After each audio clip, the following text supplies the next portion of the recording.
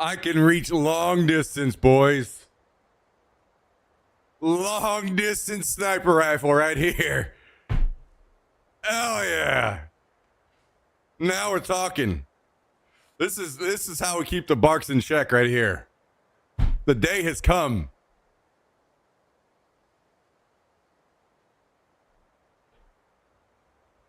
Long distance. All the way on the other end of the couch with precision.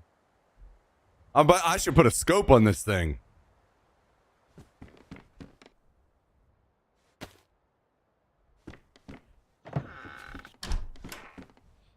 Mr. Jummy with the 17-month resub, guys. We got to turn this up in celebration of Jummy.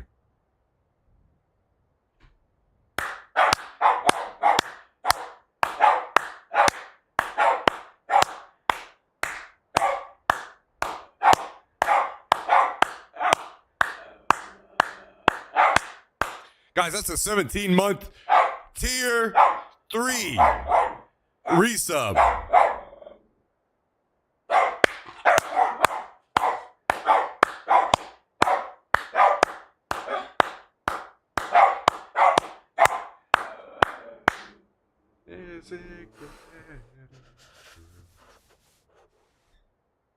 Thank you, Mr. Jummy. Appreciate you, dude. I hope you're doing excellent. Thanks for joining us for a bit tonight, man. Good to see you, dude. Good to see you, man.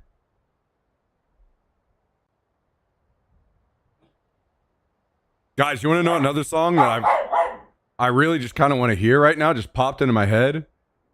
I don't know if you guys remember this song. I think a lot of you probably will. But I'm playing it because I love this song a lot. And I haven't heard it in a long time.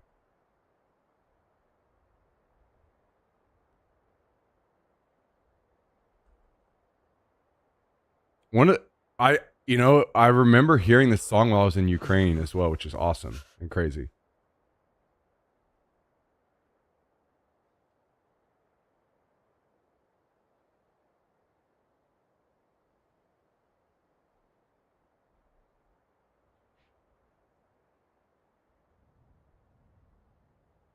How'd you get so wet? What happened to you? How'd you get water on you? What the hell? Where'd this water come from?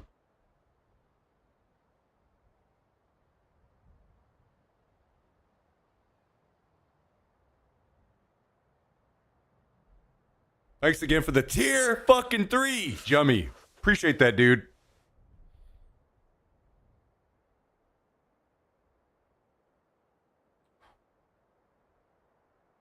What are you doing?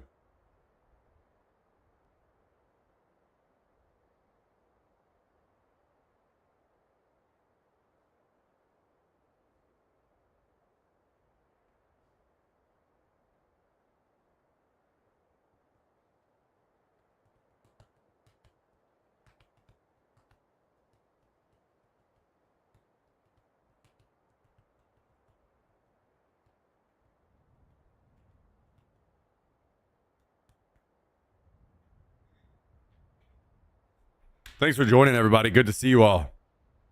I will definitely do hats again in the future. But before we totally revive the blacklist, I need to see a little bit more channel growth, probably. What I would feel like is a secure future. And then logo redesign.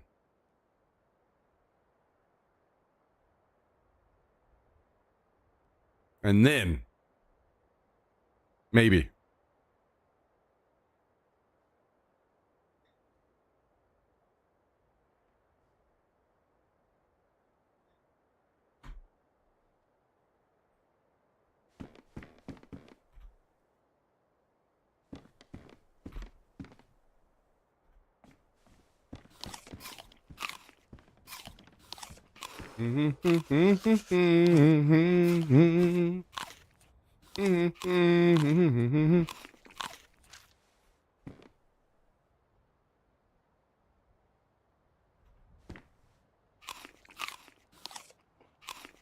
I also had to go on a mission and find the beer that Mr. Xby paid me to go find.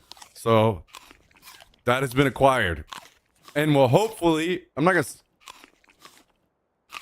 we're going to minimize the beer drinking this year. I'm not going to say this will be the last beers of the year because it probably will not be, but significantly decreased beer consumption. DZSS, thanks for joining tonight. Hello.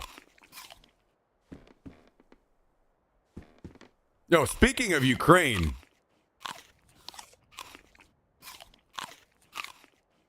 I got something tonight.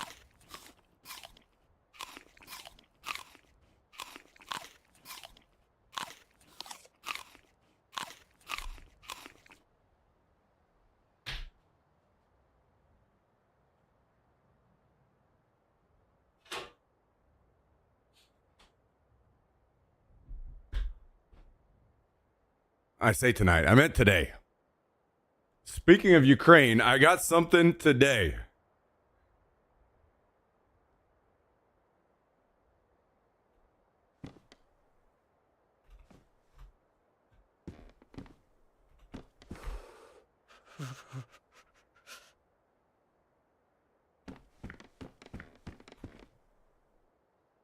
So I went right beside where I get my hair cut. They have a liquor store, giant one.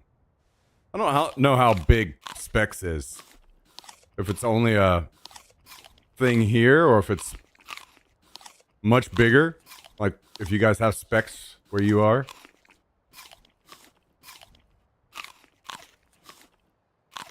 But I went into Specs and I was about to grab what I've been talking about. Help me switch over away from beer. We're gonna start drinking more, less calories in our alcohol. So I was gonna go in and get some of that Reka vodka that I told you guys about. And as I was about to grab it, guy was like, "Would you take a suggestion?" And I said yes. And he said, for about the same price, something that he thought was better from Ukraine. Shevkov. I've never had it before, but we'll find out.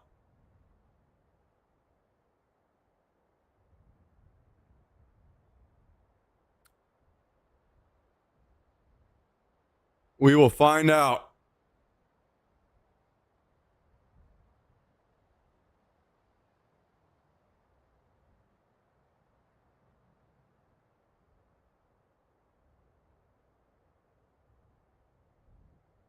That looks fancy as hell. Let me show you the tequila I got.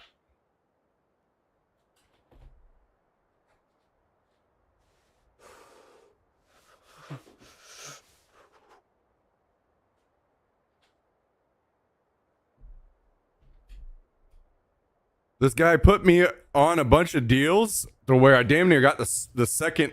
I was only going to get one bottle of something. And I damn near got this other one for free because this guy hooked me up with like new member program, all this stuff, even though I was never going to come back. This is the tequila. I told you guys that I was going to get Espolón, and he said to get this instead. This is his favorite, he said. I don't even know if you'll be able to read it. But the bottle is shaped very strange. Abandonado.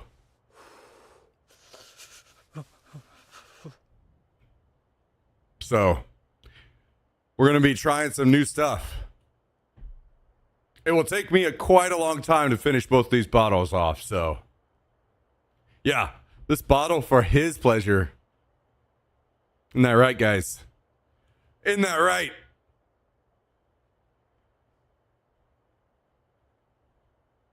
Isn't that right?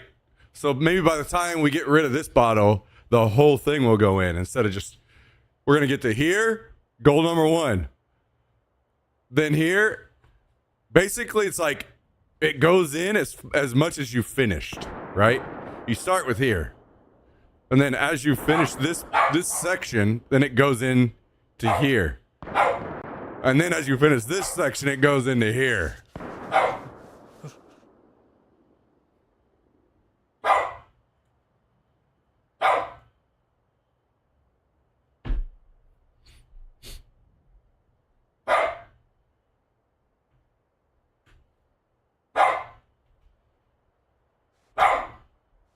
So, not only Jack's hard against, not only are we losing calories, we're going to be saving money by drinking these. We're going to be saving a lot of money. The random times that I would buy beer or whatever, this is going to last me so much longer than the beer. And yeah, we're going to save a lot of money making this switch and save a lot of calories. The weight is going to continue to fly off, guys. Just like Jax is about to fly off the couch. Yes. This is what I wanted. I get to the point where all I have to do is pick it up and point it at him and he's going to run off. Yes. Drink it straight to save extra? I don't know about that. I don't know about that. I don't know about that. Why are you wet? What happened to you? Where'd you get wet around here? That's so weird. I must have a leak in the house or something somewhere.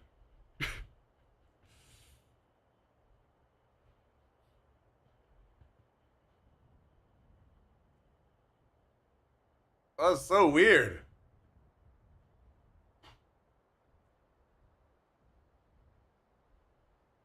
All right, hop down. No, hop down.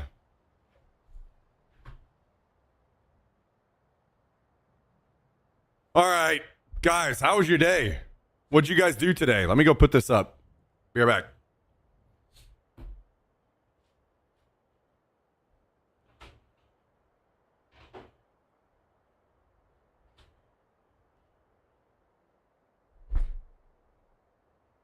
Stacking that paper. One step closer to CEO Callendale.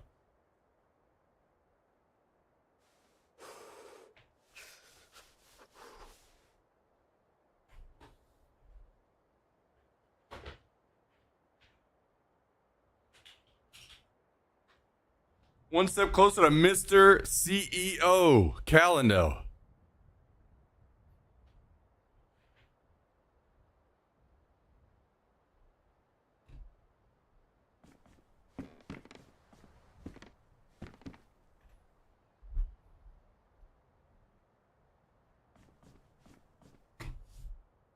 All right, do we maybe we run off in our naked state and see if we can acquire some clothing.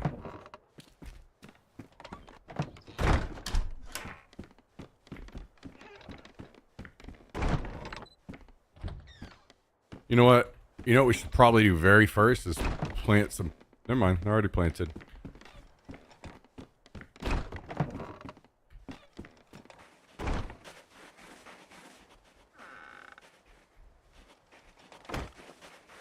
All right. Thanks for joining, everybody. I hope you're all having an excellent Wednesday.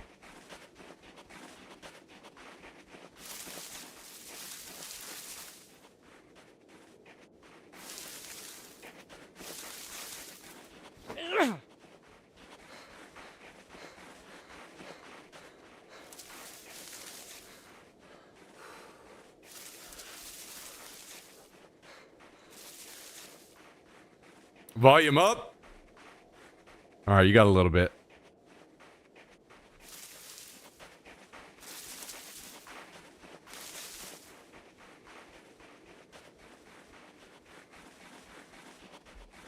You got a little bit.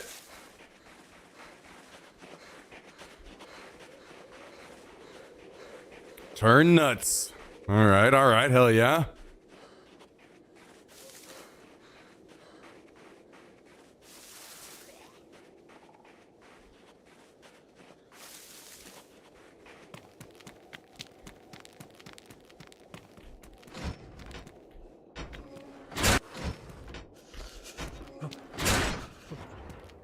Guys, you don't understand how disgusting I was used to getting my hair cut once every 2 weeks. So going like 2 months without a haircut, I felt extremely degenerate. It was tough for me to handle. Oh no, another fucking briefcase. Every 2 weeks is wild. That's some Diddy shit. It's mostly that I like the sides being very short. It just feels clean and nice.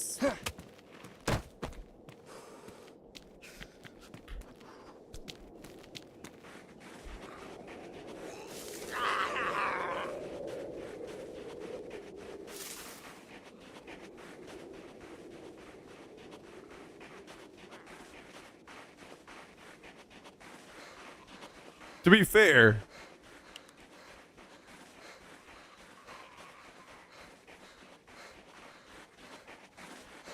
I also get my hair cut very cheap. I'm not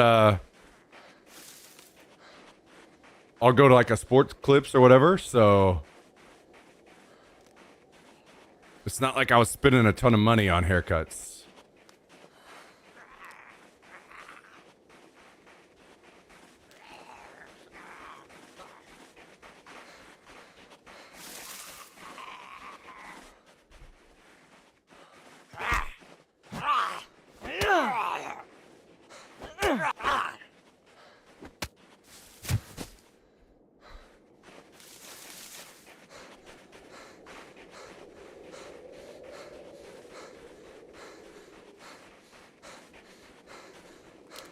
Ooh, I see a chopper crash. Maybe we should just go to that.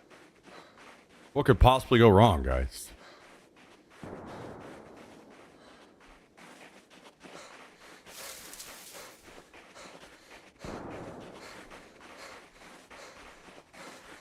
What could possibly go wrong?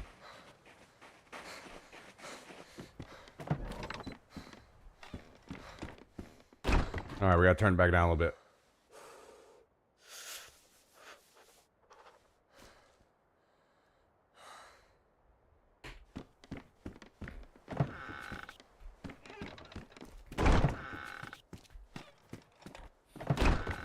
Okay. Where the hell are we putting this thing?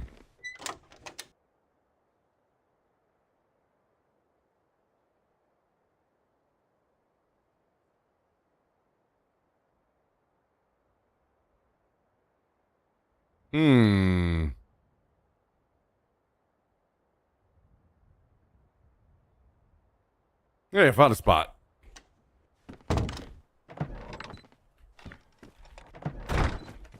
Now we have 2 of these and still no keys.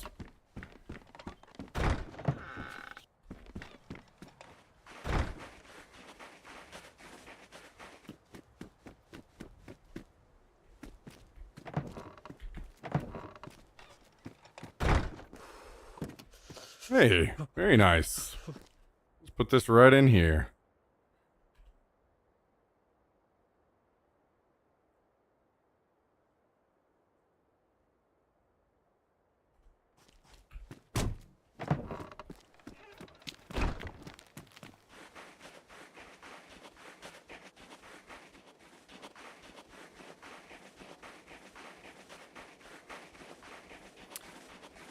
Boy, oh boy, oh boy, oh boy.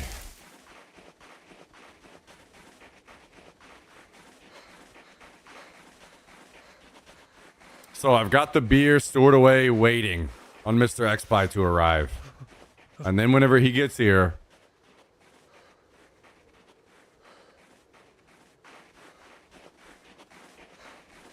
Or maybe he doesn't get here tonight. Maybe we gotta save it for tomorrow night. Or the next night. We'll see. But that was his request of his money. So, the job is partially done, mostly done. Which was finding this beer. No, he's not coming here. I meant, like, whenever he gets into chat. Drink alcohol now. Only you first, Jummy, you first.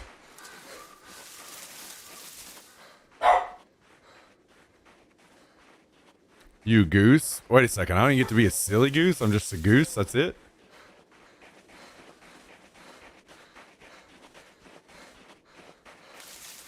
Jack is the goose. Oh, okay. I think Expo was going to be at your house. Yeah. Surely I would have mentioned that previously. Quack, quack, yo. Oh, my God. You're a deuce.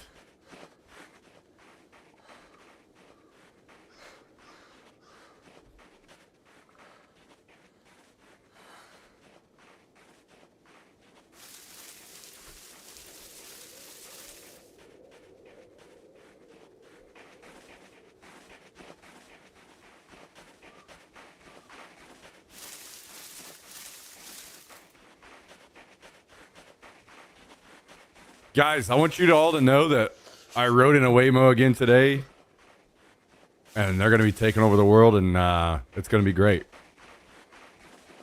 I can't wait for it.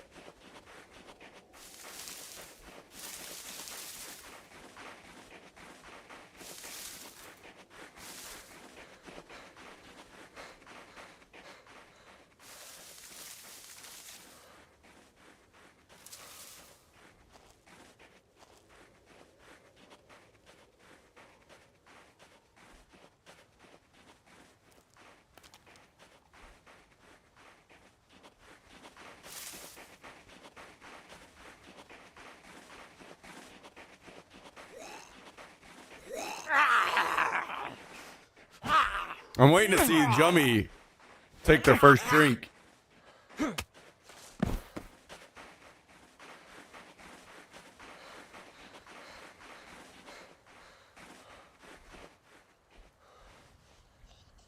That's crazy. Trying to get me killed out here.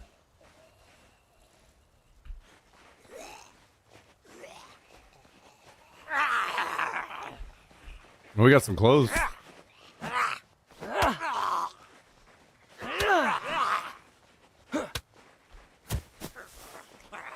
Ooh, and we got a plate carrier. Hell yeah. We love that, don't we?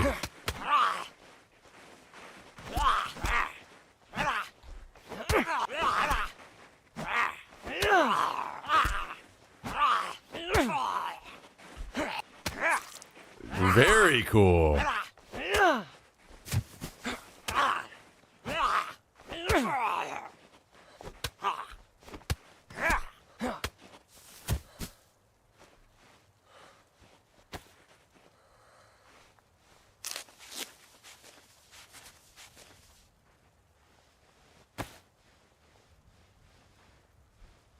Very cool.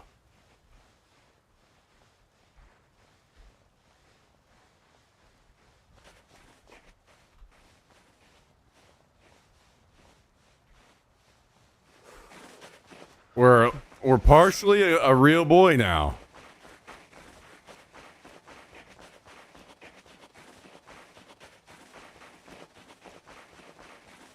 Should we see if we can go get some real boy guns?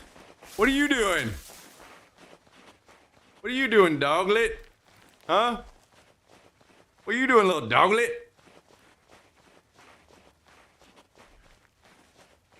Guys, I will not be running tonight. I don't know if it's the cold or what, but holy, I hit my knee really hard a couple months ago. I don't even remember where it happened. Something like that usually, whenever I was younger, would have been healed in like 2 days. But whenever it's cold outside and I started running yesterday, I thought my knee was about to explode.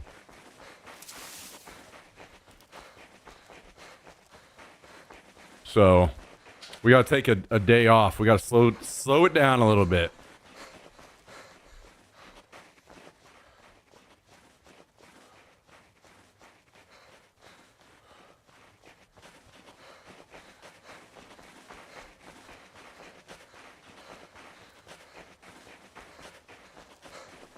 I think the cold has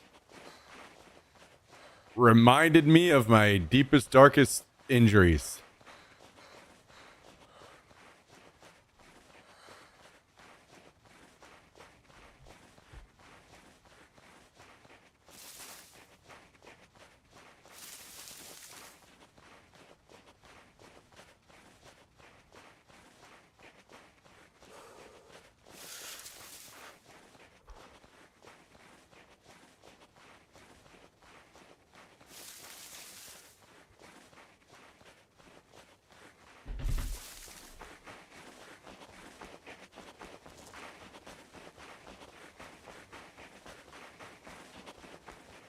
Let's see what we can find.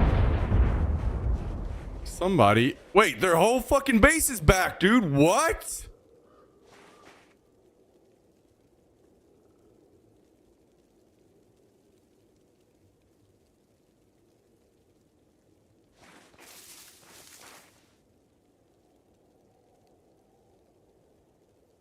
Dude, I am so confused. So their base got deleted and then brought back? And now it's getting...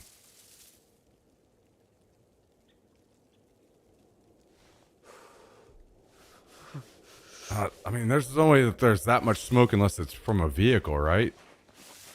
So they must have blew up a vehicle? It's past raid time, so they can't be raiding. I am so confused.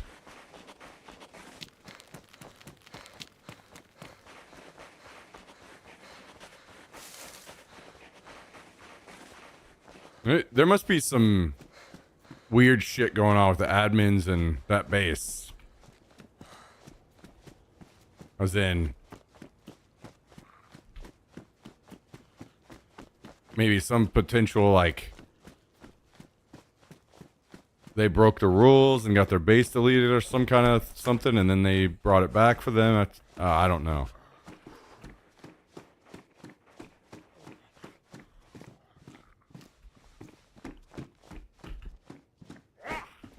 Are you from America? Yes. I live in Texas.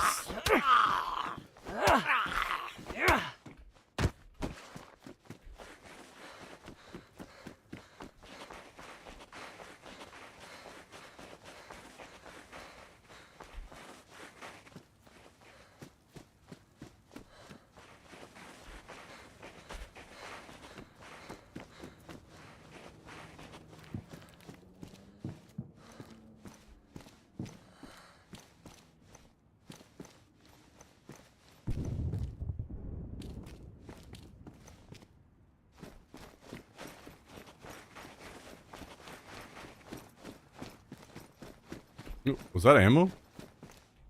Sure was.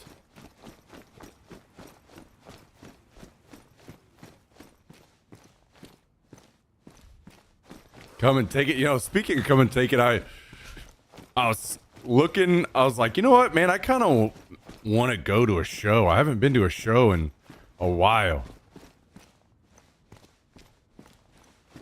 So I'm going to look and see what shows are going on around me. Dude, I didn't see one single band on any schedule of any place, any single venue in the whole city, even all the way through summer, that I'm interested in.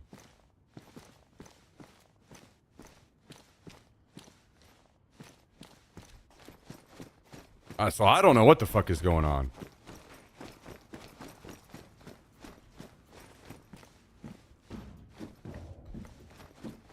Yold?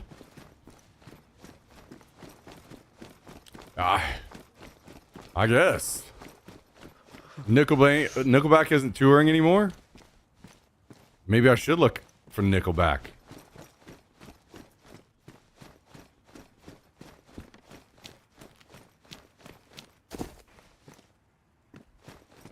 What's up, by the way, Mr. Michael? I got a question. Is there any way to see what time you might be starting the stream each day? I'm guessing there's no set schedule beside that. You stream every day? Yeah, as of now, there's no set schedule. I start around noon to 2-ish, my time, usually every day. Though that schedule will probably change to significantly... Well, I don't want to say significantly. Just a couple hours earlier soon.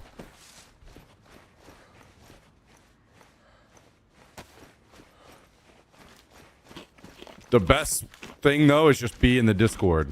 When you're in the Discord and you have this stream notifications channel,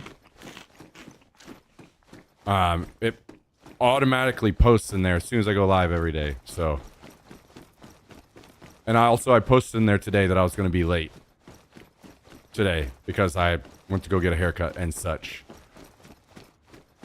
Acquire my liquid fire, my liquid courage.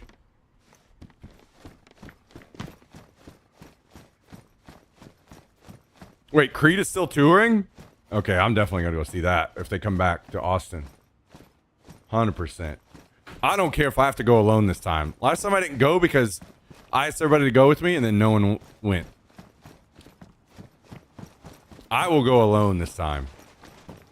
I don't care.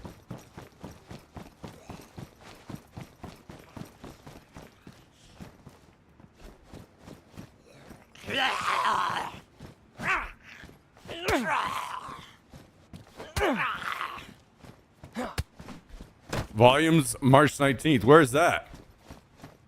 And also, what are you using? Let's see that.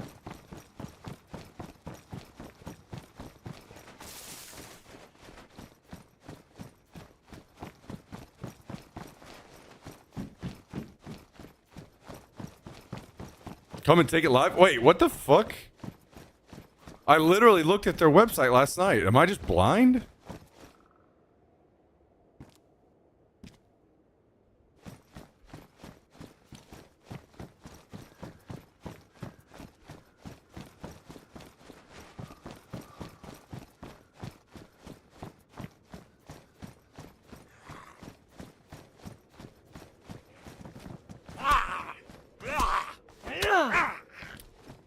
Oh yeah, you'll come back from the Creed show with some hot 50-something?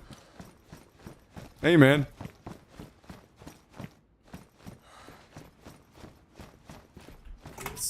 Some 50-year-olds need a good night too, you know what I mean?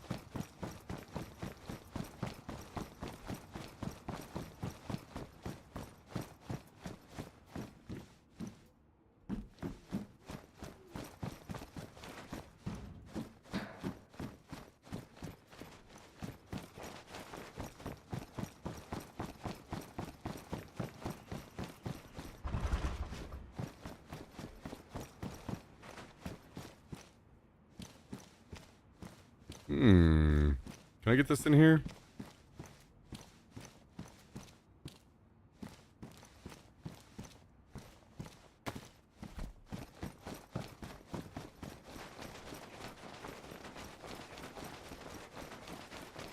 It's on their site too. What the fuck is... What? Yo! Hang on, I need to find a bush. Where's the bush? Where's the bush? I will be the bush right here.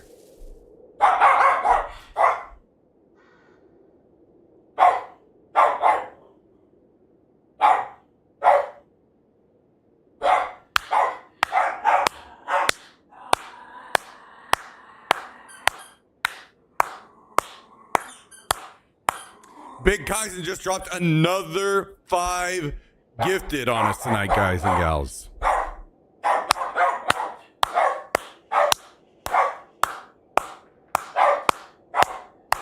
Love to see it. We got 5 gifted out to Tolaria 111, ZZSS 111, Nessigus, You Could Pick 999, and Mr. Standalone. All recipients of 5 gifted. That is 10 total gifted in the channel, guys. 10 total gifted from Big Kaizen, guys. Can we see some? Hang on. What are we gonna go with here? What are we gonna go with? I'm gonna go with.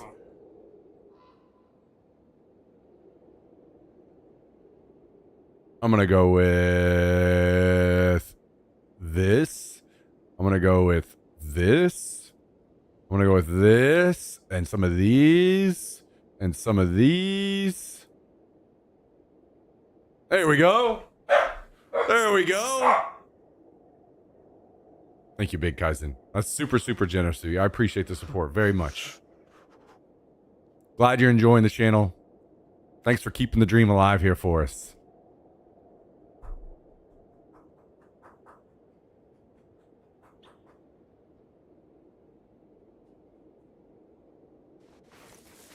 Thanks for keeping the dream alive.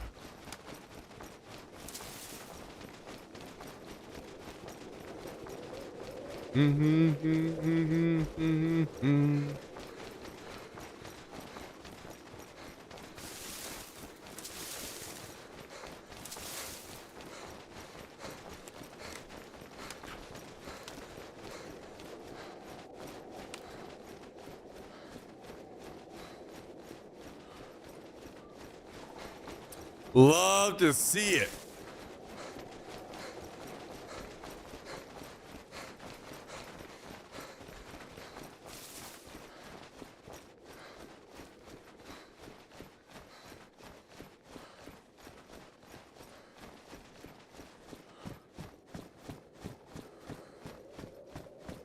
I'm still annoyed that the Era Currents show is skipping Austin. That pisses me off when that happens. Going Dallas, Houston, San Antonio is a real slap in the face to the live music capital of the world. Just saying. Just fucking saying.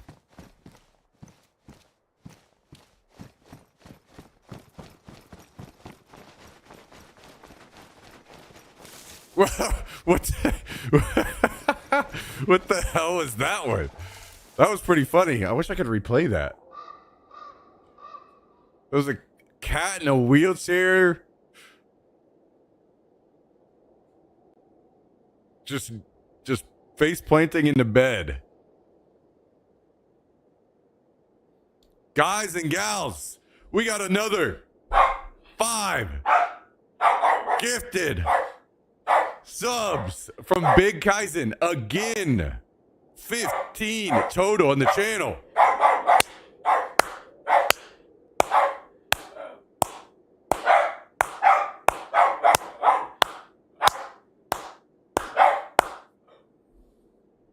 Holy, we are cooking today. Thanks to Big Kaizen. We got another 5 gift out of the DJ Mark Styles TV. Droogie128, Blame Hippotex, John Blaze 1, and Vasidian, all recipients. Yo, what?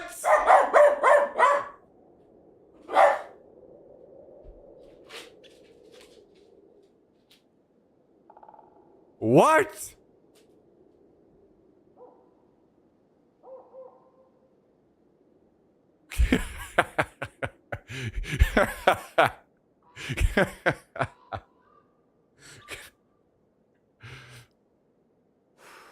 Holy shit!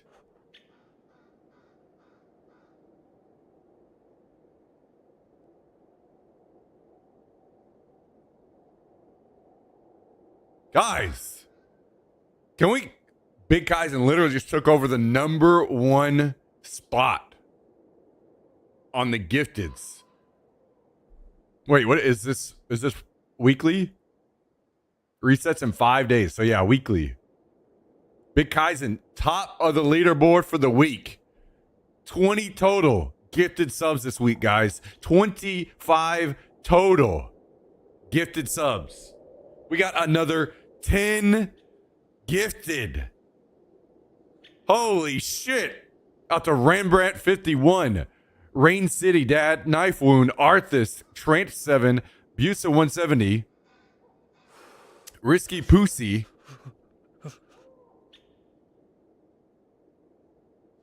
Hip Tortoise, MLE Emmy, and Egg and Chorizo.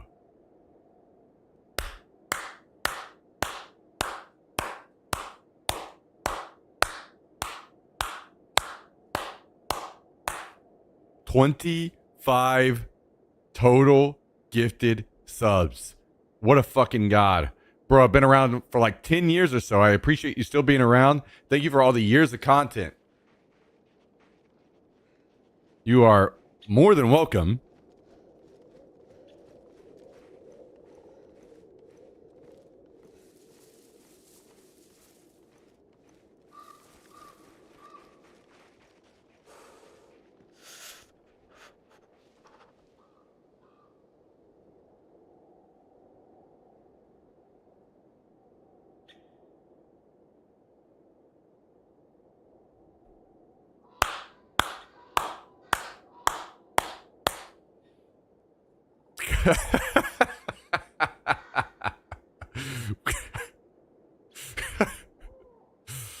Okay. Well. All right. Thank you again, Big Kaizen. Much appreciated. Much appreciated. Seriously, I know I say this all the time. it can be overlooked, but literally could not do it without you. Yeah. Thank you. Thank you so much. Hopefully one of these days, I'll be able to repay you and some good content. Until then, you gotta just bear with me in my shitty content. You know, maybe one of these days, guys, I'll be like the size of Oprah and I'll be giving everybody in the chat a free car. Or something like that.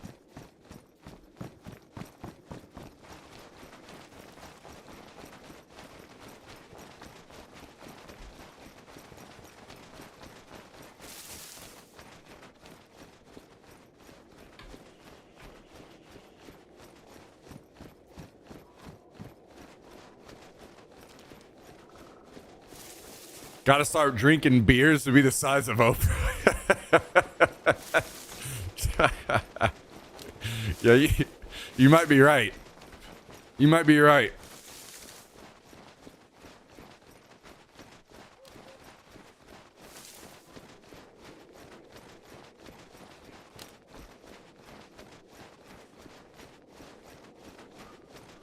Can we pick which car we want? Probably not, because they have to fit under your chair or whatever, or your under your seat, I think, right? Isn't that how that goes?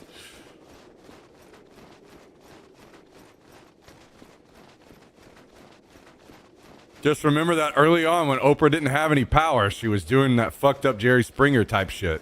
Guys, is that what we need to do? Do we need to turn our channel into an alternative Jerry Springer?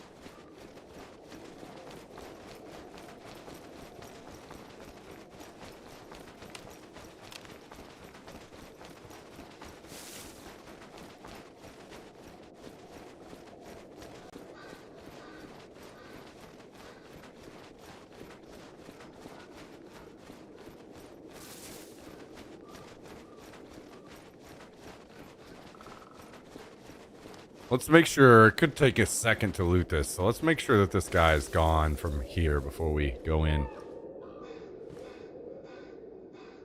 We'll give it just a second.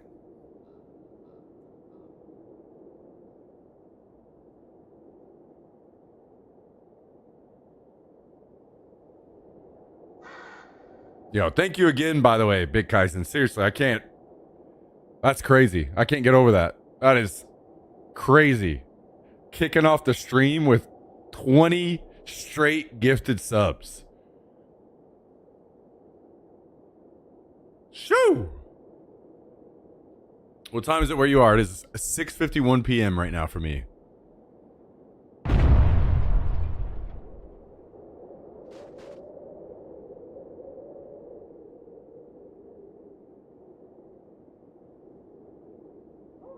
I think somebody might have stepped on a landmine inside of the ATC.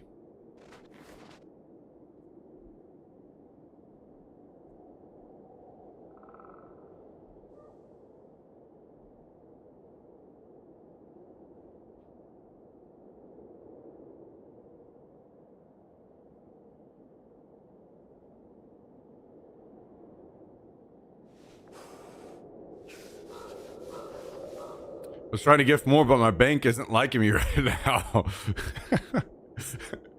Your card has been stolen and locked. Don't worry, we are protecting you. Some idiot is sending somebody else a bunch of money. Don't worry, we got your back.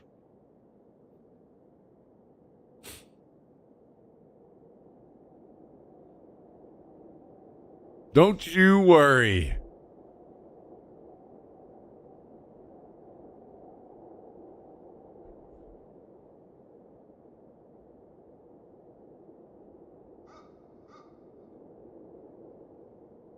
Okay, I think we're about to go for it. We're about to get in here.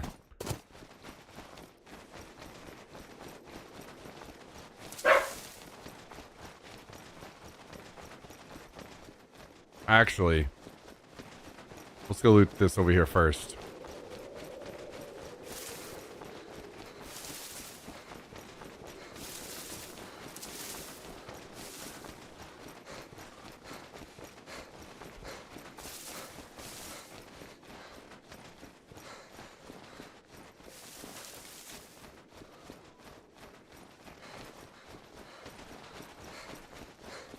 Wait. Oh, never mind. I didn't realize that at first. That was somebody blowing up the gas station on my side of the airfield.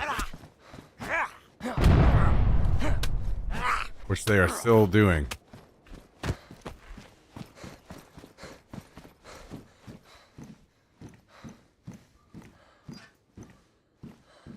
Yo?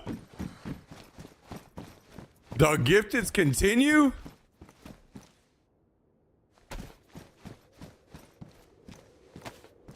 The gifteds continue. We got another gifted from DZSS. Out to Green 91G3. Recipient of the gifted from DZSS. Absolute legend. You're from Poland?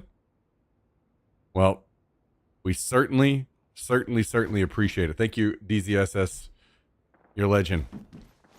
Appreciate your support of the channel tonight. Wow. I'm not gonna lie. You guys are kind of popping off right now, and I was not ready for this. I was not expecting this. Guys, I need a gun. There are people around me shooting. One moment.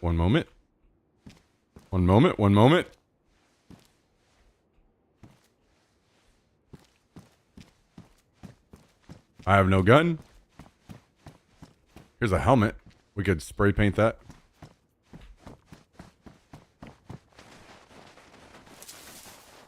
Yo, Kruger.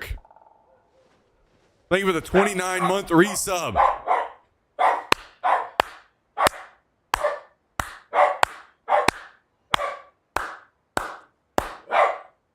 $29 dropping a little prime action on us tonight. Thank you, Kruger. Thank you.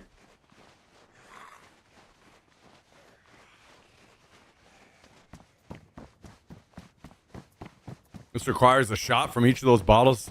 Guys, it's a Wednesday. Don't send me straight to Drunksville like that on a Wednesday. Take it easy on me.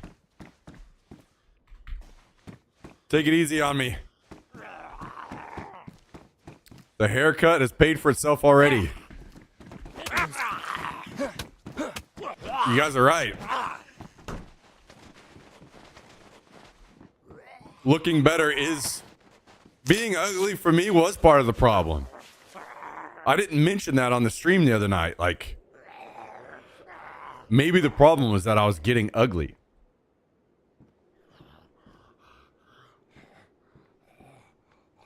And I needed to step my game up a little bit. Okay. See, guys, this is why you don't go in buildings like this. This guy literally just shot a grenade launcher in the building because he thinks I'm in there. He shot 2 rounds in there. Literally just wasted 2 HE rounds, which is insane. Actual insanity. Those are hard to find. Those are like gold, and this guy just wasted 2 of them.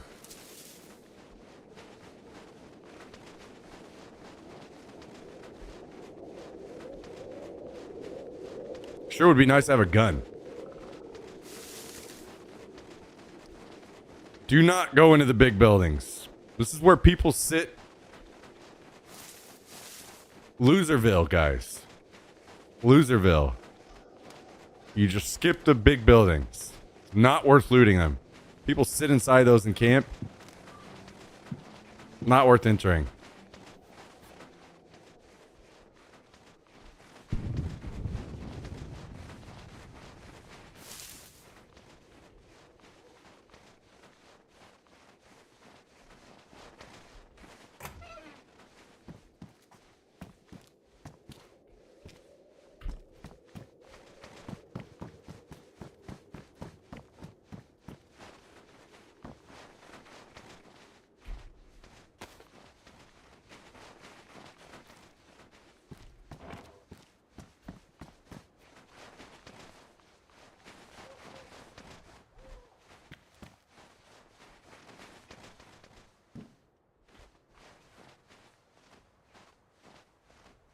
All right, well, we have a pistol. That's the start of something.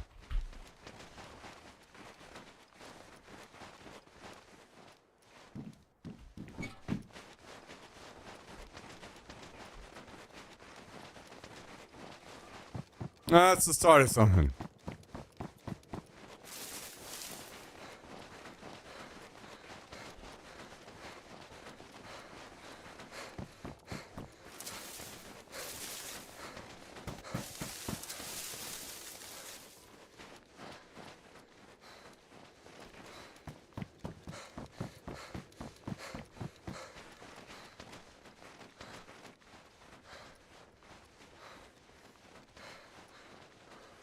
How you doing, Trank?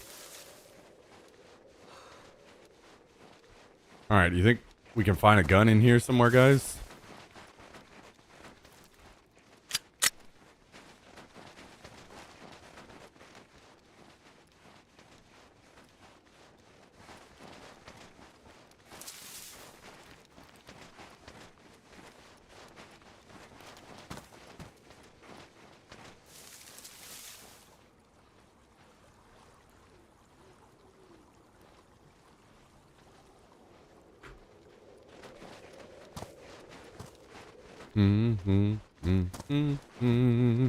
Ooh.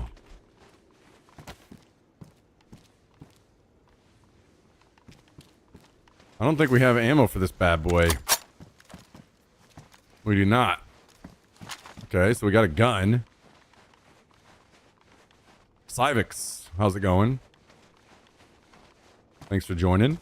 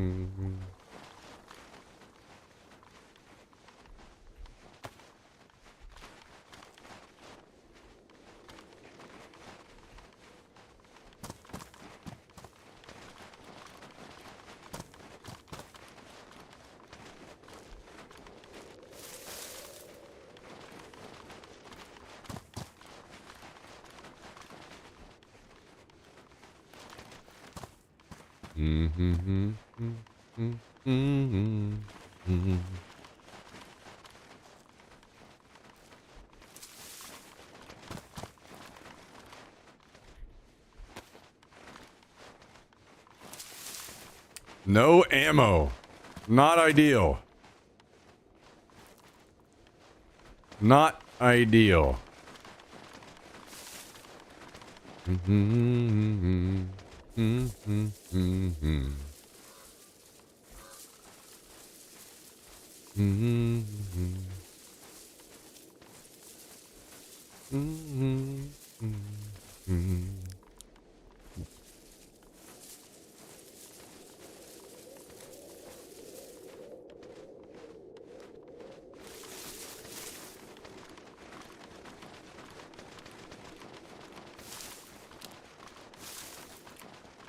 Well, I'm at the airfield running around. We went from naked to where we are now, which is pretty good, but we can't defend ourselves still.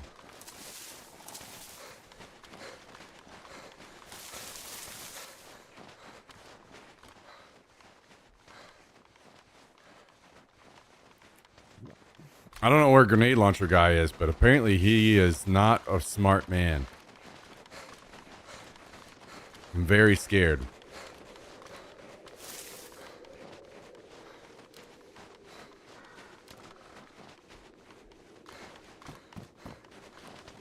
Scared young man.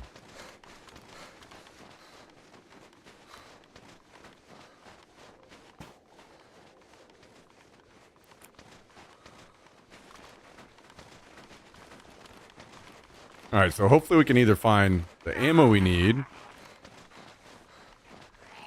or a different gun in here. Oh my god.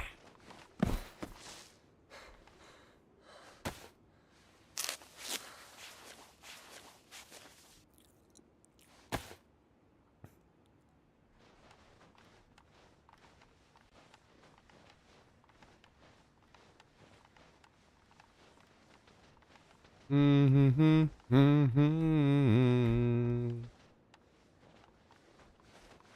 That's not the one we want. Want this one? Yeah. Another plate carrier.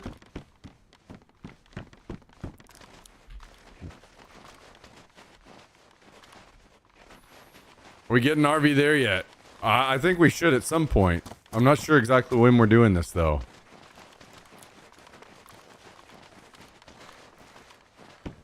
How many players total is it?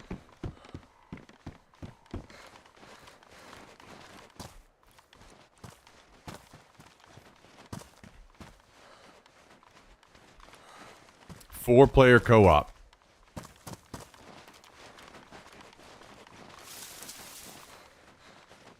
Mm-hmm. Mm-hmm. Mm-hmm. Mm-hmm.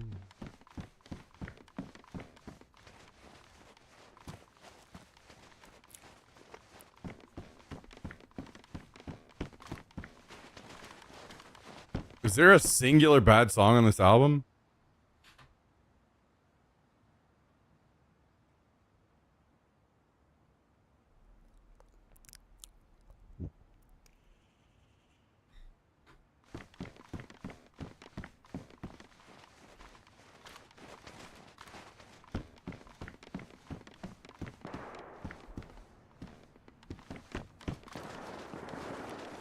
Four-player co-op.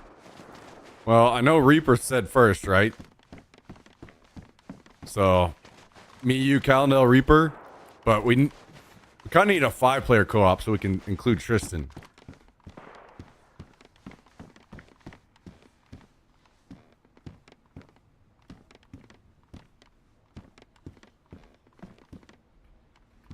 So, maybe we should find a different game.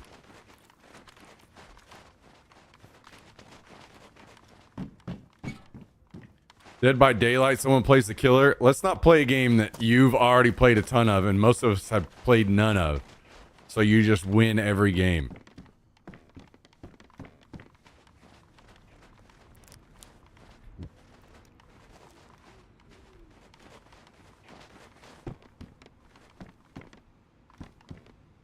I don't think I'm going to pick up that Claymore as much as I want to.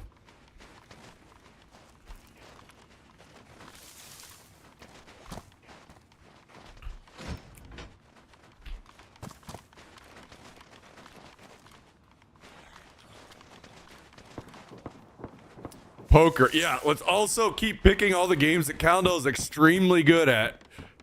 And none of the rest of us are. Let's just keep doing that.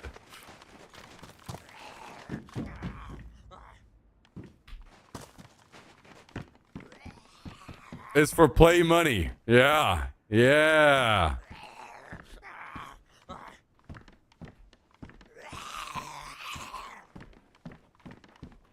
Yo, what the hell? What is this shit? Get the fuck out of here.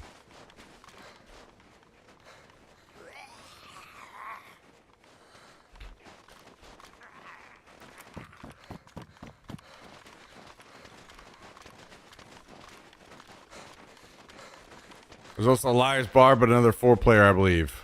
Okay, well, let's just keep searching.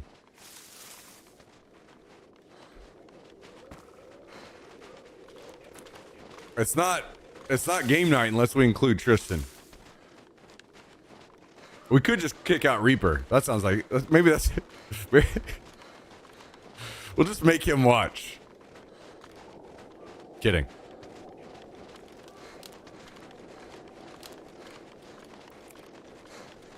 Robot Roller Derby Disco Dodgeball. Holy shit. What a throwback.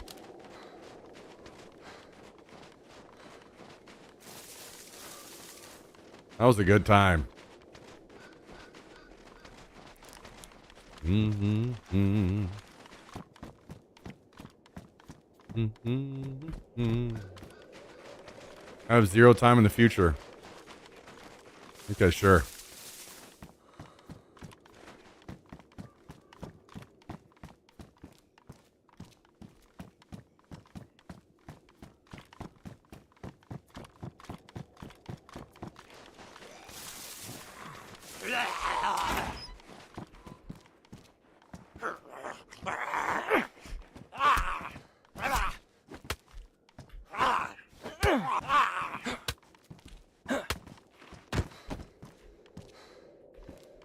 We'll see.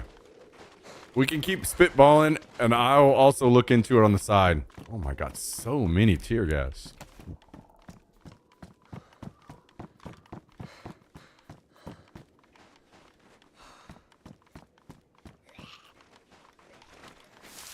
If I get time, it'll probably be used for moving.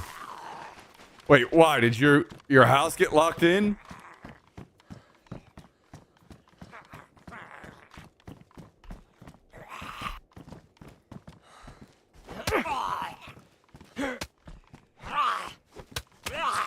Oh my god, what's with the fucking bleeds in this goddamn game?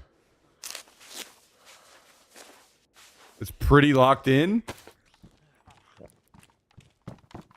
So there's a chance you aren't moving. Which means drunken games with us.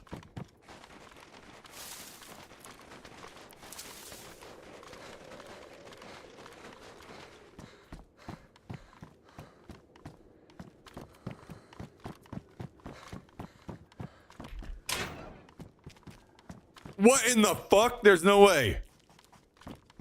What? What do you got the fuck out of here? What?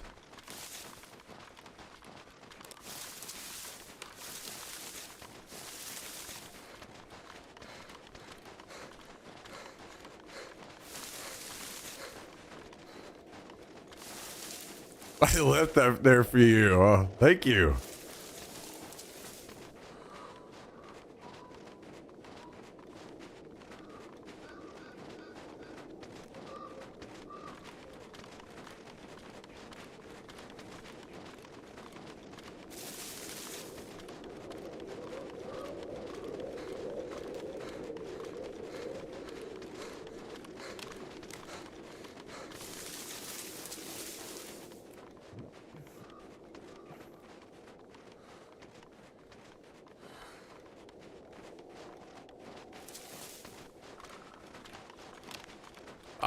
What? I still can't believe I just found that. It's just some random ass shed.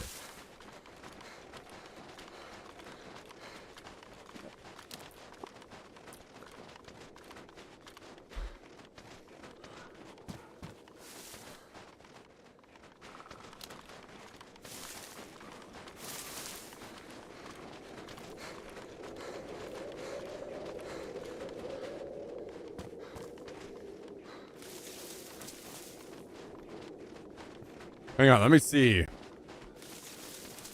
Oh no, I can't log into my Steam on my other PC. It'll log me out.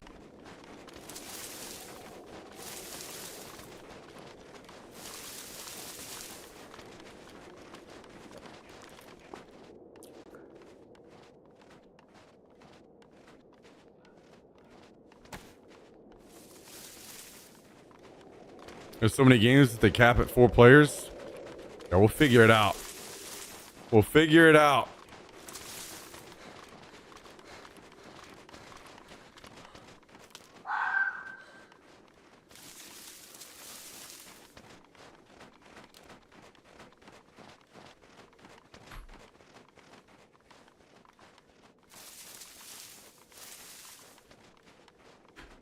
Probably not gonna like it, but I would recommend Guards and Thieves. Okay, I've never heard of that one.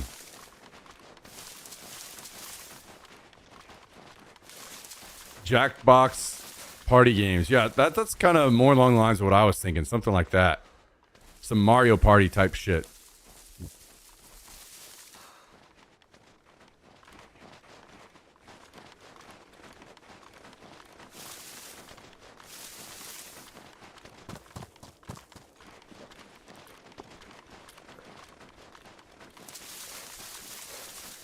Oh, top down?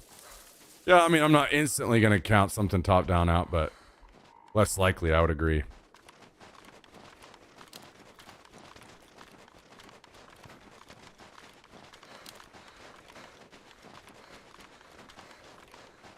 Guarding Phone is something we should look into. It's like a telephone game, drawing Pictionary, try to guess what people are doing. Okay. Maybe we should make a list. If I wasn't running away from the airfield with very fastly decreasing health and an explosive in my pocket, then I would start this list. What's up, Myth?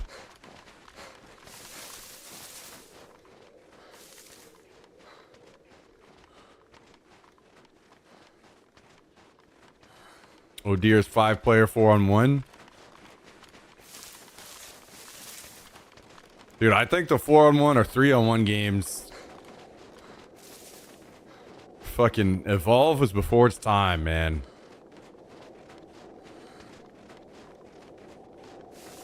I really, really, really wish that game would have been successful.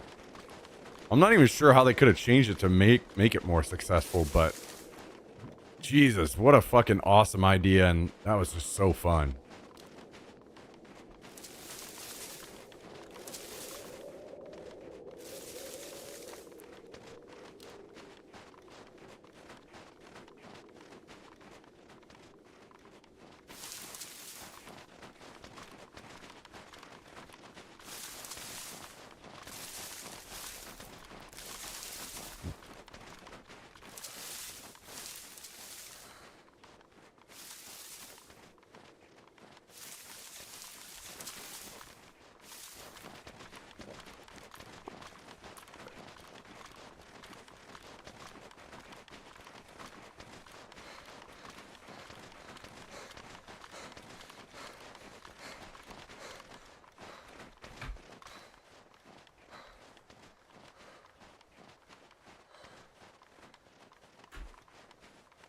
Mm-hmm. Mm-hmm. Mm-hmm. Mm-hmm. Mm-hmm.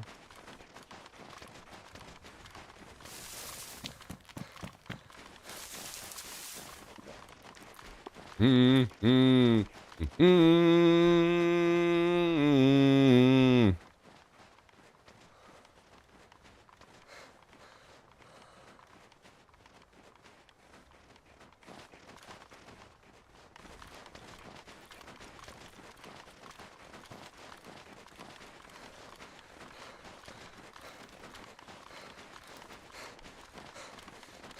Guys, this spray bottle might be the best investment I've ever made in my life.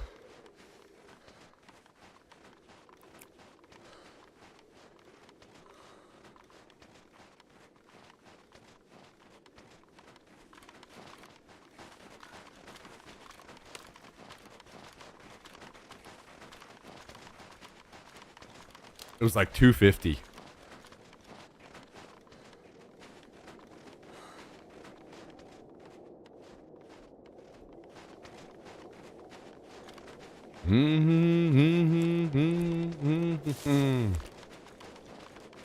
Oh, them lips. I went off running last night and forgot to find my Carmex, so I still have not. This is how it goes for me, though. I always keep forgetting until my lips are literally just bleeding everywhere, and then I'm like, yeah, I should probably take care of this.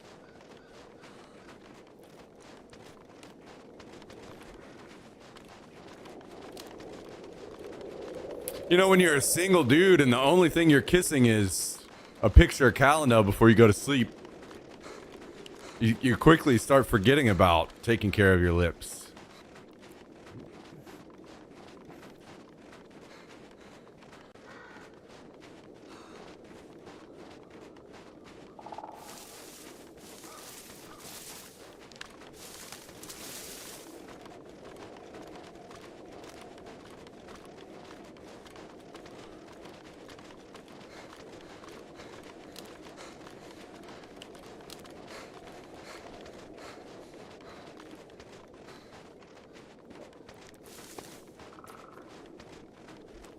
Is it this picture? No.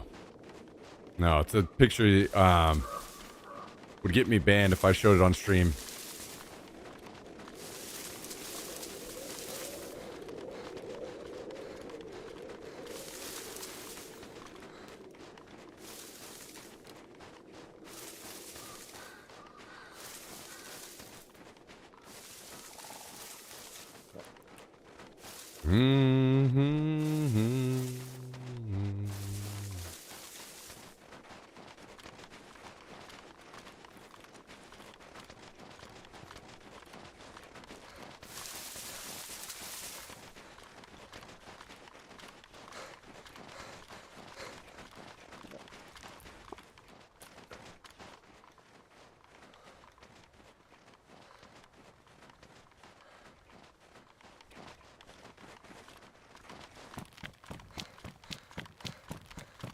I can't believe we made it to the airfield. Proned out. Thank you people for gifting subs. Had people walking all around us. Shit exploding all around us. People shooting grenade launcher rounds at us. And we never even got hit.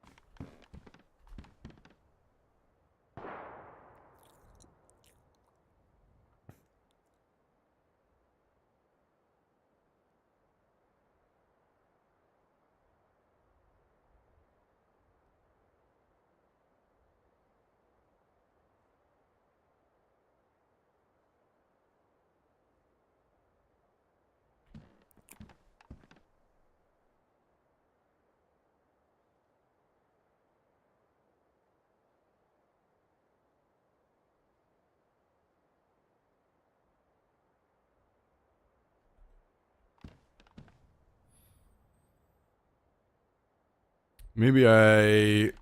Wait, do we have a jacket over here? We do.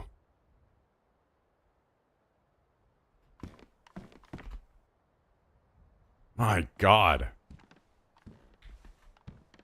So much. Do we have an AK I can put this on? Holy shit, we do not.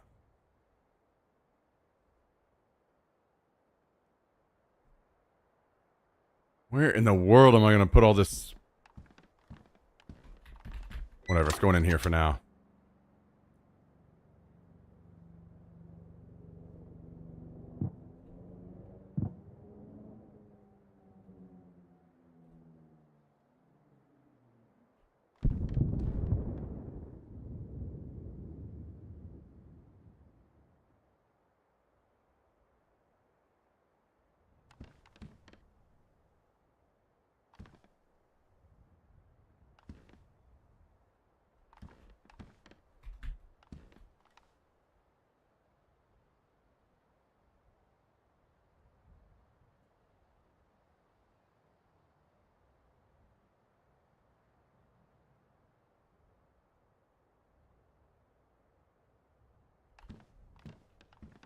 All right, let's take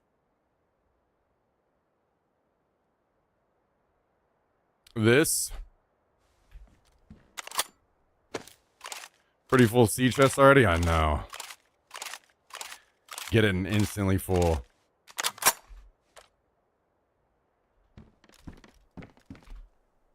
Might have to switch the ammo to this container and the mags and stuff to this other container. Might end up being the better option. We'll deal with that later, though. Okay. So we very clearly need more water. I don't want to waste a bottle, but I kind of need to. So we'll take this. And it is very clear.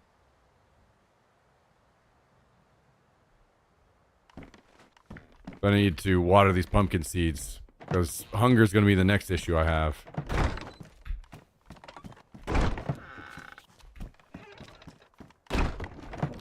Bow, bow, bow, bow. Man, oh man, guys. Big Kaizen got us back up to 894 subs. Literally only 6 away from 900. Crazy.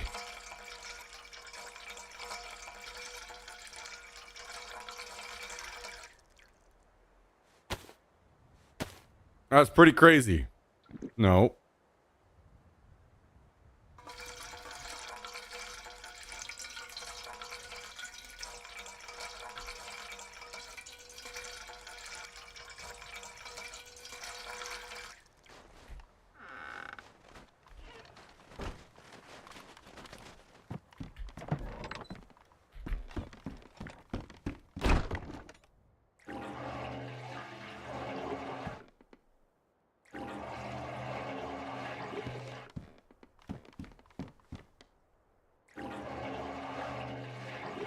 We missing a seed here? Yeah, we are. Okay.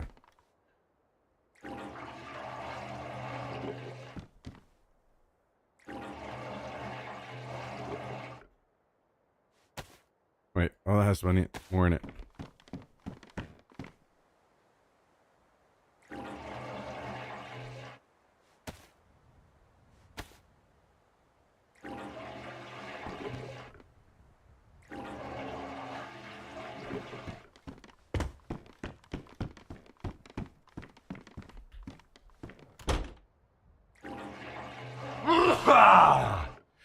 Woo!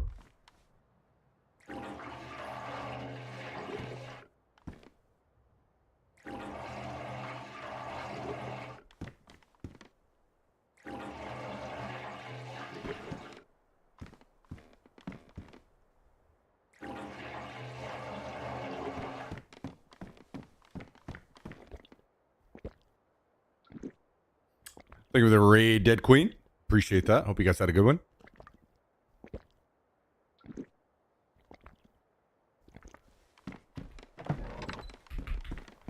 All right, let's put these away, and I might go to that plane crash.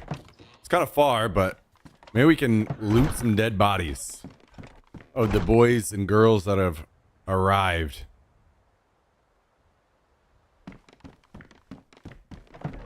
And we might also need to find a can or two of food somewhere. We have one full explosive. And we have 2 briefcases, so we could have 2. We could... Jesus, man. We could very soon be in raid somebody territory.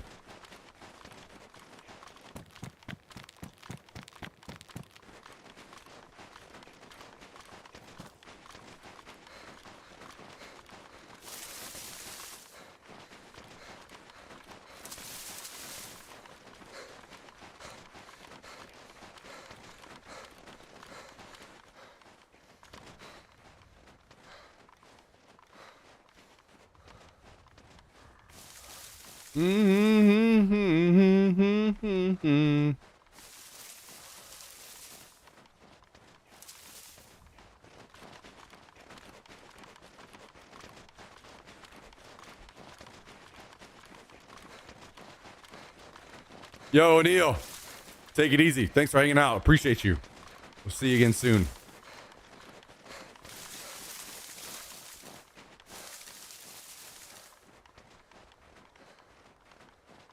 I haven't heard any shooting over there at the plane, so maybe somebody swooped in and looted it.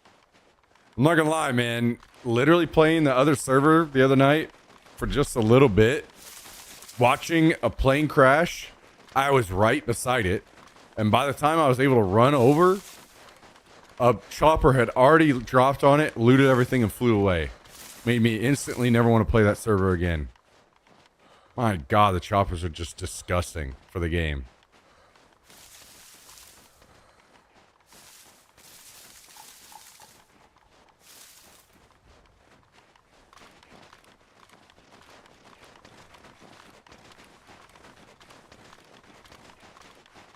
And that sucks because that's the only way I can play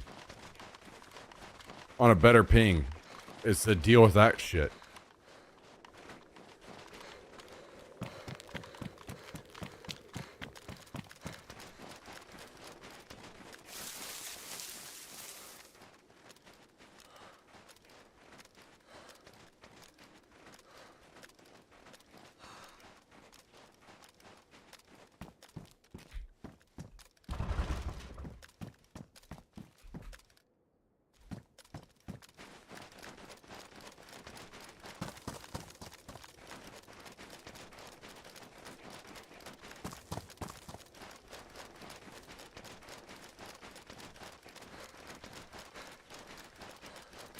You can fly choppers. Not on this server, you can't.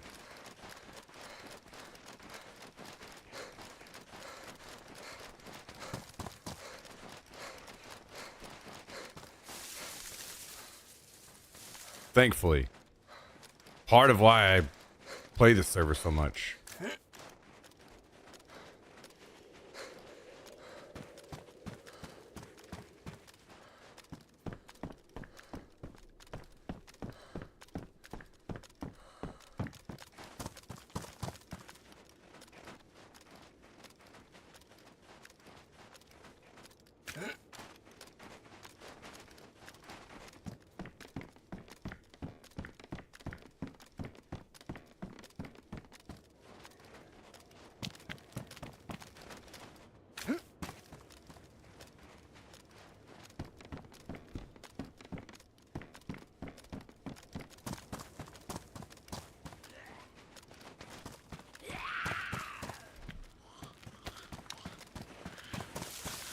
Come on, Zambonis.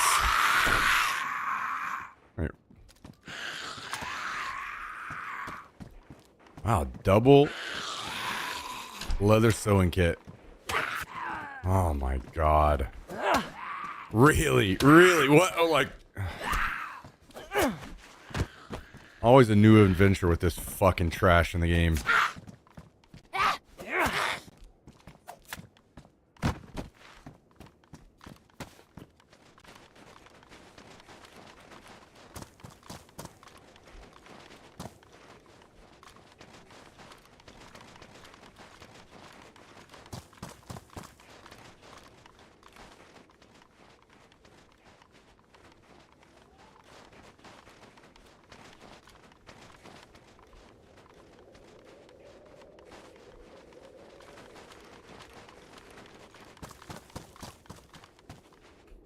Mm-hmm.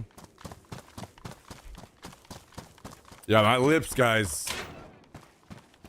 This is a dangerous situation. This is a dangerous situation. We got to get this fixed up.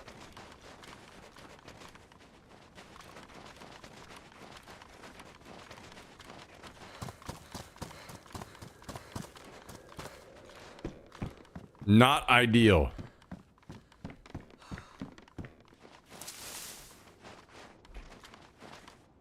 To say the least.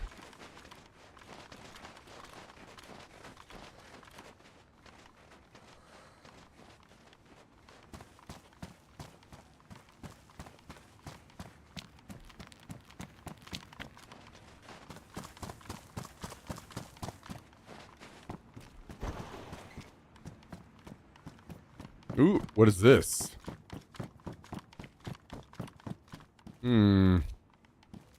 Not great. But it does give us some range with the same gun. Actually, let's not load this until we get a scope, potentially.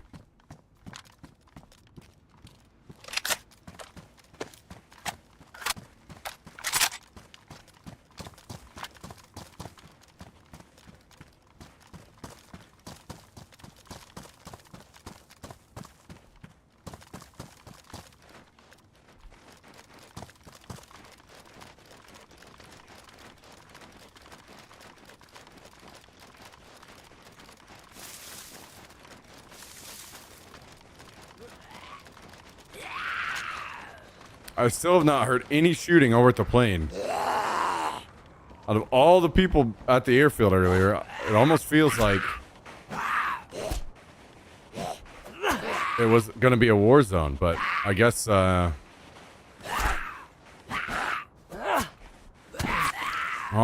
my god. I'm just going to say it, man. They need to take bleeds out of the game.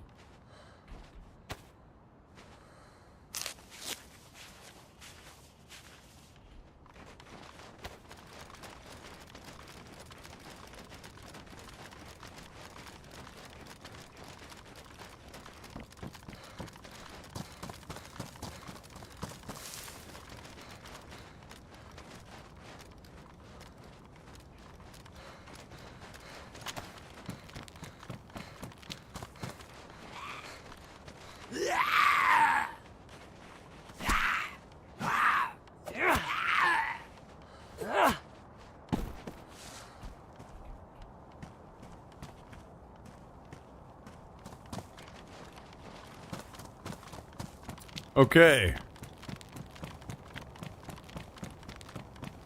Damn, I was wrong. I thought that plane was right here. Where was it?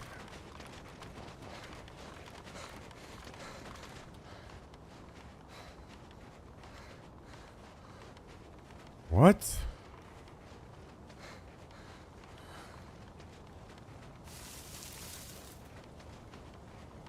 Was that airfield?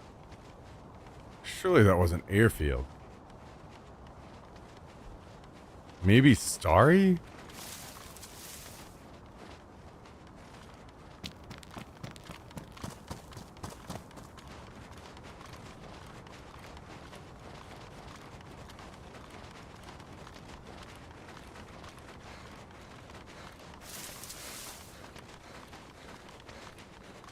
I'm confused. It sucks because I'm gonna have to run so far just to try to find this damn thing.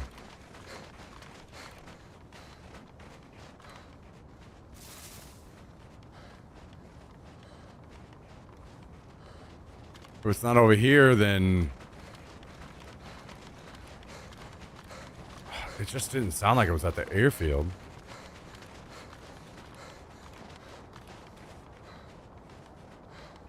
And it should have been just insane gunfight instantly if it was at the airfield.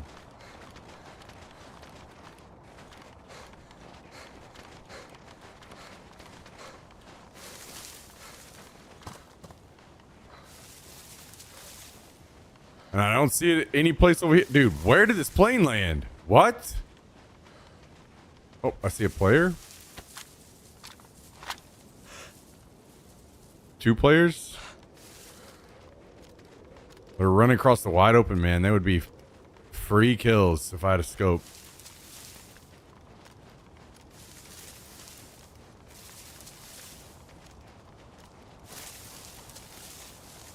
Two of them.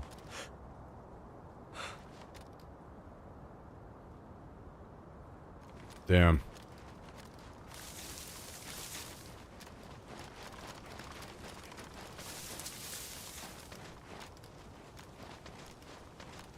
I am extremely confused. I don't know where this plane landed.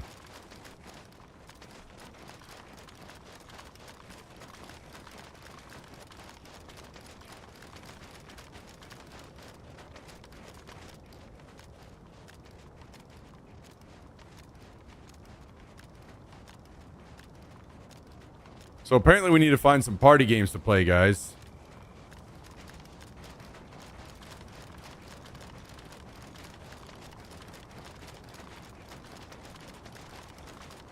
What is this? AK-74. Just randomly hanging out here.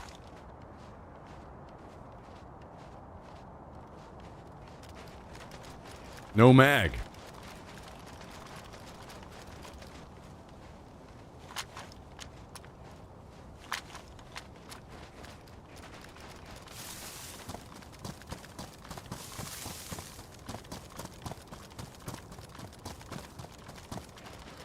Am I insane? Did this plane land at the airfield? Maybe I should just give up before my mind melts down inside of my skull.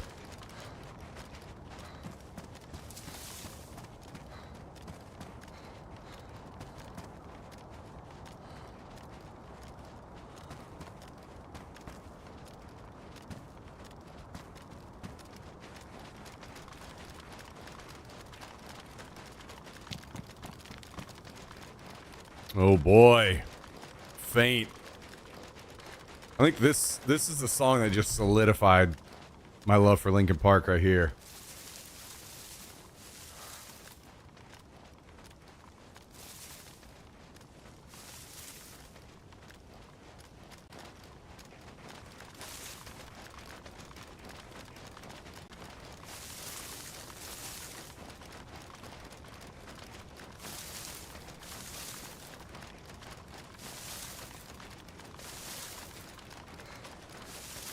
God, take me back, man. Take me back, please. Rewind me to the time.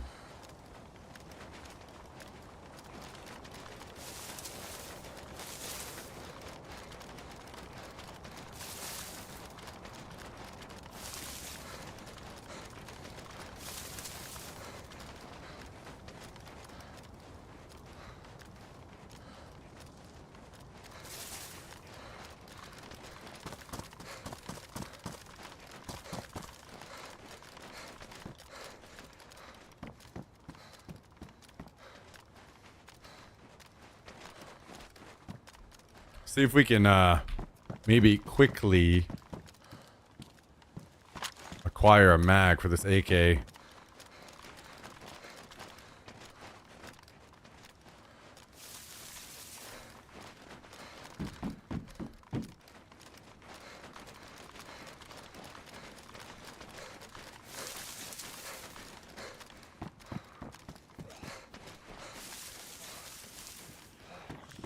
Oh my god!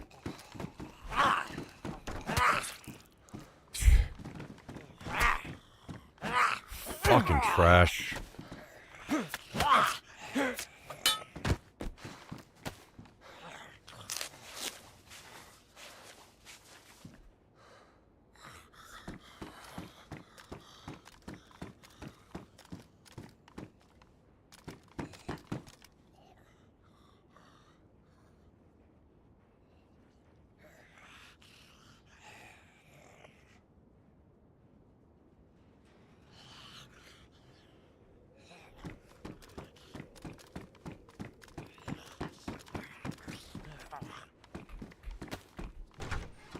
All right, come on in, you dumbass. Fucking worthless trash. Jesus Christ.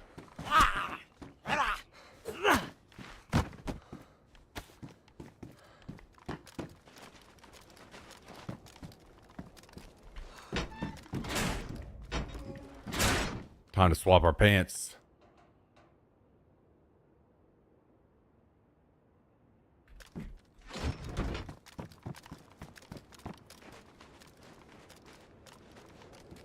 Oh, I forgot I have my leans swapped.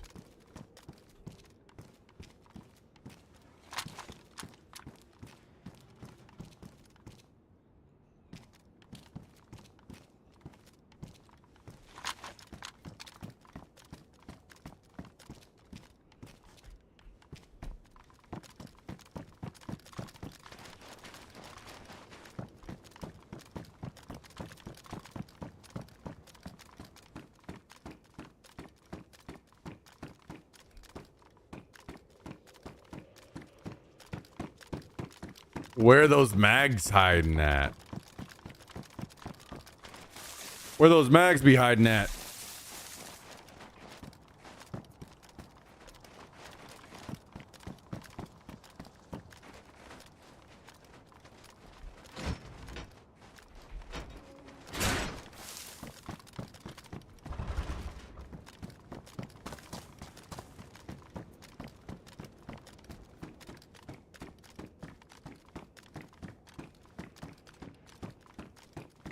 I thought I switched those back.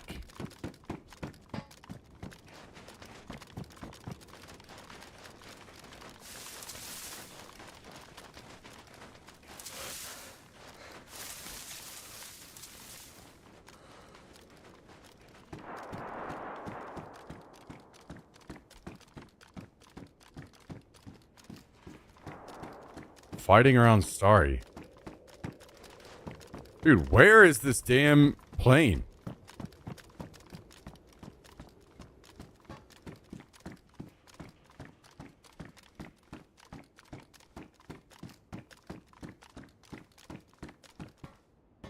What a simpler time. Crank in Lincoln Park, playing GTA Vice City. Knights of the Old Republic, UT23 or 2K3, and Battlefield 1942 on my.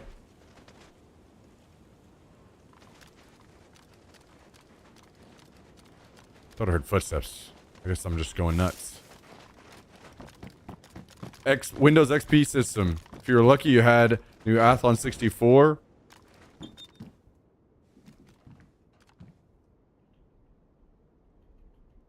Yo, hello?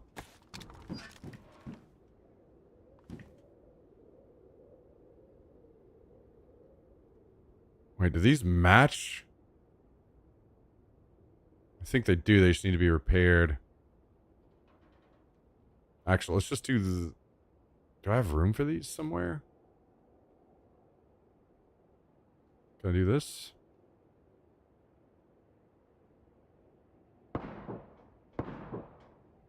There we go.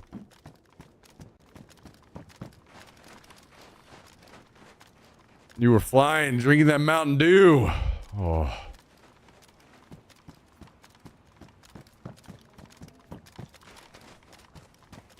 Enjoying that real sugar. Didn't know you were gonna lose it.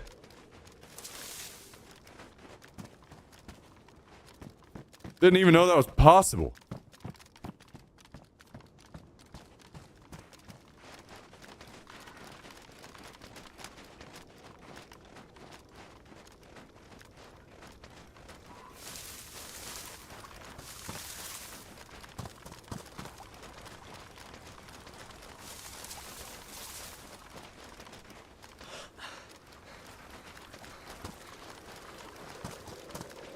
Take me back, baby. Take me back.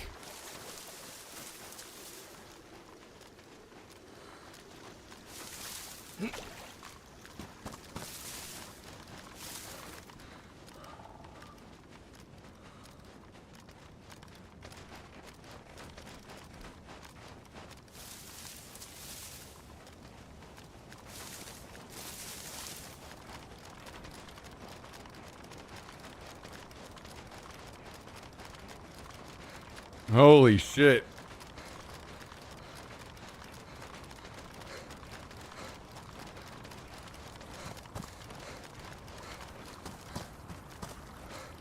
Guys, you want to know the first thing that I noticed about this fucking picture? Myth just sent us.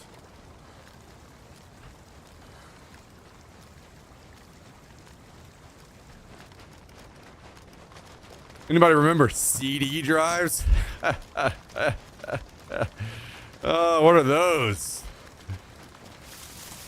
What are those?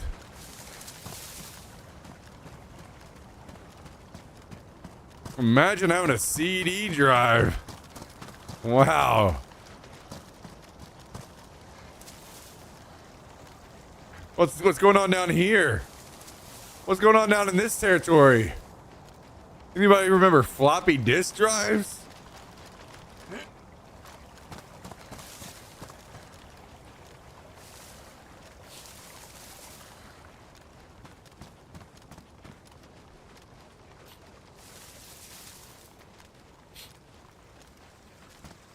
Jesus.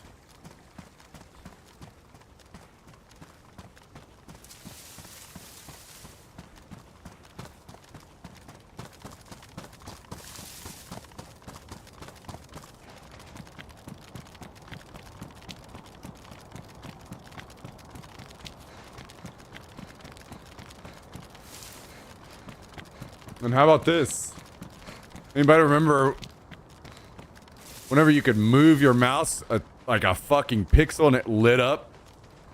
That's how you knew your mouse is elite as fuck. You're like, damn, it picks up even the slightest movement. No more trackballs, baby. Or any ball mouse. That's a thing of the past. Then we got laser mice.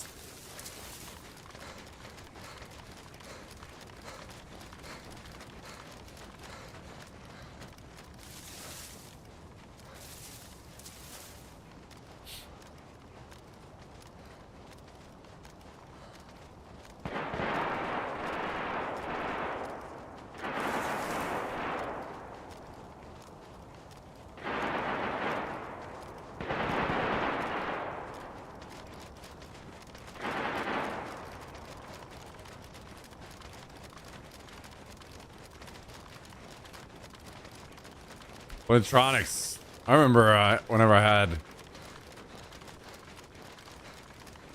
controllers and stuff, man. Yeah.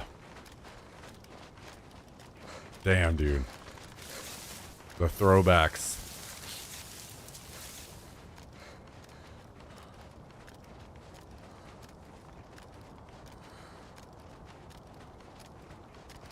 No, I wasn't PC gaming back then. Nope. I mean, a little bit. Every once in a while, I'd be at a friend's house that had a PC that had games on it, and I would get to play a little bit, but not like actually gaming, you know?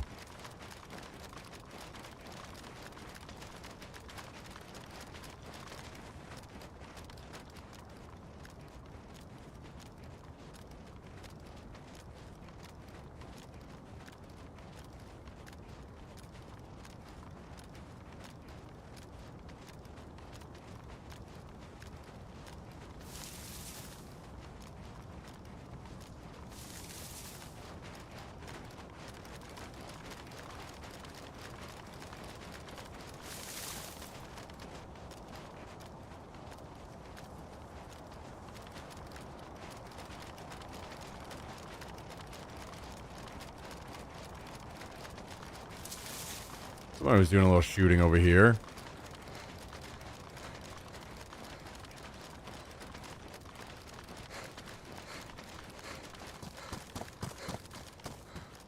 So much I want to get involved. We're so close to base, I should probably go back, grab a mag for this AK.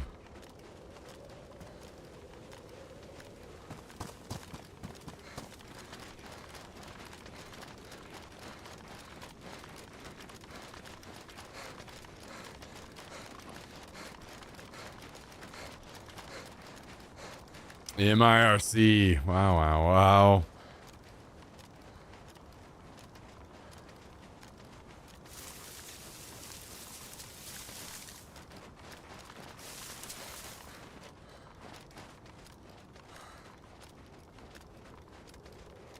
Hell yeah. That was the way. That's the way to do it, Sea Greens.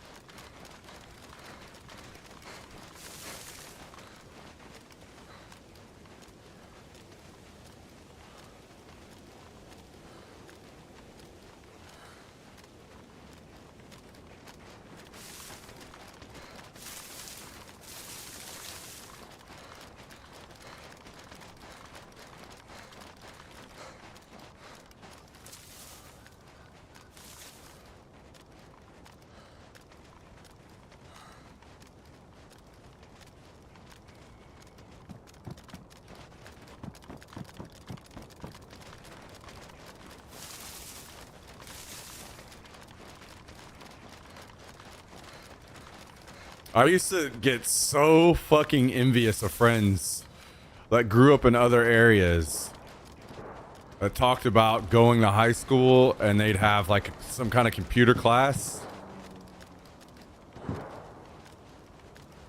And the teacher would have like a lesson for the first half of class, but because the teacher was such a CS addict, like the first half of class was the lesson, and then the second half of class was just everybody playing CS, including the teacher. I'm like, my God. Please, take me to that kind of time.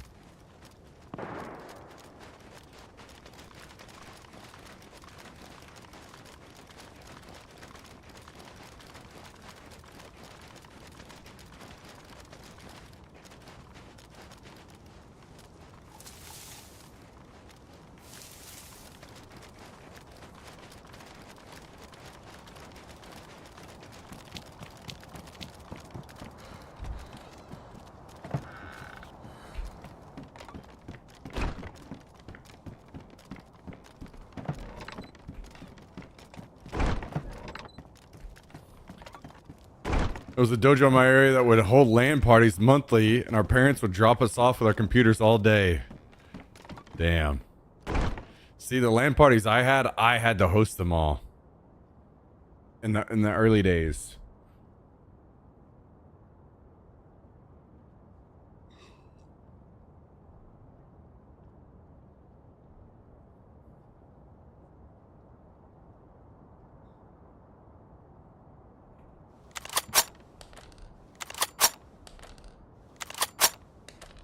I used to do them in my garage. Had the cops show up more than once, carrying gunfire and screaming.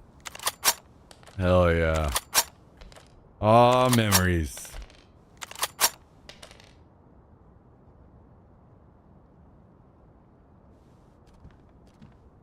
Aw, memories.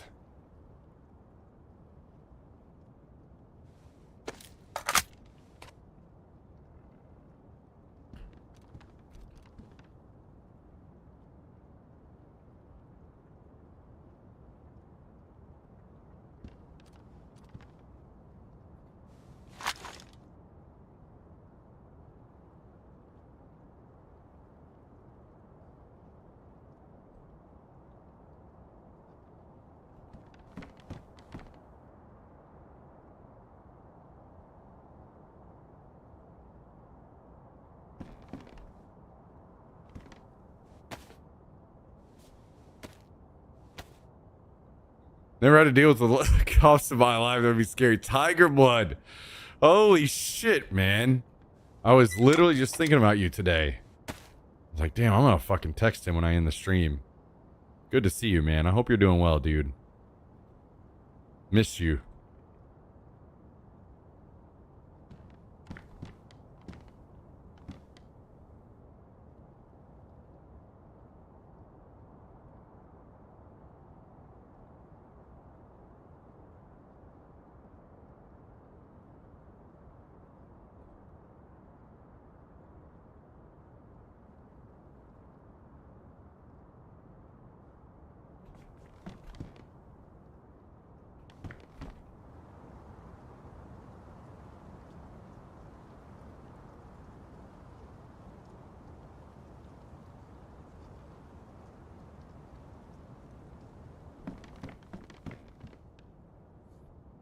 But it's not tough enough? Yeah, well. Ain't gonna be anything tough enough to bring your ass down. I know that. Dude, I better get to see you at Southern Front. That better be happening.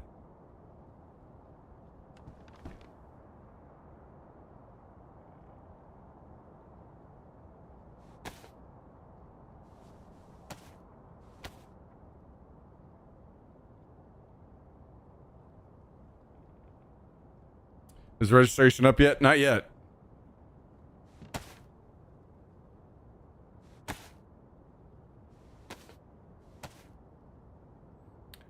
That's where Sea Greens came from.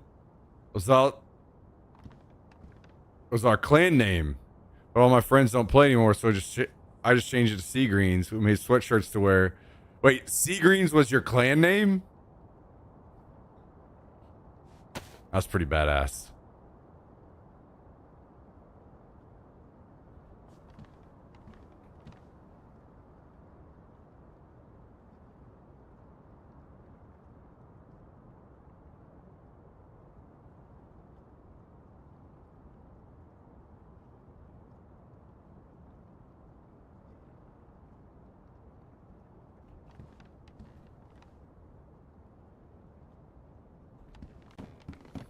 Yo, we've got Tristan all in who bought a new gun. We need you there, man. We're gonna tear that shit up.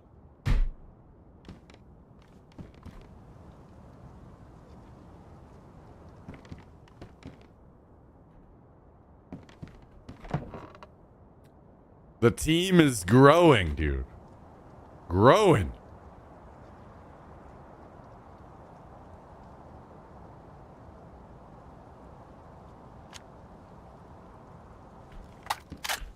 Won't be too much long. We'll be bigger than old Blackout.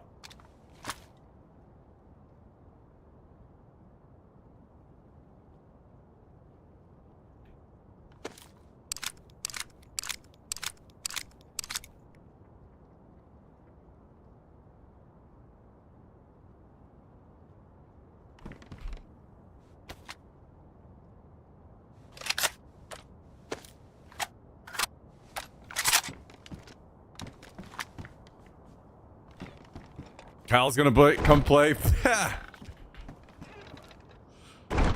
That's the best joke I've heard in a while.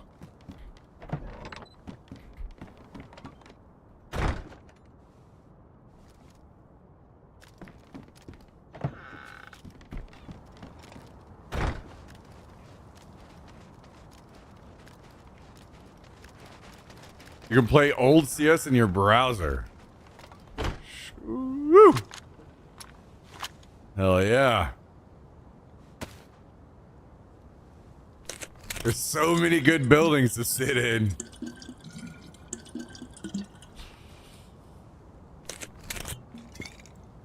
That is true.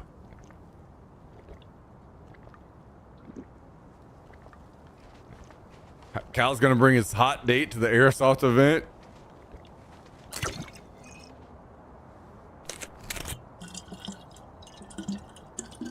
Hey, I'm down for that.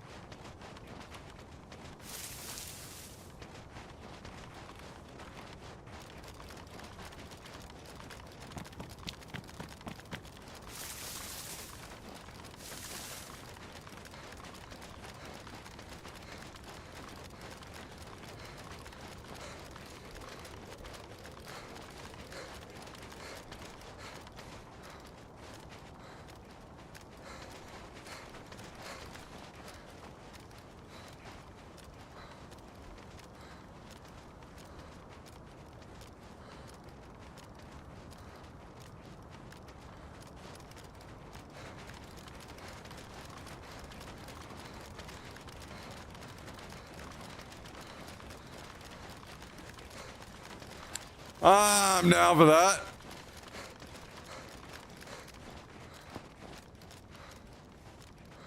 Man, where's X-Spy when you need him? I'm anxious to try this beer.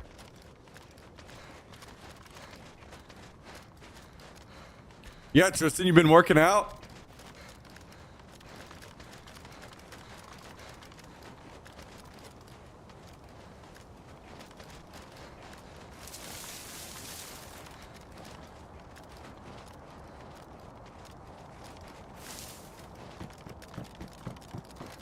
Workout every day. Mm-hmm. Mm-hmm.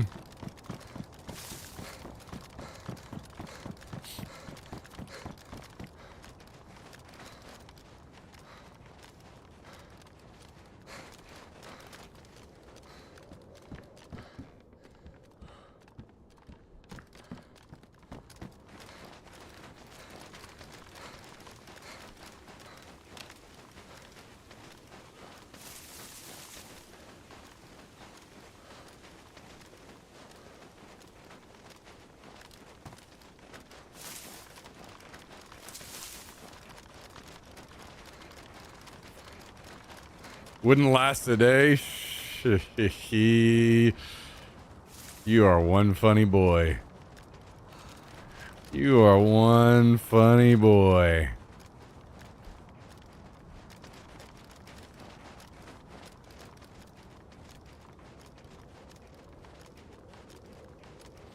You are one funny young man.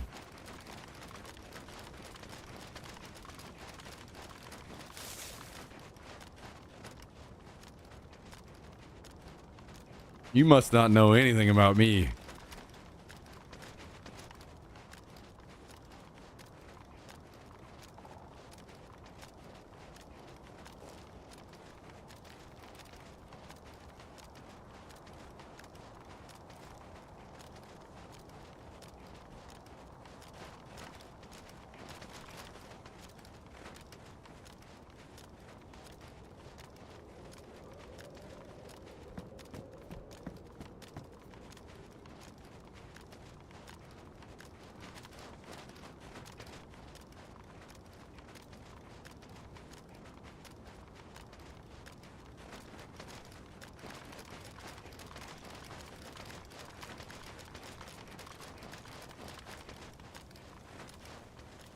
I've added stories to my life, if you could believe that. Dude, what?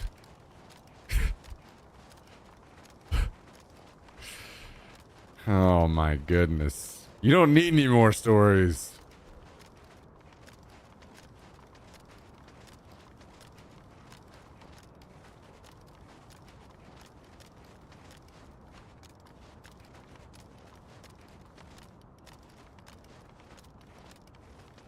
You collected enough. You need to stop adding stories. Jesus Christ, dude.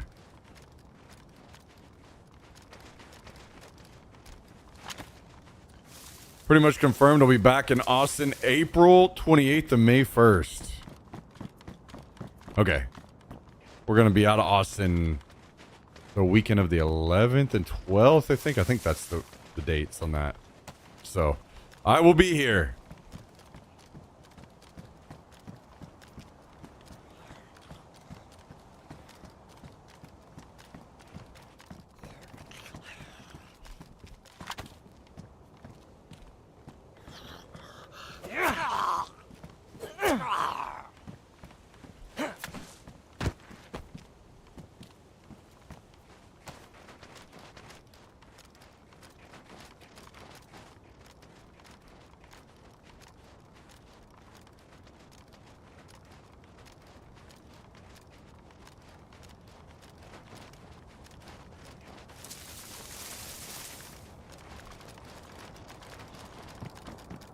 Well, the AK shots were over here somewhere earlier, but I don't see them. I don't know where they went.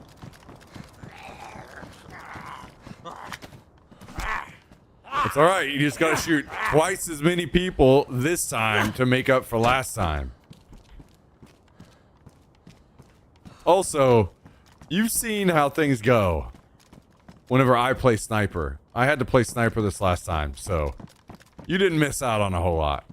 Now, this next time, hopefully I will not be.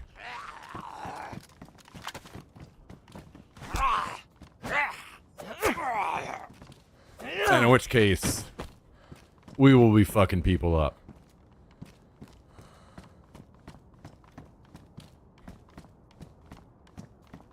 Also, I wasn't running as much before last event, so...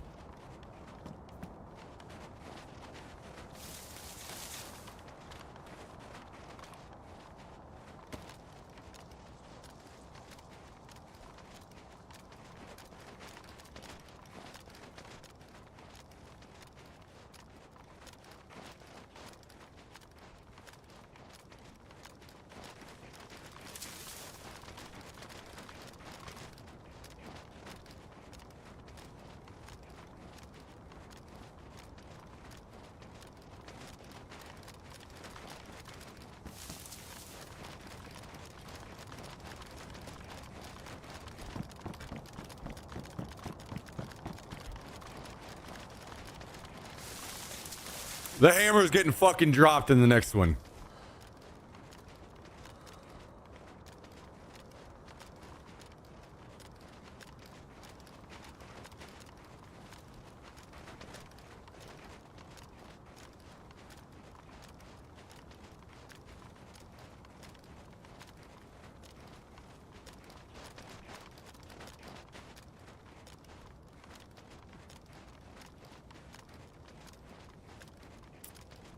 We have to bring Tristan on the team the proper way. That's with a shower grenade. Yeah, I wonder if we can get that same exact place. I wonder if they fixed the fucking hot tub.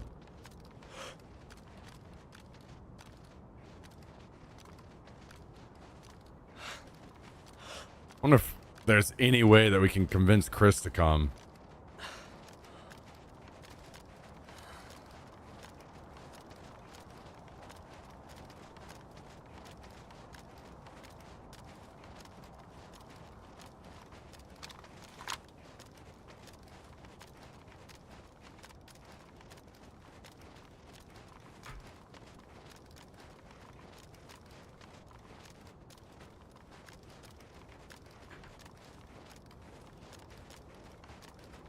Yeah. Dude, we can't have a good shower grenade without Chris there.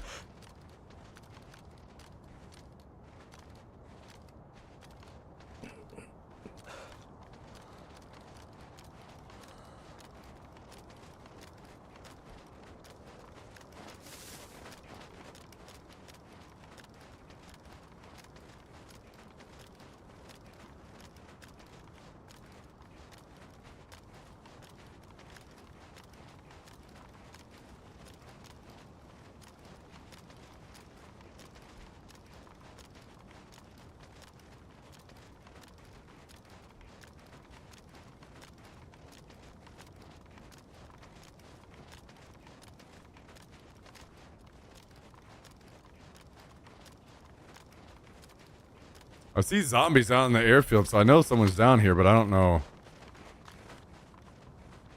I'm not trying to deal with somebody who's camping the ATC personally. So... that's a hard fucking pass for me.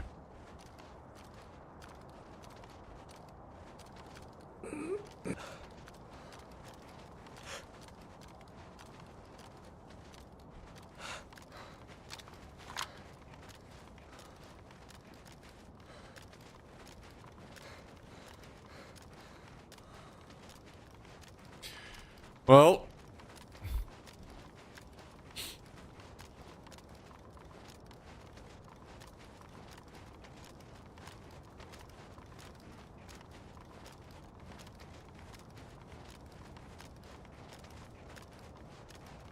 damn, now you got it just stuck in my brain.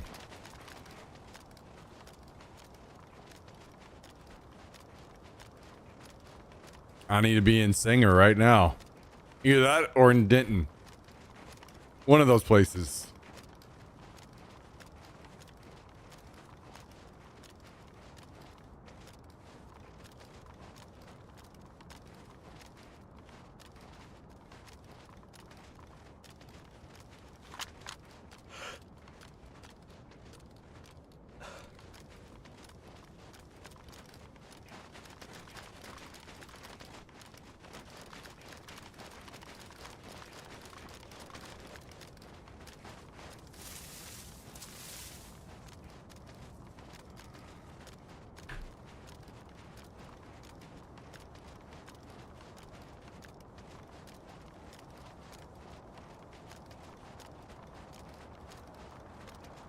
And things died off. Maybe we should switch to the other server, huh? Times 8. I forget where I logged off on that character. I want to say it's like Gershino or something.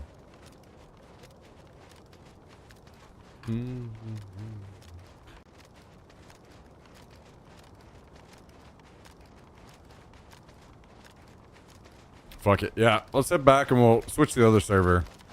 Maybe we'll run into more people.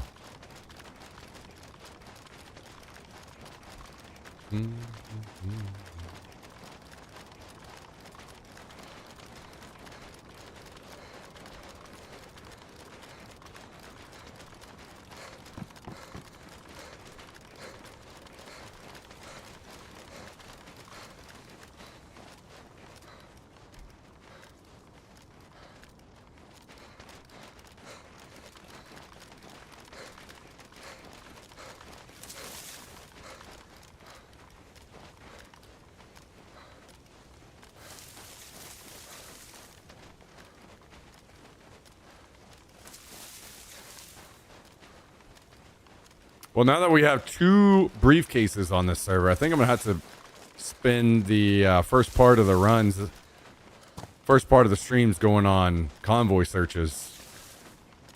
We got to get a key.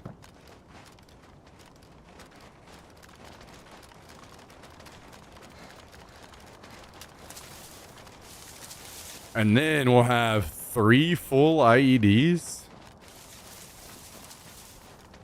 Most likely, so we would need to raid somebody. So we'll have to find somebody.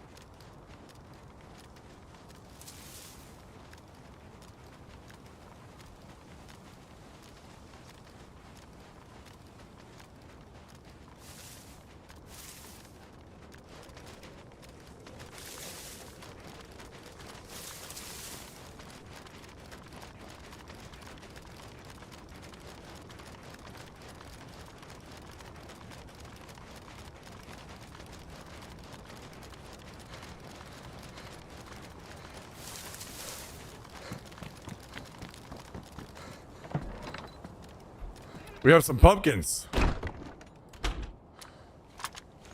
Do we, I gotta figure out the situation on...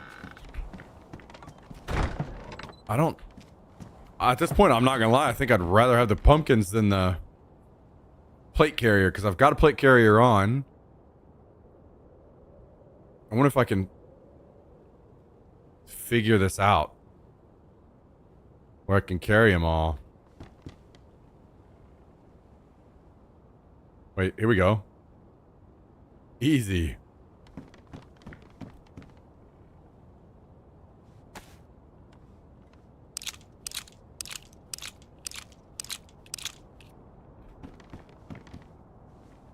Let's do this. If we're going to keep a non-fully automatic pistol, let's keep the 45.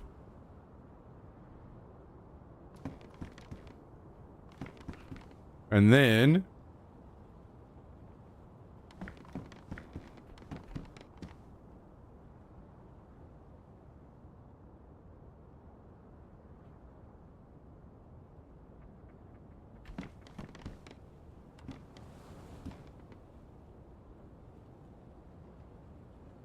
we don't need these seeds.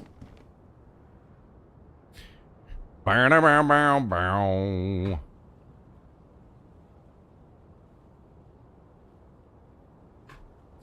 Bow, bow, bow, bow.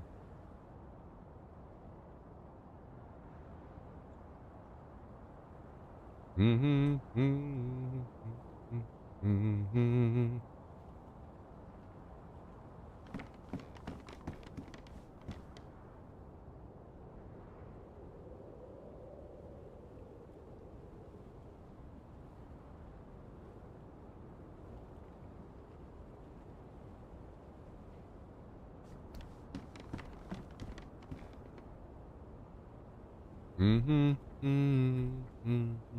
Mm-hmm. Mm-hmm. Mm-hmm. Mm-hmm. Mm-hmm.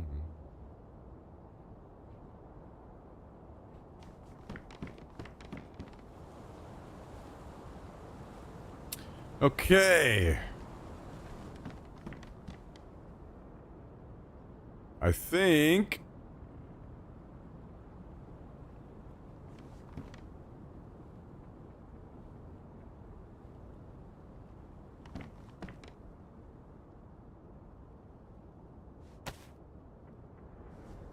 let's paint this helmet and then we go pick all those pumpkins and I can take them with me. I can log out with them in my bag.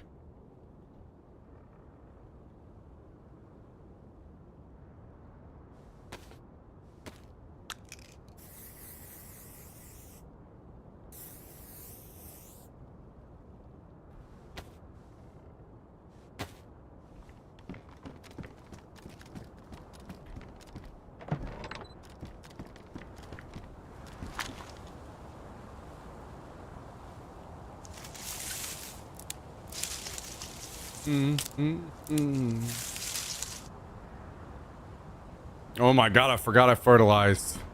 It's over. We're not even going to be able to hold half of these probably.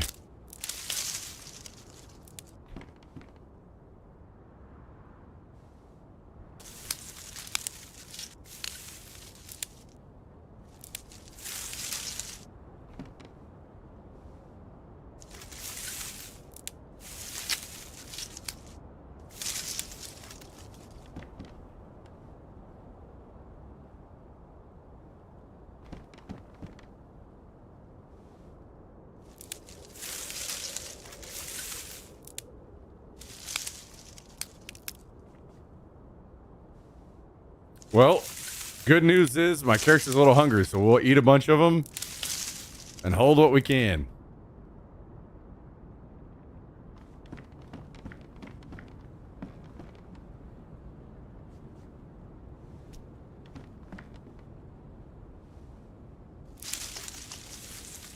Oh, only one. Wait, that's two. Okay, well, we'll see how many we end up here with. I'm assuming I can't eat 9 pumpkins, but it is DayZ, so.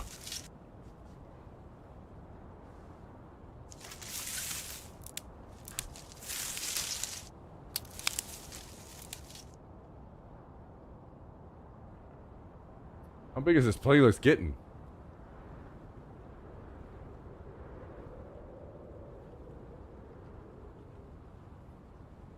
Four hours long. 54 songs. Wait, how long is the other one?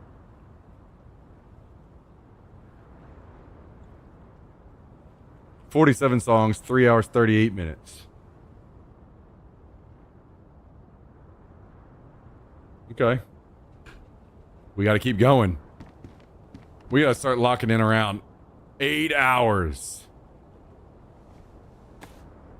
Make a movie theater that gives out free pumpkin slices. What about free pumpkin pies?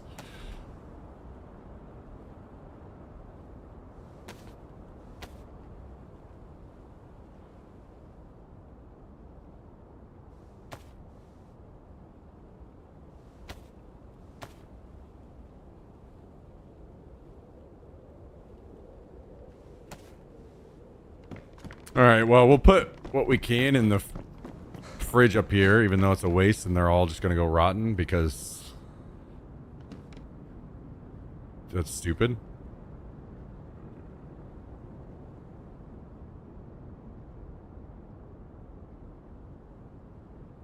Mm-hmm. Mm-hmm. Mm-hmm.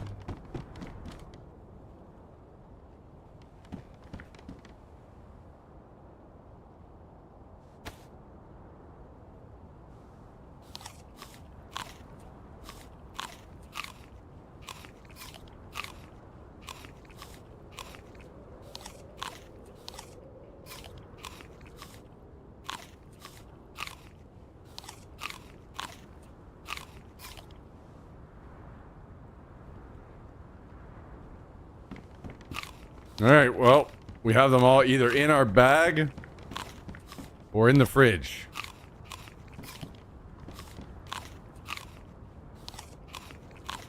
How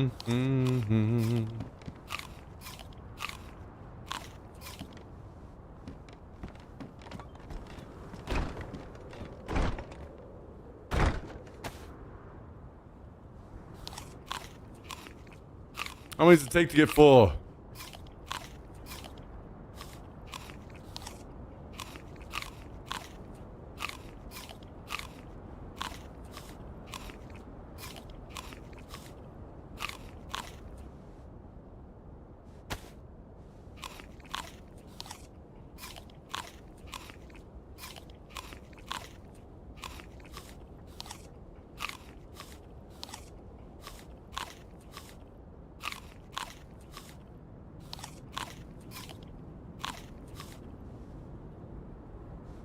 Well, can we just finish out these slices?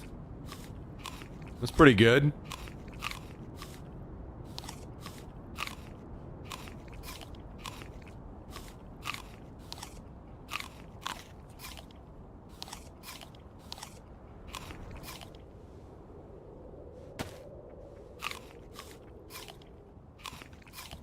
All right, well, can't complain about that. That's pretty good.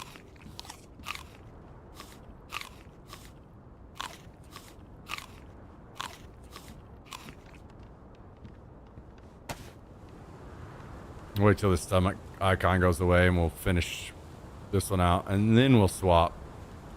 Wait a second. What's going on here? Come down here.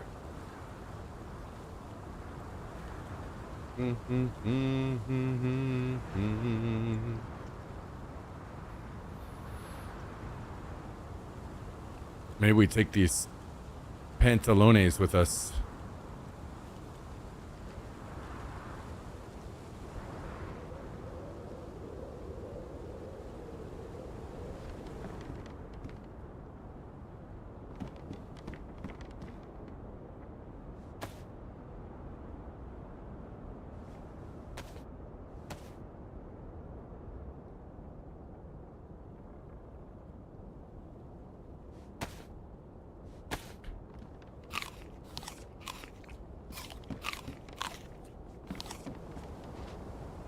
All right.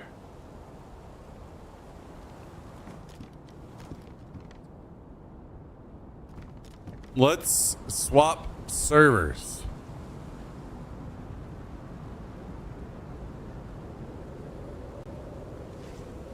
See if it's a little more spicy on another one.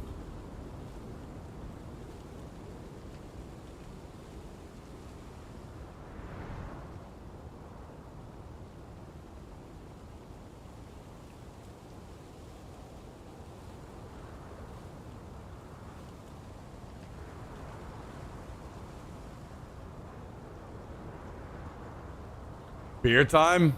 I can't. I gotta wait on XPie on this one. He bought these. He instructed me to get this specific one. I gotta wait on him.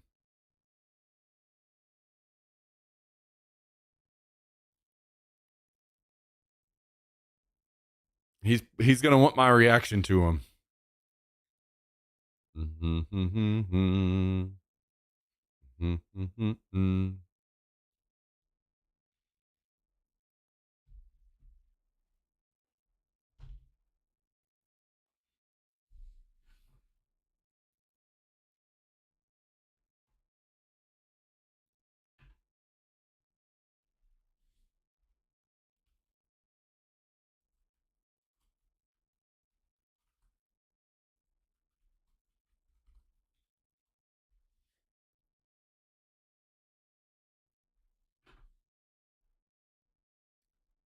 I am logging in to the other server.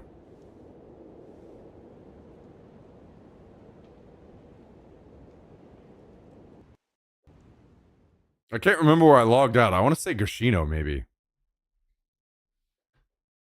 Wait, no. Did I make it back to the base?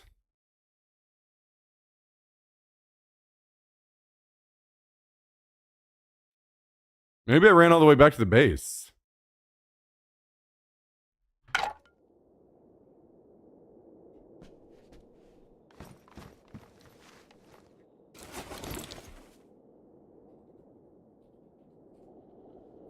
Mm-hmm, mm-hmm, mm-hmm,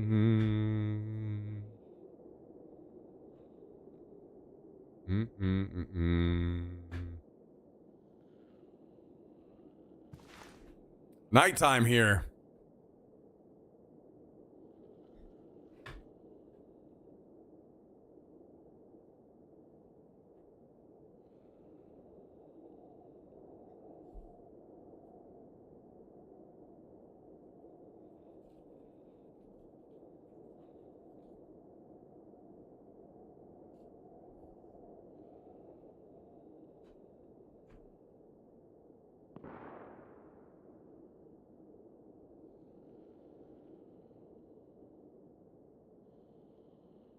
Okay. Let's actually put these cans of spray paint away for sure.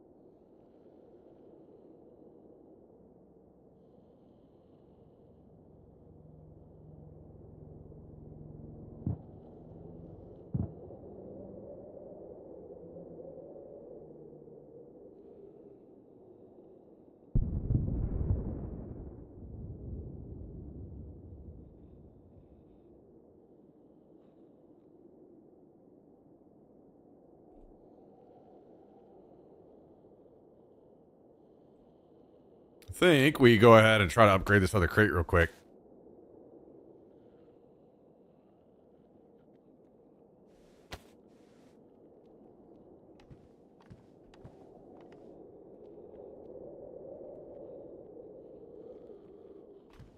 Do I have more planks anywhere?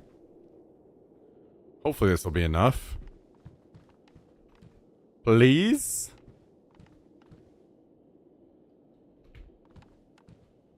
Oh. Forgot I have to be on my other account. Cannot do that. Well, it's there for another time. Whenever we're ready. What about anything else? Like these probably need to be put away somewhere.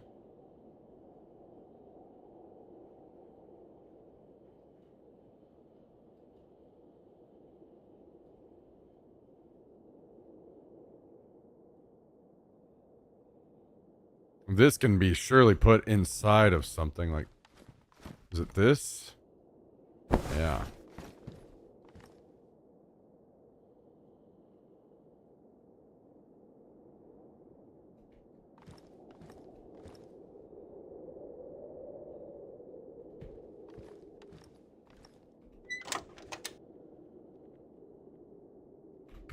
Okay, let me grab this. We'll throw these optics in here real quick.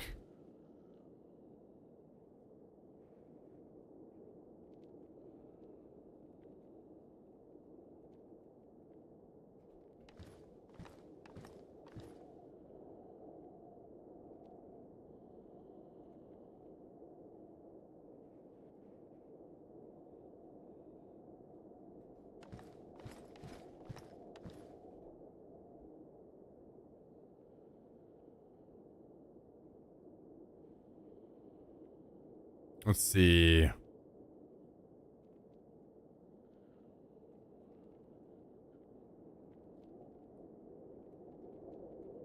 Put all these in here, maybe?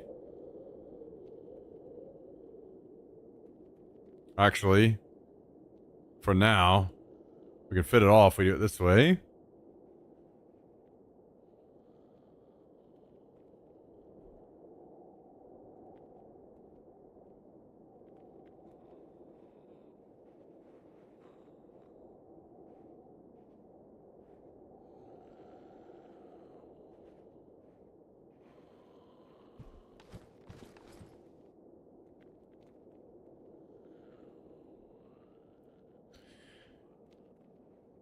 Oh boy.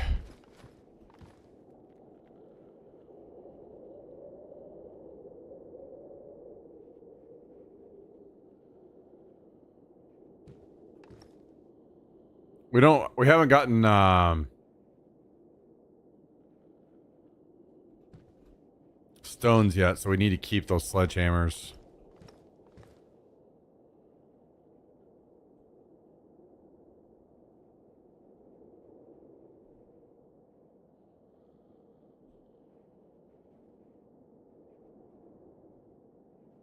For now.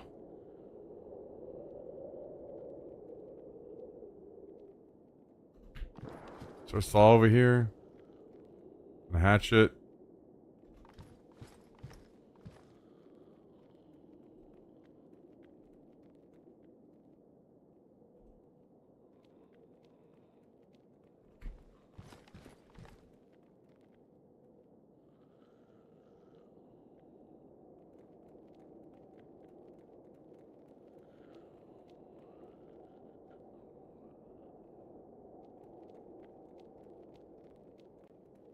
Both of those in there.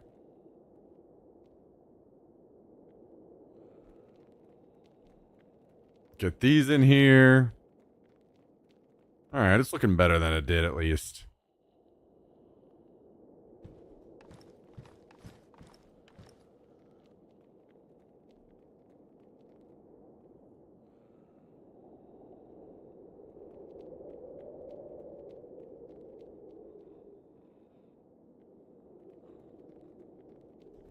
Looking better than it did. Maybe we condense everything down to one bag real quick too. So we kind of have a better idea of what all we got in here.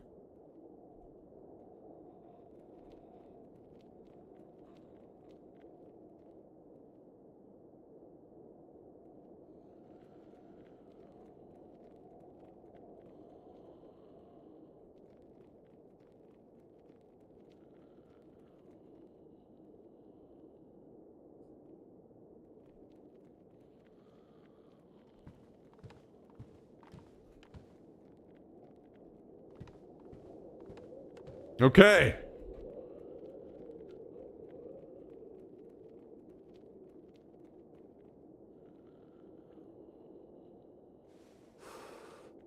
One second. Change the air settings real quick.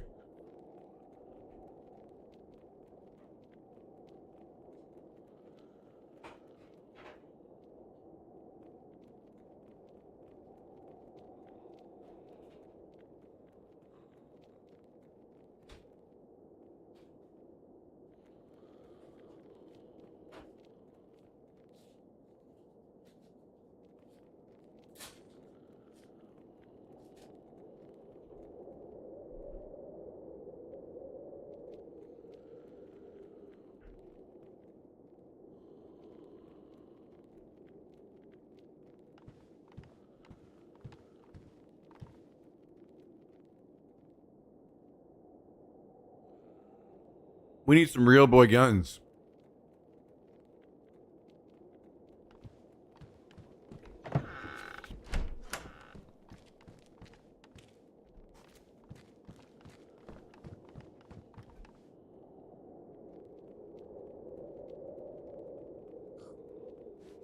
All right. How about we grab some ammo for this longhorn?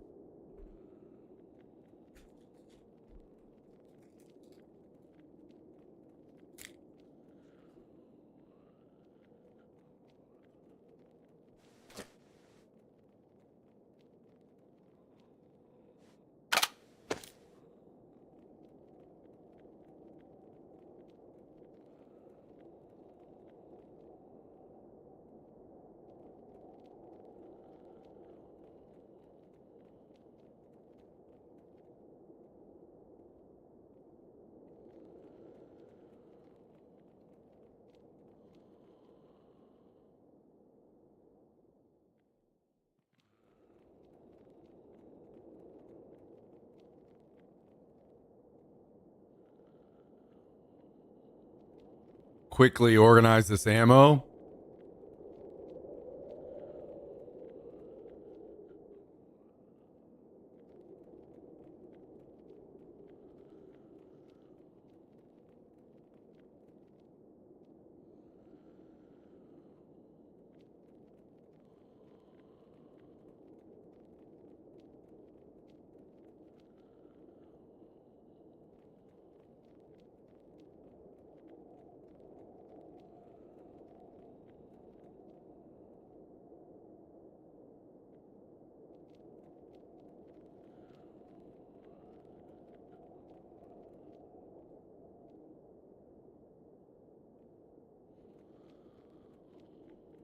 All right.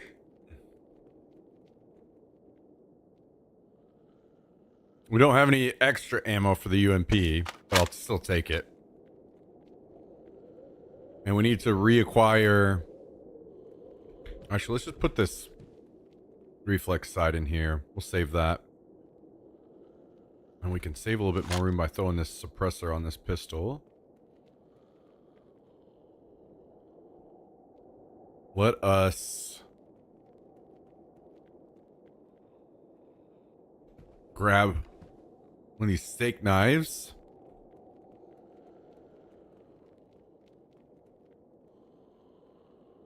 Okay.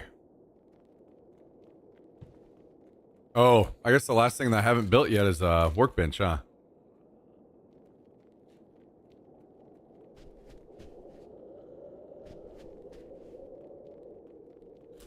Hmm.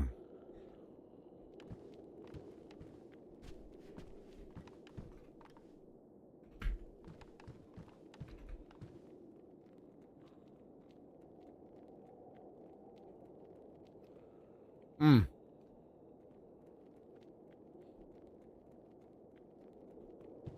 I keep forgetting I cannot do that.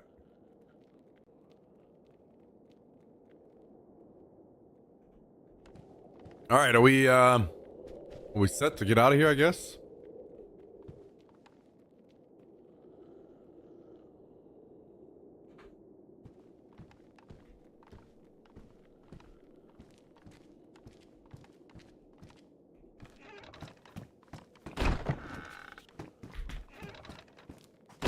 Hmm.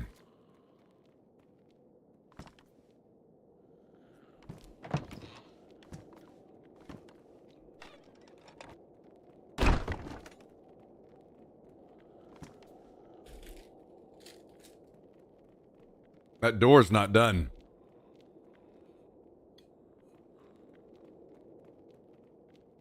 I need to do the top of that.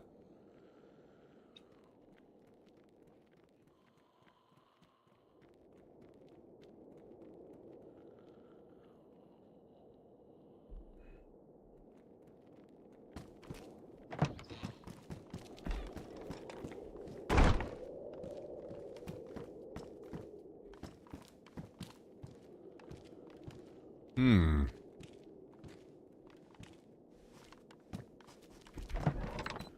Do we have sticks?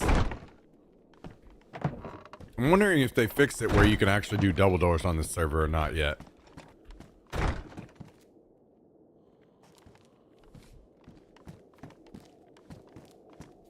I really don't want to do a whole gate across here.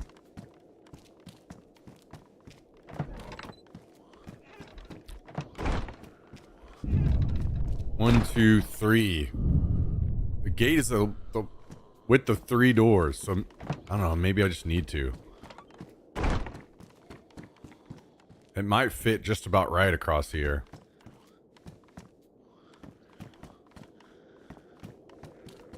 We have everything we need, or I would just need to go get the planks. And obviously be on my other account. Yeah, maybe that's what I'll do. Maybe I'll just put a gate across here. That would give us 4 doors. Pretty sure we can have 5.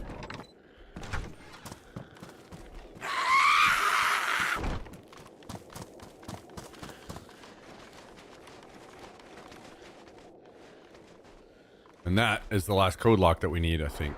We have 2 more. Wait.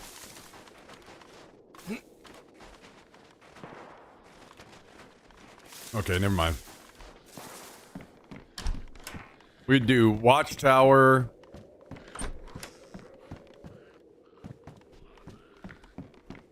You know what? I know what we're gonna do.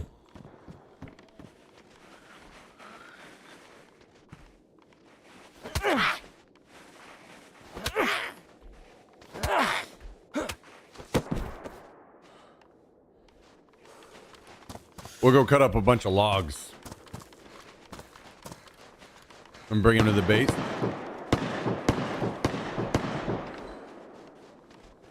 Bring them to the base and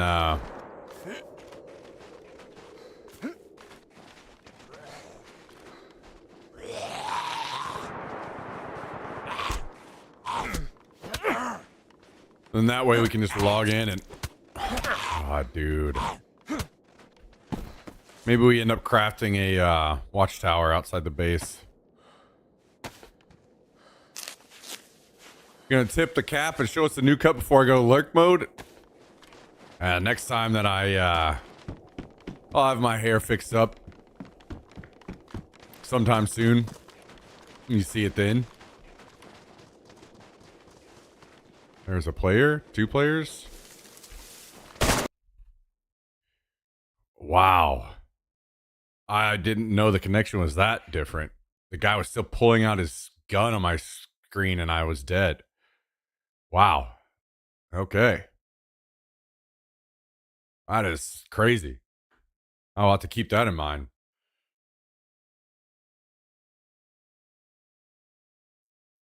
That's pretty crazy. Bit of crazy difference. He was pulling out his gun on my screen still, and I was around the corner and died.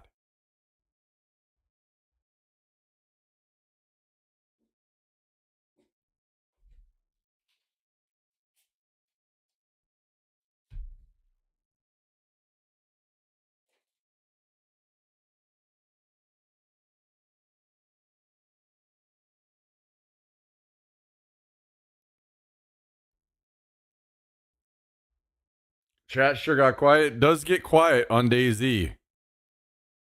That it does.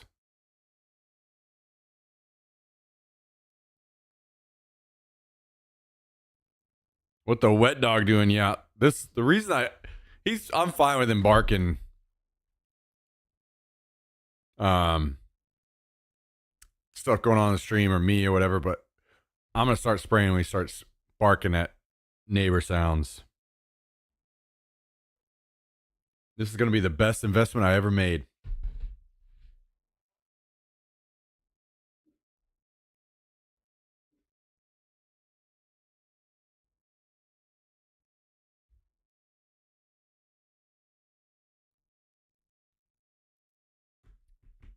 Did Jax get sprayed?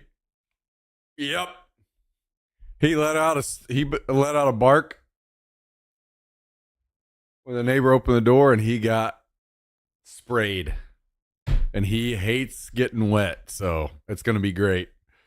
I think it's gonna.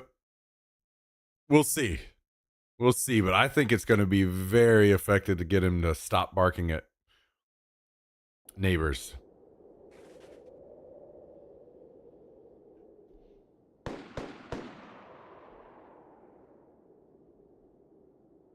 We will see.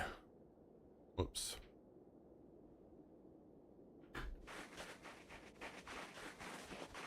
This thing is also extremely good. I can shoot with precision tiny stream all the way across the apartment, basically. So there's nowhere he can go to hide.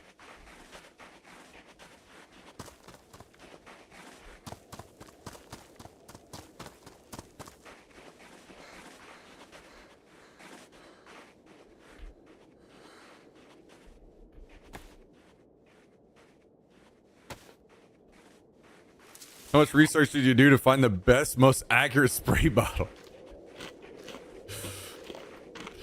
As much as that is exactly the type of person I am, I just picked up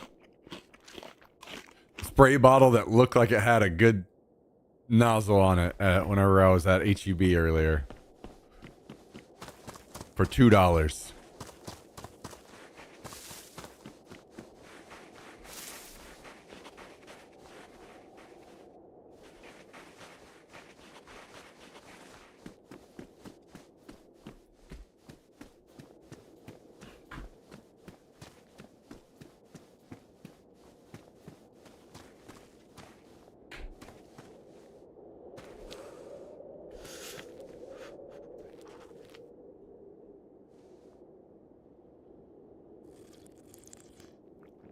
My big thing is on Amazon, all of the spray bottles were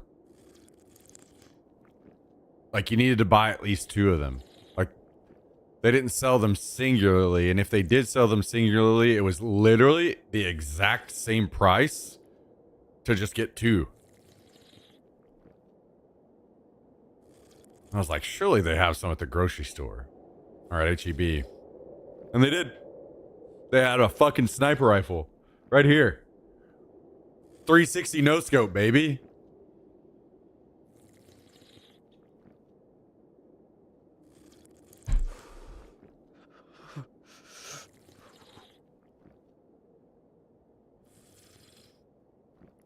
Look at that.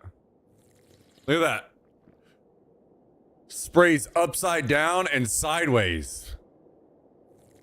He can't even go on the ceiling to hide from me.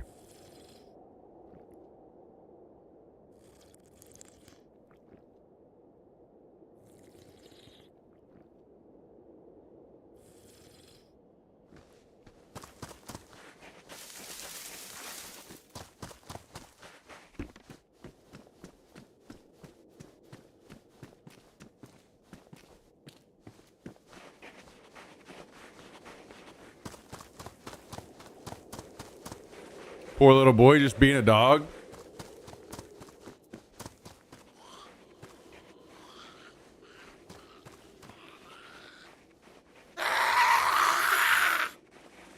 I mean, I could break out a shot collar if we need, you know?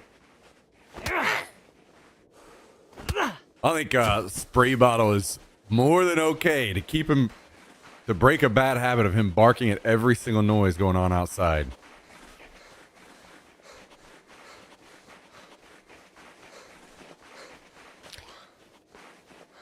Yo, Tristan, I think you should clarify Jackson, not me, with that statement.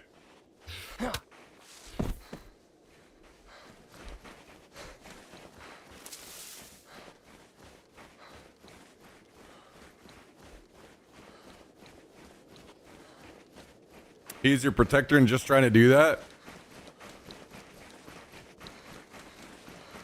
Yeah, well, he's also annoying as fuck every single time. He barks all day long at the neighbors.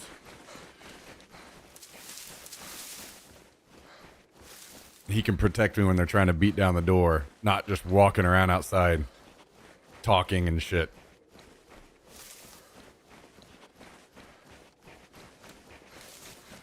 They've all seen the asshole side of you, though. That's what I'm saying. You say you haven't seen the asshole side of him.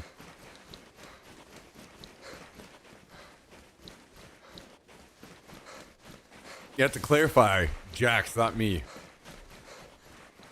Come on.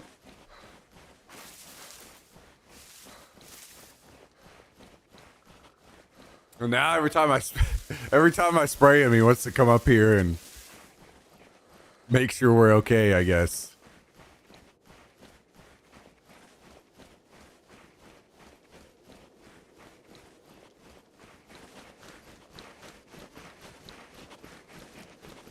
All I had to do was say, Penny, it's okay. They're supposed to be here. And she will lay right back down.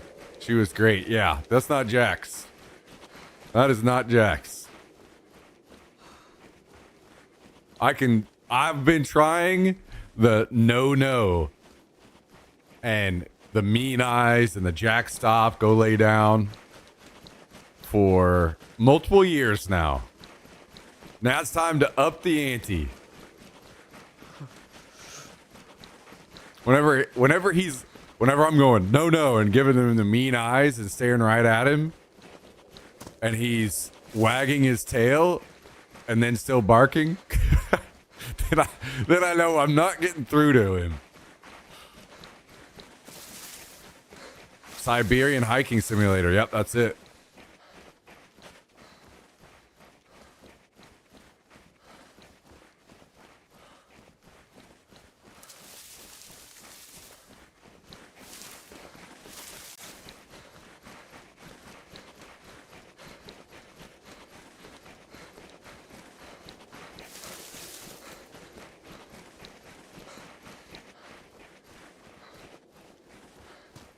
Yeah, you better not, Tiger Blood. Better skip out on that one.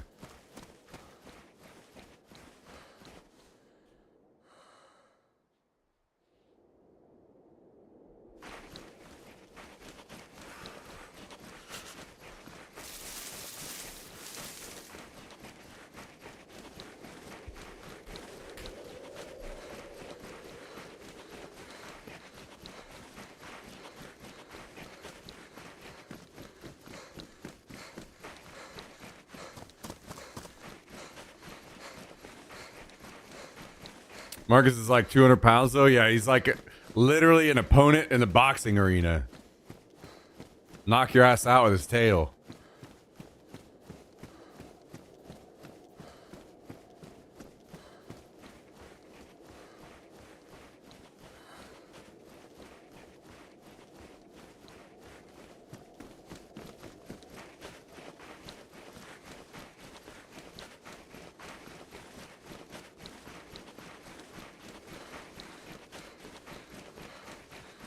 All right, I'm down.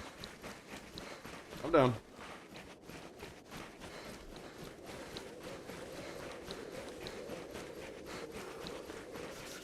I mean, it literally, the thing is, I know Jax is smart. He's an idiot, but he's also smart. So,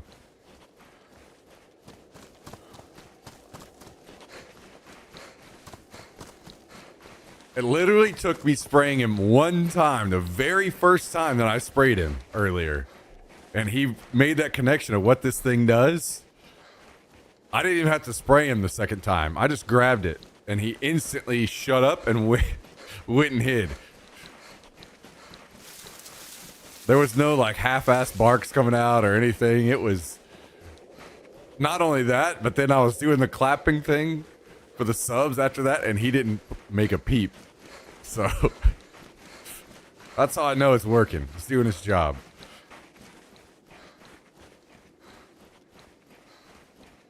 Lucky for him, I'm just an idiot.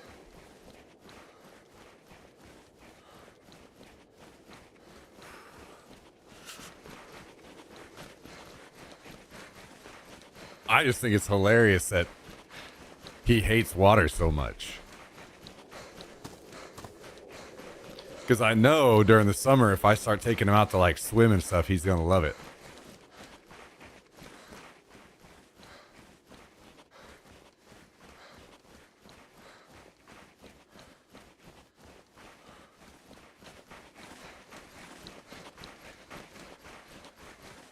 But by summer, I mean, hopefully it doesn't take too long and we train him real quick to not bark at noises outside anymore. And then it won't matter.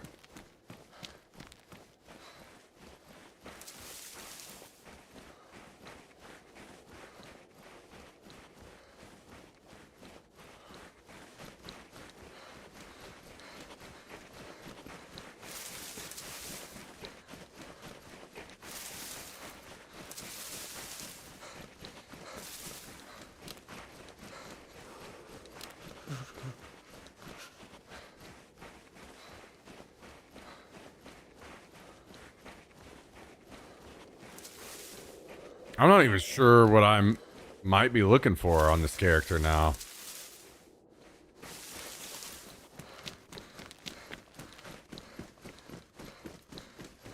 We have a ton of nails at the base.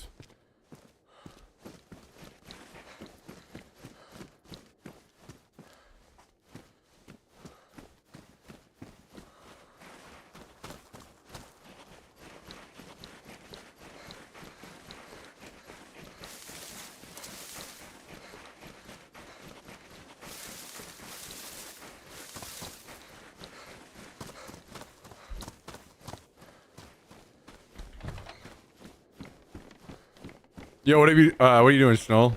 Thanks for joining.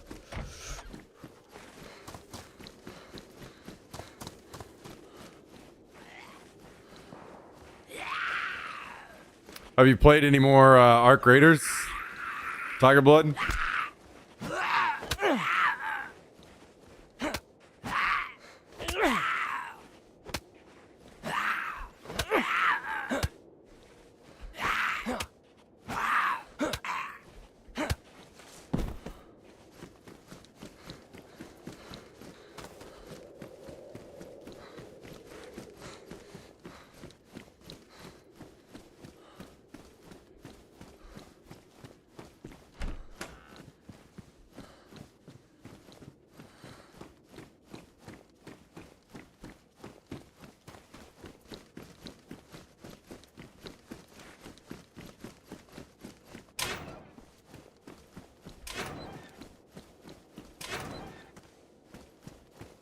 Is this white? What color is this? Tan.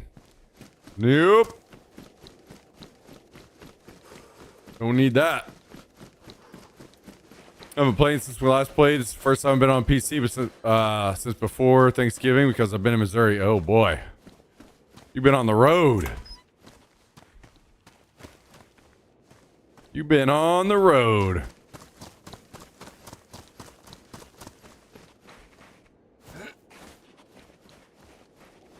You've been traveling.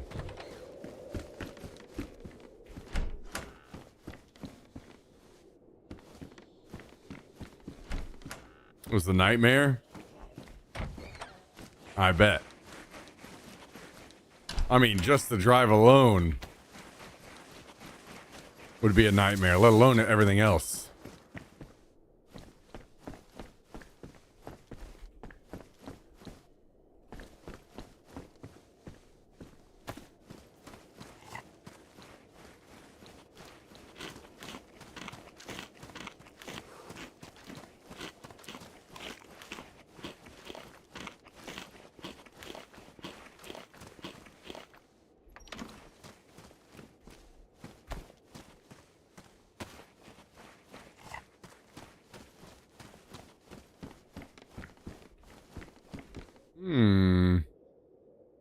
I guess we don't. Maybe we want that.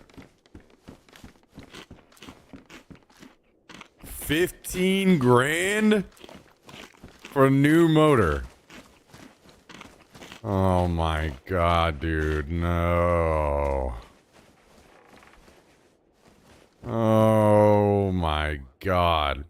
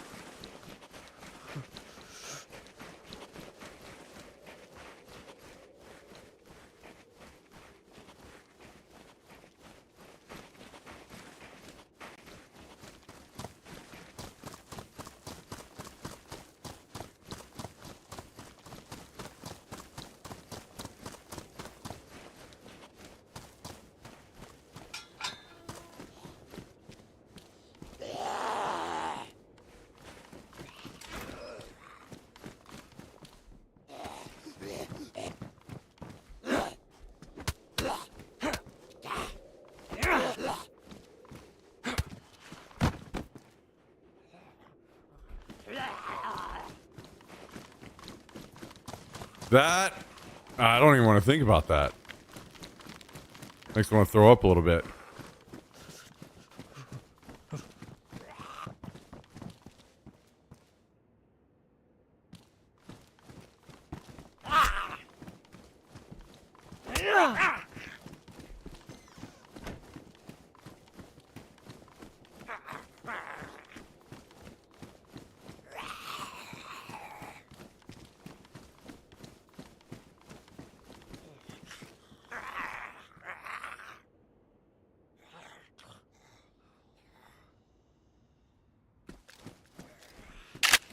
Alright, what's this thing got in it?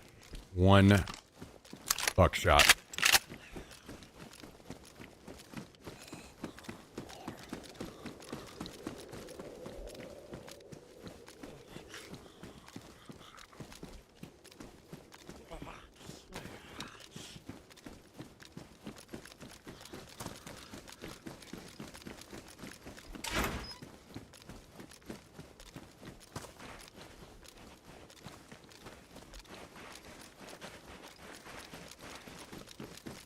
Okay.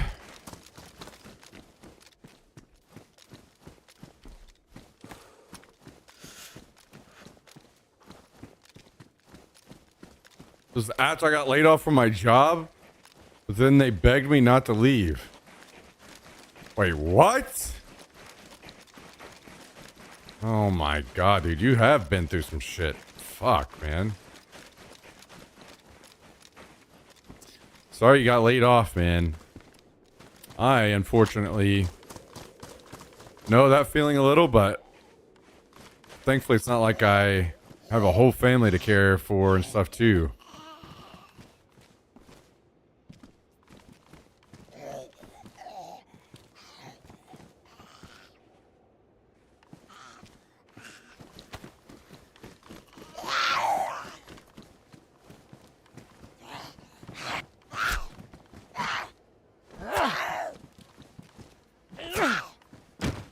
Ooh, we got a dead man over here.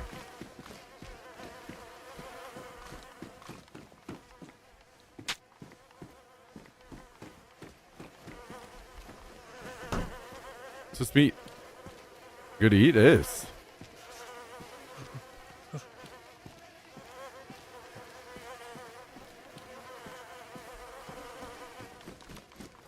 Let's not drink here. I feel a little unsafe with a dead body next to the well.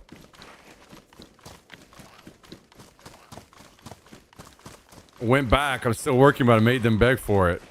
Yeah, but the thing is that now it's just always in the back of your mind, right? And a place like that just kind of like hangs you out to dry. Kind of trust can't be rebuilt, really.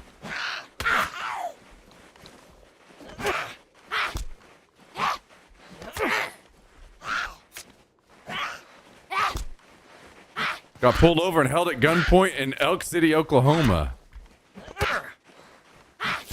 Well, I'm not gonna lie. As soon as I see a guy as big as you, I'd probably hold you at gunpoint too.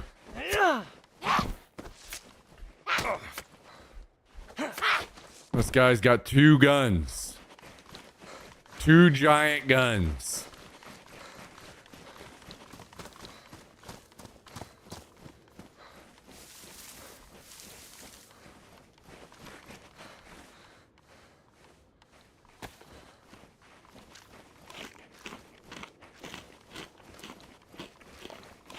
Stories have been piling up.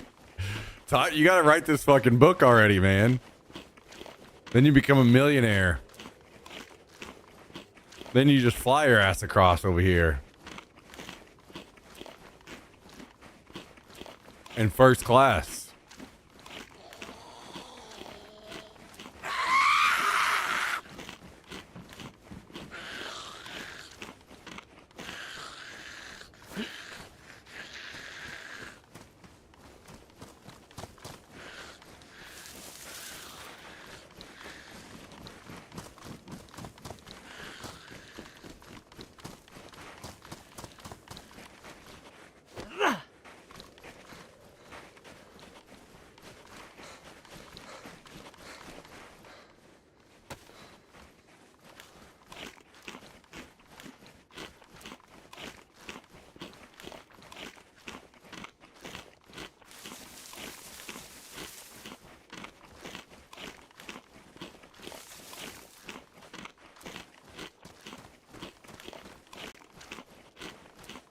Holy.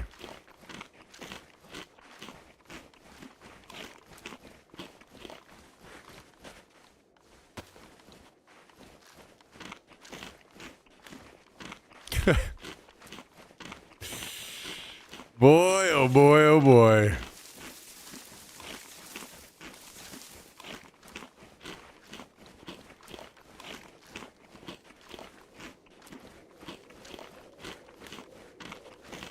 Man, I'm really happy that I found this vest with a bunch of cooked meat in it.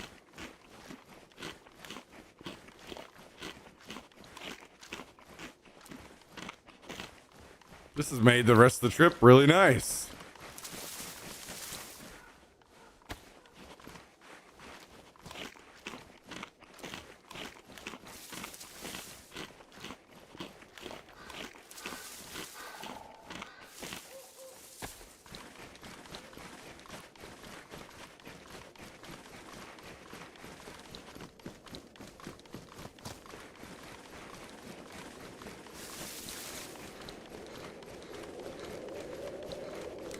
I know you guys love watching running.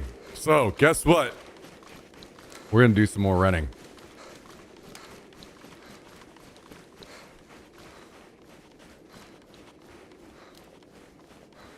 Just for you guys. I actually love it so much too that I died on purpose so that we could do more running.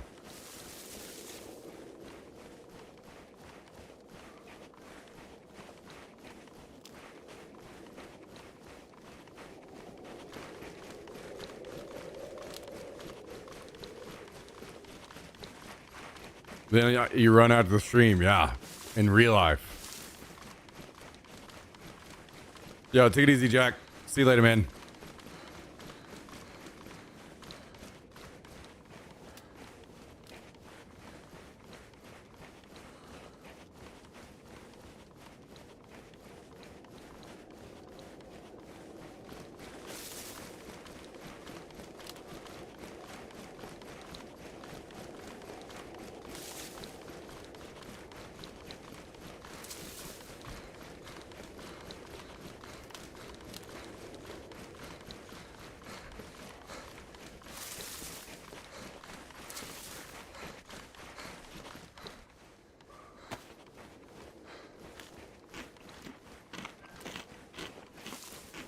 Do you imagine you're going to the Northwest Airfield when you go on your runs? No.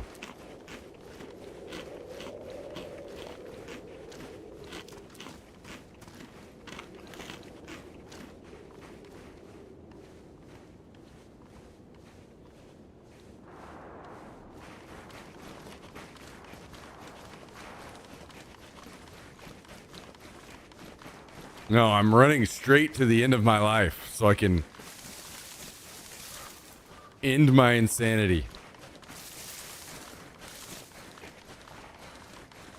I haven't been able to find it yet, though.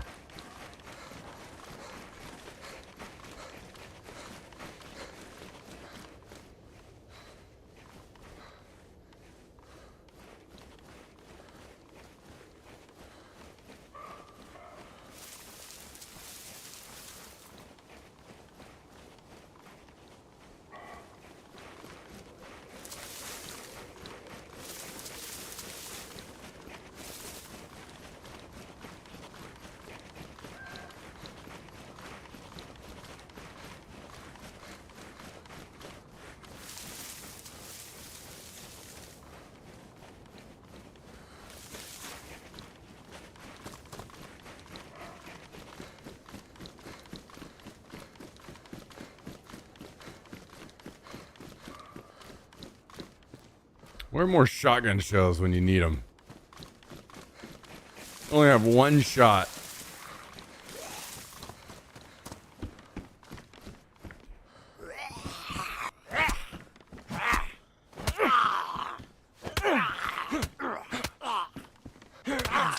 Oh my fucking god. The amount of first hit bleeds I've gotten tonight is just absurd. Oh. It's gonna send me off the fucking edge.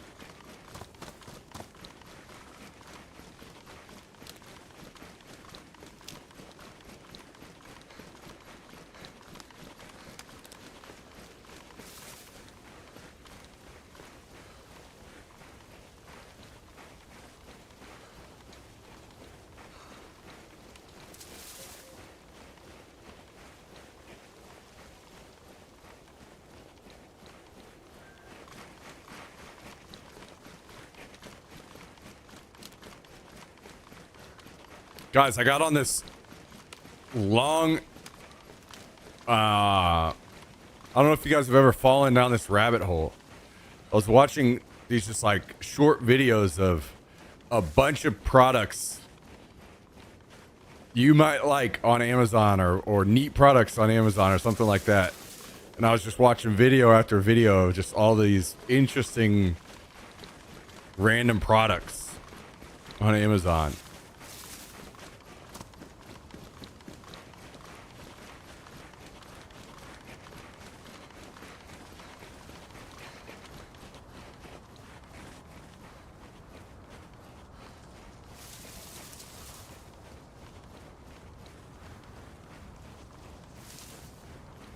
Link, dude, I just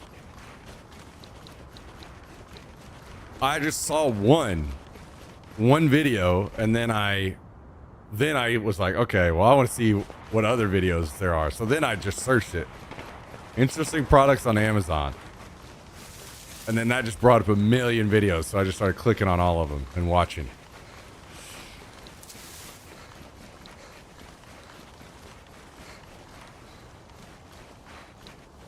And there's some that are probably obvious to you guys, but I didn't really know they existed.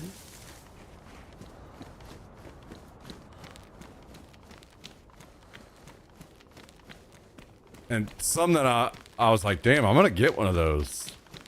Like I saw an apple corer.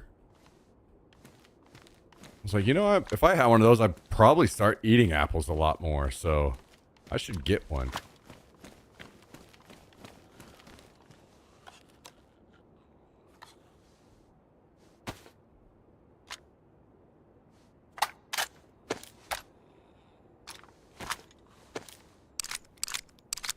You know, you can just eat around the core pretty easy.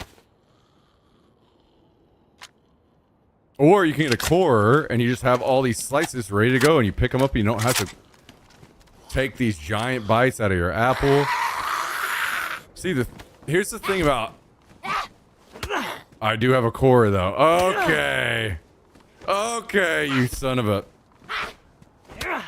You want to know what sucks for me the most about eating an apple just as it is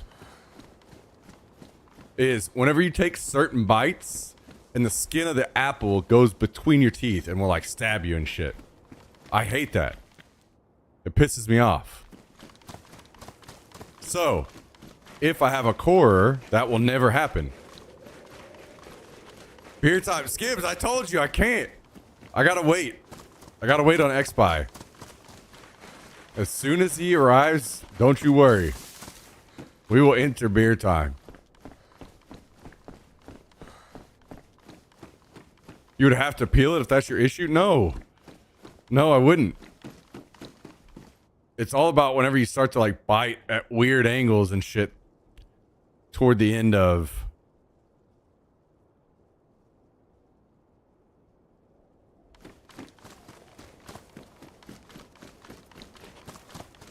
trying to eat around the core. Oh, I was actually going to text you earlier, by the way, Jummy, and see, because I was at HEB and I was going to get some, but the HEB by me is a poor, shitty HEB, so I don't think it has a good variety. I'd have to go somewhere else. I was going to ask you what apples it was that you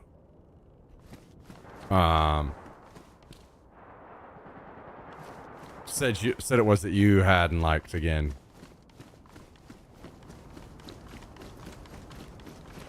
I'll look that up sometime, Tiger Blood.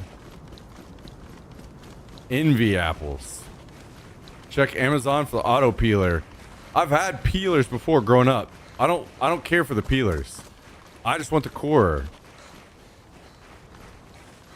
Also, I think I'd eat them a lot more if I had nice chilled slices. So that's what I want. Nice chilled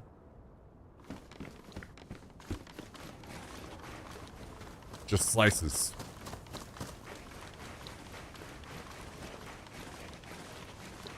Slice them and put, wait, lemon juice on your apples? I have never heard of that.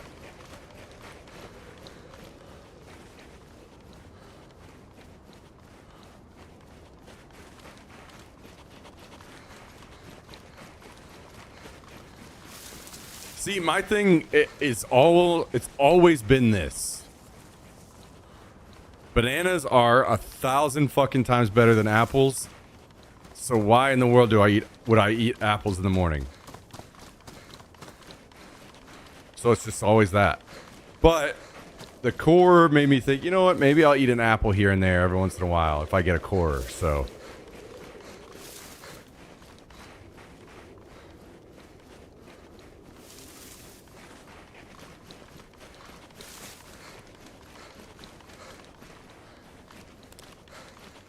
I squeeze 2 lemons and drink the juice every day.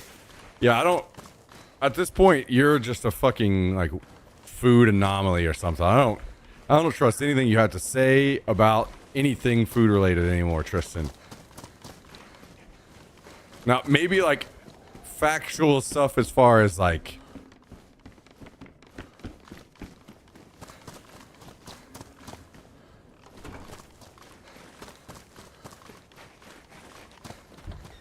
When you're talking about current industrial grown food versus homegrown, all that, okay, fair. But regarding taste, no. You've had so many bad takes. I can't trust your opinion on food anymore.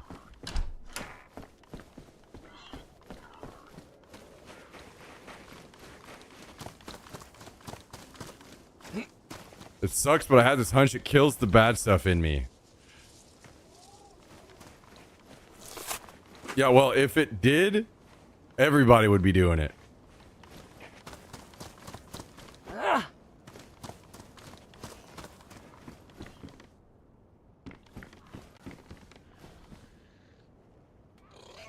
First and foremost.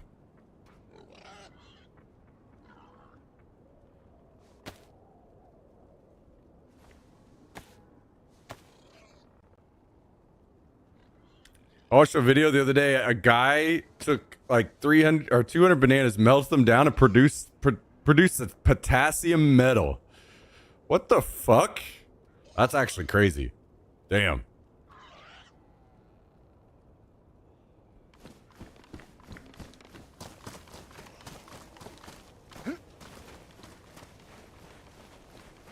You know what? You know what that really reminds... This is the second time, Tristan, that I'm going to tell you this. And this is starting to get scary that it's twice now.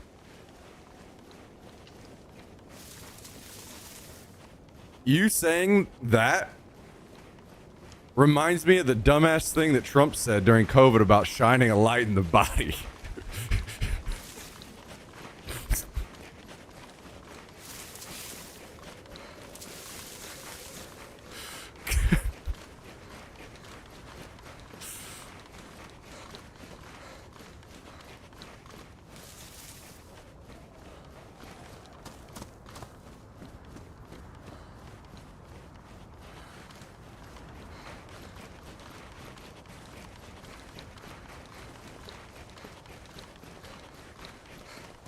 No, people are weird about food. They have to have it taste certain ways they won't even think about eating it. Oh yeah, kind of like how you don't like chicken.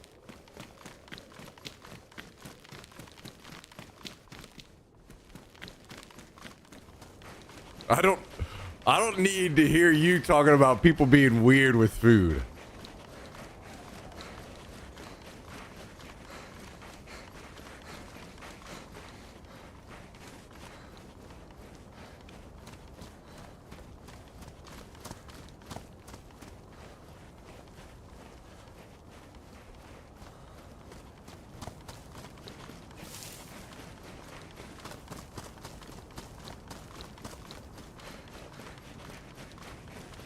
Trying to help. Wait, trying to help in what regard?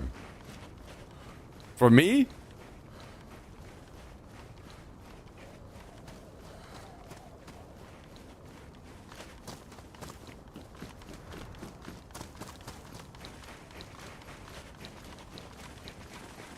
Did you already do your weird food stream? No.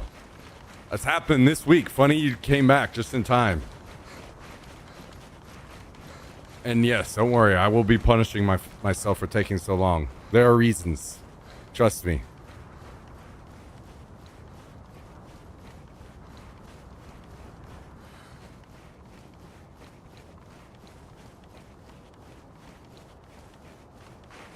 Just trying to help the world. Just trying to help the world not eat chicken.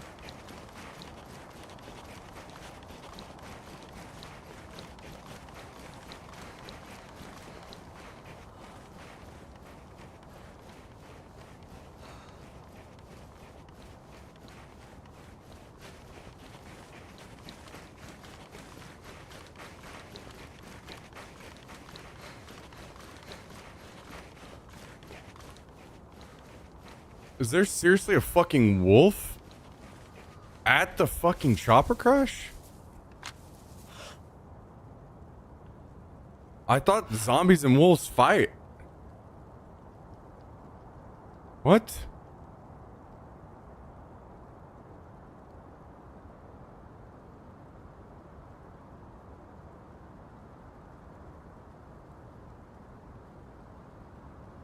Won't drink the beer, won't eat the food. We want some action.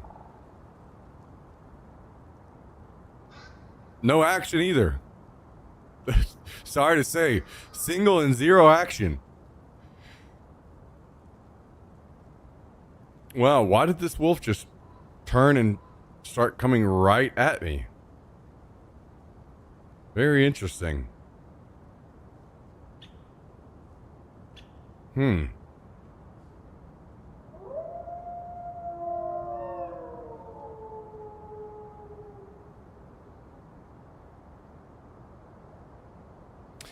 This game is fucking trash.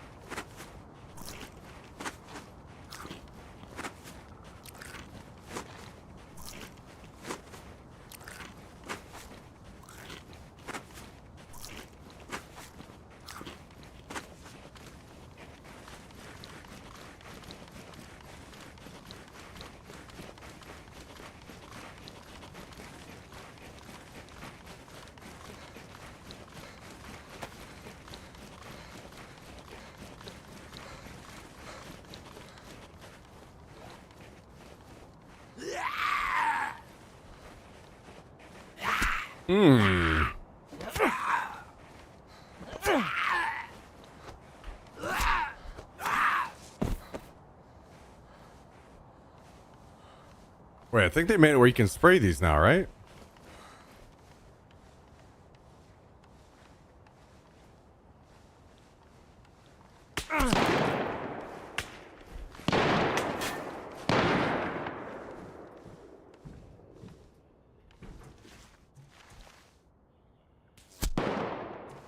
Okay, I've got people shooting at me from many different directions. Very fun. I don't think I can live.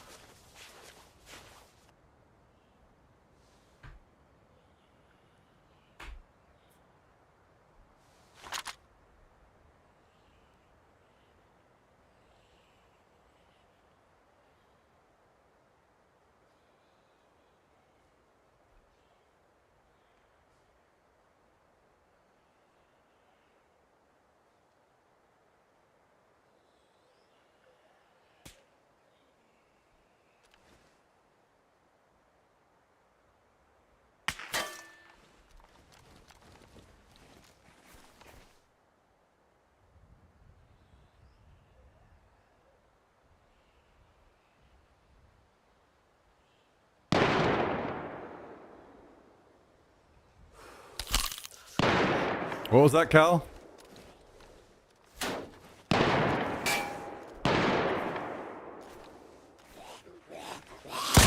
Isn't this game really fucking bad?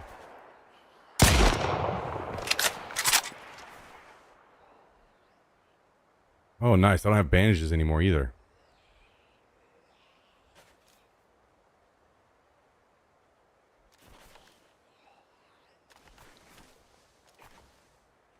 This is the cool part where all of the zombies come after me. Even though other people are shooting their guns.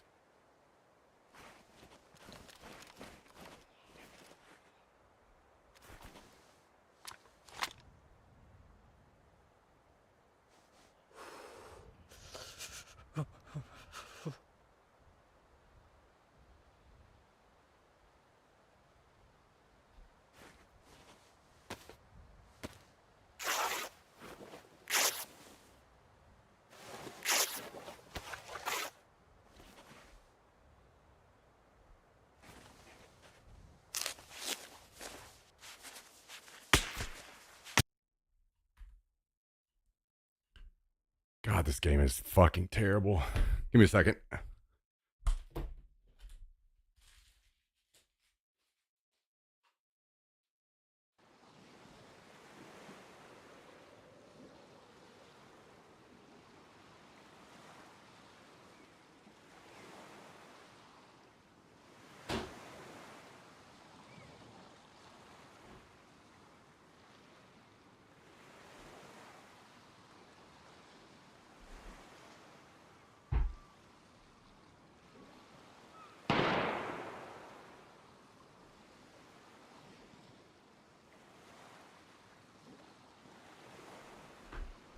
Nah, 10%'s out the window for right now. Fuck this trash game.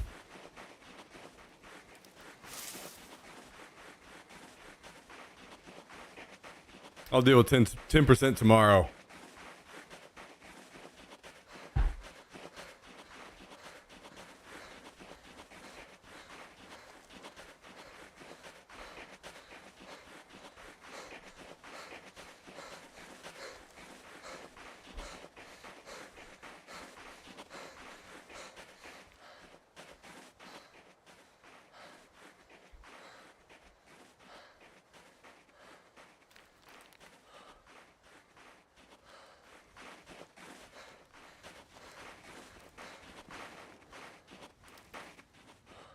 Listen, 10% is easy, guys. Holding my tongue one day was all it took to hit 10%. Easy.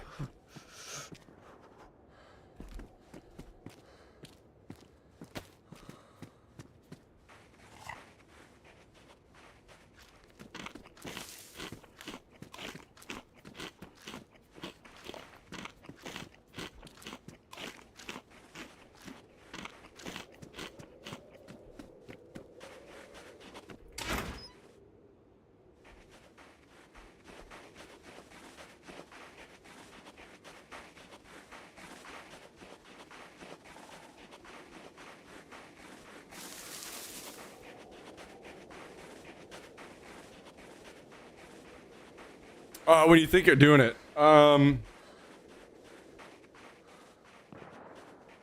have to go to the store and get the very final items. So I would say I'm like either Friday or Saturday. I'll do the initial part, which will be everything but the surströmming. And then surströmming will happen a different day.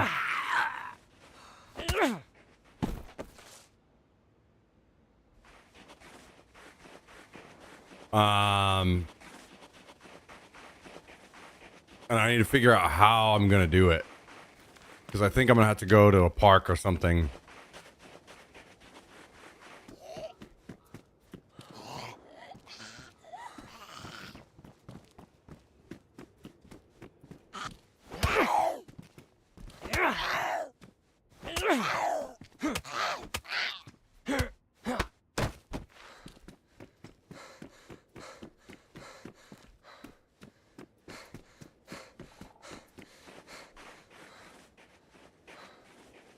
So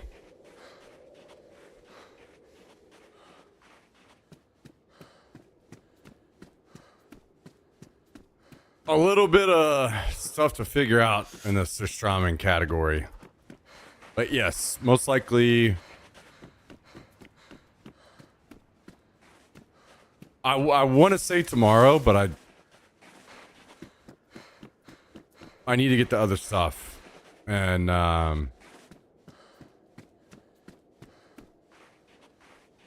I don't want to guarantee it in case, like, I go to the store to get everything and it's not all there and I have to go to another store and yeah.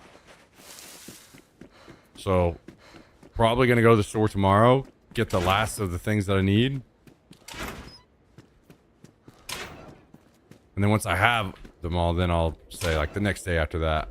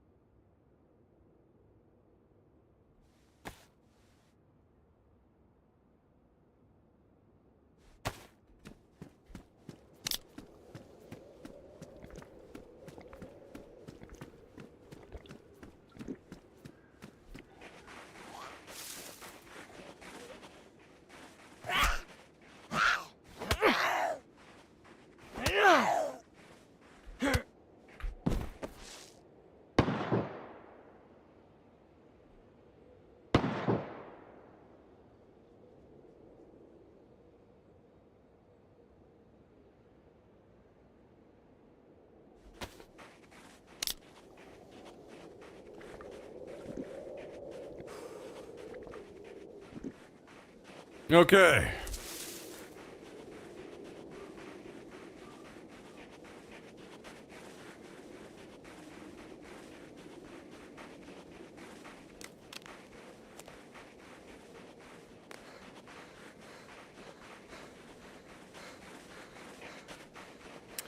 Now we start running again because it's the best thing to do in the entire game. And it's exhilarating and fun and makes me want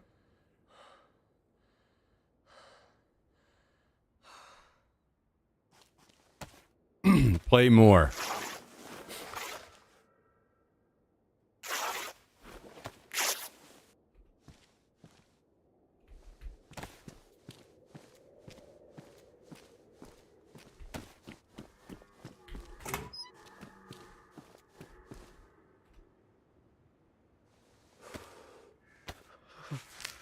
All right.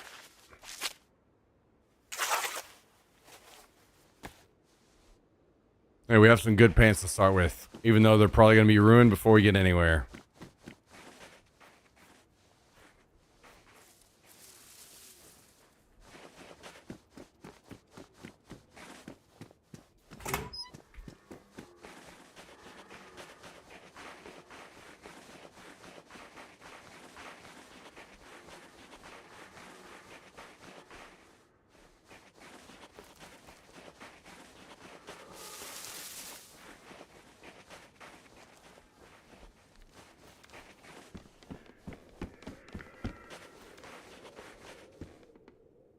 Medium best.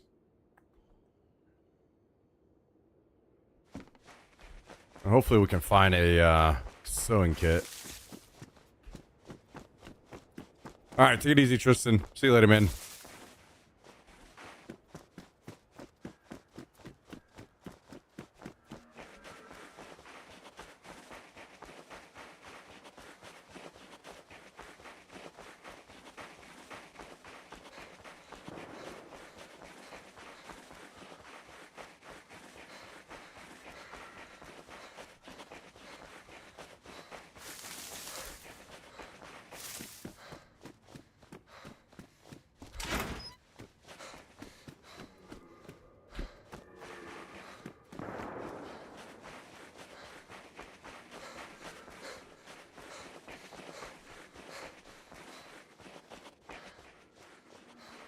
I know what I really need to get going is a damn sleeping bag. I think I only have 3 strips on this server. It'd be good to have a sleeping bag going so I could just swap servers back and forth. whenever I die.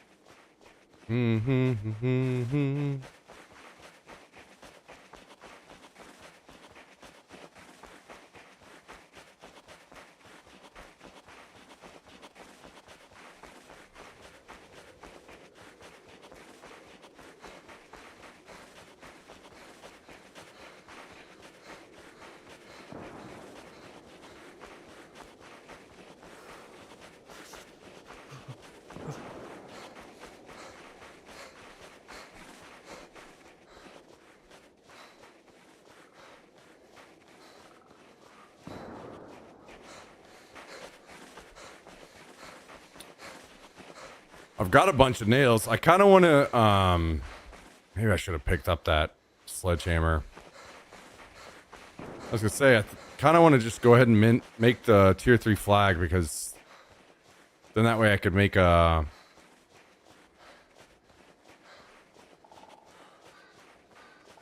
watchtower out front of the base. And they couldn't tear it down. What up, Cosmio?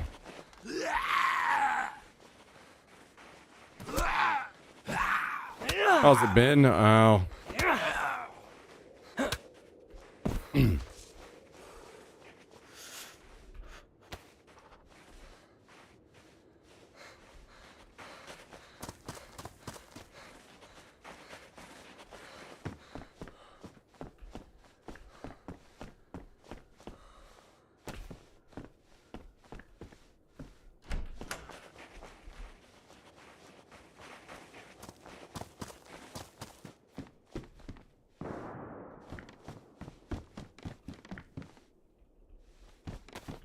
Okay, well, we got a couple different types of ammo.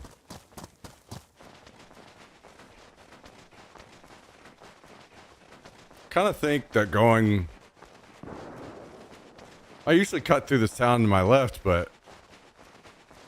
Oh, it kind of feels like a waste of time right now if I'm not really looking for nails or anything. Maybe we'll just be a bit more direct toward the base.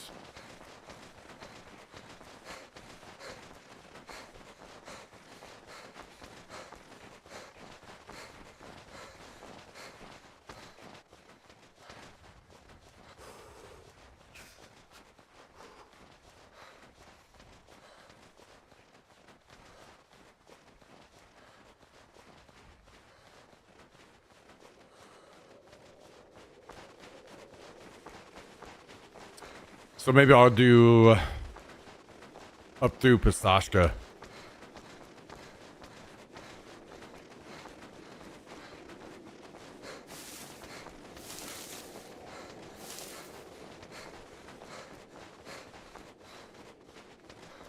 I don't have the excuse of getting off and running tonight.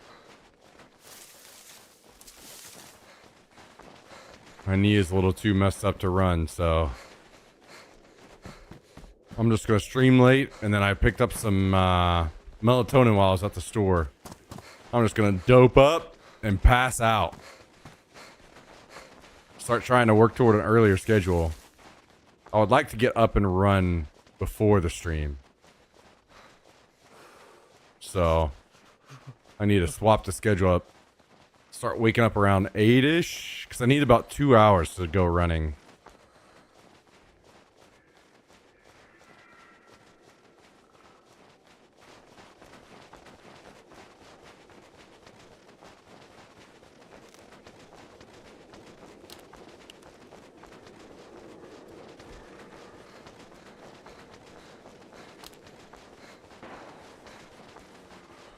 And then get to a point where I can start the stream around like 10 a.m. Probably good. Probably good.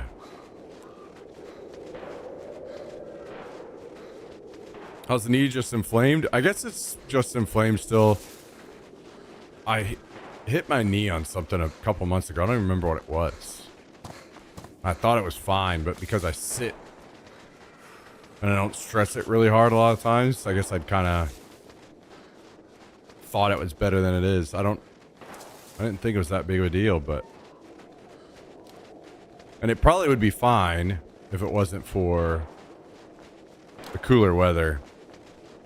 I think it kind of messes with it too. So, I don't know. Hopefully like another week or so and it'll be fine.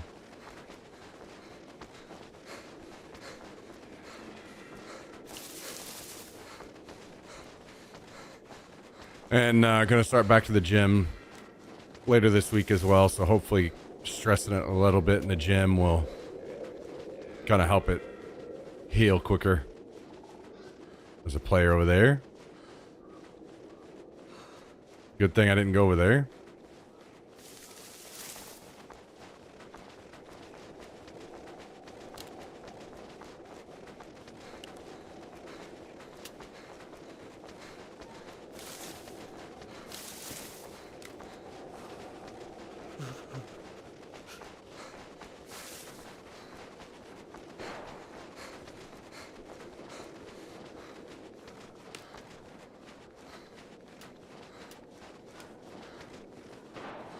I smoked my right knee on kneecap a couple times. It's taken ages to stop aching.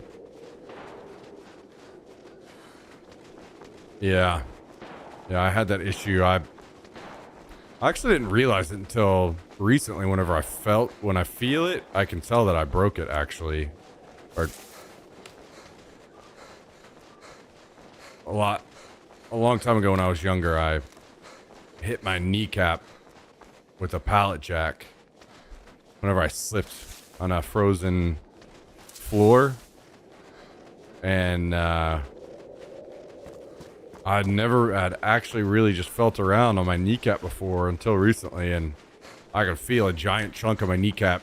Where your kneecap would look like this, a big piece of it is like off and bent like this. So if my kneecap is shaped like this, there's a piece that's like this, bent down and in.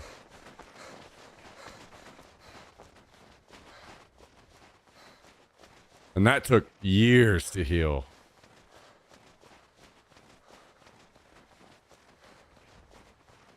Probably, it was one of those things I probably should have had surgery. I just didn't know it. Because I'm stupid and just never went.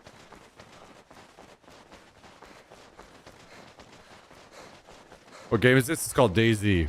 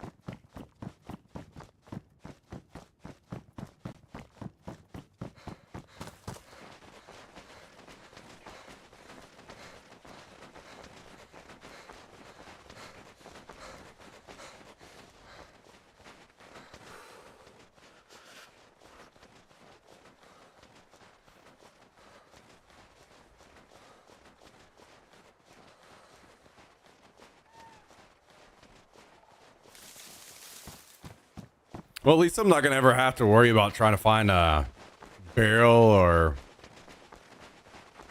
sea chest on this server. That's sure nice.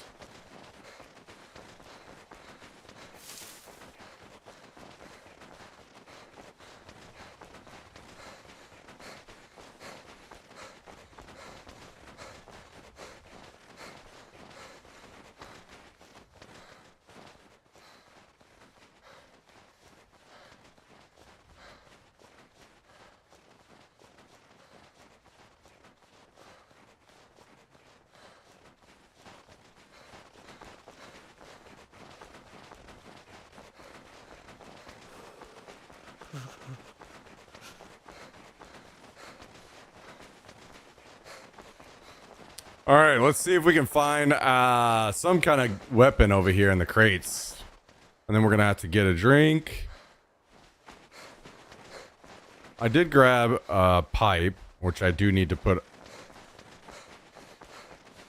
a well. I'm actually curious if I can put a well inside the bottom floor of the house.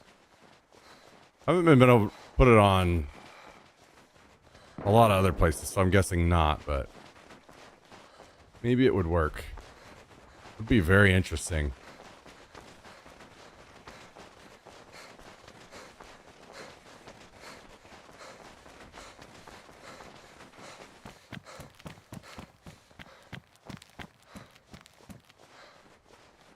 Would be interesting.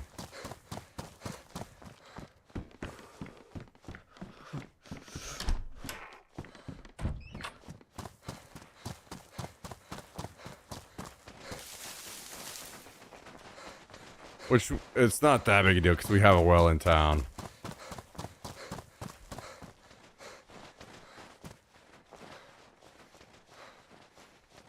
But what I need to do is just get to a point where I'm killing all these people running around outside the base.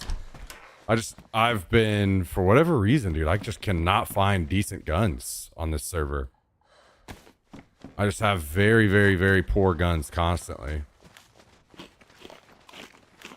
So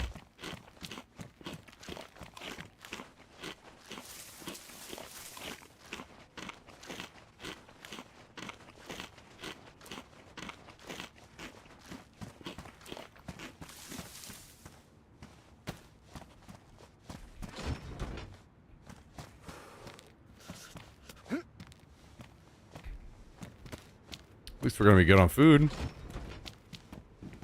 UMP mag, pistol. I'll take the pistol for now, but okay, it does not have ammo in it. Does it have a mag? No.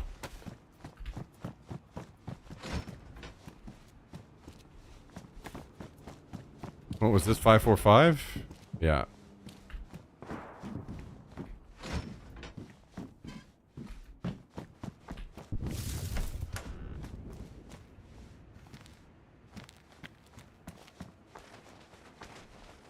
All right, let's drink up.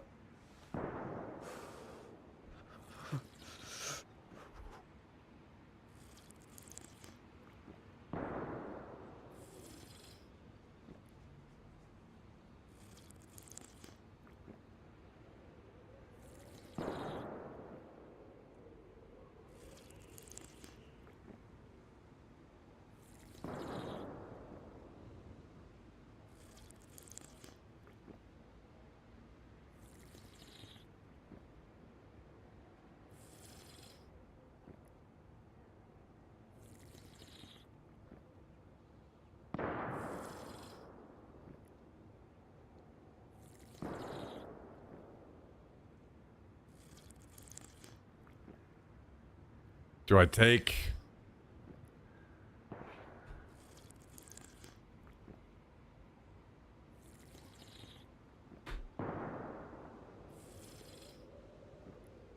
some vitamins?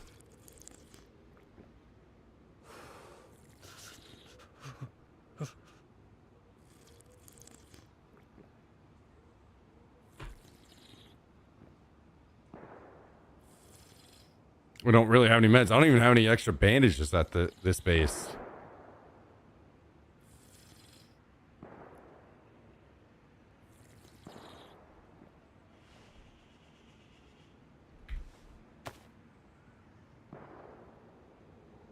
Oh, I messed up not eating the rest of the cereal. Wait, is that 45? It is, but I don't have a mag for the pistol. Damn, unlucky.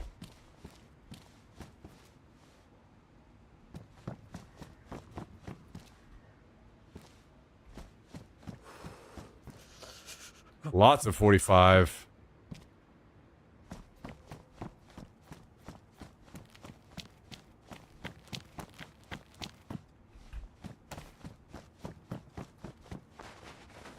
Did you try the beer yet? Skibbs!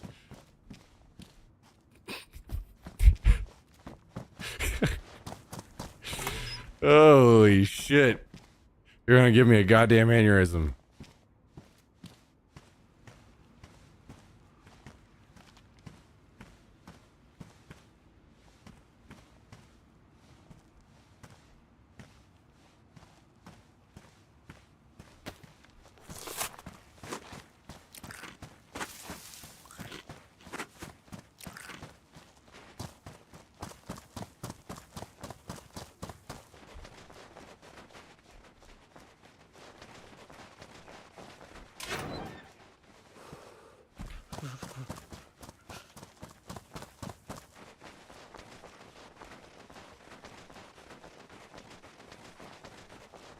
All right, so this server is the base in Cabanino.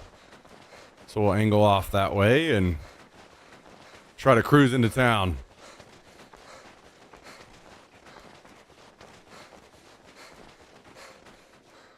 Tin deep waiting for Smack to catch up? No.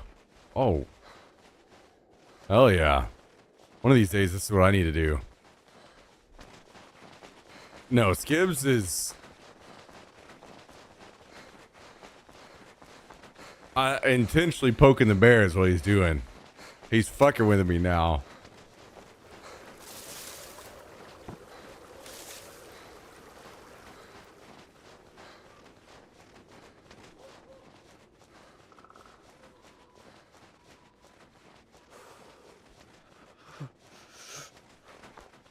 I'm not drinking any of the liquor because I don't have anything to mix with it. I didn't get any of the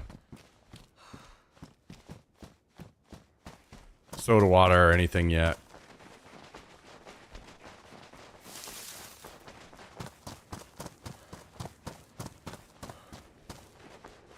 I did leave. I don't know if I missed any beer drinking.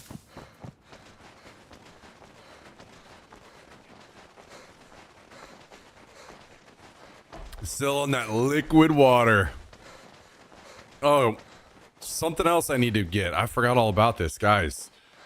The ice from my fridge tastes fucking disgusting. I don't know what it is, but it is terrible. So I have got to switch to the cube trays. I need to get some of those.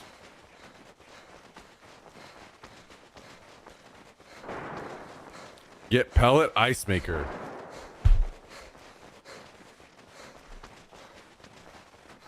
Is this something on Amazon?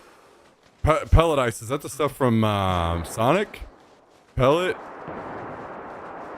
ice maker. Sonic ice at home.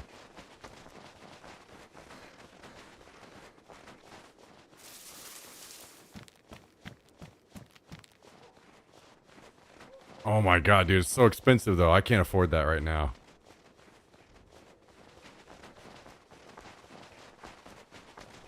But that sounds fucking amazing.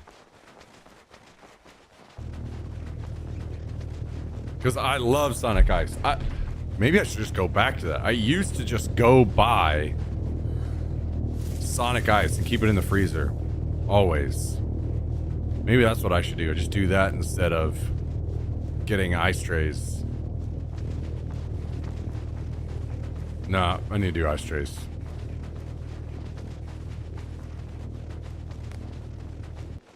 Oh yeah, for sure, Tahito. I definitely am gonna try them. Actually, whenever I got home, I researched. I think that there's a good chance I'll like the tequila, maybe even more than Espolón. But we'll see. But based on what I read after I got home, I may have not made a very good choice on the vodka. So the guy said this vodka was way better in his opinion than what I was getting. But one of the main reasons I liked Reyka so much is because it is so smooth. And this stuff, like Reyka is like really good to put in mixed drinks because it will disappear really easily, which I like.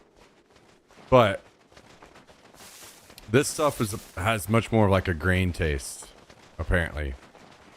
So we'll see. Maybe I do like it and it's fine, but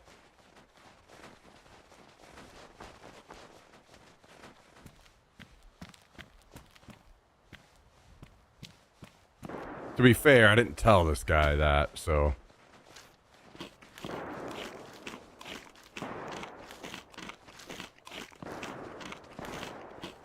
Yeah, that's the thing, Southern Belle. I'm not gonna spend money upgrading stuff for a place I'm renting, you know?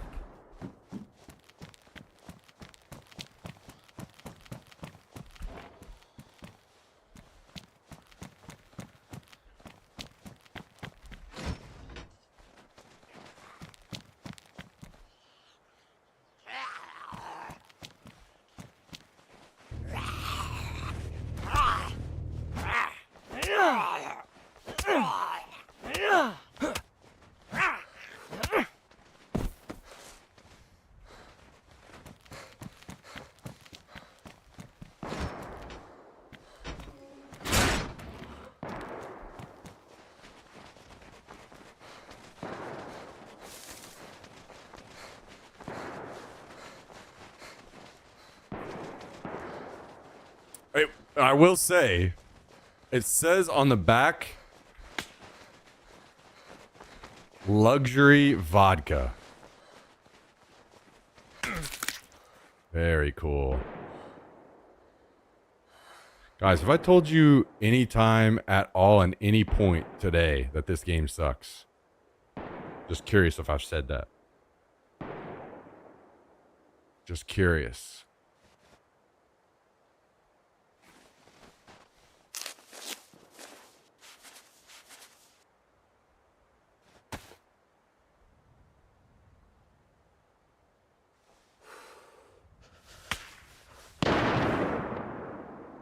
Great shot, brother. On a guy that's fucking sitting still.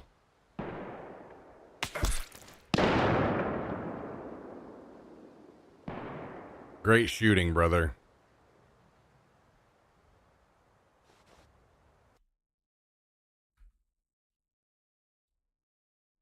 Oh my god. We gotta play some Tarkov or something tomorrow. This game is so fucking terrible.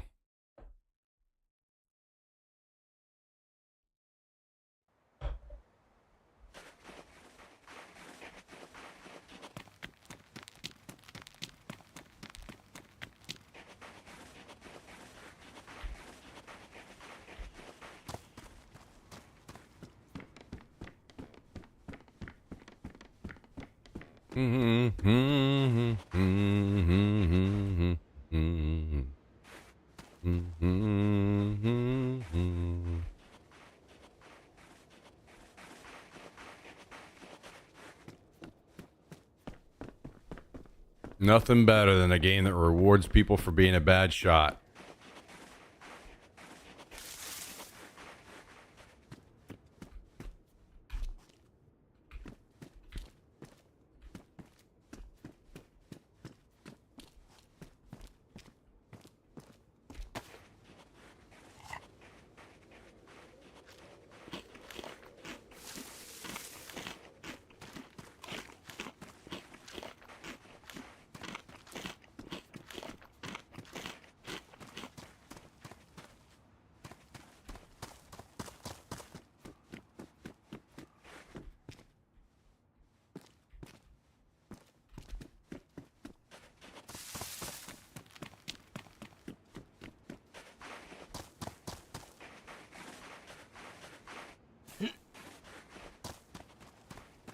Maybe the Minecraft arc starts tomorrow, guys.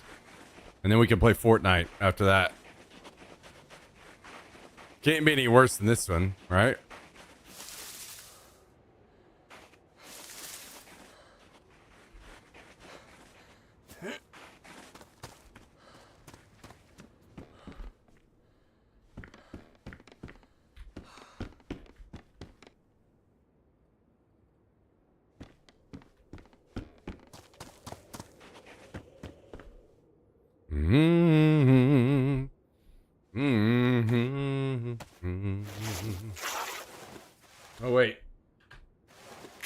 Oh wait, oh wait, oh wait.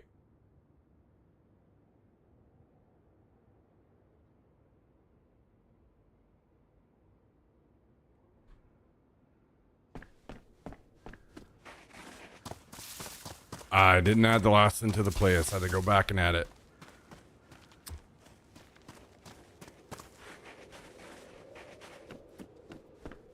The playlist is growing at least. Let's see, what's it at now? 62 songs, 4 hours, 32 minutes. We need to get to at least 6 hours. We need to be able to go most of the stream without hearing the same songs. That's an important goal. Thought you were playing Tarkov today? I probably would have if I started earlier. Since the stream's gonna be shorter, I was just gonna play DayZ.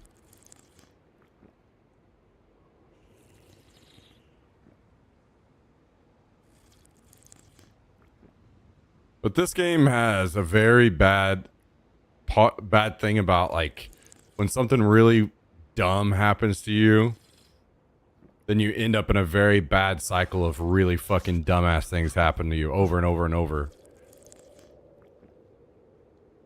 So you get sent back to the coast. It's quite different than, you know, like something like Tarkov where you can just queue back up geared again or whatever. Like 90% of the dumbass things that happened to me tonight wouldn't have happened if the initial one dumbass thing didn't happen, you know? And that's kind of the story of DayZ, unfortunately.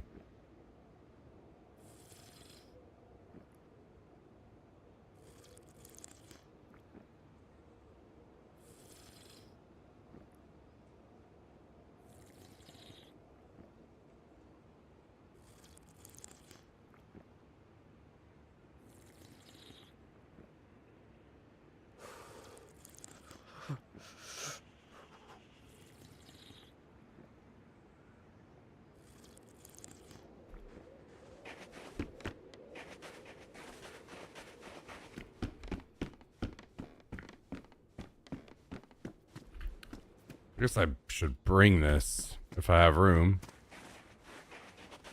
Because we're going to need highs to upgrade those mannequins.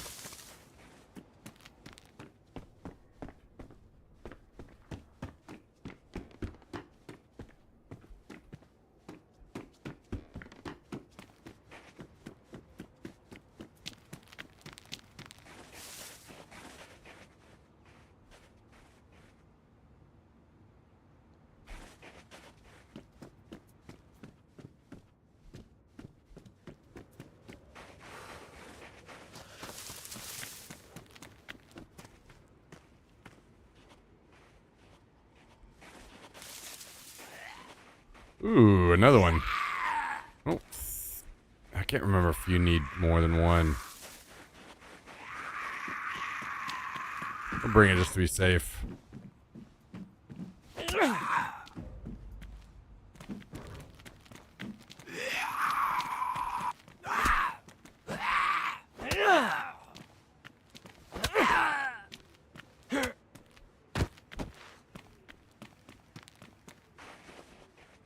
You reckon because it's a foundation and a mod? See, that's the issue. I need to maybe talk to somebody that has better understanding, because the mod happened, and the reason that the standalone not only became a thing but also sold so well is because we were told that they were going to make a whole new engine for DayZ. And even when you log in, it says that the game is powered by Infusion. But then whenever the admin for this server are in the chat, they've told me that it's not. It's not an all new engine. It's just pieces, various pieces that are just kind of slapped together.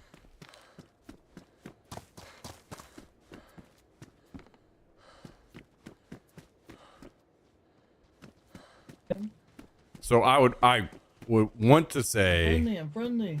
What's going on? that Hey. going on, man? Yeah, I'm not in the mood to chat. Sorry, buddy. I want to say that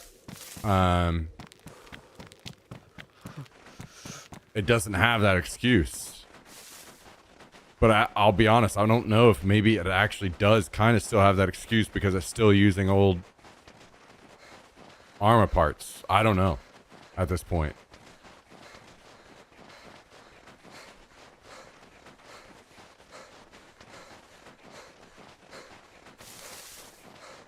Either way, it seems, I mean, I don't want to say for sure that they did because I don't know, but it seems like we got lied to and semi kind of scammed with the game about the whole engine situation. They took all the money that DayZ made and then made an engine and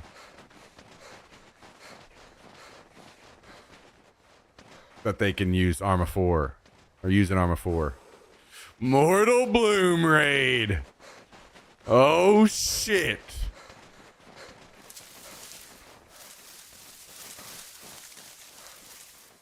Well. Mr. XBuy rated us with 8 viewers, guys. Make sure you guys go click on Mr. XBuy's name, give him a follow, show him some support and love. Give him a view when you see him online. Support the people that support us. How was the stream, Mr. XBuy? What was on the menu? What were you guys playing?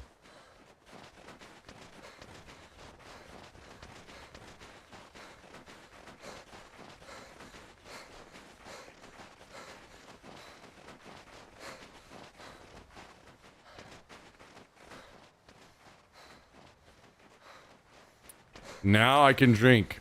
Good timing, XBuy, because this game is about to make me pull out the last 3.5 hairs I have on top of my head. So it's going to be quite helpful. Did a convo with a couple other streamers in American Truck Simulators. Nice. Okay. Hell yeah.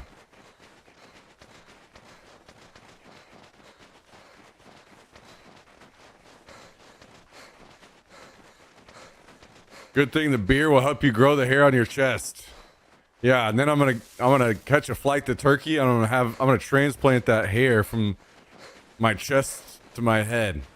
Foolish or foolproof strat, right, guys? Not definitely not a Freudian slip there.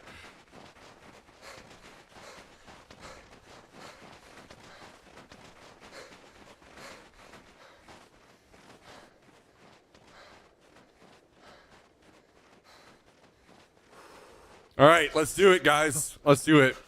Let's get some first reactions to this beer. Mr. XBuy tipped us. It was last week, right? Last week to try out some Mortal Bloom. And everywhere I went around me,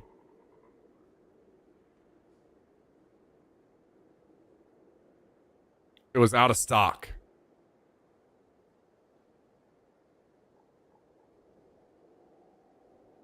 But I went across town today and I got it. I found it. So let's get to it.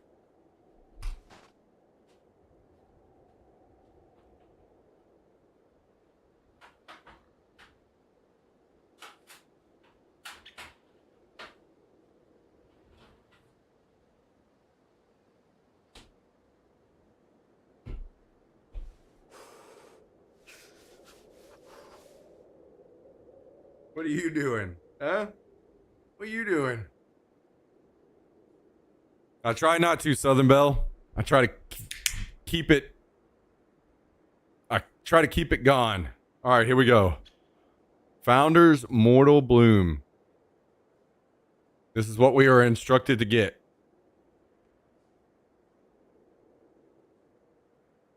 Hazy IPA. So I said that the last beers that I had were going to be my last. But I was wrong. These are going to be the last ones for a while. We're switching over to vodka and tequila after this. Cheers, Mr. X-Back. I can smell it, and it already smells really good.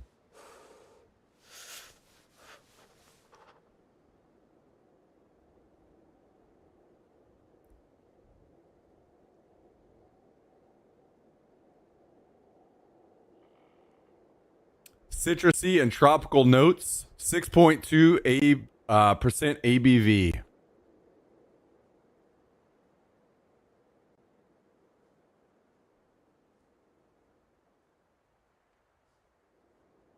Yeah, it's good.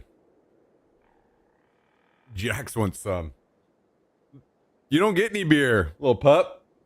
Even though there's this, I've been to a dog store here in Austin that they had beer, a can of beer for dogs. I don't know what it is at all, but that's what it said on it, which was pretty funny.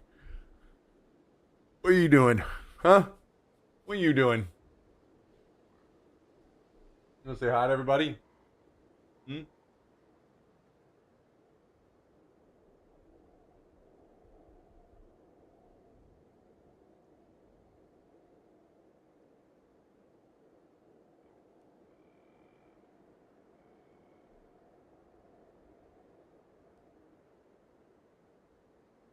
What are you doing? Hmm?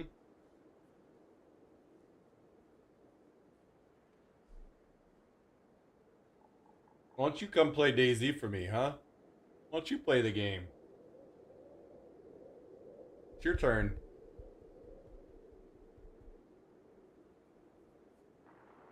Okay, hop down. Hop down. Yeah, it is good. It's good. It reminds me of another beer I've had before, but I can't remember the name of it.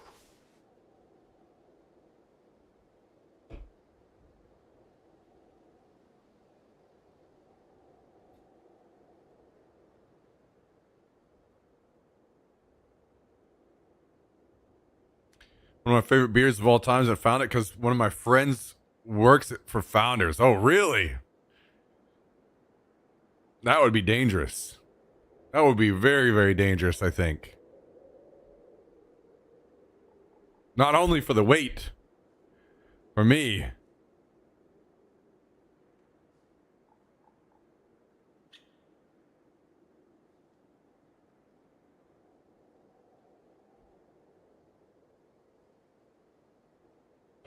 Ugh.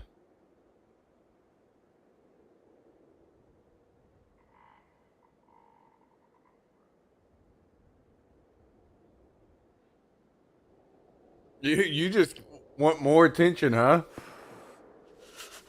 He's a distributor, so when he was going from bar to bar to promote the beer, he had me tag along and drink the hell out of it. Hell yeah.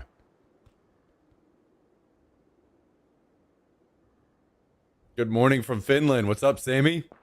Good morning.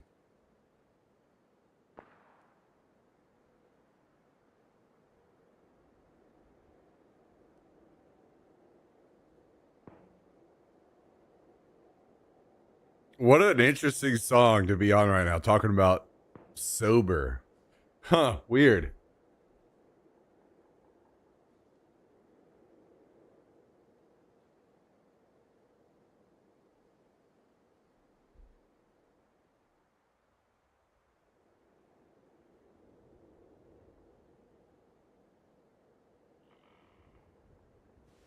All right, pup.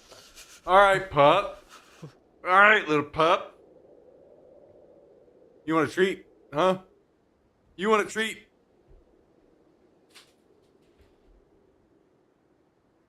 Yeah, you do. Okay, okay. Okay, let's get you some treats.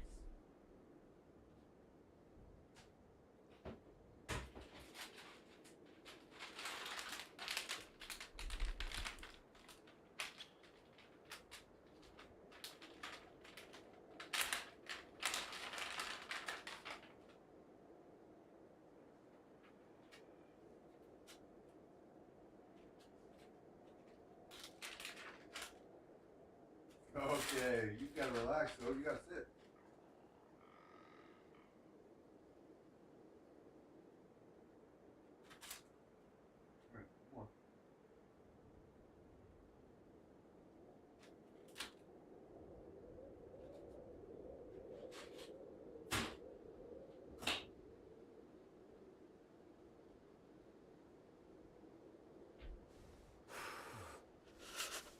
All right. All right, sounds good. Before you lick it. Okay. I was wondering what that name was at first. Now we got it figured out.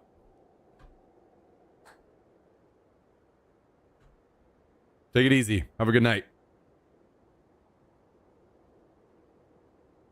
I have a friend who's part owner in Legend Brewing. Very nice.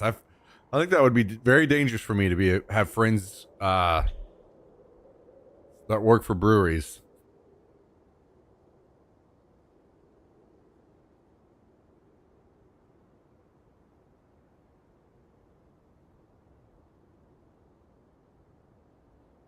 Being a person with some disability, I never would understand any of the song that I love to listen to because I'm partially deaf, so I can't fully understand the song meaning. So I just enjoy the music. But you telling me that was a song about being sober, I never knew. No, sorry, I don't know the actual lyrics on it. All I know is that's the title of the song, Sober. It may be more about, drug sobriety or something. I don't know. I haven't looked into it. I haven't listened to a ton of Tool, personally. There are multiple reasons. Some of it is because I feel like while I like Tool, they are one of the definitions of every song sounds exactly the same to me. And then also they didn't have their music on Spotify. And that's fair. Like I get that like fight between artists and Spotify, and they want more money even though they're super rich, but Spotify is even richer. Rich people arguing about who should get more money. To me, I'm just like, man, people just want to listen to your music, and I don't know. That's their thing. That's fine, but it's still the truth that I haven't listened to a lot of Tool because it's not been as easily accessible. That said, I still like it, but they've just not been like a favorite band to me. They're just like a one of the other good bands in this whole area, personally.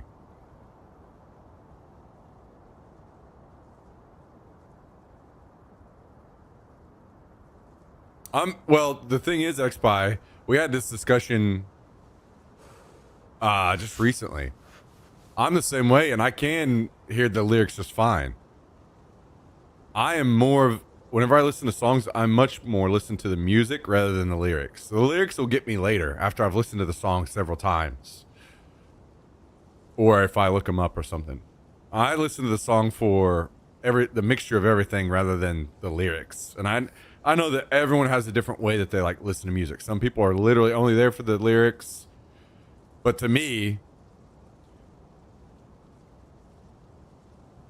the most fascinating part of a song that I love is whenever I hear it instrumentally. That's the best part, in my opinion.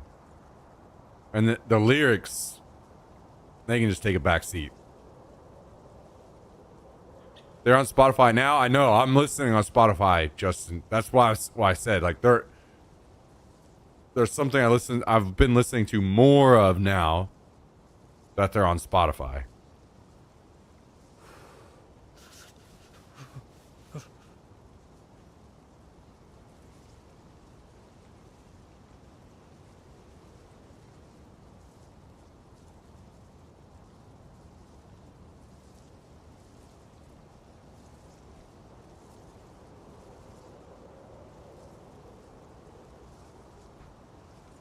Man, there's a beer this reminds me of so much, and I can't remember.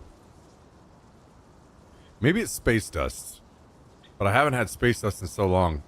Nah. I think Space Dust is a lot more hoppy than this, actually.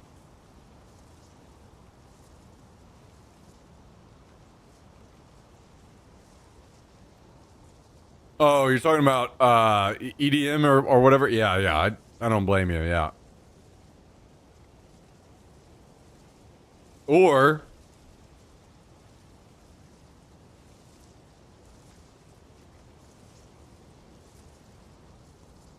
you ever listen to stuff like this? I don't know if you've ever heard of I think it's pronounced Polyphia, right? Something like this.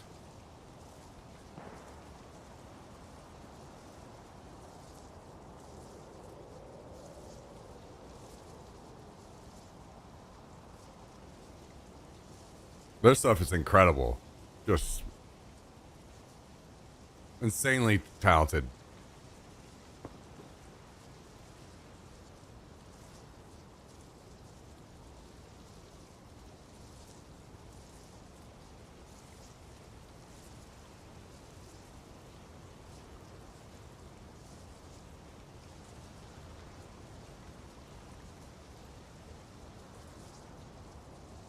Polyphia is Polyphia.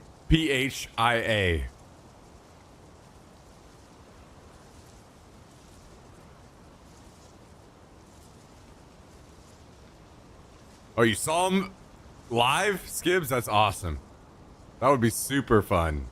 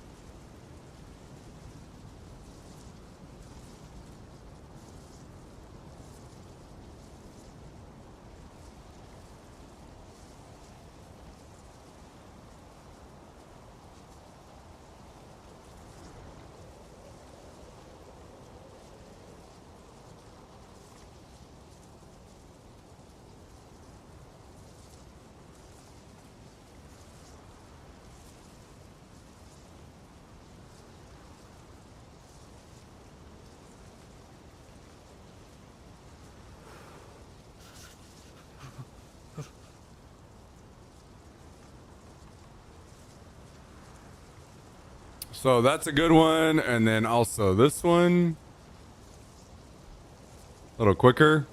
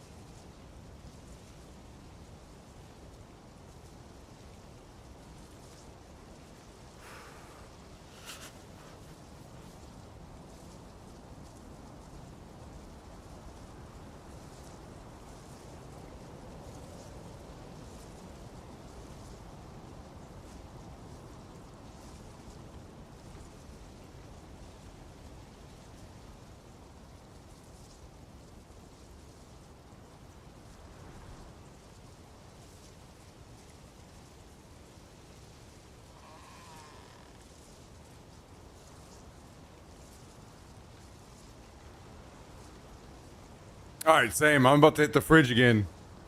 The Skibbs got what he wanted. Me drinking. Actually, that's the secret plan of Skibbs. He just wants me to start listening to some real music. That's what he wants.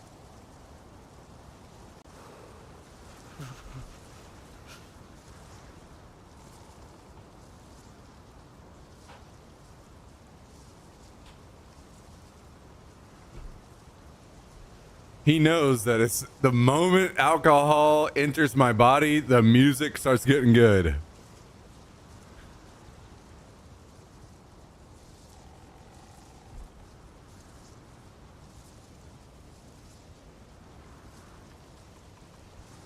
Oh, this was... Okay, we gotta go back to building our playlist. We're on a mission tonight. Let's see, where were we? Jax, you gotta... Buddy. I love you, but you gotta let me play, okay? Alright. I'm down. Come on.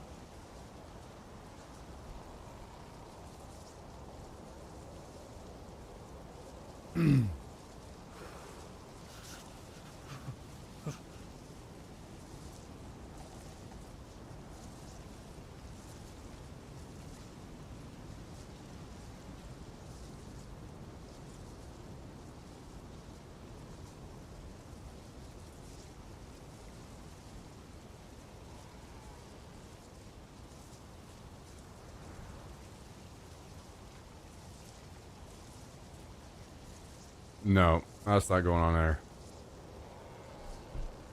Damn, should Hootie go on the playlist? I kind of feel like it should. Are we gonna have the playlist be almost 5 hours long before it has its first Hootie song? That's pretty crazy.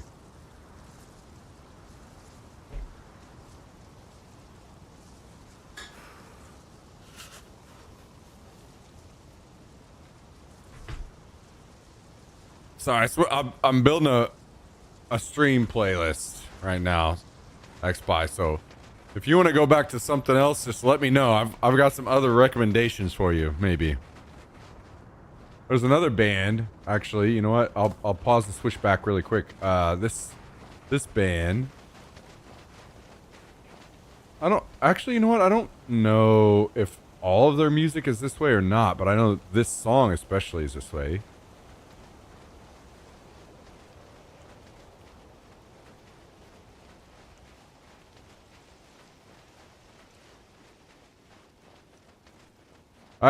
I mean, even just instrumental stuff. Bashy sent me a playlist. Let me see if I can find it, actually.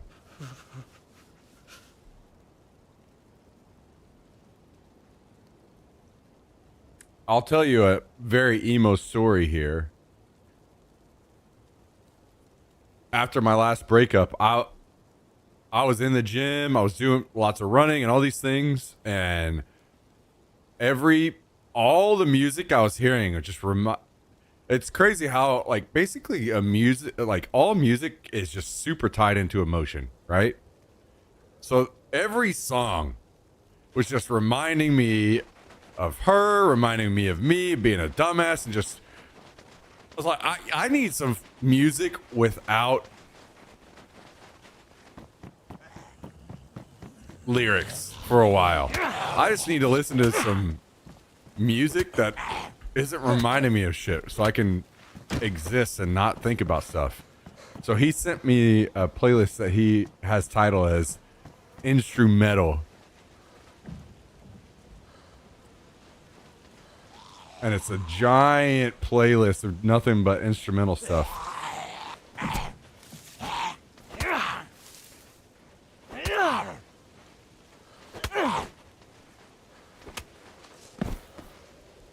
But there's a band that I've listened to. I'll sneak it in occasionally on stream when I can.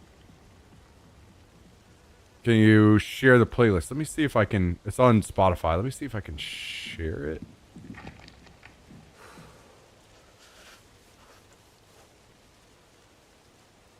Here. You guys may not like this. Keep in mind.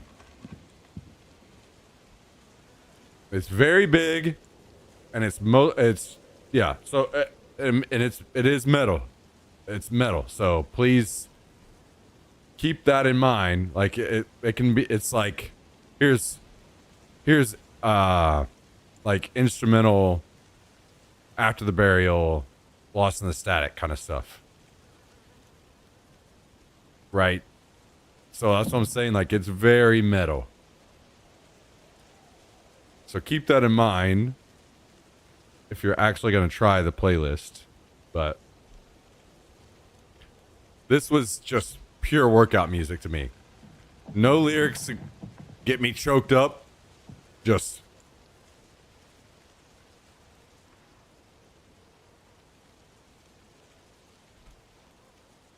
just beating myself to death against the metal, you know, in the gym.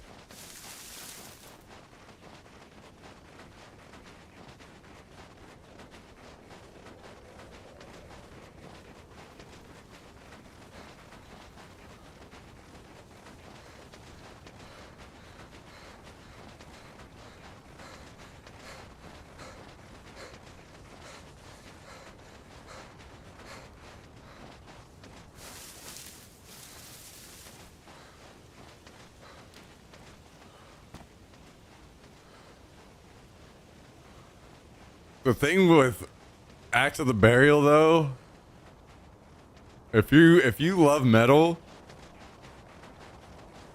when you listen to their instrumental stuff, all you want to do is just turn on the actual song, because the screams and stuff are just like, god damn, God, they're so good. Speaking of, wait, when was the last time? Are they on tour now?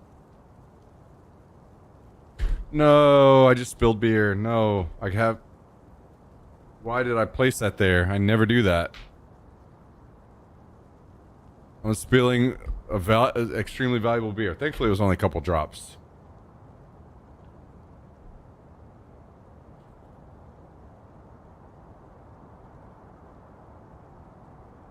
Alcohol abuse, true. All right, let me see. Are these guys on tour?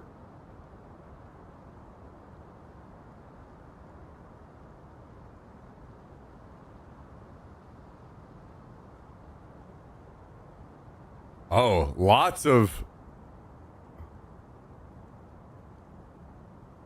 Damn, they were here in August 2025. Damn. They were here at Austin.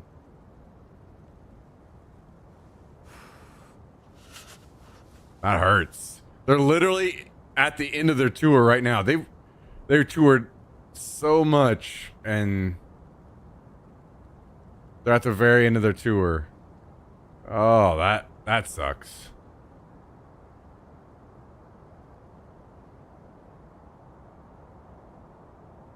Milwaukee, and then oh yeah, they have 2 more shows. Wait. That's not until June. Surely something's up there.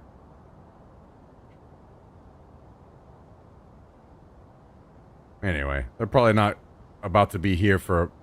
Oh, I see. They're from Minnesota. That's probably why. They're actually not touring. They're just playing a little bit from where they're at. You have to see them? I haven't seen them live.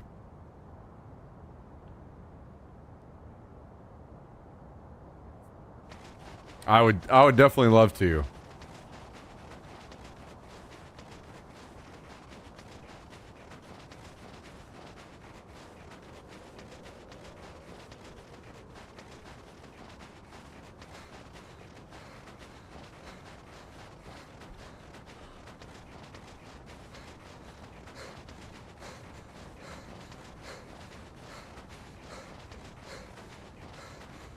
See, this is why I cannot drink and stream. The viewership will plummet, and I will start listening to my music, which is not productive. Okay, hang on. One more instrumental song, and then we'll go back.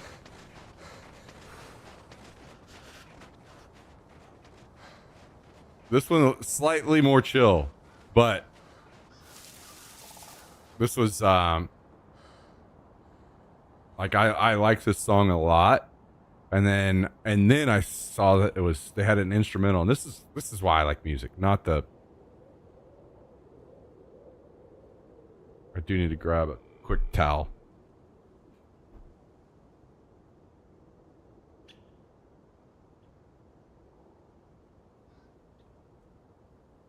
I don't know. Lyrics just take so much of a backseat to me. People that listen to music for lyrics. Like, good for you.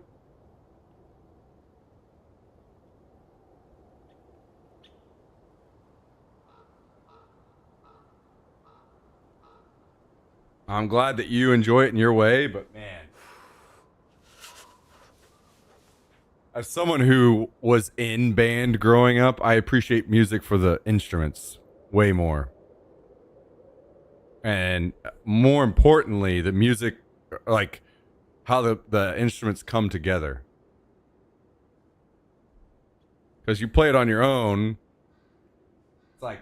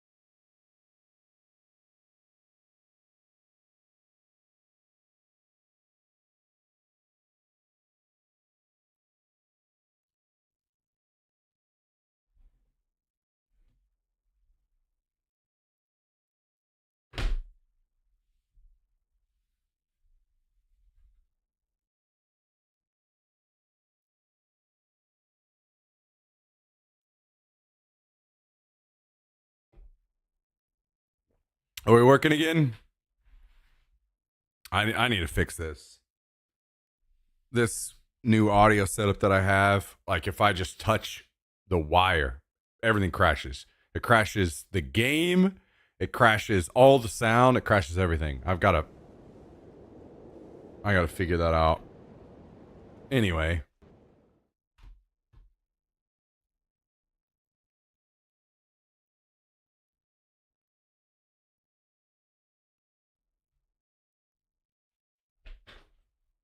Yeah, this I just appreciate the instruments.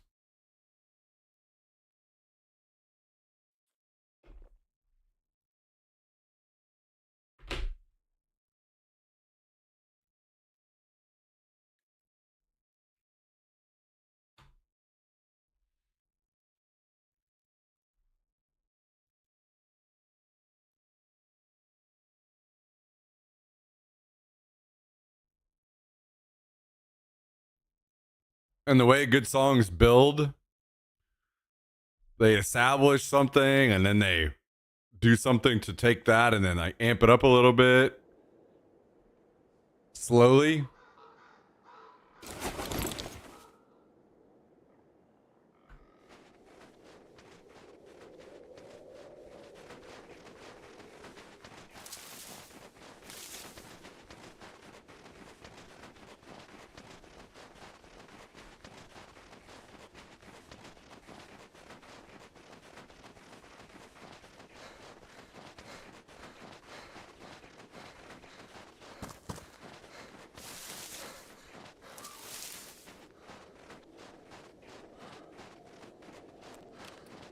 Here's where a good song is built, in my opinion.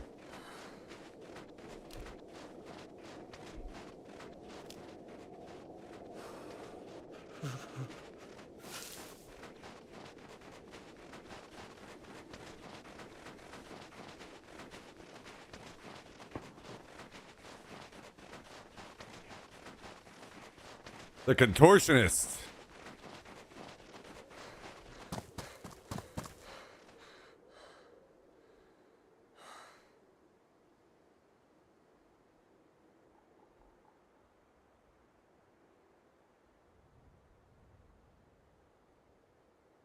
All right, I will check them out after the stream.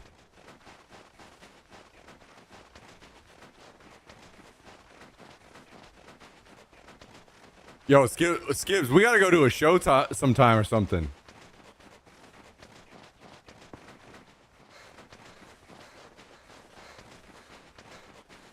Anyway, enough nerd speak on music. I'll get back to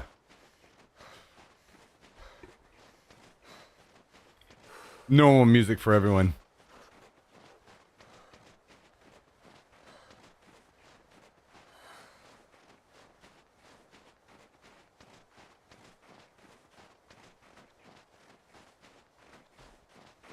Maybe volumes. Dude, I'm down. I'm down.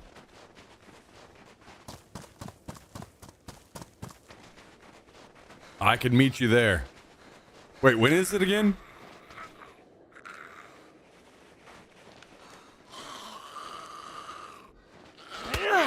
I basically never leave town anymore, but when I do. What's the name of that song? Wait, you talking about the last one I played?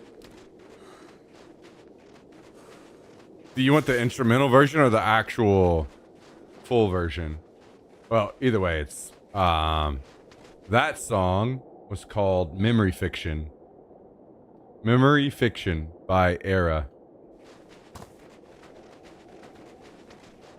So they have an instrumental album, which are some of their more popular songs in instrumental form, and that's what I was playing.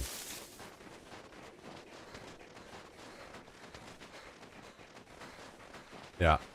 I mean, personally, I like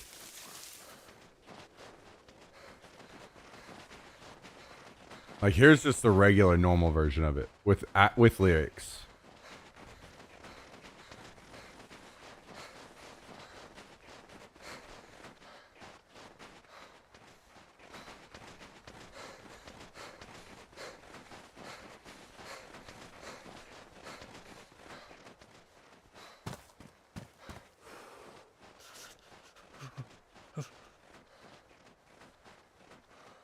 March, but I think I might be in London. Yeah, okay. No worries.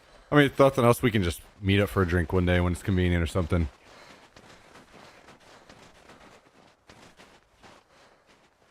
I'll be honest. I especially love songs like this coming from like very metal bands. Because I feel like they do them so well. Like slower.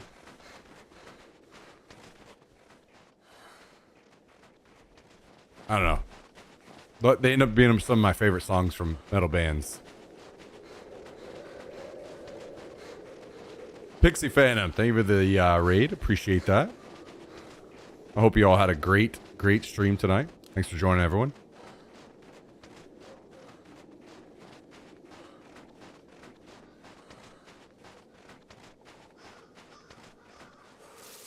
Okay, Skibbs. I'll play that one first.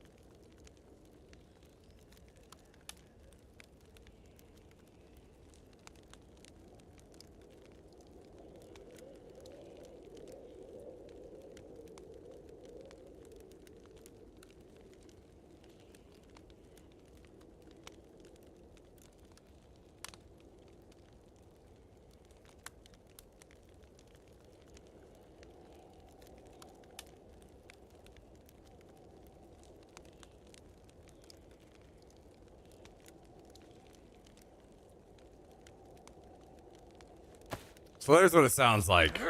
I'm not gonna lie. I did not know sea chests could spawn here, and now I'm like, damn! I should have been checking these camps the whole time too.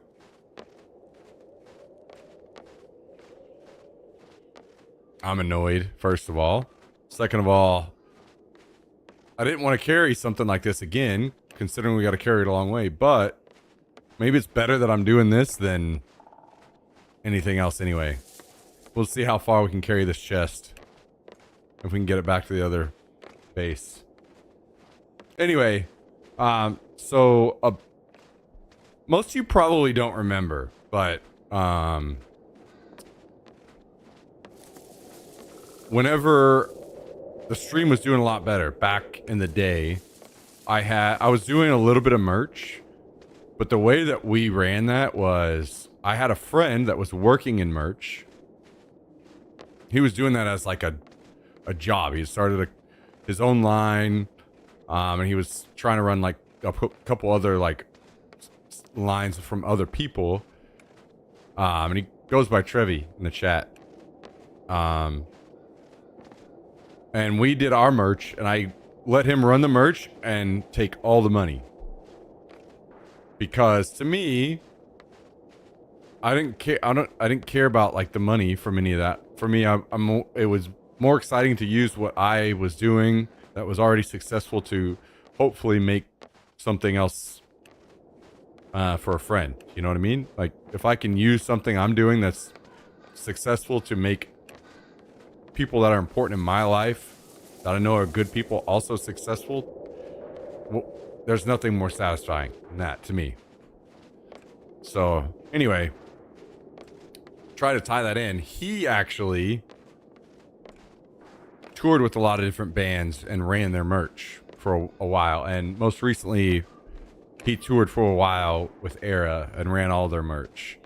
And I messaged him about this song, and I was like, dude, this song is a fucking masterpiece. And he was like, no, like, Era has so many good songs. And I'm like, no, this is the one that speaks to me, man. This song is so good. But I'm always that guy in my friend groups, I think, when it comes to, because a lot of my friends are, they listen to metal, but I enjoy the good metal bands. And then whenever they, like, will tone it down just a little bit and do like a softer, slower song, because so often they do it so well, and I love that. So those are the songs I enjoy even more from metal bands. So that's why, and it's great to me whenever I saw the instrumental album and I pulled it up and Memory Fiction was on there. I was like, yes, thank you. I'm glad it made it. So they must feel at least slightly the same way. Otherwise they wouldn't have included it, you know?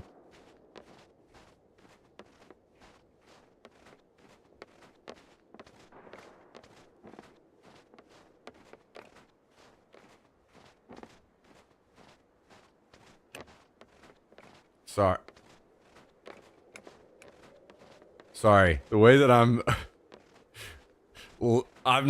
afraid to go to radio because this has been very effective for building this playlist. Is I just play the very last song on my Audio Slave playlist and then let it auto play from there. So there's no limit, because if you go to radio, it's limited. It will only play so many songs. So I just go to the very last song and Alice in Chains. How is there no Alice in Chains on the playlist yet? What? That's actually crazy. This playlist is going to end up being huge, which is amazing. Longer and bigger the better.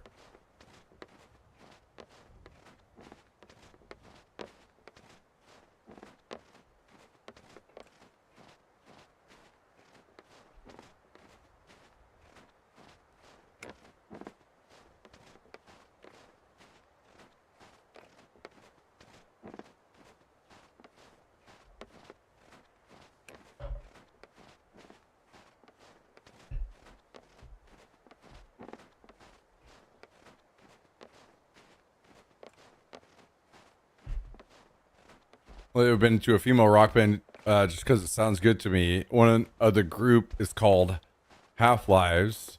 I'm just loving their song No Way Out. Again, missing out the lyrics, but I just love the song setup. I'm the same way. I'm the same way. I don't know if he's here right now. I'm assuming he's passed out. But we were talking about like even through all the hate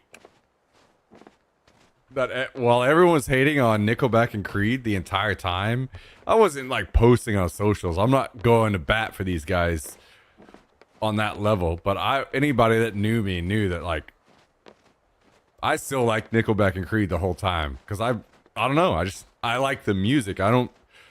So some of my friends would come in occasionally. One came in the other day, was talking about he's okay with Creed, but Nickelback sucks. And he was talking about the lyrics. And I'm like, man, I don't like Nickelback for the lyrics. Like, I can sing along to the lyrics because they're easy. If I'm out drinking at a bar, sure. But I like Nickelback because I think that a lot of people will get upset at certain songs because they're easy. Like, I saw a lot of people shitting on, I think Chainsmokers for that. I don't know how many YouTube videos I saw. Okay, well, Chainsmokers suck because here, let me play their songs for you. So easy, right? I'm like, dude, I don't care if the song is easy to play. If it's enjoyable to listen to and it comes on, then I like it. That's all. It's that simple to me. Like, I'm gonna listen to the music, the background. Like, sure, the voices and how everything ties in is great, but I don't need somebody that, I don't know. I've never been that way. I'm not gonna let somebody dictate what I enjoy music wise, you know?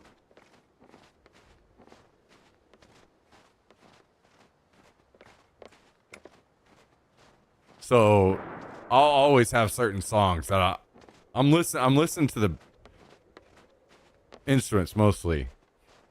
That's what makes me enjoy a certain song usually. Or and how things are. Maybe that's why I also will enjoy different things like AI music or these things that are just so off limits to so many people when it comes to music. Because again, I'm not listening to the lyrics. Yeah, AI made up the lyrics, so it should be terrible. No. To me, I'm still listening to the song. If it's catchy and I like it, man, I'm way past the age of caring what other people think about me, you know? I'm just gonna say, man, I like it. I don't care what you think.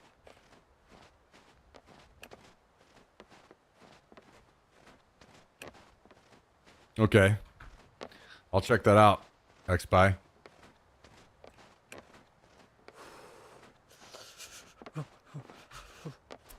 I do like 30 Seconds to Mars, but I don't think it belongs on this playlist. And Jared Leto has absolutely gone insane, so we're gonna skip that one. It made me want to be young again. Music was the best 18 to 20. Yeah, I mean, for me, I want to say music was the best a little bit later than that, Southern Belle, but I get it.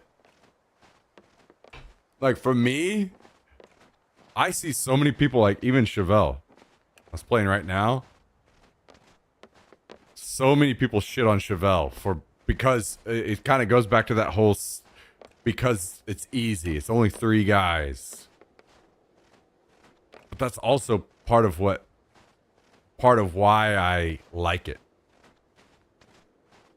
Chevelle was like my top 3, one of my top 3, like, I want to see him live bands, which thankfully I have now. But I love Chevelle. I just like the, like, very, like, powerful rock. And they are that. Chevelle is very much that.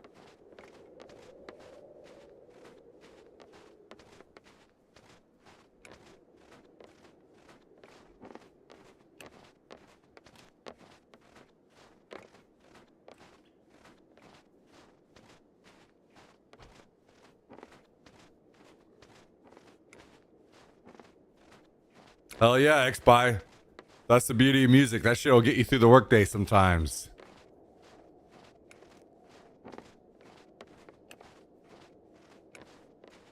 I'm not gonna lie, if I make it back to the base of this, I would be so surprised. This server, there's so many people playing around our base. I feel like I'll probably die, but fuck it. No, Chevelle like the car. It's the I is an E in that Southern Belle. You might not like them. It's playing right now. No, I'm not playing. It's a sea chest. I'm not.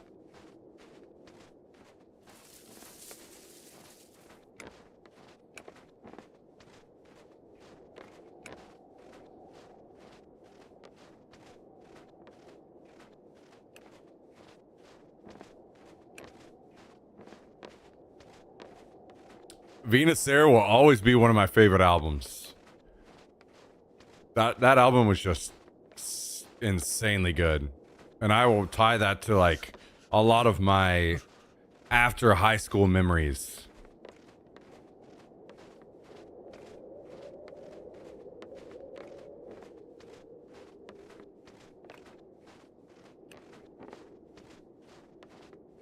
Yeah, you probably heard of Chevelle, Southern Belle.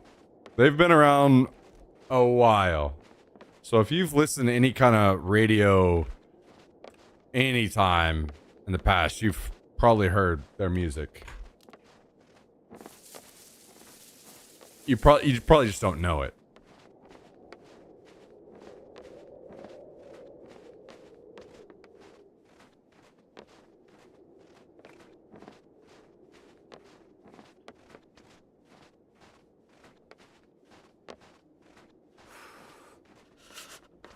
Yeah, X-Spy, I remember that. Yeah, that was a good time.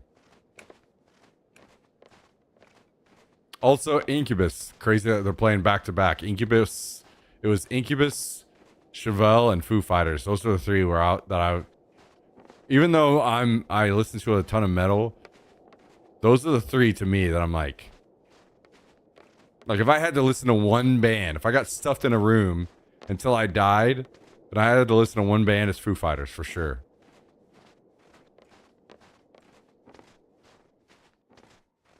As much as I love metal songs, I mean, I'm definitely in that corner. Like, I can't listen to metal constantly all day long every day. I need some more chill occasionally. So I could listen to Foo Fighters every day, all day long. That's a good middle ground to me.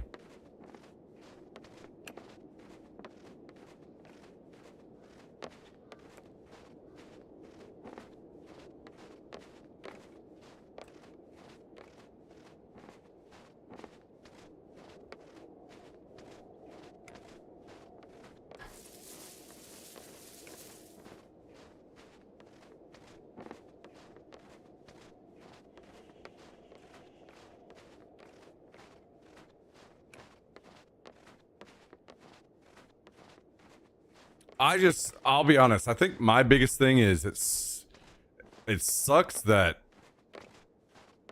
this kind of music was on the radio, just a normal radio in your car. And now what's played on the radio now is just like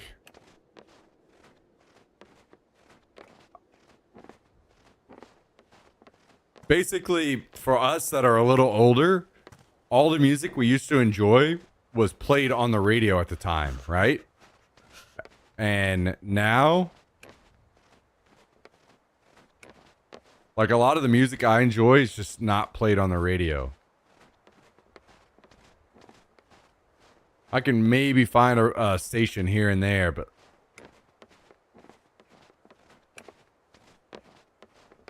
the radio fucking sucks now.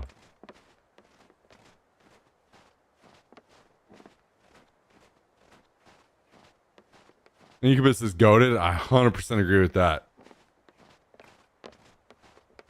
100% agree with that.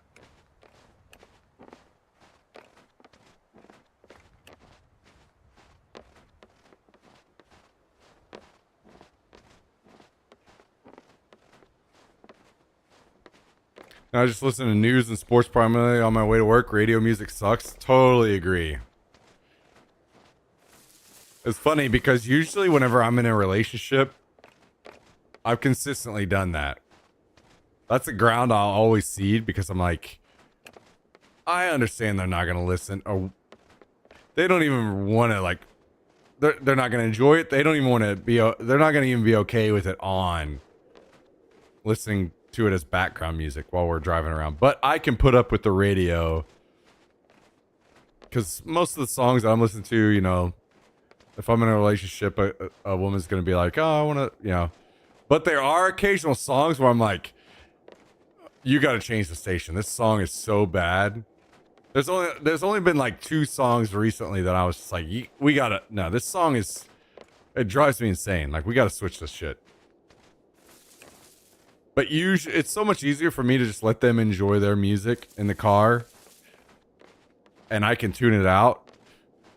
They're never going to enjoy my kind of music. And I think that that's okay. And honestly, it was music that reminded me that, or taught me the lesson in life about relationships, and that people don't need to have a lot in common to have a successful relationship. It's not having all these things in common that means a successful relationship. It's understanding, communication, and appreciation for the like appreciation for your significant other's interests, and like you can enjoy those things. Like maybe we're not doing it all together, but that's fine. It's no big deal. We have plenty of things that we do together and enjoy. You can go enjoy those things in your time, and I'll enjoy my things in my time. You don't have to have like so everything lined up. Like we do all these things together because we love all these things together. Nah, that shit's overrated.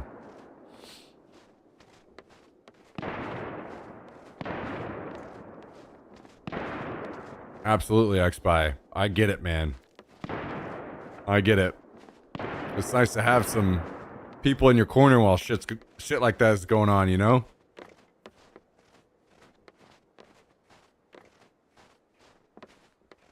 And that's the beauty of that kind of stuff. The more you get into it, the further you go, the better you feel too at the same time.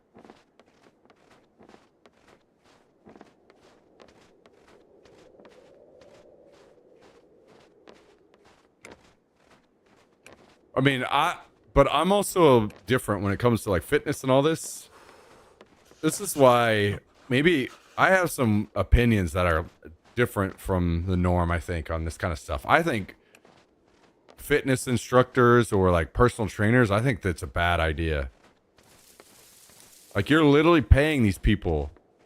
Of course they're going to feel like they need to kick your ass, right? To earn your money. That's why I don't mess with that shit. Because when it comes to fitness, eating well, any of this kind of stuff, the only way it's effective is if it becomes a new way of life. You have to not do that shit for just a month, right? You have to do that shit for a long time. The longer the better, and ideally it becomes a new life for you, a new lifestyle. And the personal trainer is paid to just absolutely destroy you. That's not going to make you want to show up to the gym the next time. You know? Going from 0 to 60, it just doesn't work, in my opinion. And also, it's okay. This, like, for whatever reason, people don't talk about this, but it's okay to, you know, not feel well. Maybe you're slightly injured, whatever, and you just take it easy one day. Maybe one day you just go to the gym and you just walk on the treadmill, and then you leave. To me, you still showed up to the gym. You still went to the gym. That's the important thing. It's like that consistency.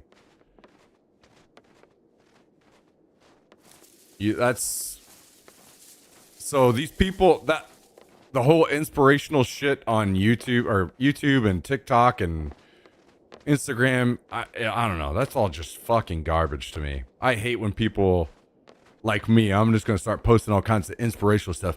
Yeah, if you guys get out there and get it, you're going to change your life. Yeah, trust. Let's go. Never back down. Now, get the fuck out of here, man. Man, we all have our fucking bad days. You know, we all have our days where we're sad about something, or there's some real tough shit going on. Or maybe you feel rough. The thing about that kind of lifestyle is you start to feel really guilty about not going to the gym one day. And that's where you end up not sticking with the plan. When you start feeling ultra guilty. You view it from a different lens where it's like, this is the way I need to live from now on. You start seeing it as like, it's okay that I'm not at the gym today because guess what? I got 364 other days this year to maybe hit the gym. Like,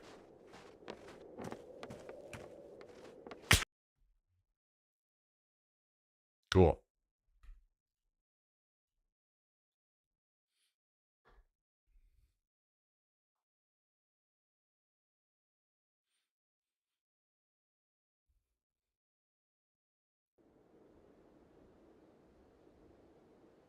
Been to 2 concerts, one in Atlanta, one in New York. Wish I could have gone to one of the HQ concerts when they're all up close. Great band. One of my favorite Deep songs. Okay.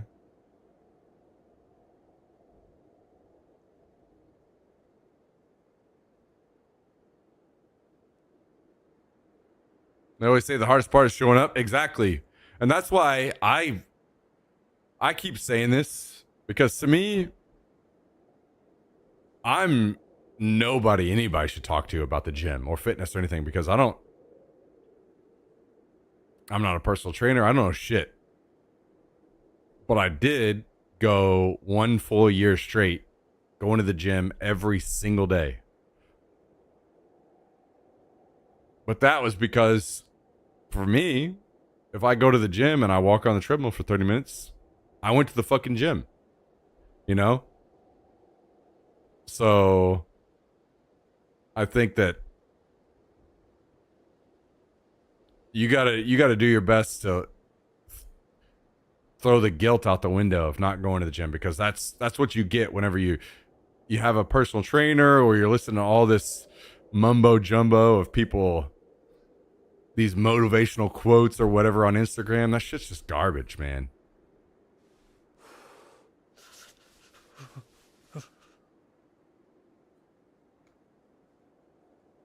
Throw that shit out the window.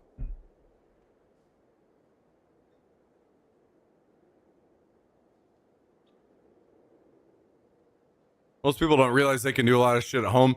True. But the thing is, for me, and everyone's different on this kind of stuff, right? But I found that if I'm at home working out, it's a lot easier to talk yourself out of actually exercising, right? So I'll do stuff at home, but most of the time if I did something at home, it would be like, I'm going to go to the gym, do something at the gym, and then I'll come home and do some like ab workout or something.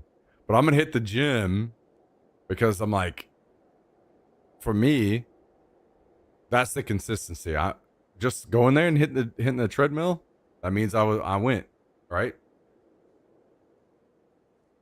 So, to me, everyone does it different, and don't let anybody tell you how to do it. Do what works for you. That's the important part. Yo, Chad did this. 60 months, 5 years, guys. 5 years coming in from Chad did this.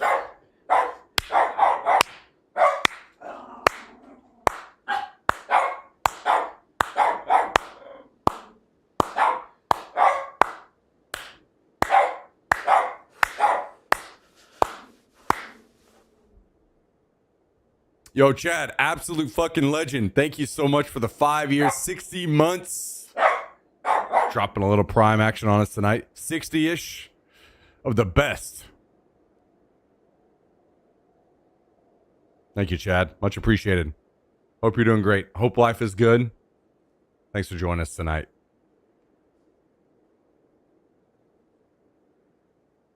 You're not wrong. I can understand that getting to the gym and now you're like, okay, I'm here. Let's do it. I don't know how many times I went to the gym. It's especially this way when it's cold, in my opinion. Like, to each their own. But I fight myself so much going to the gym when it's cold out. Trying to bundle up, whatever. So I get bundled up enough to go, and I'm like, whatever. I'm just going to go to the gym. I'm going to go walk on the treadmill for a little while. You know, I got a YouTube video that I'm watching right now. Fuck it. I can watch that YouTube video and walk on the treadmill at the gym. So I'll go and I'm watching that video, and at the end of the video, I'm like, all right, you know what? Fuck it. I'm going to go down here. I'm going to just hit the chest for a minute. I'm going to do some, chest flies or something. At the end of that, I'm like, you know what? Fuck it. I'm here. And then it just turns into a whole workout sometimes, So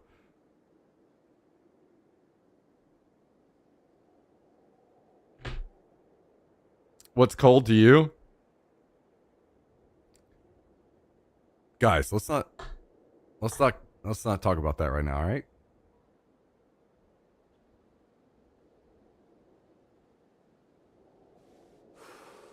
Let's not derail the conversation and make fun of me, all right?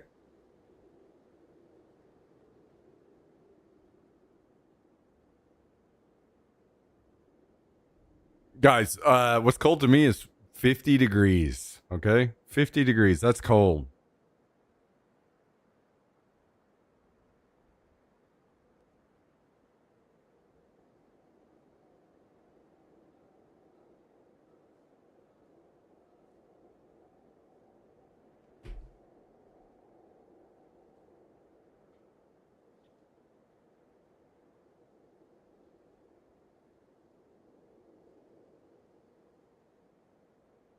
I have run from the coast to the base enough tonight. Enough. Cold depends on the wind factor. Usually that's it, honestly, because for me, so where I do a lot of my running is around the lake here, next to the city. So of course the wind blows across places like that pretty easy. And whenever it does, it's significantly cooler, right? So, but I've always been a very cold nature person. Like, I'll be out places.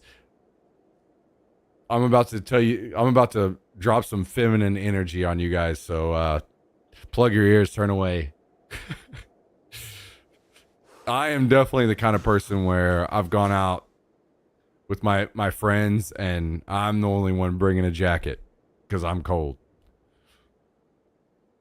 But my mom was very much that way, and I ended up with a lot more of my mom than my dad. So maybe that's just how that shit works. I don't know. I've just always gotten, like, I always get cold easily, and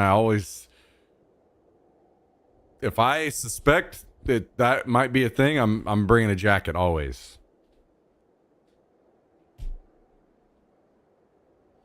As long as you didn't have a scarf, I think it's fine. I've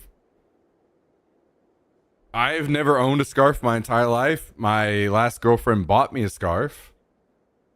And if I was more fashionable and not just wearing t-shirts from fucking Target all the time because they're cheap, then, I probably would wear a scarf more often.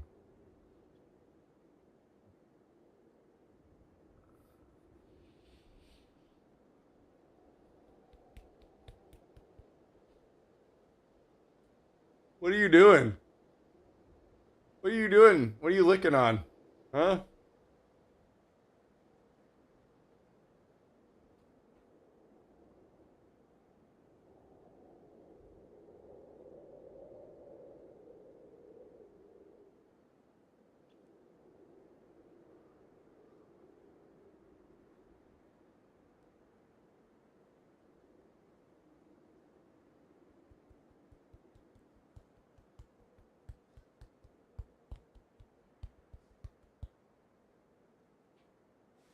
What's the proposed new schedule going to look like?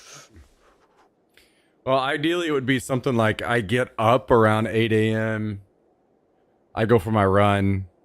I start the stream around 10 or 11 my time.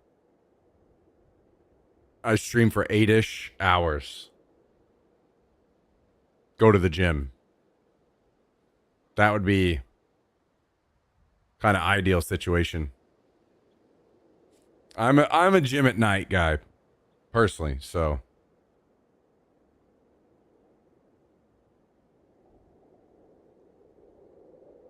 What are you doing? You're acting crazy.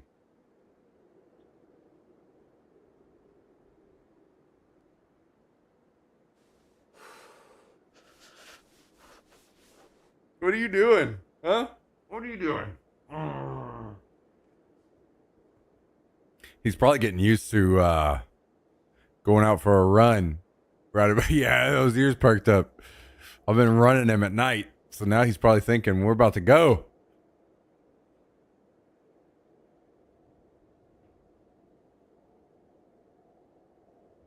Because of my work schedule, I normally try to hit my gym at work right before lunch break. Yeah, I think that I like that as well. For running. Actually, I prefer that the most. Whenever I was doing work or whenever I was with TSM, that's when I would run. I would run right around noonish.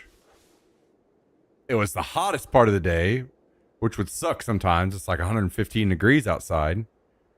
But it just felt the best for me.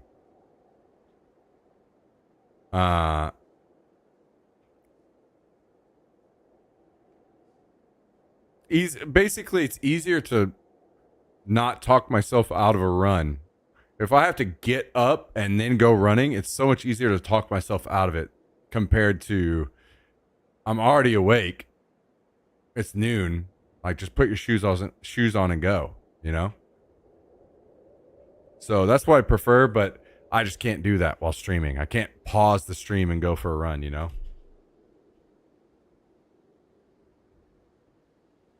What are you doing? You're being wild.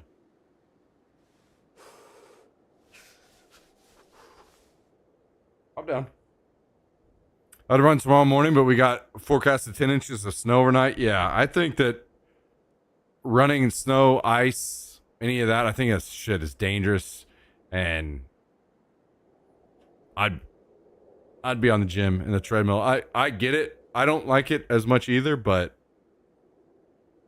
you know what I've learned is there's nothing that will just absolutely, if you've done, that happened to me. I was in the gym every single day. I went running and to the gym every single day for a year straight. And then I hurt my neck and I lost basically all progress. So an injury derails so much. It's okay to just say, you know, I'm hurt, my back is hurting right now, so I'm just going to go to the gym and I'm going to do like a couple calf raises or something and then leave.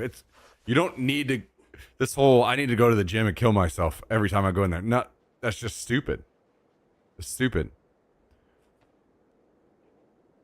You need to heal sometimes, you know? That's the most important part of consistency sometimes is whenever you're feeling strained in a certain area, like, maybe if you don't push yourself too hard, you can go tomorrow. But if you do push yourself hard that night, then you're out for a week. You know? Hi. What up? You're the guy who was on that station with the shotgun? What was that? Sorry? Ah, sorry. I thought you are that person. Goodbye.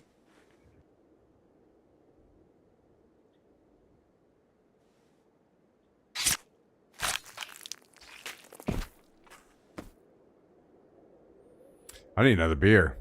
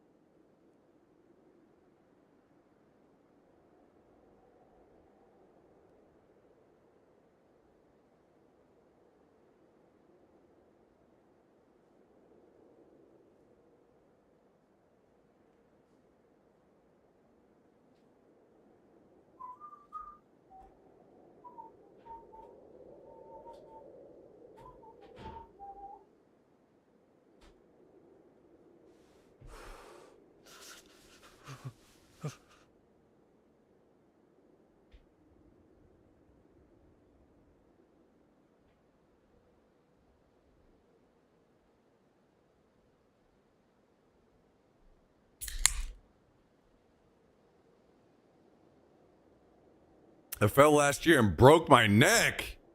What the hell?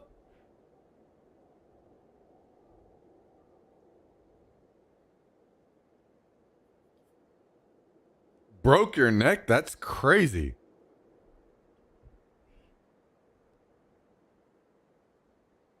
I don't even know what to say to that.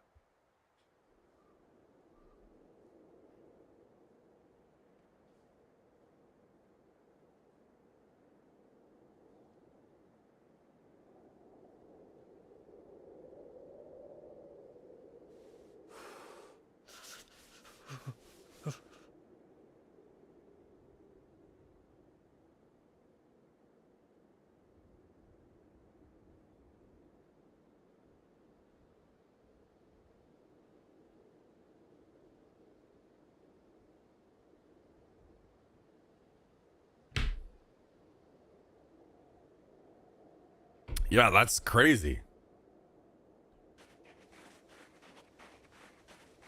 That is crazy.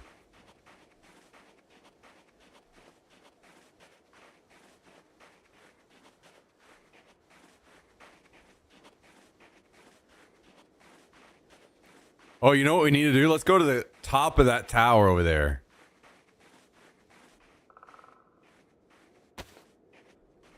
Got to be a great view from up there, right? Let's go to the top of the tower.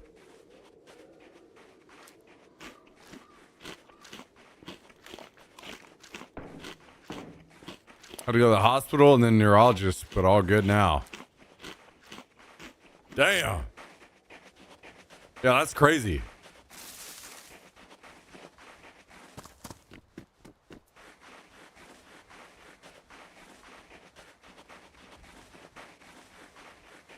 Yeah, I think so, XBuy. I think. Maybe I'm wrong. I thought you got an achievement for climbing this one or something. Like the highest spot in the game or something.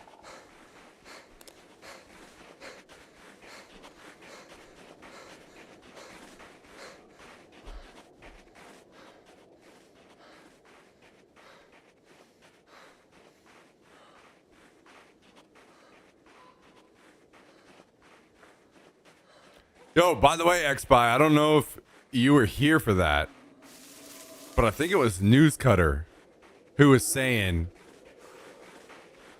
one of these years, sometime soon, we need to all set up our own WaxiCon and go meet up again in San Antonio for a weekend or something. So, not sure if you'd be interested in that, but thought I'd mention it to you just in case.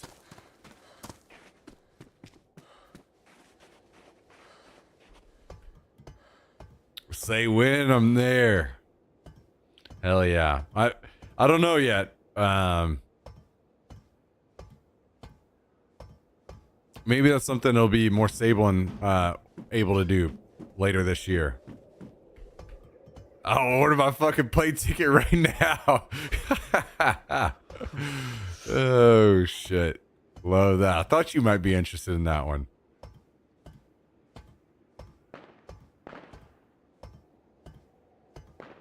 Yeah, I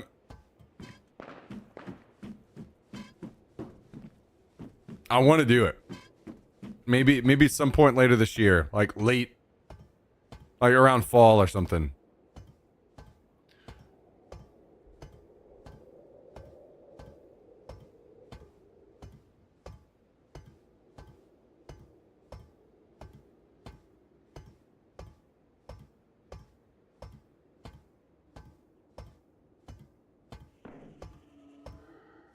I need to look into it and see if that same guy that always played the guitar and was singing there still does that. We got to get that fucking guy there too.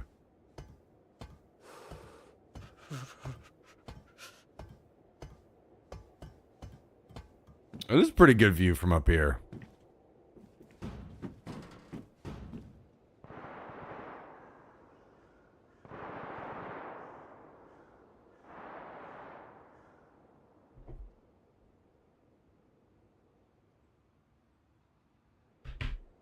Guys, tomorrow, just a few minutes from now, We'll be halfway through January already. Isn't that crazy? We just got started, I feel like.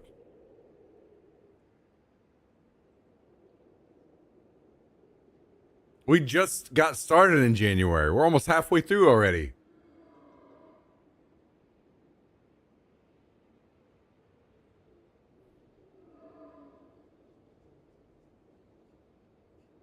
What are you doing?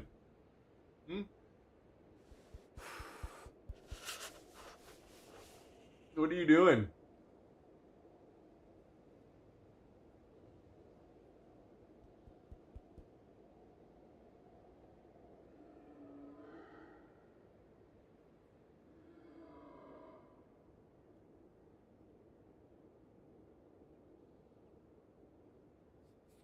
Yeah, man, it would be a great time.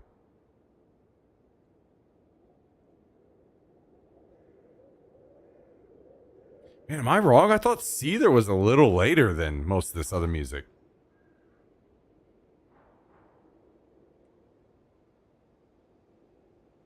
Already looking forward to the summer, but I still got a lot of work to do. I said 6 months in your Discord because my oldest niece is getting married, so I'm setting my goal for that. Yeah, I remember you talking about that.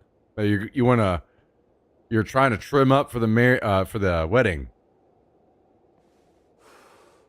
I'm proud of you for getting on top of it even earlier than 6 months too. The thing is, you didn't give it. It's easy to talk yourself out of doing something like that whenever you're like, oh, it's only like 2 months away. I can't do it in time, kind of thing, right? But if you're on top of it way ahead of time, it's so much easier.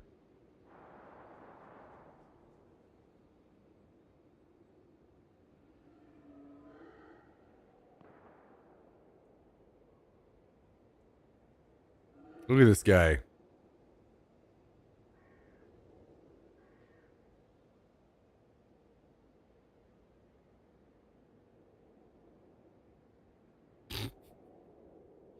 What are you doing?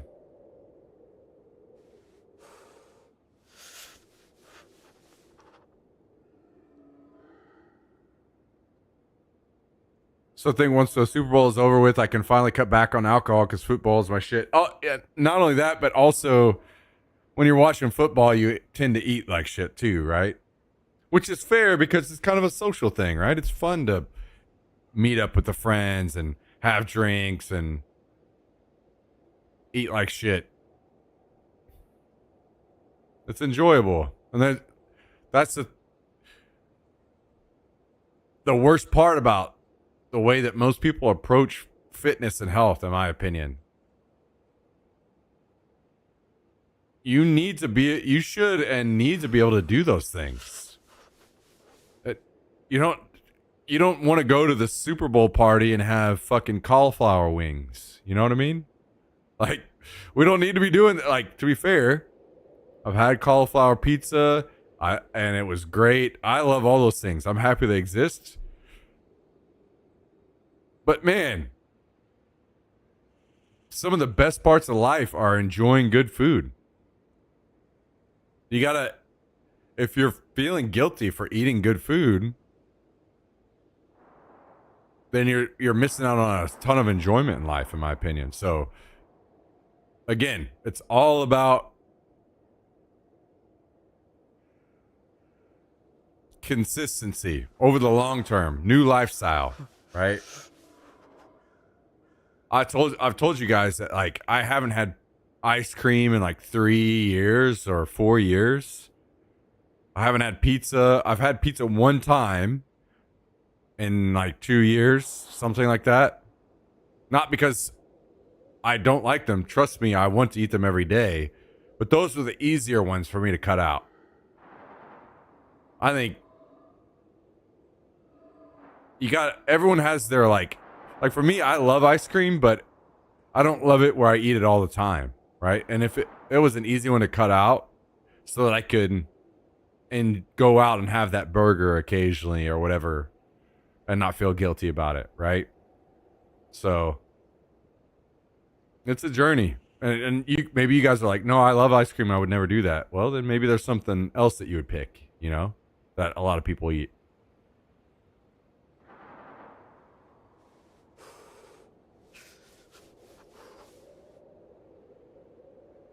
Hell yeah, X-Buy. That's the thing. One small thing like that opens the door into other things that are spicy or, whatever. Well, it's 200 pounds. I never felt I gave up anything. Once you click a certain part in your brain, you realize there are so many amazing replacements to the foods you think you need.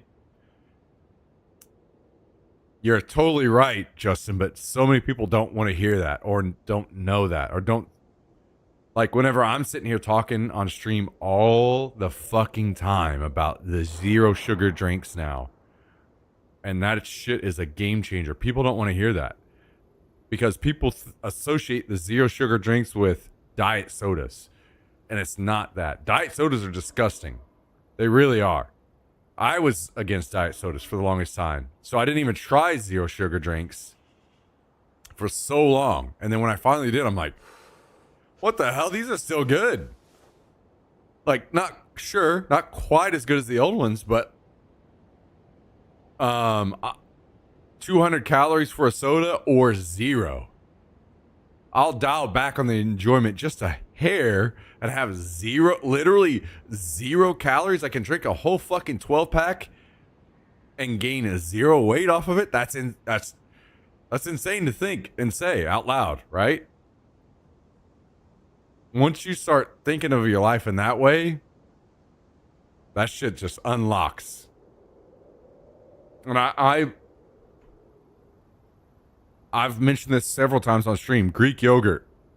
So many people talk about, yogurt. And every time I've had yogurt, it's just like, It's tough for me to like be all in on the yogurt train.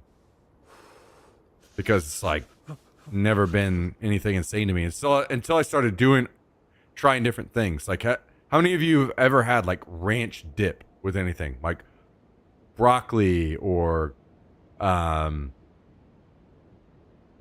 cauliflower or chips or anything. Ranch dip. Probably all of us, right? Once I realized I can take that same Greek yogurt and then go to the store and get the packets of ranch like seasoning.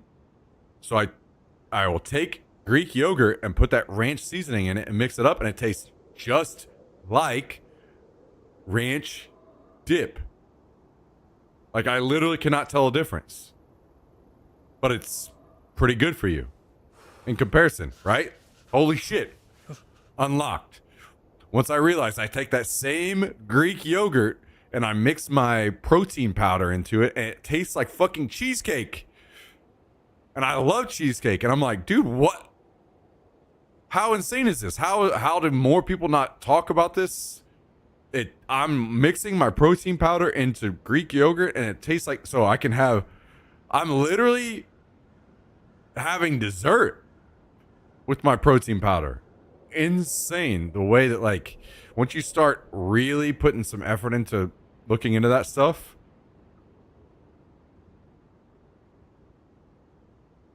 yeah. I don't think I could get past dipping things in yogurt. Fair. I think that's fair. That's completely fair. But the thing is, once it enters your mouth, because I was the same way. I was like, I want to know what this tastes like. I didn't see that somewhere. I tried it on my own. Because I'm like, damn, this kind of, like, I feel like this could be a thing. And then I tried it. At first, I'm like, I'm dipping something in yogurt. This is weird. And then I tasted it and I was like, I literally can't taste the difference. And once you get past that, you're like, okay, well, hell yeah, I want more of this. This is incredible.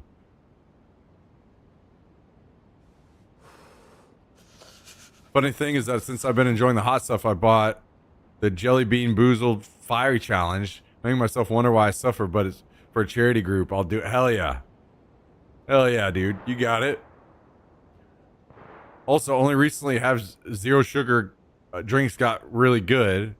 Since there's a market, more competition, consumers smart, and sugary drinks are less consumed. Yeah, I think that's fair, Skips. Like, the earlier zero sugar drinks weren't as good as well. So they're not drawing a lot of people over. But now, like, I had 2 nights ago, I had a zero sugar orange and cream Coke, I think is what it's called. It was great. And I actually bought two because it was like buy one, get one free or something. I bought two. I tried one then. It was just semi-cold. And it was kind of okay because I could kind of taste the, you know, the whole like zero sugar, whatever. It was good, but it was like, it was on that edge. But once I had the other one in the fridge and it was super cold. Whenever it was very, very cold and I drank it, I literally couldn't taste that part anymore. And I was like, damn, this shit is delicious. So, yeah, maybe that's another thing. You just get that shit cold. Sparkling water's a goat. Yeah, that's another one. That's another one. I mean, the big game changer for me, because I was massively addicted to soda. I was drinking sometimes up to 12 sodas a day, like a full 12 pack. I was one of those people where I was like, I can't drink water. Water's disgusting. Like, I need flavor in the liquid I'm consuming. One thing it took for me to learn, over time I learned that I'm just like I don't like hot drinks. It took a long time for me to learn that. That's part of why most coffee drinks I don't like. I need cold drinks. So if I have really cold water available to me at all times in my fridge, then that was one of the biggest hurdles. Once I started drinking really cold water all the time, I'm drinking gallons of water a day, and I have been for years now.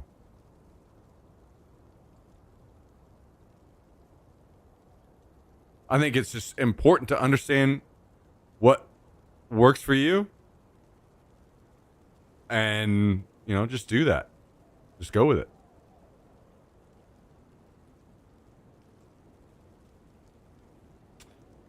There's all kinds of things you can do. I love creamy salad dressings, but instead of putting them on the salad, I keep it on the side and dip my fork in the dressing and then grab a bite of salad. All the taste, 75% less calories. That's smart. That's smart because what you end up doing is like you want every leaf coated or whatever, right? If you're trying to put it on, you're like only a little bit, and you're like, oh no, it needs a little bit more than that. And then you mix it up, and you're like, it needs a little bit more.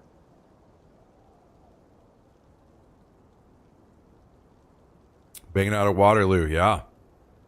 No, I think that I will say since I moved to Austin is very like health conscious. And I think that kind of vibe is spreading. I think as with anything, right? Like so many of us are tuned into politics now or know way more about politics than we did in the past because it's like in our feeds or whatever all the time, right? So we're also all learning more about how certain parts of food are really bad or whatever. Try this as a healthy alternative. So we're all learning together and improving. So I think there are good things ahead. I think we're going to see a lot more health as time goes on because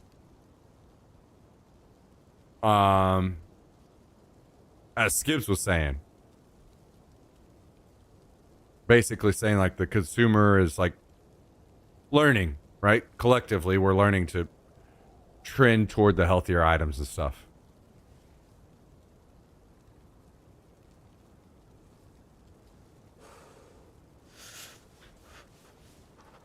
Fiery challenge bean consists of sriracha, jalapeno, cayenne, habanero, and Carolina Reaper. Okay. That sounds pretty good. Sounds like a good time. I mean, live off of black coffee and water, the occasional zero sugar mug root beer. Okay, I don't think I've had zero sugar root beer yet. Maybe I need to try that one.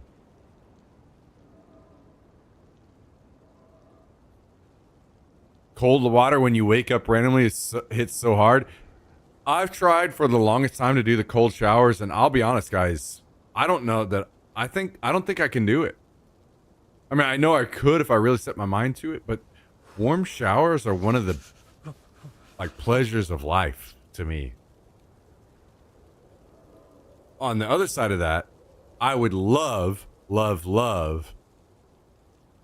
to have a cold plunge. I think I could get into cold plunge way easier than I could the whole cold shower thing.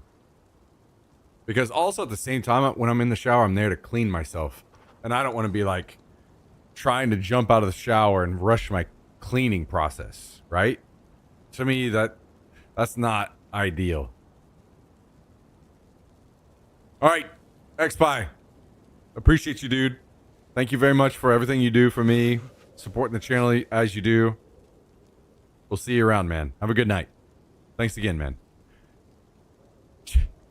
This guy.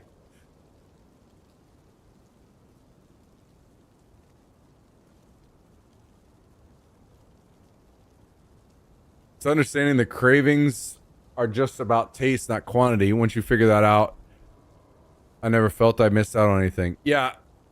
I think something I learned over time is that if I eat something small that tastes great, I want to eat a lot of it, right? Like naturally, you're just like, I just want to eat a lot of that. But whenever you're dieting super hard on a level that you, almost a level that you fucking hate yourself for putting yourself through it. The thing is, you'll realize if you eat something small and you're hungry after you ate that small thing, you're still starving, you feel like. Once you wait like 30 minutes, you're actually not that hungry anymore a lot of times. So I think that we've just trained ourselves, a lot of us, we have this small window of time. We eat something and we still feel hungry, so we feel we need to eat more. And I'll be honest, I don't think Europeans have this issue like Americans do. We have this window where we're still really hungry, so we want to eat more. When in reality, all you need to do is just wait a little bit. You ate that little bit of food, and if you wait it out just a little bit longer, you actually feel pretty full. That was another thing that kind of unlocked in my brain.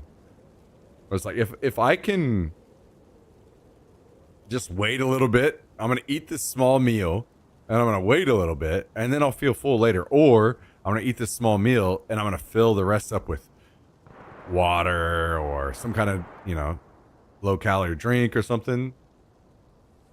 That'll help a lot, too. My girlfriend tells me about this daily because of where she works. Yeah. Yeah, I mean, that's good, though, right? That's good. We're trending toward the right direction.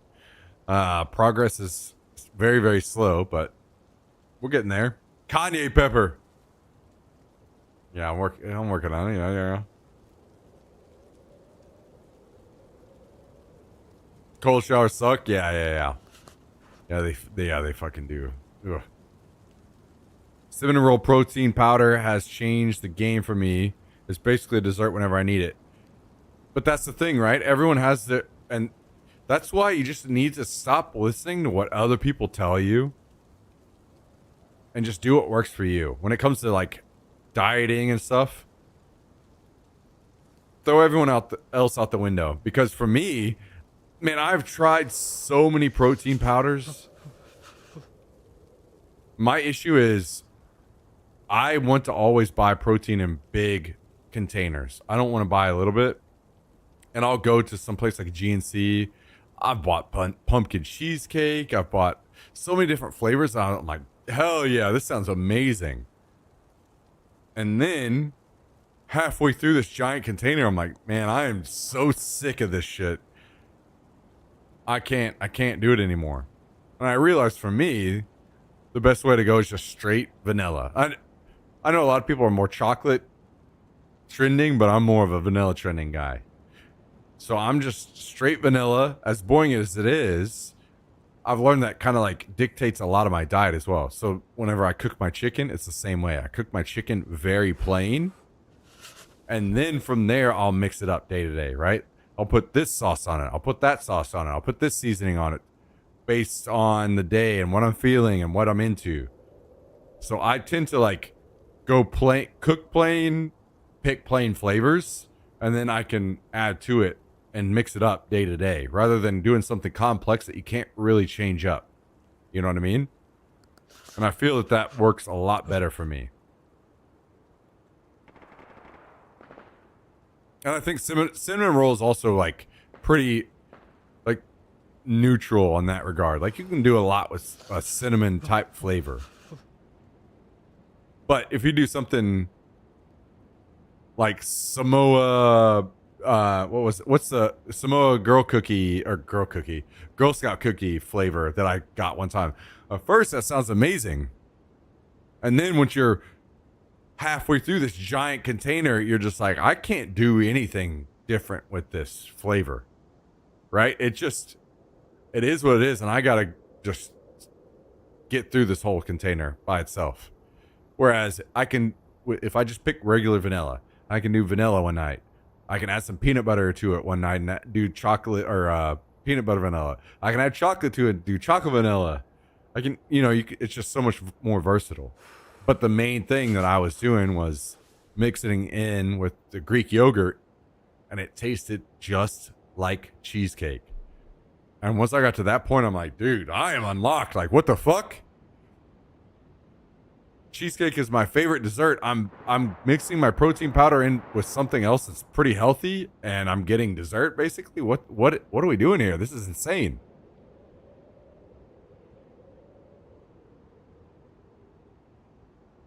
I went to Poland to visit family. European wheat/flour is so much more filling and healthier. It seems like the pasta is so much more filling and better tasting. Well, I think the biggest issue is portions. Like if you go to Europe, most of their portions are much smaller than ours. People coming from Europe to America are always shocked by the portion size. I think that's just because we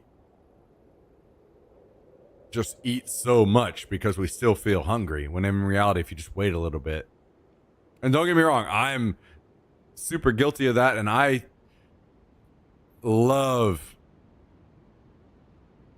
feeling stuffed as hell on some good food. There's just no better feeling in the world sometimes, So, do you like non-flavored whey? I prefer to have some flavor because for me, when I'm not feeling in the mood to, like if I'm full or I'm not feeling good, I know this is going to sound disgusting to some people, but when I don't look it right now, so don't judge me as it is right now, but whenever I'm like actually in good shape and lifting and like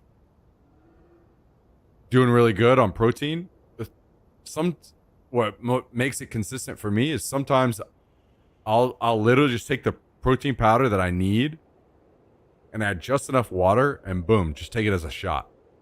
And then you don't have to suffer through some big ass protein shake or any of this stuff. It's down and gone. And for me, it's easier to do that if it's just like a slight vanilla flavor or something, So that's just what works for me.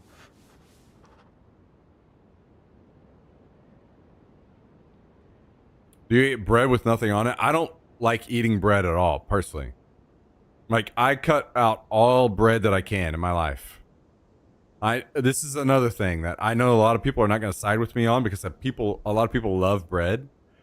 But for me, it's super easy to cut out as much bread as possible so that I can enjoy the things I do more. This is just kind of how I've structured things that works for me. So the same thing goes for carbs. Most places, if I'm going to go to a fast food place, I'm going to get 2 burgers over a burger and fries. Like that's just kind of how I prefer to do things. And that same thing goes for bread. I cut bread out of almost every meal that I can because it's just, for me, I know people love it and enjoy it a lot, but for me, it's just kind of lame. Bread is lame. I can put those calories and carbs into something else that I enjoy so much more. Have you found a good vanilla brand? The ones I've tried have such weird flavor to them. Yes. And it's also one of the cheapest.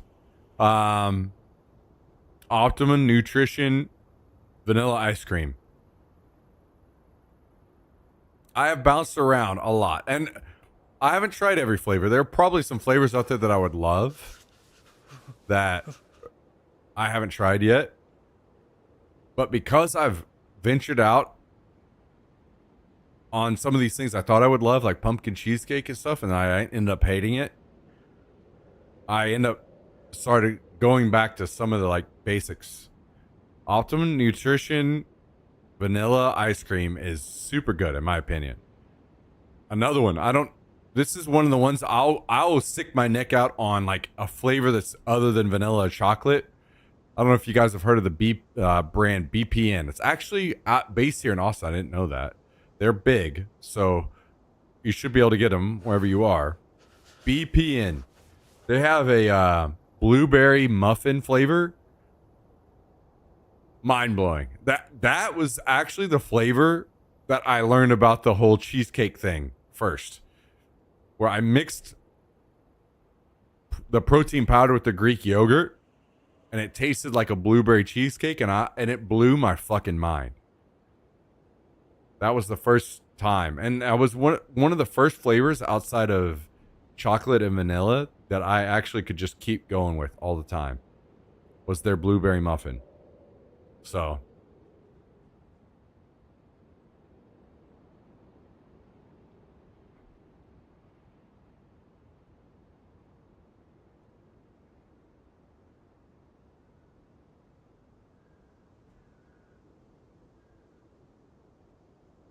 you and Vis cheesecake? I mean, I don't know that I set Vis on cheesecake, but I surely set him on some things. I feel like Vis was so sheltered on so many ideas and things. When we were playing PUBG together, he didn't even know who Weezer was. I mean, that's one thing that one of the best things I ever heard come out of Vis's mouth when we hung out in Austin is he was talking about how much he appreciated how diverse Austin was when he came here. He's like, back where I'm from, it's just a bunch of white people. And I was like, yeah, that's how it was in Missouri as well.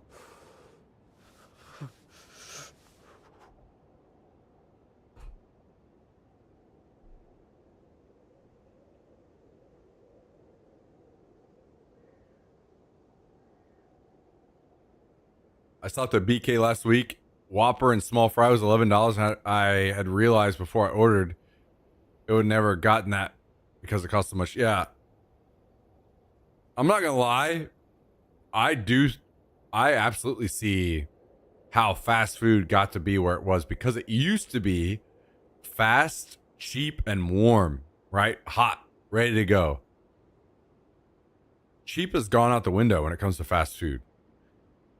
Even if you go like the cheapest fast food places now are McDonald's and Taco Bell. And they're still kind of expensive for what you're getting right now. So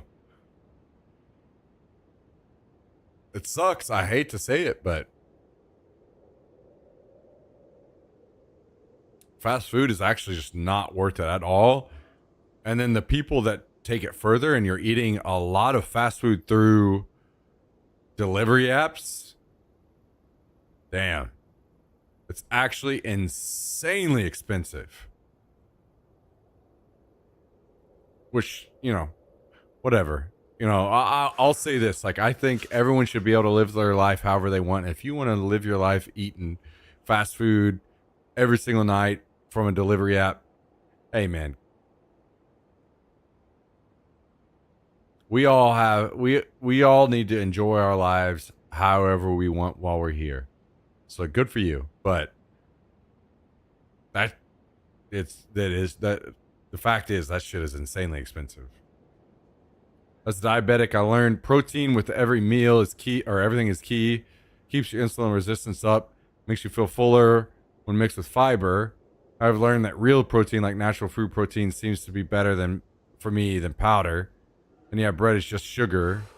Better to get sugar naturally from fruits, because when you do sugar with fruit, not blended, you get fiber.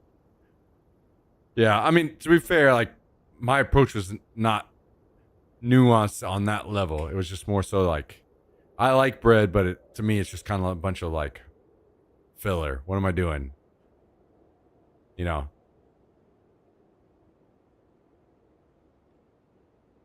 Have you ever been to Salt Lake? I have, yep. Couple times. Almost never get fast food, but I was out for a change. Don't get me wrong, I'm not judging people for fast food, because we have discussions often about fast food here, right? Like, I still enjoy fast food. I'm not demonizing fast food in any way, because don't get me wrong, I sure could go for a cheesy gordita crunch right now from Taco Bell. I also enjoy fast food as anyone else does. I'm not some like holier than that. Like, anyone that likes fast food is a loser, and like, what are you doing? How dare you go to get fast food? What a fucking disgusting piece of shit you are. No. I think fast food is great. You just have a good balance and you're all set, you know?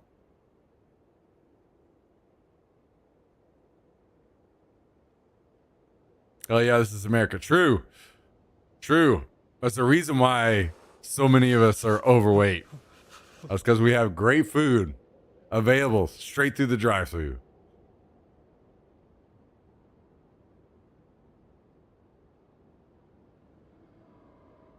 I miss fast food. I loved fast food all the way to 600 pounds. Yeah. Yep. Jump off this radio tower? Not yet. This is just so much easier to sit here and talk than ruin it right now, you know?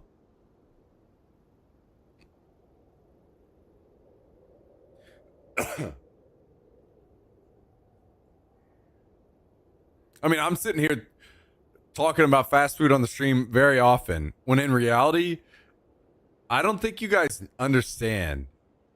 Austin is very different when it comes to like I think there's only like 1 or 2 Burger Kings in like most of the Austin area. It's on that level of Austin has cut out most of the, like, a lot of the chain restaurants like that. Is much more focused on the mom and pops or the local chains than it is on national chains. So I'll talk about these places. I love them to death, of course.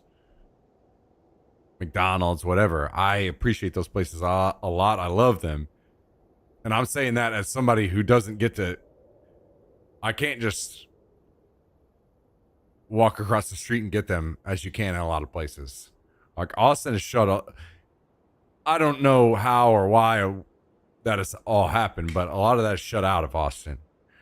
Where, sometimes you guys bring up this or that chain. I'm like, we either don't have it here, or there's like one and it's not even anywhere close to downtown. It's way up north or something.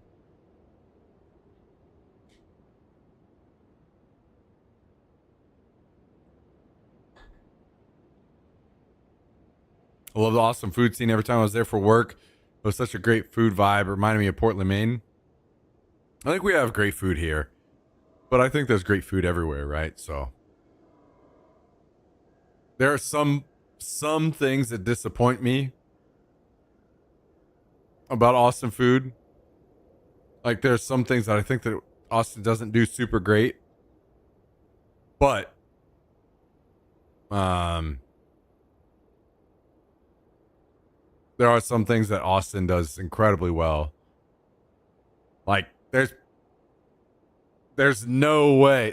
I'll be honest, I don't think that there's a single fucking way I can go outside of Texas and have more good, consistent barbecue across like the whole city.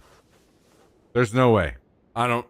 There's no way you could ever convince me there's a city in the US, I don't want to say only Austin, because I think it's possible that Houston or Dallas could maybe have more good barbecue places than Austin. But There's no way.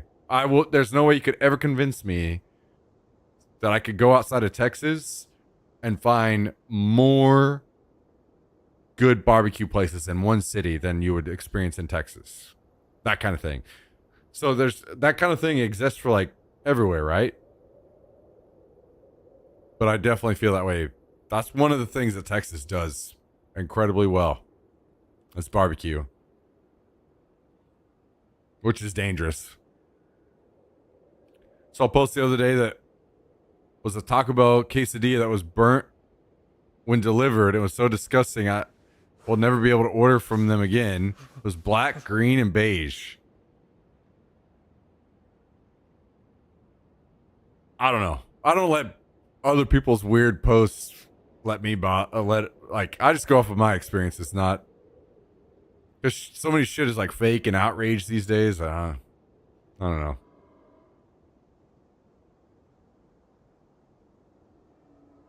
West Virginia does not have great food anywhere. It's all fast food. I don't agree with that. There's no way. There's no way there's not something good in West Virginia. Like, personally, I'm not convinced I couldn't just drive up to fucking Idaho and maybe have the best Indian food I've ever had in my life. I think that there is great food everywhere. It may just be at one specific spot and maybe even down to one dish that is just incredible. And that's why it can be tough to find sometimes. I will say West Virginia is obviously a very poor area, and I think that that's where you probably have to hone in on. You probably have to hone in on this is what shows like Anthony Bourdain, like his shows do a great job exposing, where it's like poor people's dishes that have become mainstays in certain restaurants, because it was such a dish of the poor people, and they found out a way to make it good, right? And I think that there's probably places in West Virginia that you could look to find like what is considered what poor people would eat, and they found a way to make it good. And there's probably places in West Virginia that have done that and made it incredible. That's my guess.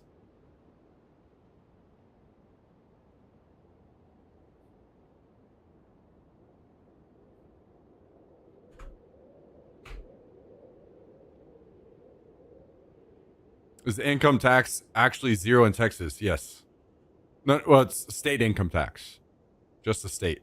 Debating trying to get a union there. Getting work permit to leave Canada. My wife's on board to leave. Our board to. Yeah, so this actually was a big deal for us when I worked at TSM. When we worked with a lot of creators. Is the TSM headquarters was in California. In LA. And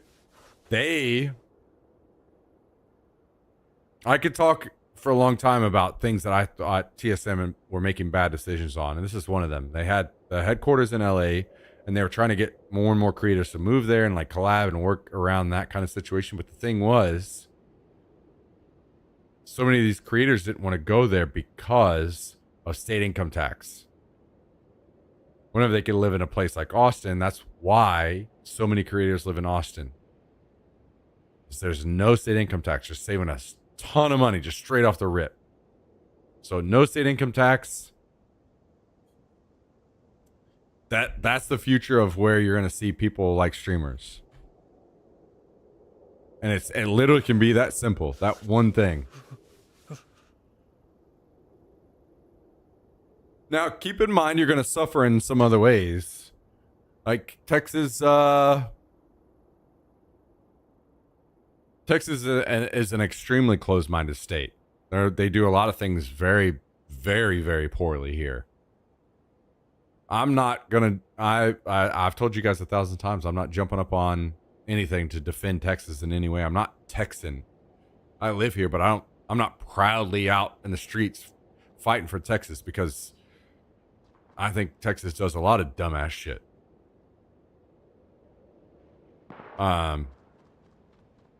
But there are are good things here as there are good and bad things everywhere else, right? So, and I hope that Austin can hopefully be a catalyst for change across the state. I'll put it this way, very strict and straight to the point. You see Joe Rogan, you see Elon, you see all these guys that are super conservative. Where the fuck did they move to? They didn't move to Dallas. That's slightly more conservative. They didn't move to Houston. That is way more conservative.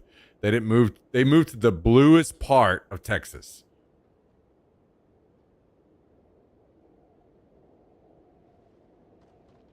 Right? So that's an important thing to keep in mind, I think. If they were all in on everything in their entire life needs to be conservative top to bottom, they would have lived somewhere else, right? But instead, they moved to a good city. And that's what Austin is. It's a good city. It's a well-balanced, great city. And probably in the past, it probably did have a lot of fucking crazy-ass people in it. It's not quite that anymore. It does have its quirks, which is great. You know? All I'm trying to say is, I don't know. I think Austin is the best part of Texas, and if I wasn't living in Austin, I would not live in Texas. But Austin is a great city, and I love it here very much.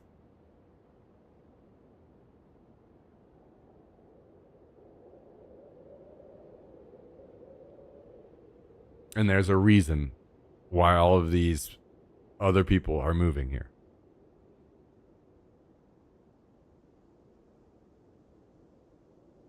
That's something I actually don't know, Cosmeo. I mean, I think it probably would be important for anyone working a laborious job to understand that you're probably going to be valued on a different level considering how much more available immigrant work is in Texas, right? So, like for instance, Tristan, I talk to Tristan a lot. He does his own work in cabinetry.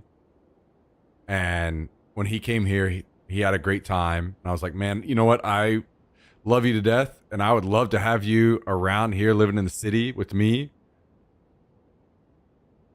And we could go out to places together and get drinks and stuff. But I understand that your business would not be as successful here in Austin because you're going to be, you know, things are different here, labor market wise.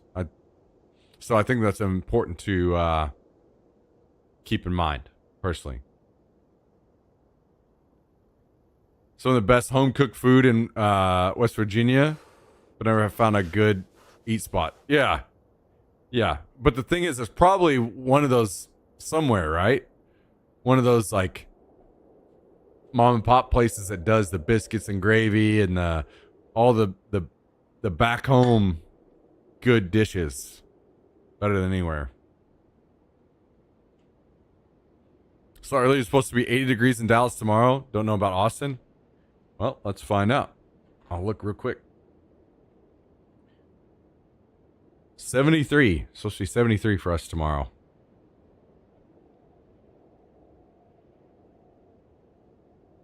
What are you doing, little boy? Huh? What are you doing? Huh?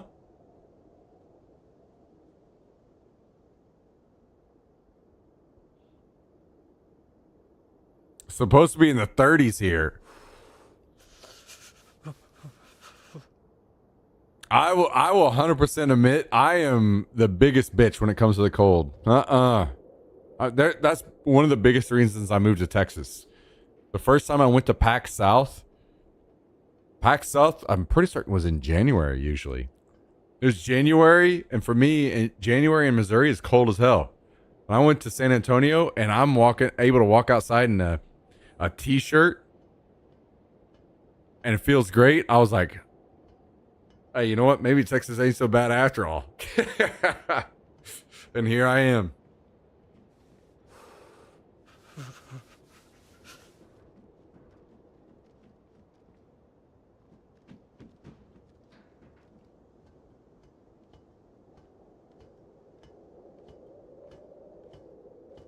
You're acting tired. Oh, there's a person coming up here. Hang on. Yo, what up? No, it's all good. I don't have a gun. Come on up. The fuck are you doing up here, man? I'm just enjoying the view, you know?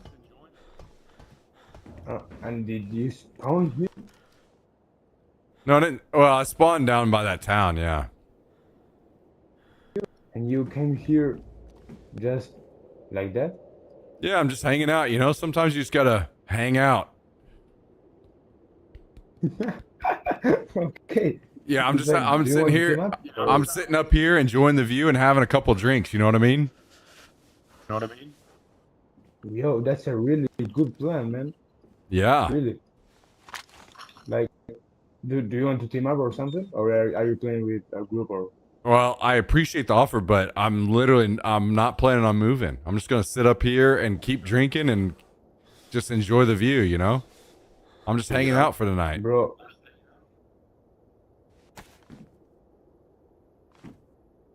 Take this to defend yourself if an asshole came here and tried to do something No, to it's all you, good. I don't because care. you're- Listen, I'm not gonna defend myself. If somebody comes up here and kills me, then you know what? The next day they're gonna think about it like, damn, that guy was just up there trying to have a good time and I was a piece of shit to him. So that's gonna be on their conscience, not mine, you know? Hey man, I think you're a really good person, and I think you're the nicest person I ever met in this. So please hang out, chilling yourself, and just gonna go and loot that airfield right there. All right, cool, man. I'm gonna sit up here and watch you loot the whole thing. Good luck. I hope you get great shit. Yes, loot the whole thing, or maybe just die like a piece of shit. But it could be. All right, good luck, man. Okay, man. See you. Drink for me, man. Yeah, I will. But That's funny. I'm not gonna lie. If looking at this part only, look at the sky. It looks kind of nice.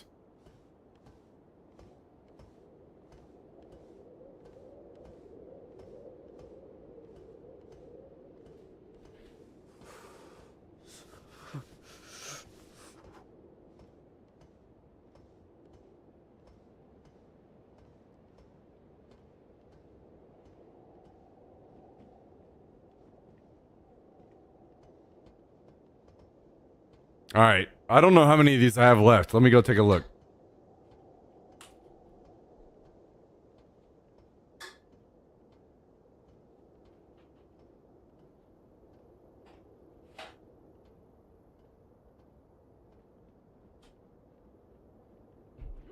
Oh boy.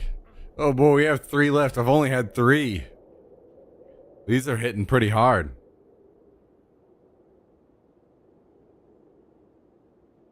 Go up here. You are super lovey tonight, huh? You are super lovey tonight?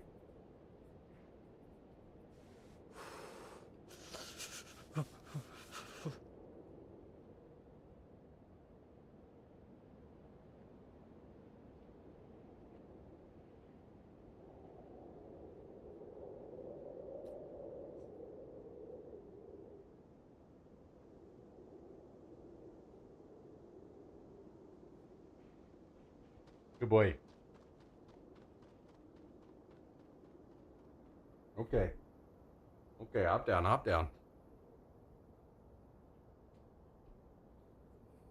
right, last one, guys. Last one.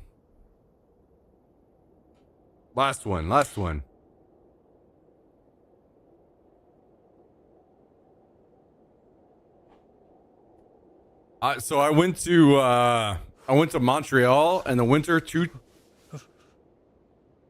or 3 times. That shit was miserable. I'll be honest, guys. I don't know how you people live in that kind of cold. And that's just straight, like, serious, not joking. I would move. How different the life is. I'm walking around on the street and the coats that people were wearing were damn near like some full body coat. Like, fair enough for those that enjoy it, but holy shit, I could never. I'm not gonna lie, I would literally wait until summertime and walk my ass out of there if that's what I had to do. I would literally just walk and walk and walk until I got the fuck out of there. And it's, if it, I'll be honest, if it wasn't for the cold, I'd probably move to Canada. Because it's beautiful up there, the mountains and everything, and also you guys do a lot of things better than America, in my opinion. So I would love to move to Canada, and it literally is only one reason I don't, and that's because it's cold as fuck, and it's not just a little, like, it's insanely fucking cold.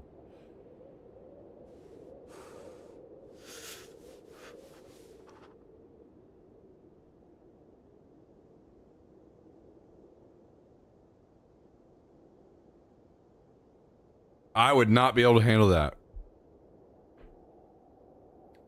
For me, I would literally be like a sadder, more depressed person very consistently if I had to live in that kind of cold. Now, the other side of that is, I know that a lot of people would say the same thing if they dealt with Texas summer, right? I totally get it. Where Texas summer is hot as fuck. And you can go out after dark and you're still sweating, you know, that kind of thing. And there are people that do not like that at all. I experienced that with the during PUBG tournament that came here to Austin. A lot of people from Europe, they were just like, dude, this is disgusting. I'm not used to this level of heat. And for me, I'm like, hey, I love it.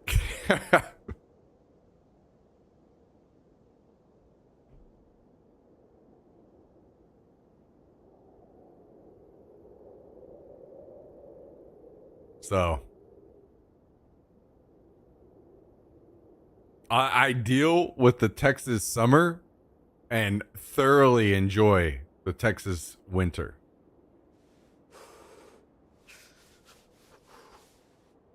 The fact that I was able to go out shorts and a t-shirt all day today, you know, January 15th, I'm out in shorts and a t-shirt all day. I love that shit.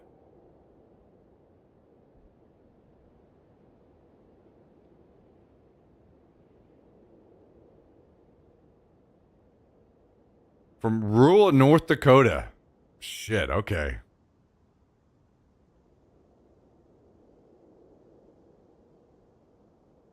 As you get older, both heat and cold are way worse than they used to be. I've never been able to deal with the heat, but now finding I can't deal with the cold anymore either. Yeah, well, that's probably why so many older people have two residences, right? In the summer they go somewhere cooler, during the winter they go somewhere warmer. Smart. Or, as you can do these days, you get like 6-month leases on.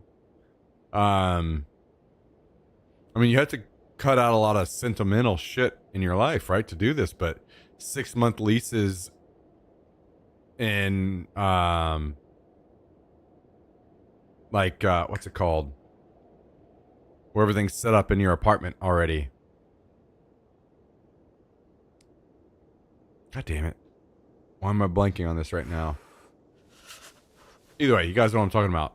So you just literally just move.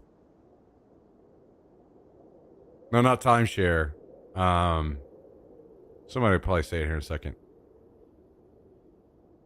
Can't afford that. Yeah, that's why like the rental part comes in easier. Furnished. Yes, that's the word I'm looking for. Furnished. So just literally do, and I mean, I feel like that's probably what I would do as I get older. 6-month leases and furnished apartments. If I was on that level where I was that just could not handle the Texas heat anymore, I'd just get furnished apartment somewhere, probably Northwest.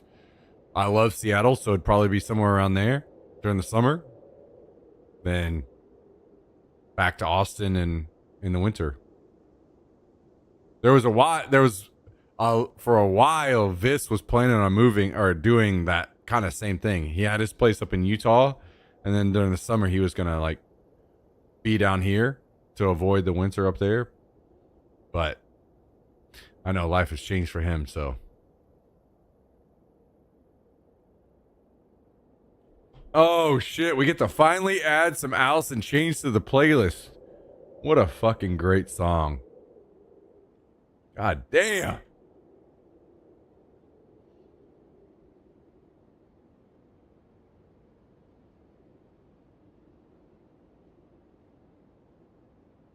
He got married. GG to him. Yeah. Yeah, I know he did. I'm happy for him that he I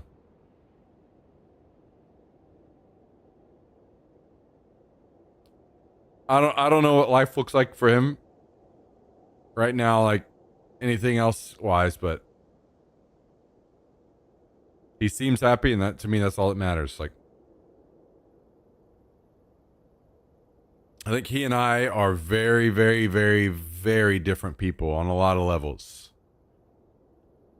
But I will say that I still respect him a lot, and I absolutely wish him nothing but happiness always.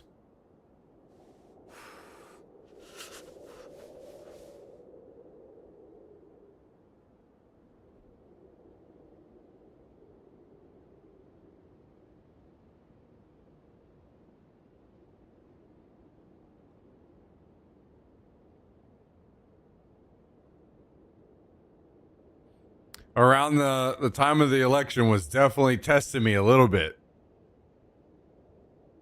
That's the thing. I don't like when people post things that aren't quite true. And there was some of that going on, not only from him, but also like I don't want to say that it was me explicitly, because there's probably also other people.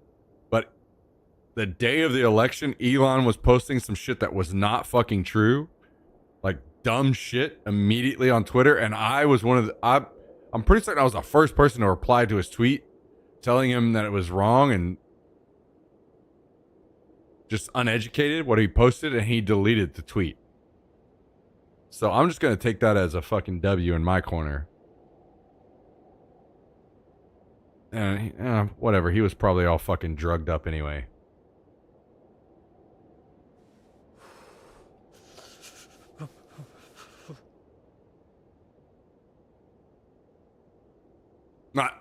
None of this Vis. This is all Elon I'm talking about.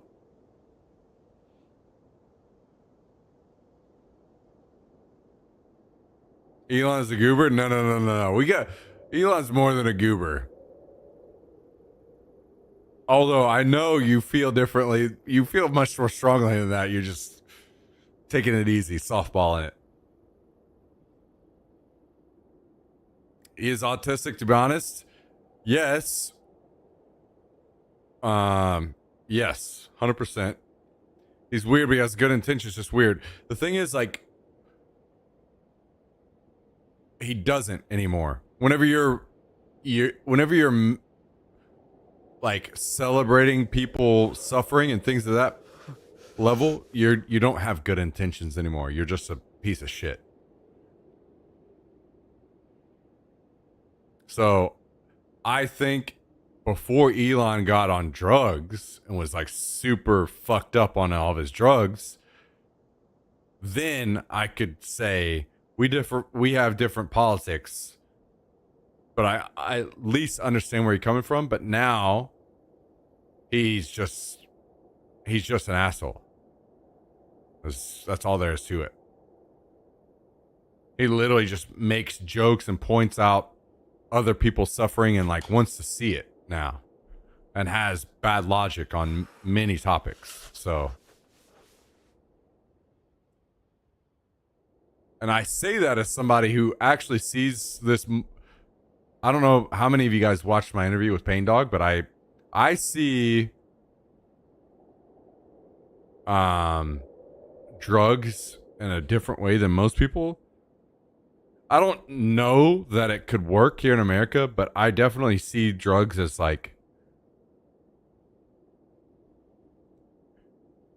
it would be interesting to at least try and see how it would work if we gave it some similar shot to like Amsterdam or something. Because if you like, let's put it this way,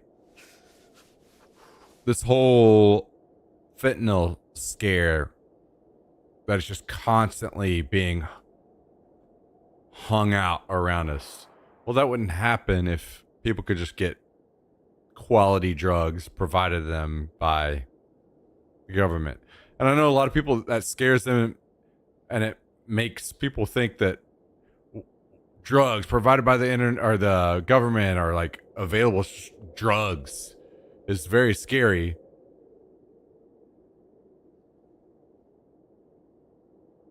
But there are literally other countries in the world doing it, and they're doing great, right? So how much do we have to keep our head in the sand until we start trying to at least talk to other people that are doing things in a good way and say, okay, well,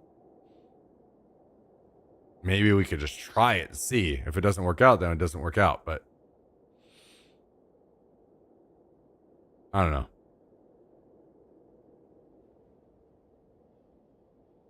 I'm not gonna criticize his drug use, because I don't care if he uses drugs. To me, that doesn't matter.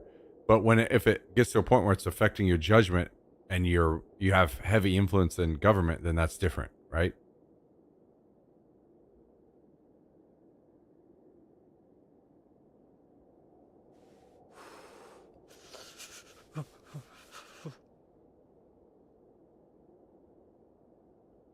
Yeah, it's crazy. He has 13 kids plus, or 13 plus kids. The thing is, I don't think that it's crazy to have 13 plus kids. I think it's crazy to have 13 plus kids and then act like he acts like he works all the time while posting hundreds of times a day on Twitter, while maintaining number one on the leaderboards of all these different games that he plays. Like, these are all lies, right? And this is why it actually frustrates me, because this is how I know I used to be much more like of a middle person compared to most people, because almost all my friends are very liberal. And I used to defend Elon against them, because to me, I was like, I have always appreciated SpaceX and the things that they're doing there more than I would let him get away with things defending SpaceX, because to me, I love space that much. I want to see that's what we should be doing, kind of thing. And unfortunately, he shit on me and like made me look stupid. But I don't care how many kids you got. I don't care. But the thing is, like, whenever you try to start lying to people like he has, then it's like, okay, well, fuck. Look at SF California. SF California is very misunderstood. Like, okay, let's just take a slight snippet away from SF California. Now, any situation like this, you have to immediately assess and claim ownership of the situation and say, we have fucked up, right? California has to do that, and they haven't. And they should, right? They should say, we have a level of ownership here that we've let it go too far. But the level that has become the boogeyman across the whole nation is absurd. It's absurd, because you have somebody like Abbott in my state who wants to just ship people. The thing is, Abbott's doing that publicly, right? How many of those people have been shipped out of states privately? All this, like SF California boogeyman shit is insane to me. Like how many of these people have actually gone to SF California? How many of them have been there? How many of them know? This is probably my biggest issue with like online influencers and stuff, is they only just see what they like, these news highlights.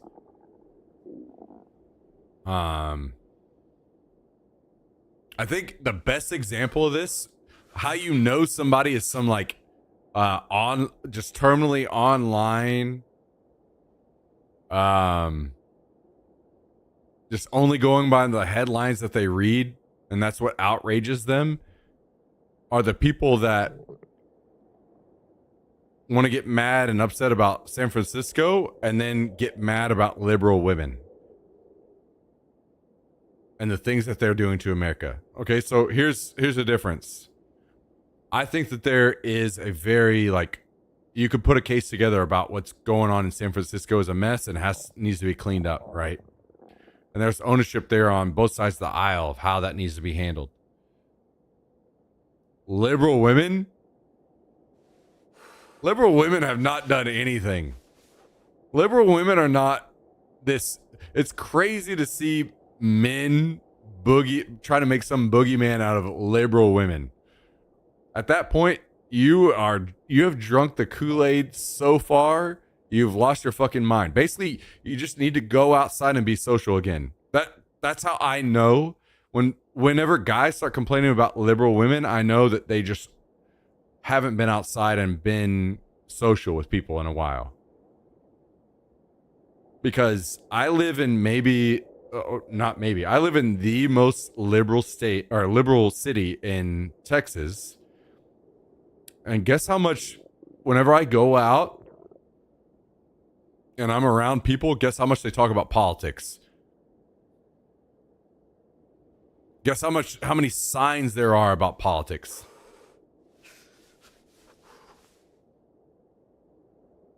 That's just not the way the normal world works. These people let the internet outrage them about some person across the US, some liberal person that said something stupid, and they want to say that all liberal women are insane because guys, it's important to always remember there are fucking insane people on both sides, always.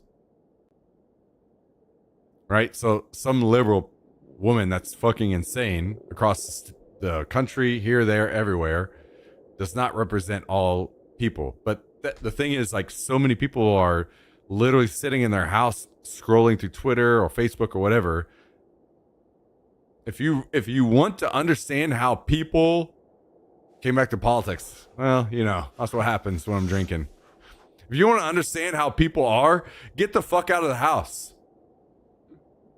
Go be among people, because how much you're going to talk about politics is almost none. Like, it can get there,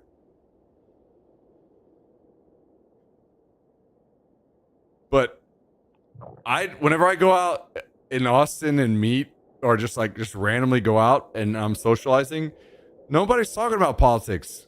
Nobody's out here like screaming at each other about how Austin needs to be more liberal or anything like that. We're all just hanging out, having a good time. It's people that are sitting in their house seeing their Twitter feeds or whatever. That's the extreme shit.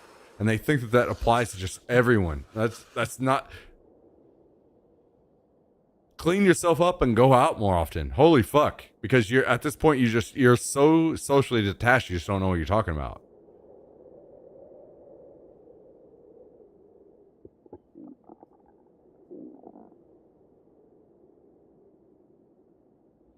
I've seen people living in the streets and defecating on the streets and washing it into the water, but I don't know shit about liberal.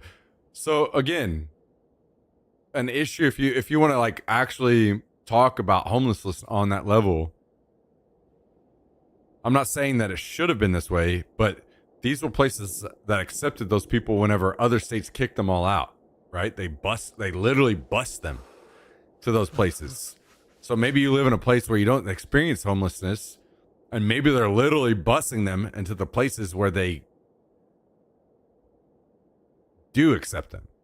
So yeah, I'll be honest. I don't live in California, and I know that Myth has strong feelings on this. We talked about this while he was here, but you also have to admit the other side of that, where like, it's not like all of them were there.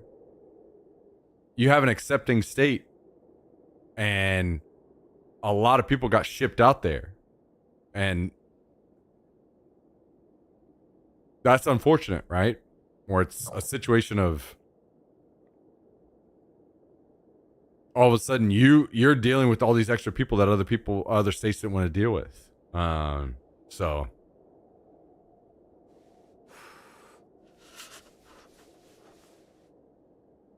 oh shit, was that way in other cities? It is. It is.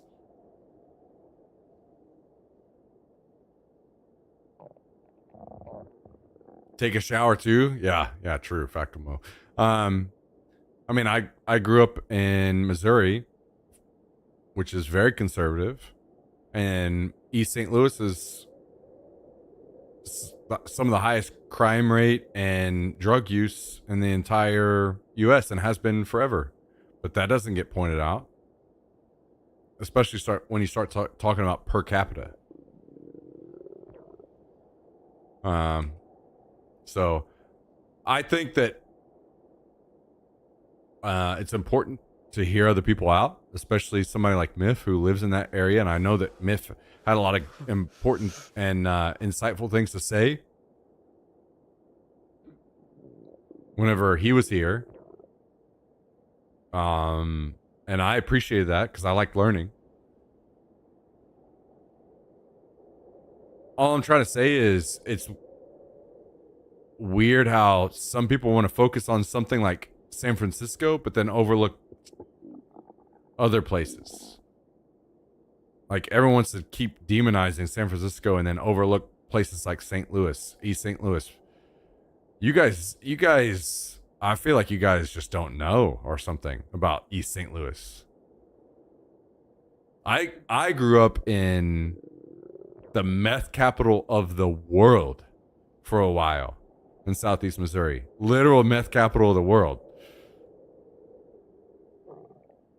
Things can be bad in more places than San Francisco. It's just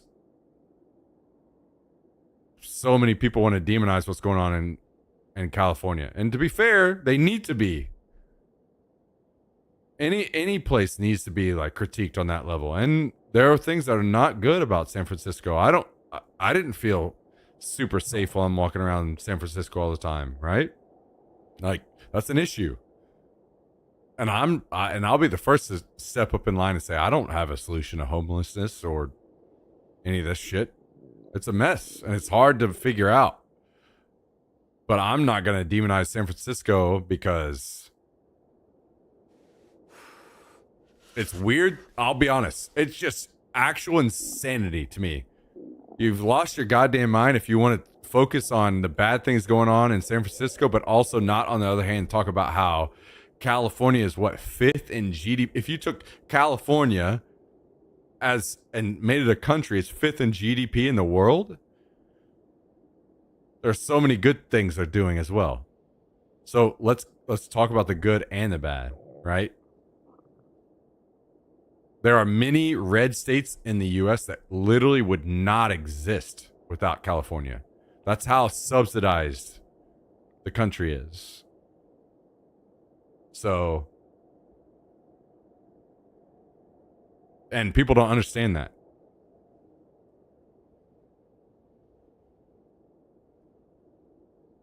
Here's the real deal. No, there's no solution. Sides are touting the illusion they know how to fix it. No one does. I agree with that. I think that it's crazy to think about. Homelessness is actually just does not have a solution in our country right now. Which is, I don't even know how to, it feels weird to say that, but I feel like you're totally right on that. I don't think that there is a real working solution for it right now.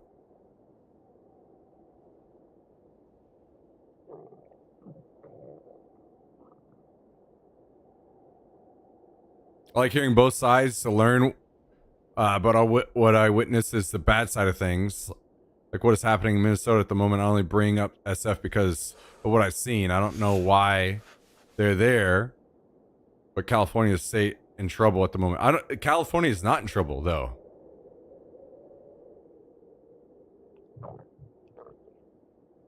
That's the thing, is like California is the states that are in trouble are most of the red states.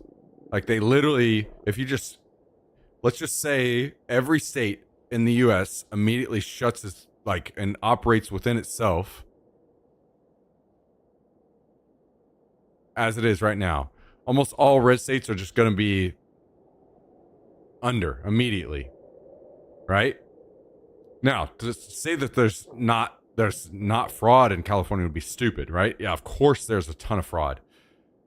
There's a ton of fraud everywhere, and where there's more money, there's also more fraud. So I will never defend California on fraud or any of that, but also that extends all the way up to the top too.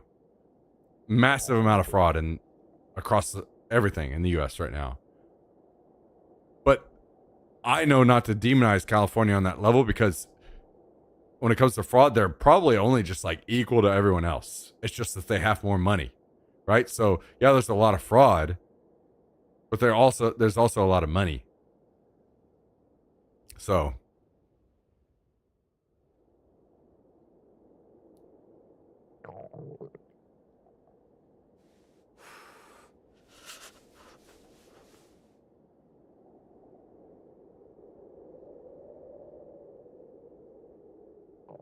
they're in trouble. There's lots of money moving out of California right now. My counter argument to that would be that if any state was prepared to be able to actually deal with money moving out and continue to balance things correctly, it would be California, right? But the other side of that is, I will agree. I think that California has always been a nation leader on trying things, right? But they've not always been a nation leader on saying, hey, this didn't work, let's not do this anymore. They just continue to do the thing because it feels right, or maybe it's like political points in their corner. Whereas for me, I love that. I love when people or states or whoever will try things, but then also it's also important to sit back and be like, hey, that's one thing we suck at as a country right now. We cannot sit back and admit whenever something was not good or done poorly. We just don't do that anymore.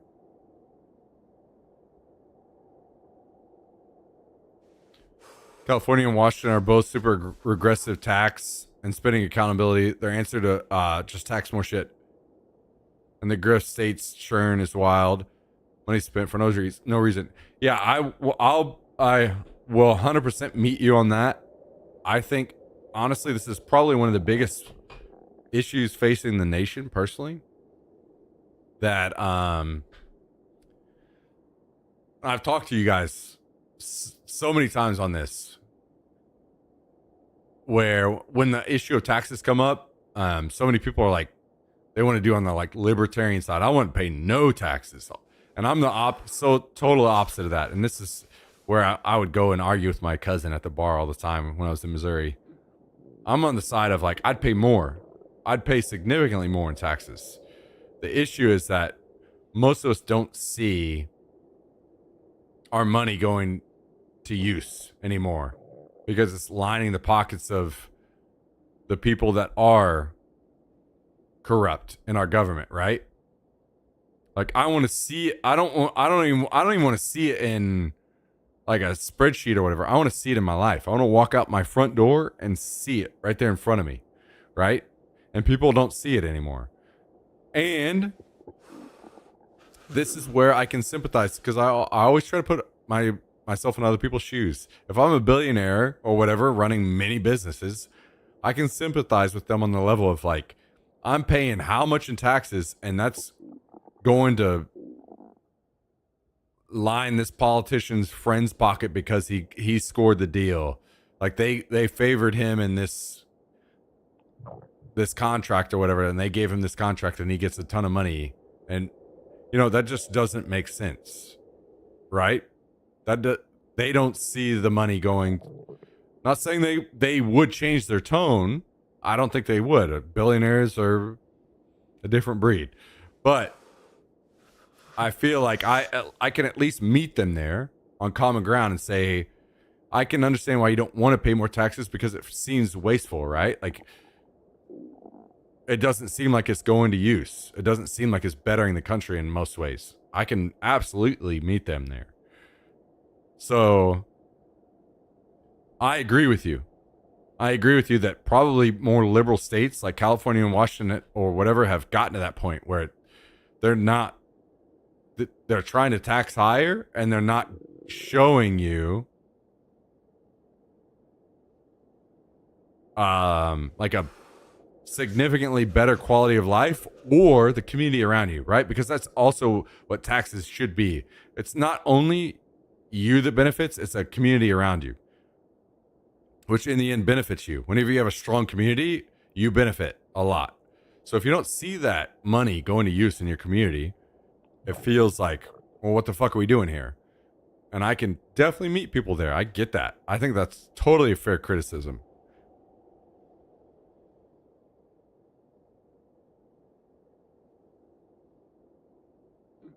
Yeah, Fractamo. I agree with that. Yeah.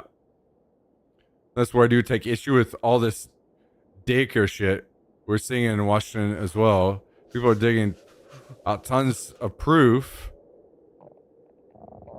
where they are giving this money out and not holding people accountable on how it's spent. Yeah, okay, so this kind of stuff for me is like, sure, let's do it. But also at the same time,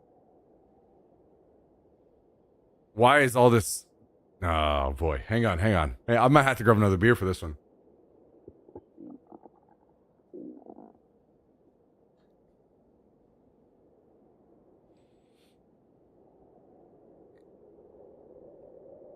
I'm about to get fired up. It's okay. We don't have very many viewers. It's game on. Hey, give me a second.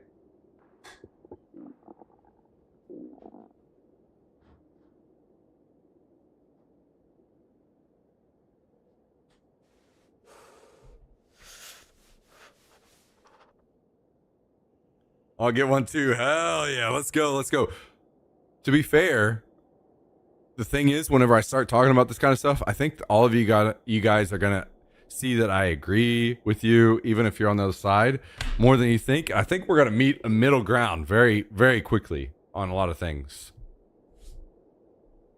But I'm going to wait for Myth to get back.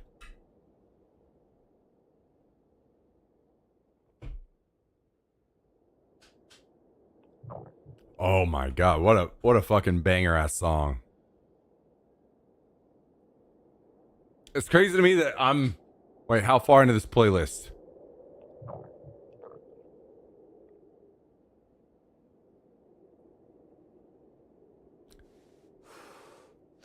$70 songs. 5 hours now. And we just get to this one. See, this is where Southern Belle, I hope you're still here. Hope we can keep talking. This is where it was tough for me to talk to somebody about Vis, or like Vis, because he isn't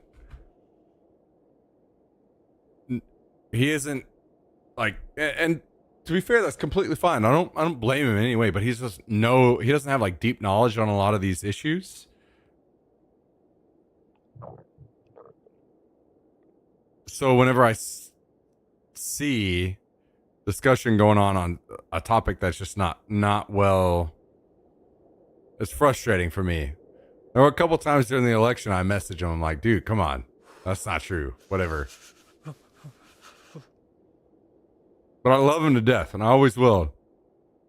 I think there are people that I give a ton of leniency there because I think that Vis is a very good person. So I'll always give him that leniency.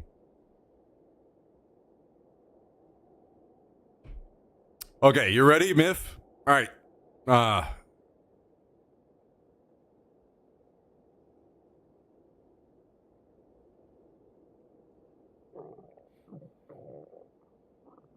So maybe, don't know. Okay. So here's my if I'm gonna get started on the whole political thing, all right. The first place I'm gonna go, hang on. I'm tired of hearing my stomach growl.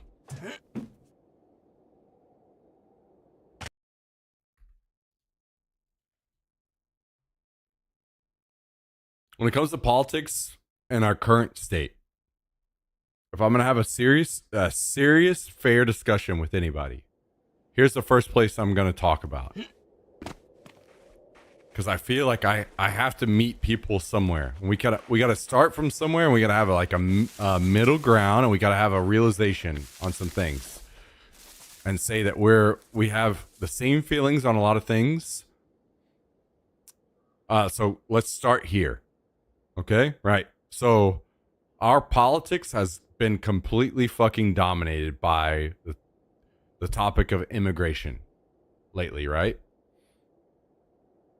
Now, I want you guys to know that I am very left-leaning on this topic, and I know it, and I have a very left bias on this topic. I'm not trying to hide it. But I will also admit it. And so I'm going to discuss this, and I'm going to approach the topic with my very left bias, and you guys will have your topic that are your establish the expected outcome of the conversation such as this. Yeah. So I'm very left on this, and here's why. So I'll explain to you in like a slightly funny way, and then I'll get in more in depth. Okay, right? So for me, someone who lives in Texas, right? It's insane for me. Like, surely if you just try to put yourself in my shoes for just a second. Someone who lives in Texas, it feels insane and weird to hear somebody talking in the northern part of the U.S. complaining about immigration. Right? Like, surely, yes, of course, I'm not saying that people aren't affected. I'm not saying that. But like, surely you can say that, like, if you're affected, I would be affected more. Right. Okay, like, surely we can meet there. And then here I am personally saying I live in Austin, Texas, and the more that the immigration has increased, the better things are. Like, holy shit, things are more incredible here. Like, I could just go down the list of how many good things there are. Now, the other side of that argument is it stresses the economy on the backside of things in a way that you don't see or know or recognize at first. And I can admit that and agree with that. All right. So the other side of this to me is, let's talk about how immigration, illegal immigration, has been demonized in the U.S. Wait, hang on. Southern Belle, you're still here, right? Hopefully you're still here, because I kind of want to discuss this with you as well.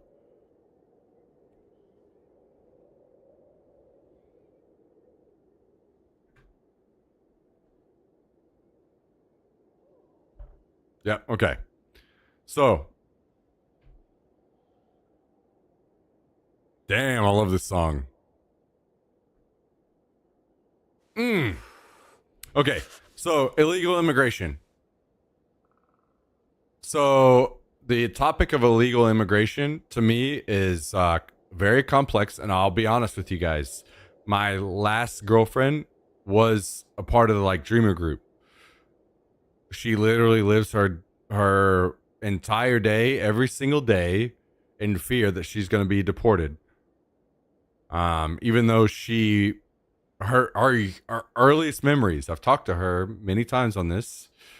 Her earliest memories were literally just walking through the dark. Like, she doesn't know. Like, this is all she knows here, right? And her family, all that. Like, there's Texas deals with this on a level that most of you guys don't understand. Like, her family, they know that her family's like illegal or whatever, and they're sequestered into southern Texas. And she's been allowed to move out she can't leave the country. She's not allowed. So whenever she's seeing all of her friends going out and visiting other countries and these kinds of things. She cannot leave the country while she's paying into taxes constantly, paying into all of these things and receiving zero benefits. She was born in Mexico, correct, and not here. Now, I will side with you guys. I totally agree on the system being refined. Hang on, I'm getting there. Like, give me a second. I'm just kind of setting up a story of like why this has become more important to me is because I feel that I am a person that has learned through life experience in all ways. And this is something that has become more important to me as I've gotten older. And this is why my vote is not, I talked about this on the podcast with Pain Dog. This is why my vote isn't for me anymore. I don't vote for me anymore. When I go and vote, I don't vote for me anymore. I go and vote for what makes life better in this country for the most amount of people. That's what I do. So, and I basically, my eyes were just open to like the experience and how things are and were and a lot, right? So my issue with the whole illegal immigrant situation is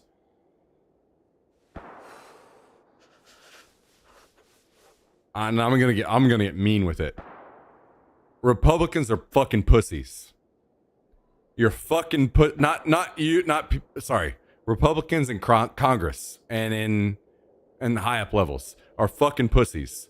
Stop running on an issue like this, getting elected and doing zero. How much legislation has been put forward?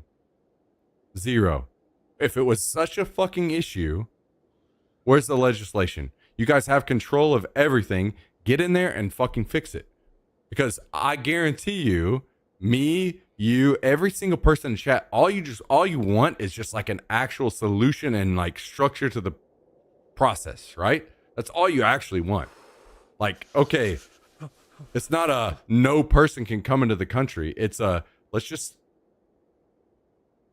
So even the whole like Biden administration shit that people want to complain about, this wasn't some oh, everyone's coming over, like it's just so out of control, we don't know what's going on. It was abuse of a law. Like, hopefully everyone understands that.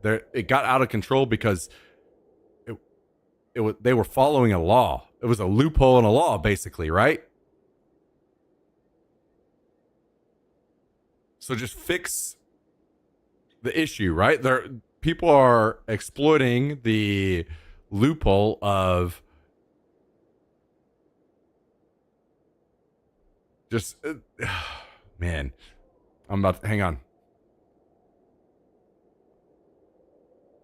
So they're exploiting the loophole of asylum, right? So no one that it keeps getting said that all these people are just rushing through the open borders. There's no such thing as open borders, guys. And there was no such thing as open borders then.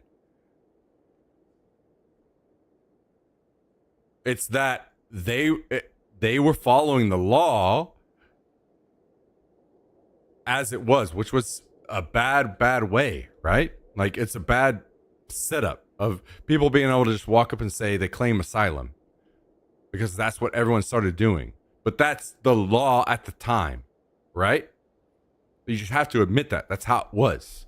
So these people, there was no open border. All this garbage about open border, this didn't exist. It wasn't real. These people just exploited the law as it was at the time. Being able to walk up and say, I'm seeking asylum and get let in. So my issue with immigration as it is now is that there was no serious issue. If I see Republicans take over the presidency, the Supreme Court, and all of legislature, all of Congress, and there's not a single attempt, not even an attempt, to put forward any kind of actual law, anything in any kind of writing, then it's just a boogeyman. All you're doing is just trying to boogeyman all of this shit. And that's pathetic. And I fucking hate that shit. Like, I will meet you immediately. I will be there on the front steps to meet with anyone that wants to say, hey, let's reform this system. And we're going to put it in law. Let's get there. But there's none of that. It's only executive order to close the border with a bunch of ICE shit going on. That's nothing. That's doing nothing. What are we doing? That's seriously nothing. So, to me, it's actually insane. And I'll be honest, like I'm at least yet, I'm not diving off into the whole like, should I have shot this person or whatever. Like I want to talk like straight facts for now.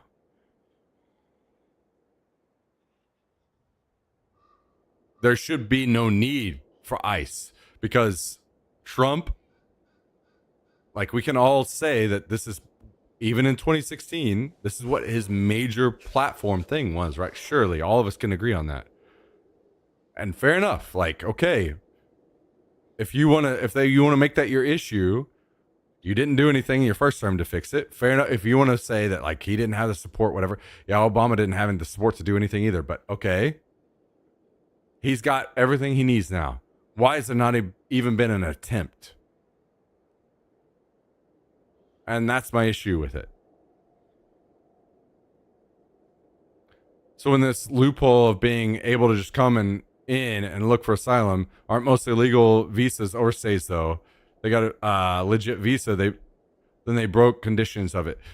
As far as I know, they don't get a visa just by entering under asylum, right? They don't get even elevated to that level of visa.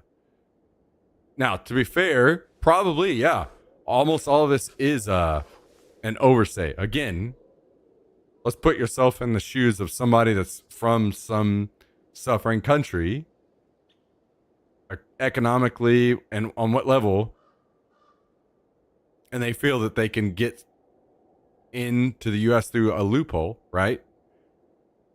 Yeah, I would fucking do that. Overstay, whatever. That's why it should have been handled. It should have been handled immediately. It should have been handled already. Most illegals travel here on tourist visa and then just overstay. I don't agree with that. I don't think that's true. At least if you only count from Biden forward.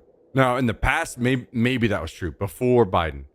But most of the illegals during the whole Biden situation were through the loophole of asylum. So it's not like a tourist visa, it's a asylum situation.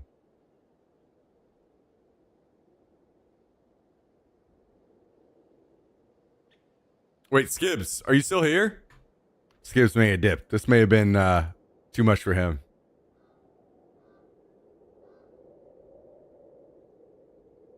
He may have bounced. My problem with is criminal illegal aliens. I have no problem with the law-abiding citizens, even though those who came over illegally, there was an open border. They kept, I mean, there wasn't, but I understand what you're trying to say. They kept coming over unvetted, so we didn't know who's coming in our country, including terrorists. Okay, so it's important whenever you look at this kind of data and say those kinds of things that there's a lot of things that aren't true there in what you're saying. Basically, I don't know if you've looked into the statistics of this, but I think it's almost so normal US citizens are almost 2 times as likely to commit crime as anyone who comes over the border. I'm not saying that people don't come over that are bad people and will commit crime or do these things. I'm not saying that doesn't happen. But that's just not true to like say that there's we're just letting in a bunch of like murderers or anything. That's scare tactics. That's not true. Basically, you can look at any any kind of study, and it's almost natural born U.S. citizens are almost 2 times as likely to commit crime as immigrants. So I'm not defending them, and I think it's a pretty easy win for any U.S. citizen to be like, yeah, anyone that's a criminal or whatever, yeah, just, well, I mean, easy, get them out. It's no big deal. Like, that's, everyone's gonna agree on that. No, not a problem. But statistics are way. It's not even close. How much more U.S. citizens commit compared to immigrants? I really think it's 40% that are overstays. Legit. Okay. So for me, like, maybe I would need to see some numbers on that, mostly because I don't have anybody in my entire life that I know that wasn't, basically everyone that I knew ever that was some kind of overstay has already been deported. So I don't know anybody that's an overstay that's been able to, especially 40% level.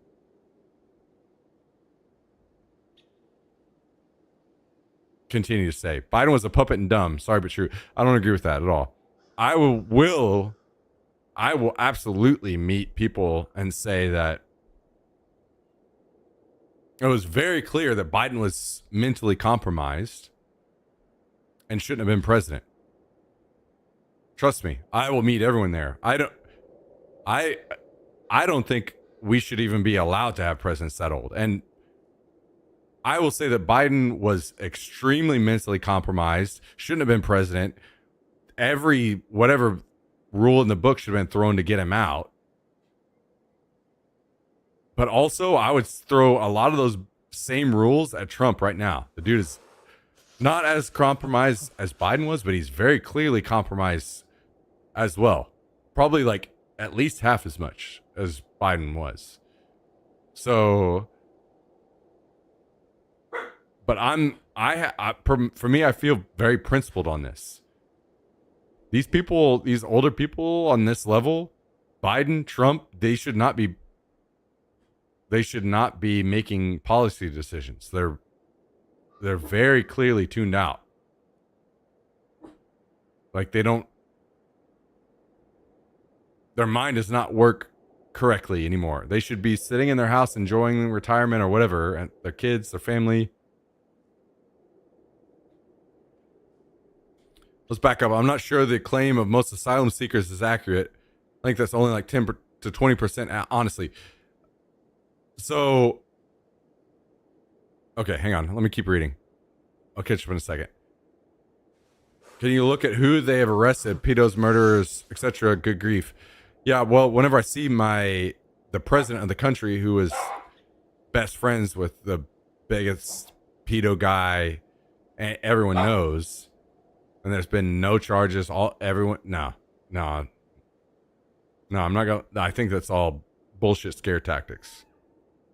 Let's start arresting the actual pedos before we start saying random pedos.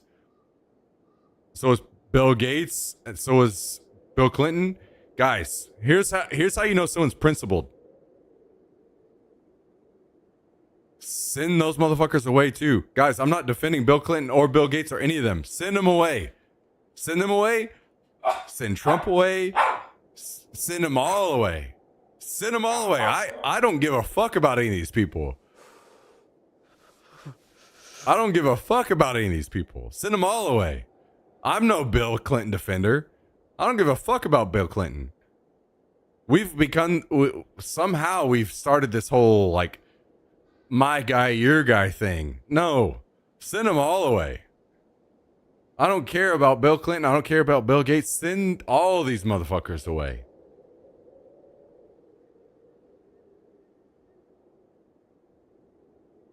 I don't think the true border jumping situation is as high as the GOP is claiming.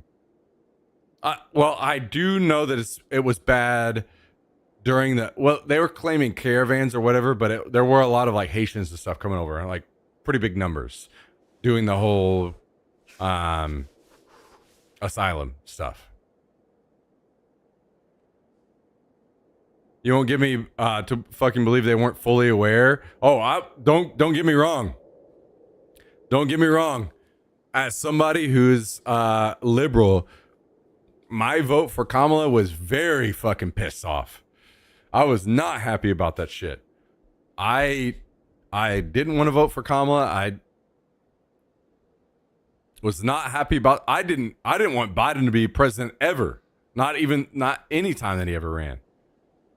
So you guys are only talking to somebody that, to me, the guy should have never been president. Not because I thought he was a bad president. It was more so that I want better. Like I'm gonna hold my presidents to a higher standard than. I only think that Obama was like a good president. I don't think he was even a great president. So for me, Trump is like sewer gutter garbage level. And it's insane to me that we can't. Why don't we hold our presidents to like insane level of critique? Way above Obama. Like Obama can only just be good, not even go on any kind of like he should just not even be talked about anymore. He should just be average. Maybe even slightly below average because of the drone strike stuff. So, but somehow we're operating on that kind of level, and I hate that shit.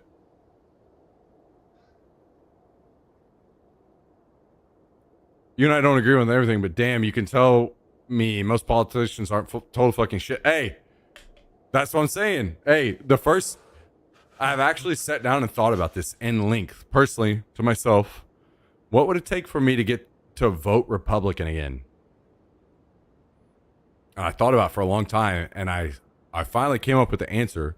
The first Republican that isn't involved in the Trump shit, the Vance shit, all the scare garbage that they're doing, like actual, like insane shit. Just a normal Republican, as they used to be, that shows act like a Massey type guy. I don't agree with Massey on most things, but this dude is, you can't say the dude isn't principled. The guy will stand up in his principles. That kind of person that says they're going to get money out of politics, and I don't know how or why, somehow they convince me they will do it, then I would vote for that person again.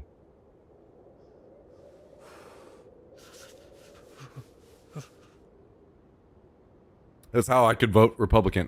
Because that's the start of everything. Money in politics. As soon as that changes, everything changes immediately. Everything starts changing.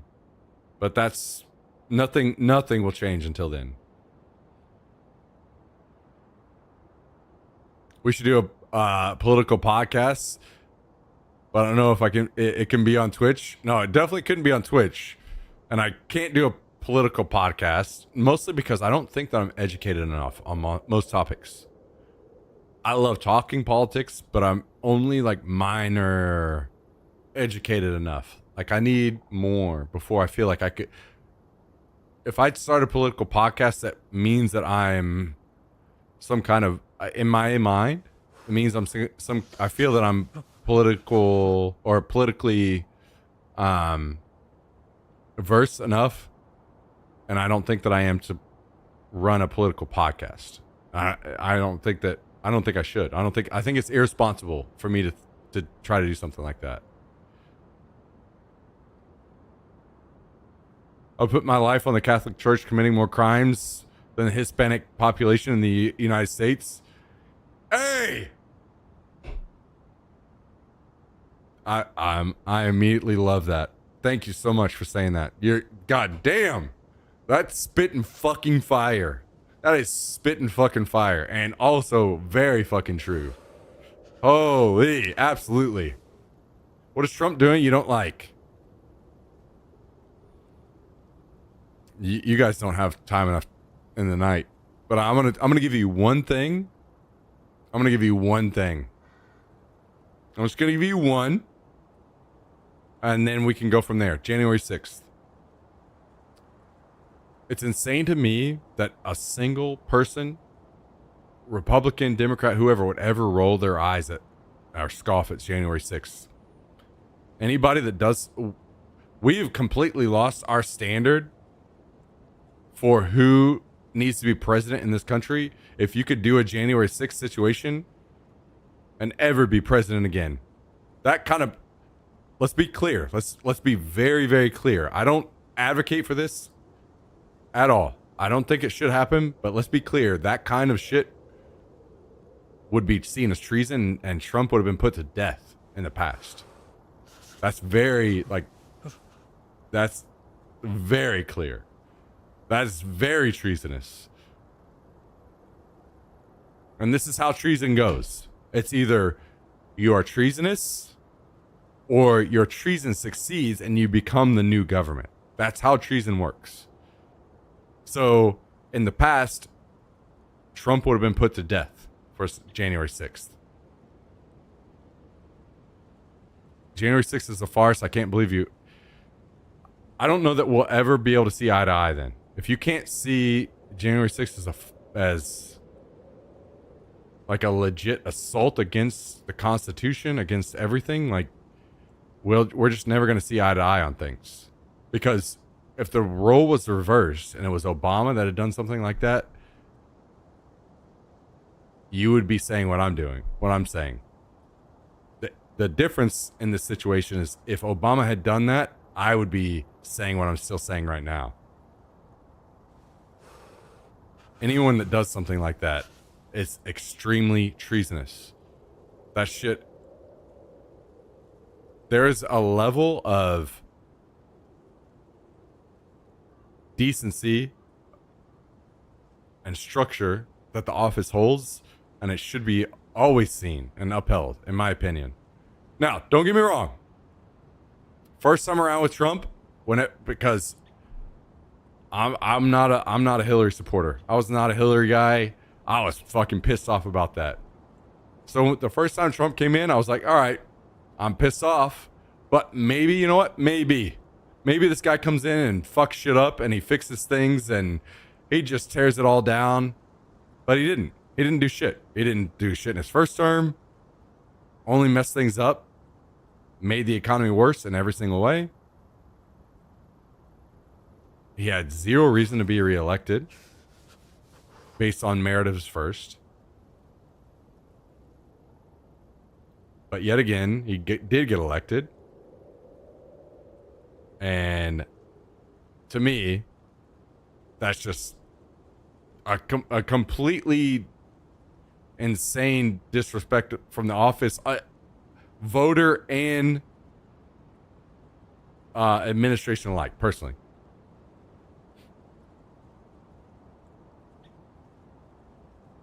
I don't like a lot of what Trump says. To me, I'll be honest.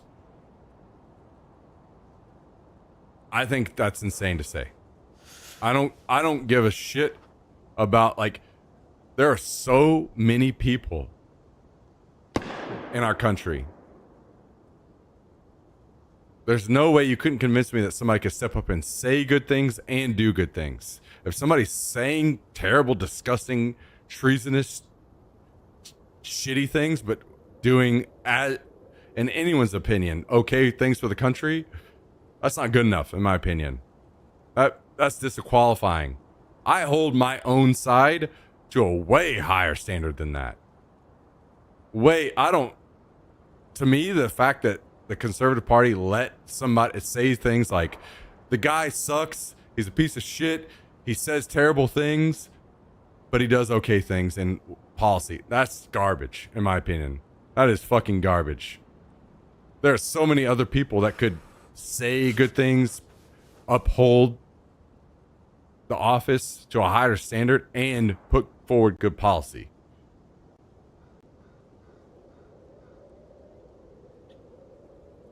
There's no money in saying and doing good things. The issue is he ran on, I don't need your money. And that's the difference. So either he's a corrupt piece of shit or he's like on your side doing good things for you. So that argument sucks too, in my opinion.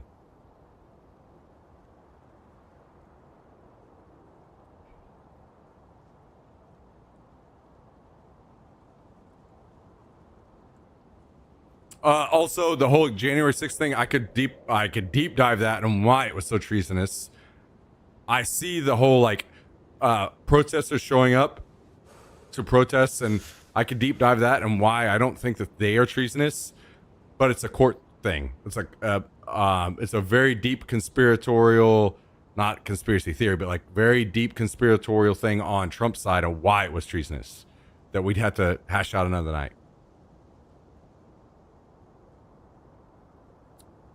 They're all about money. Look at Pelosi's net worth during her career. Hey, I don't know how many times I have to say stuff like this. Fuck her. You know, maybe this kind of shit should be literally put inside in a court, and maybe she gets judged and thrown in prison for the rest of her life. Fuck all these people. I don't operate on the same way that a lot of conservatives do these days. The people that fuck up are like fucking up our country. Fuck them all. Fuck them all. Fuck Pelosi. I'm not trying to excuse her because somebody else did the same similar in the past. Now, fuck that. Anyway, good night, Miff. Love you, dude. See you soon.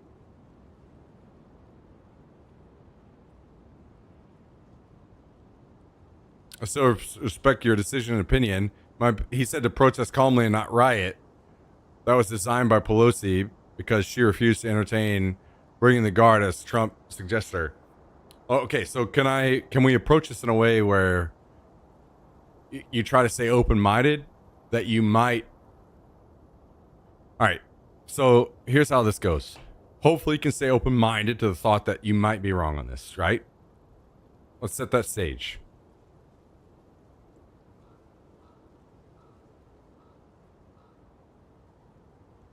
I'm not gonna like, I think there are ways to approach this that are, it's not gonna be me going into the deep dive of his words and what he meant in the moment.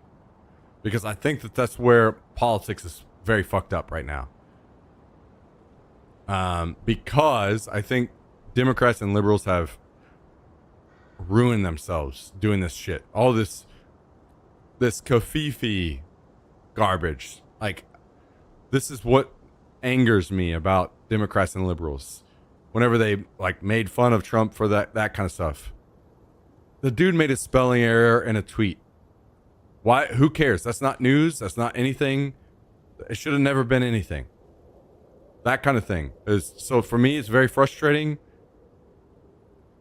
And this is why I get a lot of pushback from a lot of my friends, because I'm going to give Trump way more leniency than basically any liberal you'll ever know. Because I'm just going to be like honest with the situation. Not like, sure, maybe funny, whatever. Doesn't matter to me. So here's how we talk about the January 6th situation in real terms. It's no words. It's no analysis of the words he said. Who cares? Throw that all out the window. That's garbage. This is what people have taught you to think about in your media. All right? You only judge actions and court cases. All right? This is how you actually evaluate a situation like this. All right? So, you look at the actions of January 6th. I'm gonna ask you a genuine question. Southern Belle, how do you think like the first confrontation or like entry into the Capitol happened?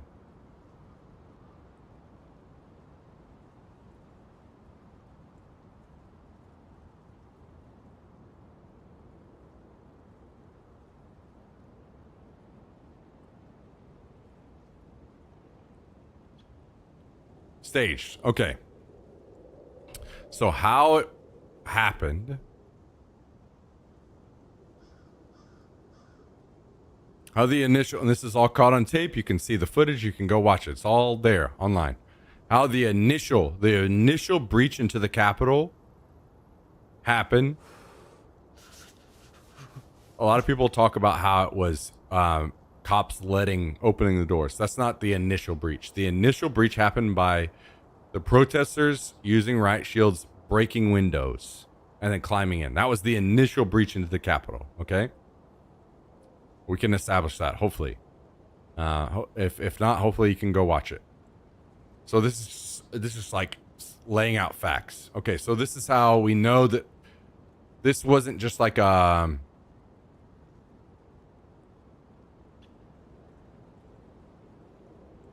normal situation, basically. This wasn't some peaceful protest. This was very clearly, at this point, an assault. If you're a cop and you're defending the area, you would see, okay, somebody broke in with a riot shield and is in the Capitol. Things have changed, right? It's more than a peaceful protest at that point, right? Security let them in at first. No, that's what I'm trying to tell you. Is that that's wrong. You've been told wrong. That's not truthful. You can go watch the footage online.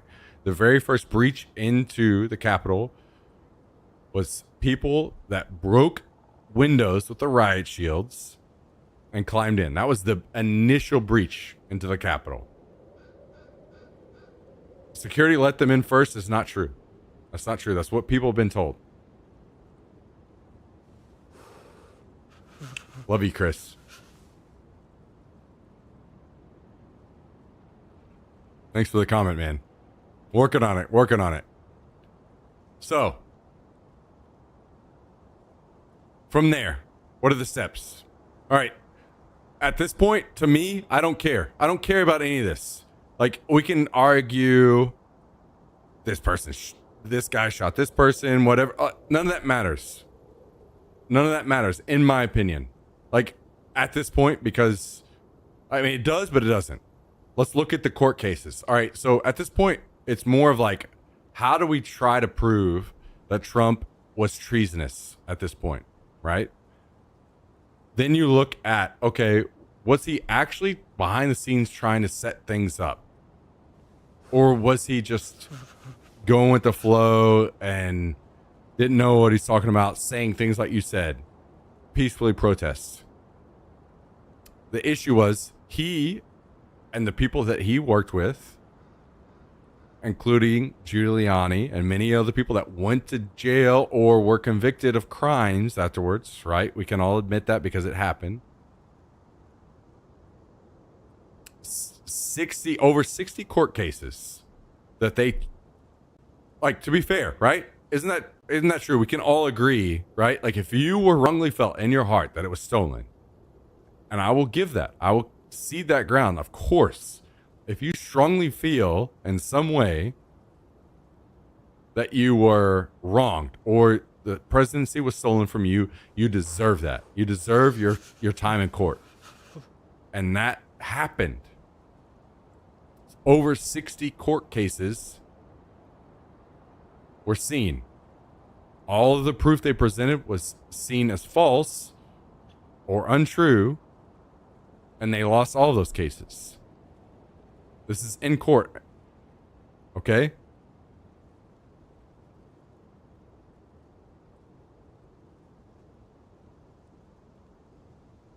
So then, you take it deeper. So at this point, there was a conspiracy.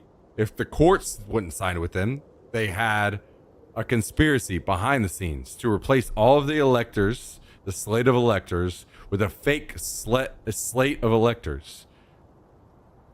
And this is where the conspiracy or the treasonous part lies, in my opinion.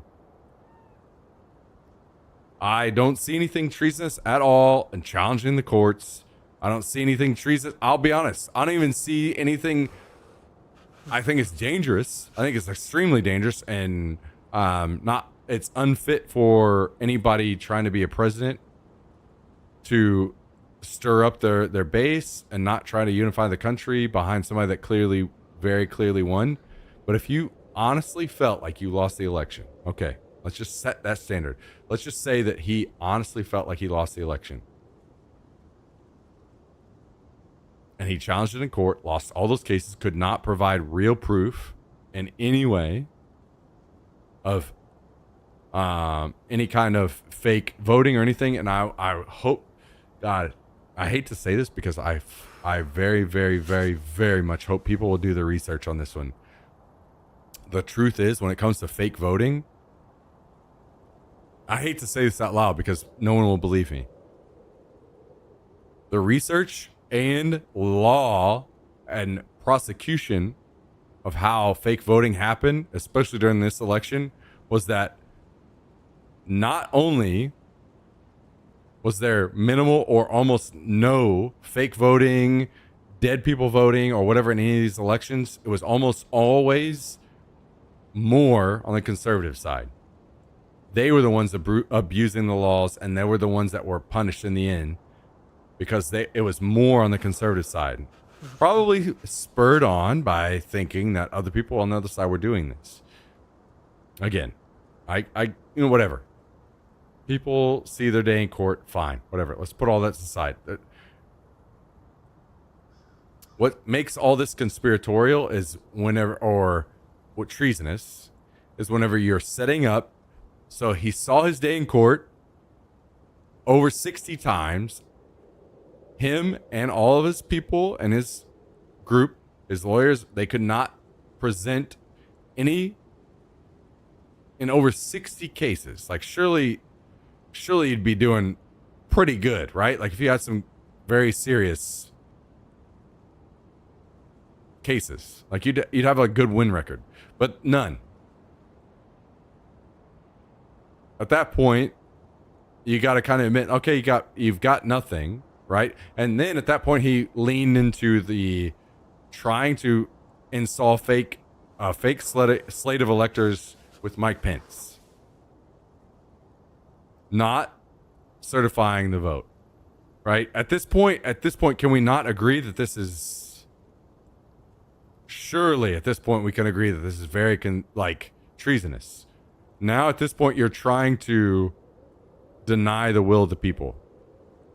Now, let's put a pin on that and just put it over here for a second. And you could immediately say, all right, well, what about the Democrats and how they would behave in this situation? What happened in the last election?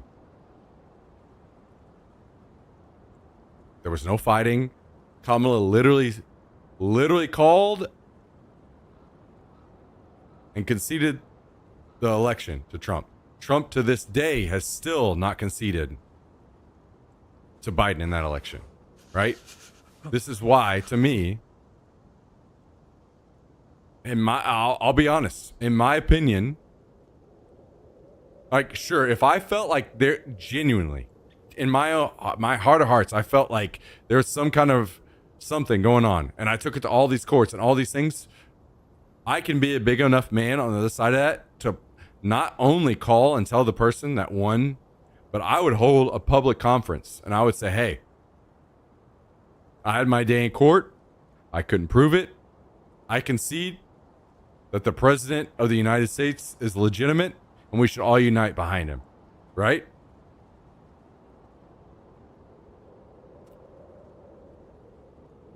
So, I honestly don't believe fake voting was taking place. Or voting was taking place. My only argument was holding the people of January 6th guilty. We can agree that Biden was lawfully elected, but I don't have to like it. I don't think that you have to, or any. Yeah, I totally agree that you don't have to like it. That's fair. Totally fair. And I appreciate you saying that you don't believe fake voting was taking place, because I think that's important, because a lot of people do. A lot of people do. And unfortunately, as data shows, it's actually significantly, it's not even close, actually. It's actually significantly weighted, and conservatives do the most fake voting illegally, and they get prosecuted for it. None of them have not gotten caught and prosecuted. Basically, anyone that does fake voting gets massive repercussions. It just doesn't happen. As people think it happens, they get told it happens. It doesn't happen. And that's my issue. And that's why, for me, I will always, forever and always, I didn't want Biden to win. Not saying I wanted Trump to win. I didn't want Biden. I thought Biden was going to be this is where I'm going to separate with you, Chris. I don't know if you're still here. I'm not a big Biden guy. I didn't like it. I especially didn't like Hillary. I'm definitely in the corner of we need somebody to come in and fuck things up. And I'll be honest, if Trump went in and fucked things up for the positive, I'd give him credit. I promise you guys, I will always give Trump credit for the good things that he does. The issue is that he just does almost zero good things. And it's frustrating because I almost want to, at this point, the standards are so low, I want to give him credit for doing nothing sometimes. The issue is he's such a dumbass, jackass, uneducated fuck. And that's my issue. I want my president to be smarter than me. I want to look at this guy and know this guy is way more intelligent than me. But I know that Trump is dumber than a fucking box of rocks. And that's like, fuck, man, this sucks. And I'll be honest, I've said this several times. If the box of rocks went in there and fucked things up and drained the swamp, as he said, I'd give him his flowers. I'd be like, hey, you know what? He fucking did what he said. He did this or that good thing. But it's almost all terrible. Like, there are very few things I can actually give him credit for. And trust me, I've been wanting to. At this point, this is how much I want to see the silver lining.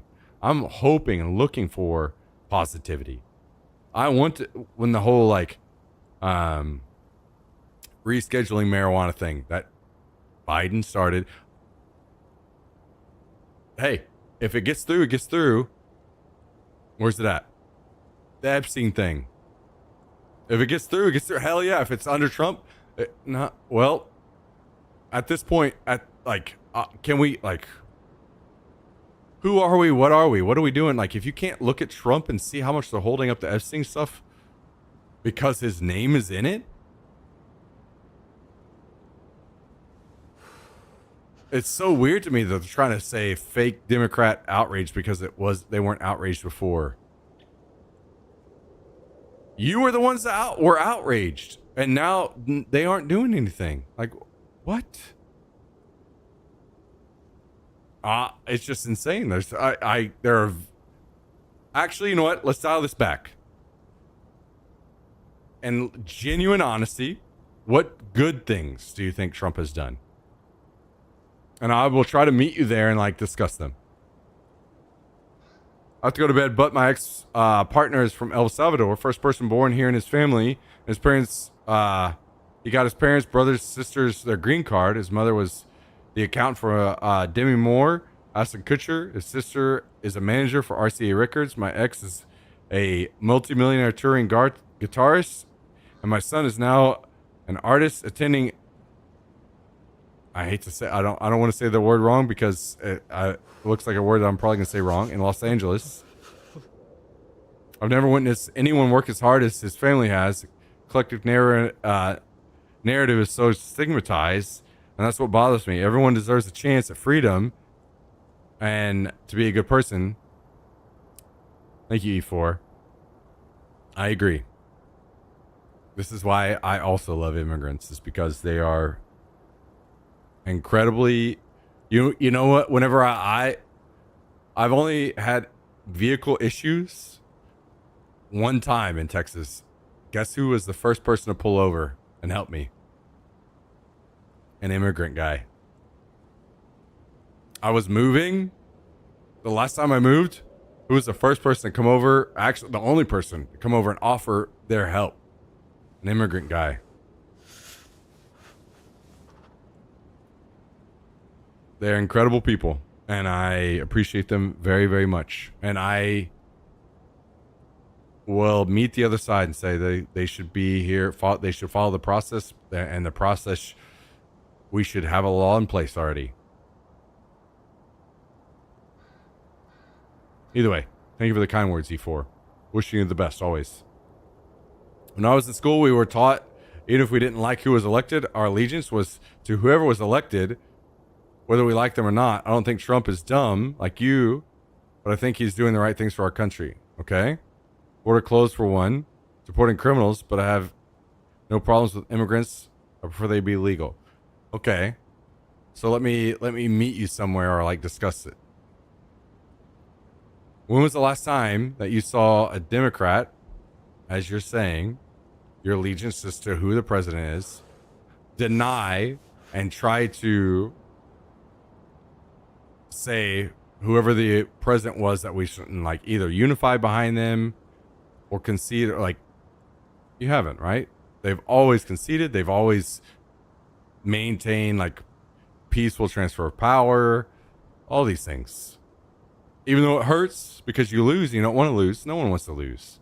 That's always happened. But Trump did not do that.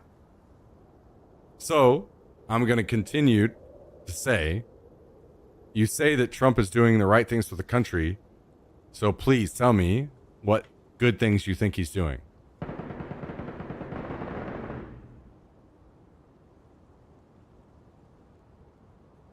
And again, I'm going to keep saying this because I don't know what, why, how, who, what, when, where. Like, I don't know how this whole open border thing happened. There was no open border. That's not how it worked. They were just following the law. The law at the time stated that people could come up and claim asylum. That law was very clearly wrong, right? And abused. So it should have been stopped. But at the end of the day, there was no open border. It's false. It's lies. It's not true. They're just people following the law. That was not a very like thought out and structured good law.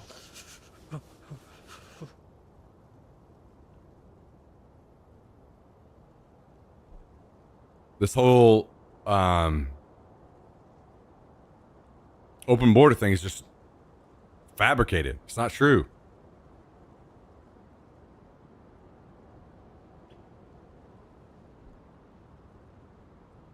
Also, deporting criminals. Why do you think that Trump has been the only one deporting criminals? Why? Can you show me like any statistics or tell me any information that Trump is the only one that's been deporting criminals? Because as long as I've grown up, anyone that I knew to be living in the U.S. that wasn't very clearly like had citizenship, not only eventually got deported, but especially criminals. Nakamoto, thank you. Appreciate the kind words.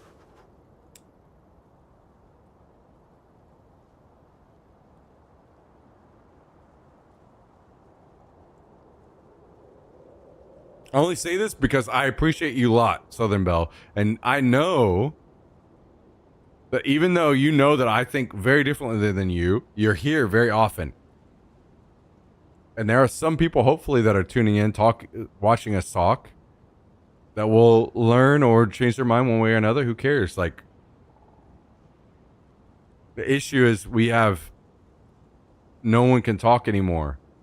People don't have, and I've said this before, this whole no one can share their opinion anymore is a fucking dumbass thing to say, in my opinion. Like, that's like saying the Nazis should have been okay to share their opinion. They just had a different opinion. That's a terrible way to approach modern politics.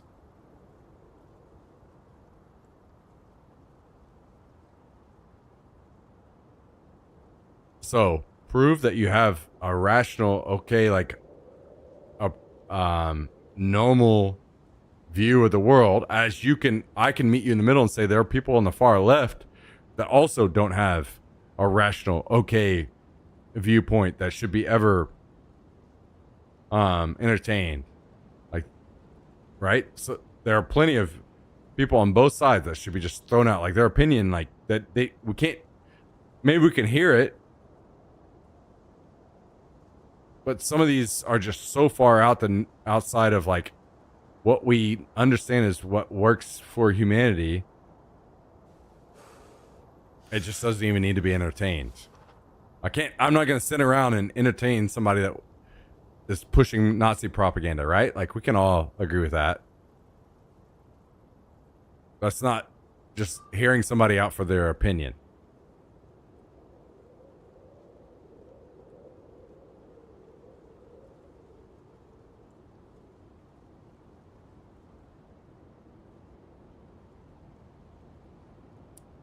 Here's the thing for me. I very, very, very, very much.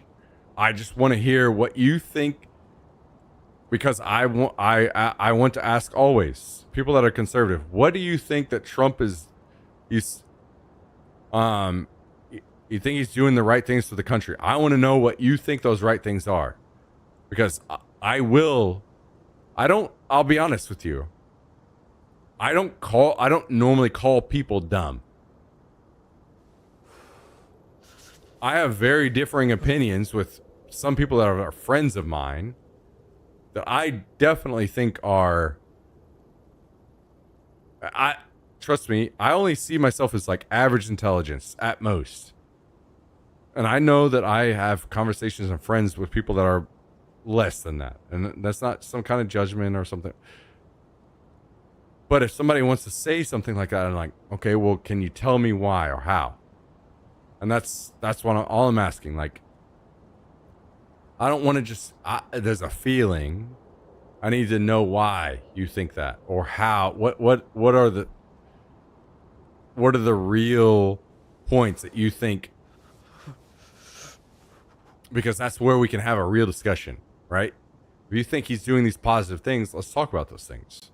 Because I'll be honest, I always want to meet people in the middle and say, yes, you're right. That is a good thing. That is a step in the right direction. And as much as I don't like the system that's in place right now, I like meeting people in the middle that are on the other side and saying, yes, this is a good thing. Because we have too much of the, like, I'm on this team thing going on, where people can't admit when something good is going on, right? I like to be that person. I like to be like, yes, this was a good thing. I like that. I think I appreciate this policy or whatever. So, to me, I don't want a feeling like he's headed in the right direction, because to me, like, there are so many things I can contradict that with, especially because I think the biggest issue with me, this I'm gonna take it all the way down to the very, very, very, very base of politics in the US, is I see so many people that are very, very, very religious siding with Trump, who could not be more contradictory to what they're doing or what they think. And this is actually one of my biggest divisions with Vis. Whenever he posted something along the lines of Trump being like the more religious, or like the religious vote. And to me,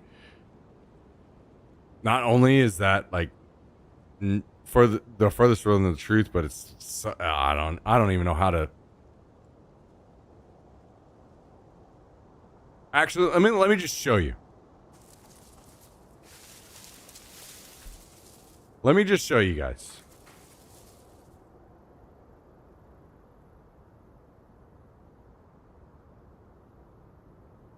Don't just believe me. Let me show you. If I can pull it, if I can find it. Let me see if I can find it. Might be hard to find.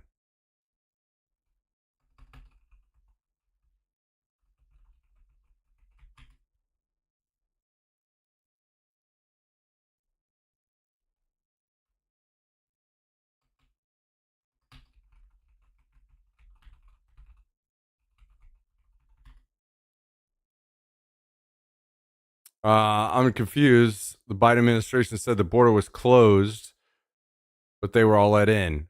Whoever they were, including terrorists. And thank you, Smack, for asking for my opinion, but we have different opinions on things. This is just how it works. sometimes it's difficult to put in words. That feeling you get when you're in your gut. No, I don't. I'll be honest. Like, I do value your opinion, but I don't get a feeling in my gut anymore when it comes to running the country. If I can't explain to someone in policy, then no, I don't think it's valuable at all. No.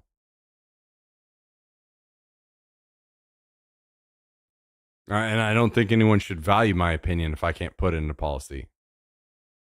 Here it is. Let me tell you why, or show you. I'm going to show you all why. This is why it's very hard. It's just hard to explain. That's fine. I just think that you should hopefully factor that in the equation. Hopefully you can factor this into the equation. I don't know if you're religious or not, but this is I didn't send this to this. I didn't tell him this. I didn't show him this. Maybe I should have. This is exactly why anyone that is religious should absolutely never vote for Trump. I'm gonna show you the clip. It's a perfect example. And I'll be honest, I am as someone was raised very religious and is on the outside, I love to just like give all the leniency in the world to people on religious stuff. This is why it should have been a no-brainer. Immediately, he gave the worst answer of all time, and there's just zero excuse here. All right, so this is the issue. You were talking about why I didn't like Trump. The issue is, so I'm going to show you one example, and there are, I feel like, thousands of examples just like this of why this guy's a piece of shit. And I'm not against conservatives. If there was a conservative president or conservative running for office that was just like kind of reasonable, like we could have policy discussions. The issue is this one guy is a giant sack of shit, and also extremely unintelligent, and that's why I don't like it. So we're gonna show exactly why, and I hope that you will listen. Everyone will listen with a very open mind. This is immediately going to destroy every single discussion anyone would have in any kind of way religiously about Trump, okay? Very clearly, straight to the point, and this was something I wish I could discuss and show this because he was supporting him in a religious way, and this is why Trump is the furthest from religious, okay? So let's just watch and listen. You ever ask God for forgiveness? All right, so this guy on the left just said, have you ever asked God for forgiveness? Okay. Hang on. Maybe I should put on, yeah. Have you ever asked God for forgiveness? I put on closed captioning. Sorry. That's a tough question. I don't think in terms of, I'm a religious person. Shockingly, because people are so shocked when they find this out. I'm Protestant. I'm Presbyterian. And I go to church and I love God and I love my church. And Norman Vincent Peale, the great Norman Vincent Peale was my pastor. The power of positive thinking. Everybody's heard of Norman Vincent Peale. He was so great. He would give a sermon. You never wanted to leave. Sometimes we have sermons. Every once in a while we think about leaving a little early, right? Even though we're Christians. Dr. Norman Vincent Peale, Frank, would give a sermon. I'm telling you, I still remember his sermons. It was unbelievable. And what he would do is he'd bring real life situations, modern day situations into the sermon. And you could listen to him all day long. When you left the church, you were disappointed that it was over. He was the greatest guy. And then, he passed away, but he was a great. He wrote The Power of Positive Thinking, which is a great book. But have you ever asked God for forgiveness?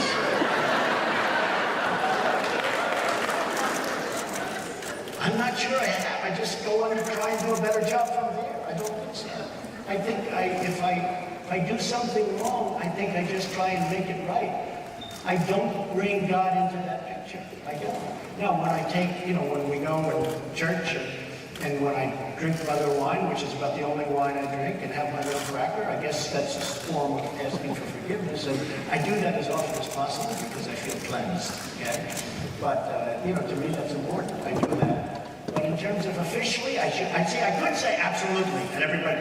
I don't think in terms of that. I think in terms of let's go on and let's make it right. So let's.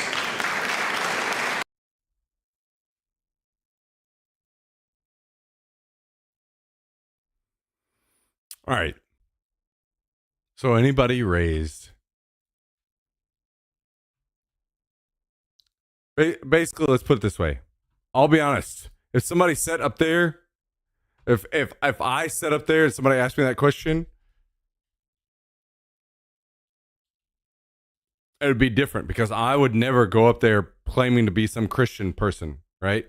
But if you're trying to claim Christianity and then basically say, no, I've not asked for forgiveness, that's how you know.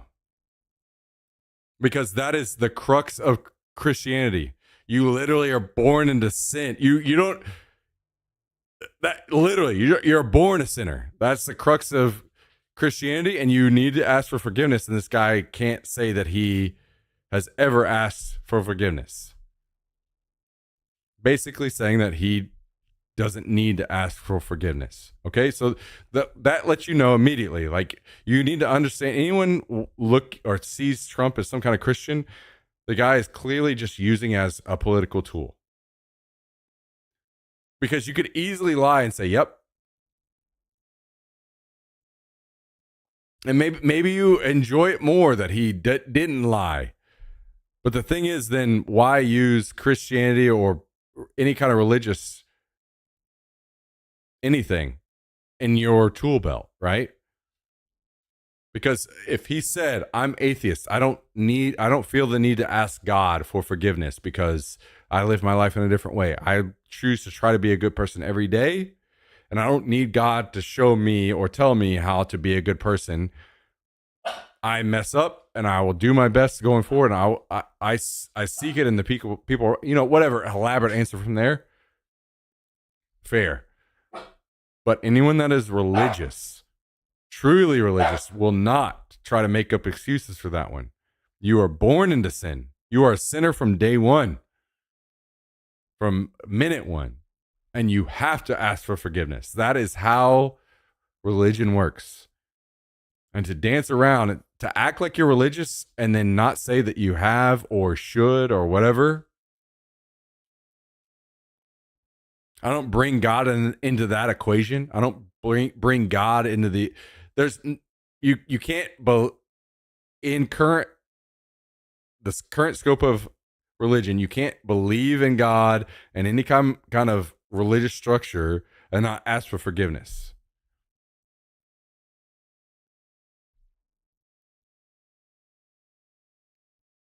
And this is why the beginning, just step one. Let's not talk about all of the adultery he's committed.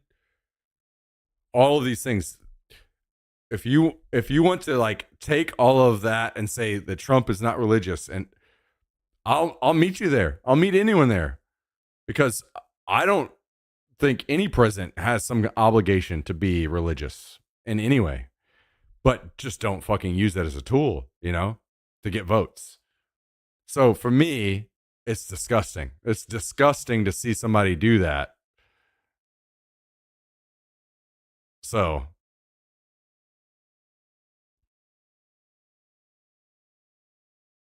if he can lie about religion, like what are we doing? That's all I'm trying to say. So we're gonna hold Biden to some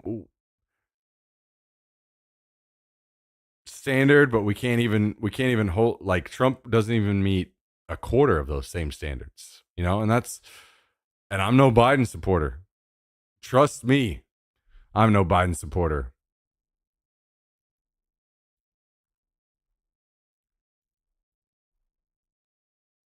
And I'll even meet people on if we need a disruptor, we need somebody to go in and fuck things up, and he doesn't need to be held to some standard. He needs to get in and fuck things up. Doge, all this stuff. I'll meet so many people in so many areas. Okay, so where's the success? Like, please. That's all I'm asking for. Like, can we start bullet pointing the success anywhere? Trump got elected to lower prices. Biden had a has a mental defect like dementia, so it's different for him.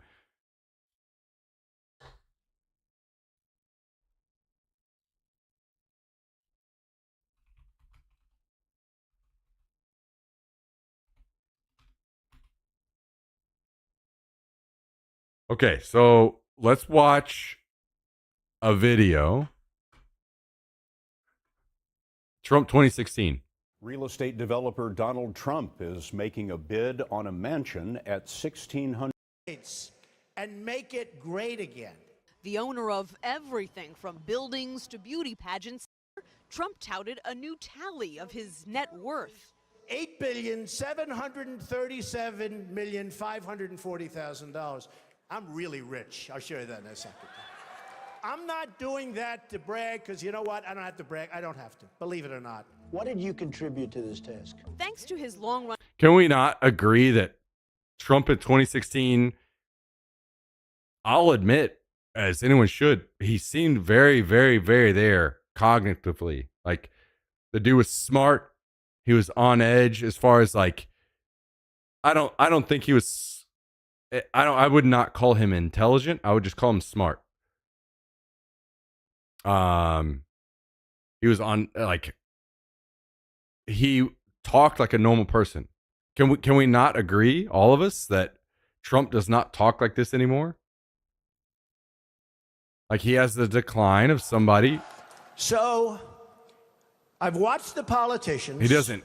Actually, you know what? Actually, perfect example. What's the one where he really got Hillary?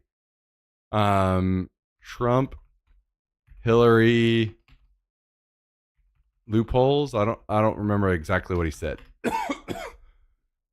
Did you use that $916 million loss to avoid paying personal federal income taxes? Of course I do. Of course I do. And so do all of her donors, or most of her donors. I know many of her donors. Her donors took massive tax write-offs. So have you not paid personal federal income tax? A lot of my write-off was depreciation and other things that Hillary, as a senator, allowed. And she'll always allow it, because the people that give her all this money, they want it. That's why. See, I understand the tax code better than anybody that's ever run for president. Hillary Clinton, and it's extremely complex, Hillary Clinton has friends that want all of these provisions, including they want the carried interest provision, which is very important to Wall Street people. But so basically, I'm just trying to prove, like, I'll give him his flowers on, like, he obviously was just not a complete idiot here, right? I don't think that he was intelligent. I do think that he was cognitive, like, he was there. He does not talk like this anymore. The guy is not as bad as Biden, I'll admit, but the guy is very clearly on his way out mentally. So for me, anyone like doing the whole Biden thing, like, what? Where are we? What are we doing? Why can't why are we doing this? My guy is just, he's slightly better than Biden was. Is that, what kind of weird ass standard is that? That's all I'm saying. Like, why does any old ass guy need to be president right now? We need people that understand the economy, the way the world works, young people, the internet, AI. Let's have a sit down and hear Trump talk about AI and what his thoughts are on AI. Trump doesn't fucking know what AI is. Biden doesn't fucking know what AI is. Of course, neither of them do. Let's stop electing these old ass fucking people. And I will say this one time, and I hope that it's very clear, because I'll be honest, I haven't seen a single thing that you've said in the chat. So you said you think that Trump is doing good things for the country, but you haven't said a single one. So I'm not going to try to like do some kind of like slam dunk own on that, because that's not what I'm trying to do with you. That would be stupid of me. Right? But you haven't said anything. You did?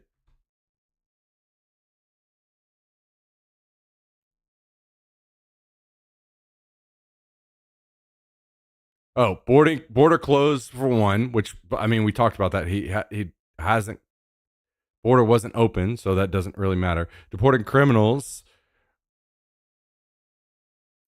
I mean, we haven't seen any of that either. He's been deporting people. We haven't seen any like kind of like structured deporting of criminals. There's no like statistical data there of deporting criminals. He's only been continually deporting even less than other people, immigrants.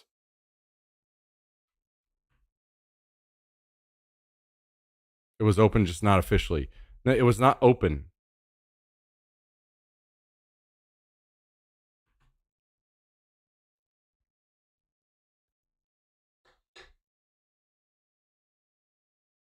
Like, why we can't dance around it in that way. Like we just have to approach it as fact.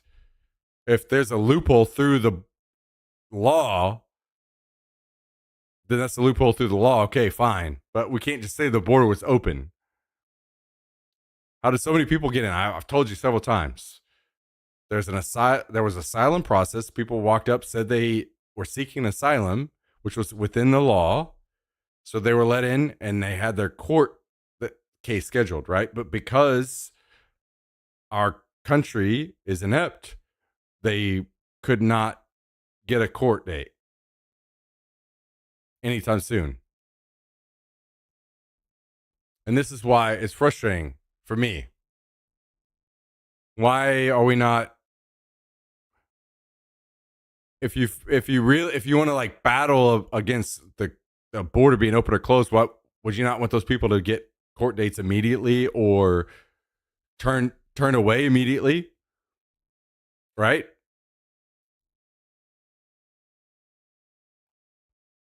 Do you want a president to follow the law or not follow the law? That's a better question. So Biden is following the law. Again, I'm no fan of Biden, but he's following the law, allowing people to follow the process of the law at the time. Shouldn't have been let in. Okay, but that's an opinion, right? These people are just following the law. You say they should have been let in, but they're just following the law at the time.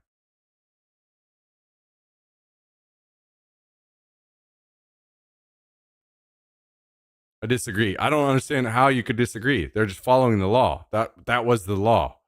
The law was if people come up and claim asylum and could present their case that they were seeking asylum, then they have to be let in.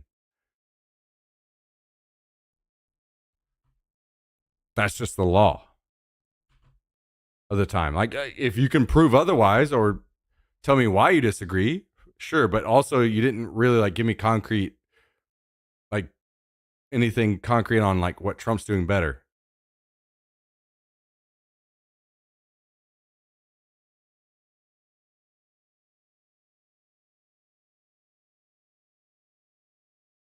But they're criminals, not really. Sure, but I don't think that no one's just letting a criminal in because when they know they are. Like, I don't. Also, like we've discussed this earlier, right? Where immigrants coming into the country are almost 2 times less likely to commit crime than U.S. citizens. So it's not like we're letting a bunch of criminals in. Like, of course, some come in. Of course, people are prone to commit crime.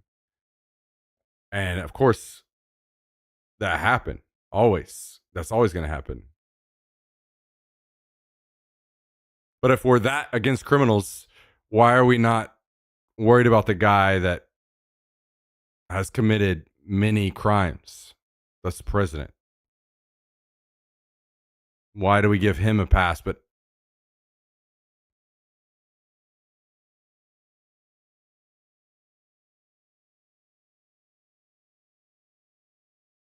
if we want to point out Biden or Obama or Hillary or any of these, like, okay, let's punish all of them. If they're committing a crime, let's punish all of them. But why Why was it okay that Trump became president and then shut down all of his own, all the investigations into his crimes?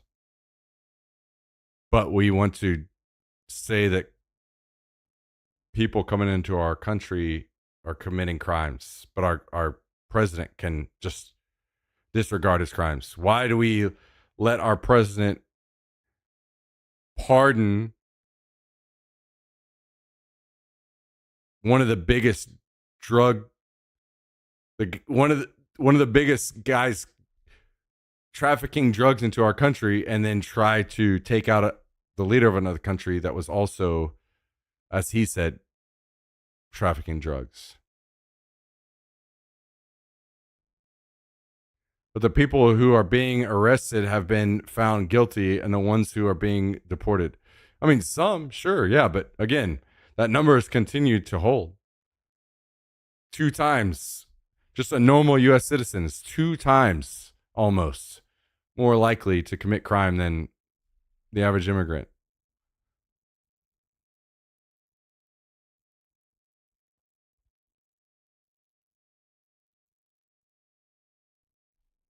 I don't know. It's just, I want to hold that. I want to hold everyone to that standard. If somebody committed a crime, if Hillary Clinton committed a crime, throw her in front of a court. Put her in front of a court. If she's guilty, throw her in jail. If Obama, Bill Clinton, no Democrats are defending these people. We want all criminals. Trump has gotten away with all of his crimes. Trump got into and became president and shut down all investigations into his criminality. But for some reason, we're supposed to judge people we don't know and don't know that they're criminals?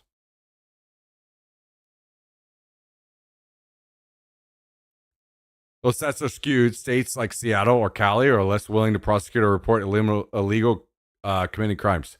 Okay, hey, you know what? I'll meet you there. That's fair. So why can't we hold our own president then to those standards? Let's say, okay, all right, you know what? Let's just, I'll give you all of that. I'll give you and say that those stats are very skewed. So why can't we hold our own president to that standard?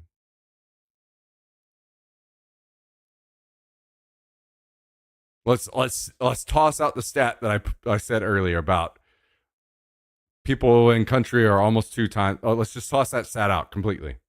Let's say that I'm wrong.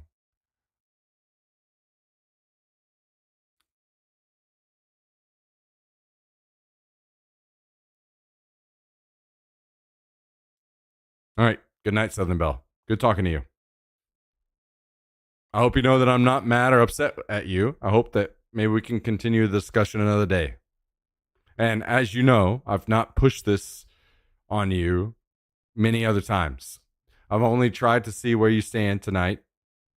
And it's been good talking with you. And I understand your viewpoints. And I hope, maybe another day we can talk more. I'm not trying to be too aggressive or anything. I appreciate you hanging out and sticking around and listening.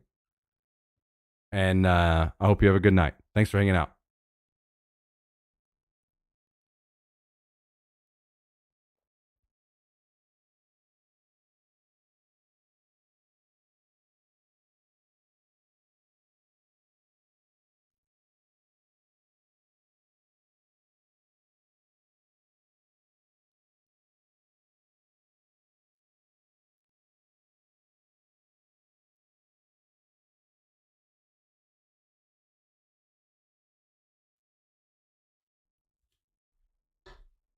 Come up here. What are you doing, buddy? What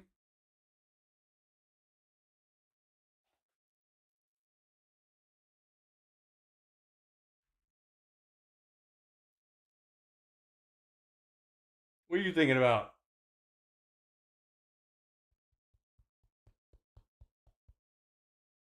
Thanks to everybody who's been hanging out. I know this is not a popular thing to talk about, so everybody's got their viewpoints. I appreciate you guys. Even if you hate me, and you're on the other side of things. I promise you. I don't know how to say this in a way that I'll get through to you, but I promise you I was raised thinking very different than I do now, and I promise you I can see your side more than you think. I can meet you in the middle on many, many topics. I promise.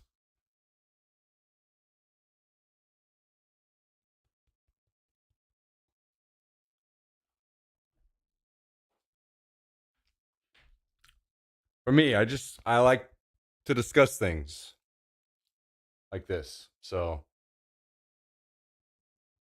I'm not some evil guy trying to like throw everybody in some kind of prison that thinks different than me.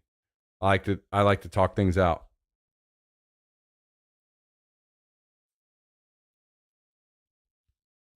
Because I've my mind has been changed by people that I talk to. That's where I'm at right now. It's through discussion.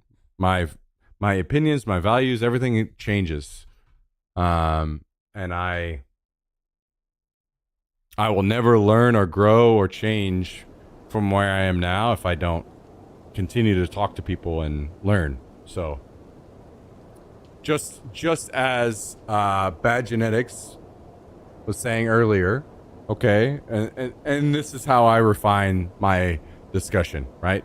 As I say, okay, if you want to say that Seattle and Cali are less willing to prosecute or report illegal crimes, fair, right? Okay, fair. I think that, whether there's got to be some kernel of truth there, whether someone wants to admit it or not, right? Okay, so then we refine the discussion more, right? And hopefully we collectively reach somewhere closer, because to me, there's hopefully a lot of compromise, and that's what I hope to reach with a lot of people. If you see me continually ceding ground and saying, hey, okay, I'll give you that. Can you give me something? That's all I'm looking for. If I can give you that, can you give me this? Right? Because that's how we meet in a middle ground and pull away all this garbage that we're taught to like hate the other side.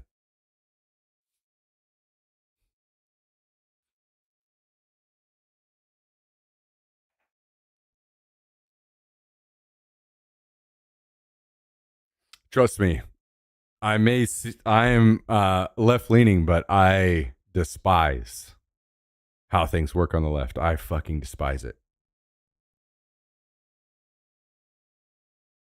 I'm only there because I care about people a lot. I am a selfish person. I am. I'll admit it. But I very much know that when people around me succeed in my community, when my community is successful, I succeed. And I see a lot of deserving people around me at all times.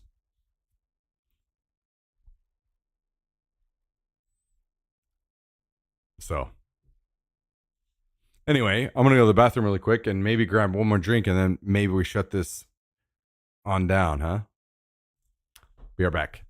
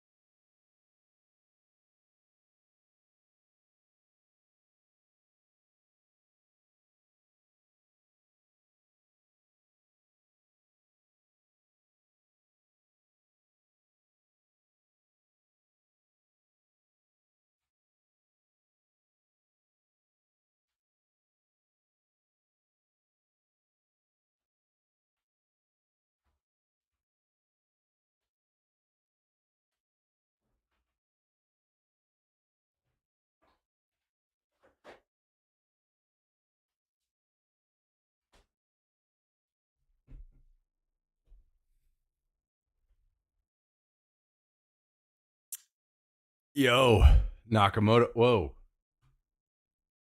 It was quiet when I got back, and I was like, wait, did I pause the music when I stepped away? Shit.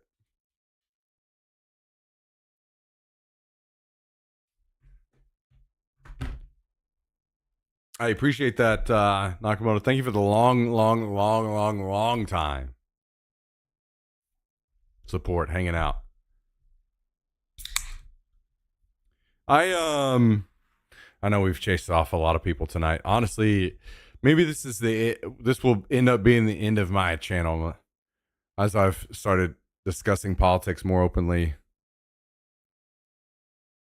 Because damn, I mean, even look at us. We're down to 15 viewers right now. It's crazy how people do not like discussing things anymore. As much as they think they want to, right? Because that's kind of the discussion most of the time these days. I have my opinion, or I was silenced for my opinion or whatever, and then people don't want to, like, when that opinion is challenged, they want to shut it down. It's crazy how things are these days. But those that stuck with us, honestly, even the other side, like even whenever you're on my side, right? It's kind of it can become tiresome, right? Like even if you're, and I've been there. Trust me, I've been there. I took a long break from paying attention to politics at all, and probably will again very soon.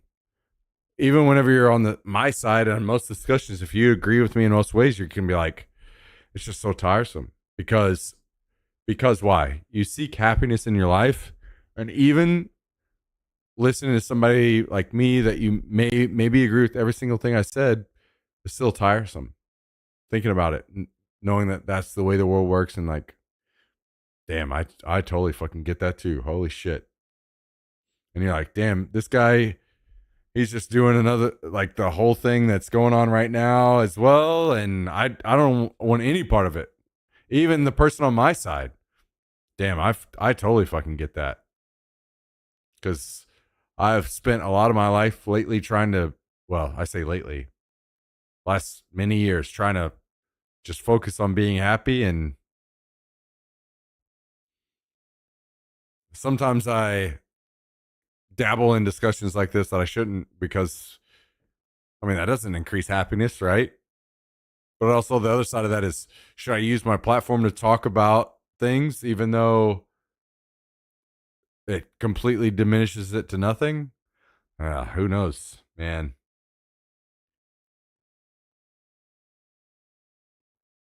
I'm in a predominantly Republican area with Republican parents, and the discussions were always about economics and government responsibility.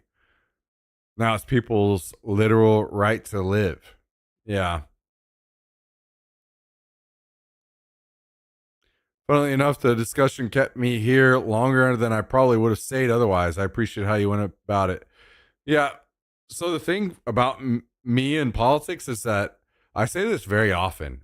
I've said it in podcast interviews. I say it on the stream all the time. I grew up in a different time. I mean, it's not like I'm old as fuck or something, and none of you are as old as me. Many of you are, but I think anybody that's my age, I'm 39,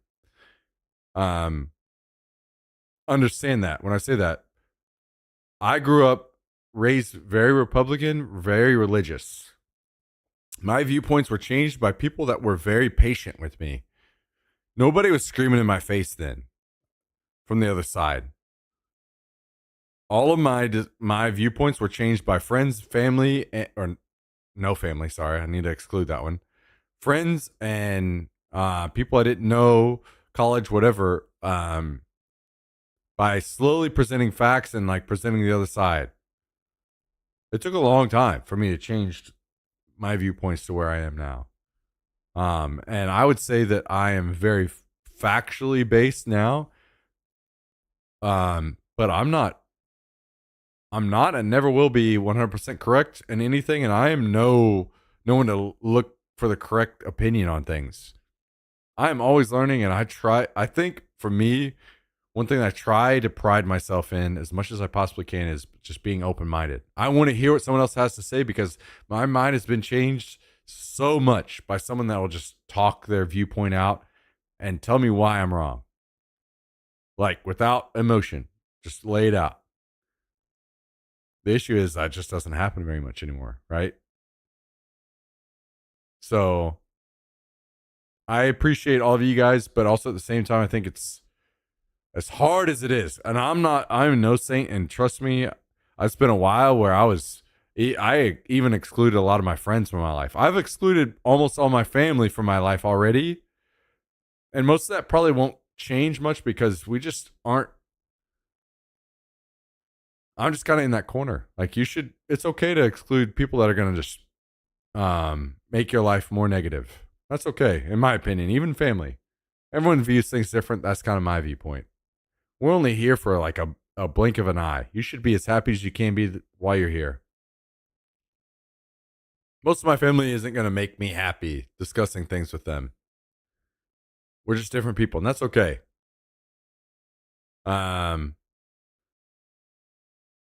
So I've excluded some friends maybe that I shouldn't have during the whole recent things. People that I could have maybe actually met in the middle that I didn't have a fair discussion with. You know what I mean? So I'm learning to dial it back myself slowly. Places where I messed up. So I keep saying this. I've said it 1,000 times. I'm going to keep saying it for a long time. That's probably the biggest issue with liberals, the left these days, is that there's not a damn person's mind you're ever going to change screaming in their face that they're a racist. Not a damn person's mind's ever going to change. You're only actually hardening their resolve. You're only making them feel that they're more on the right side. As hard as it is, and trust me, again, I don't say that from a place. I say that as like a more of a reminder to myself than anything. Check myself. More patience.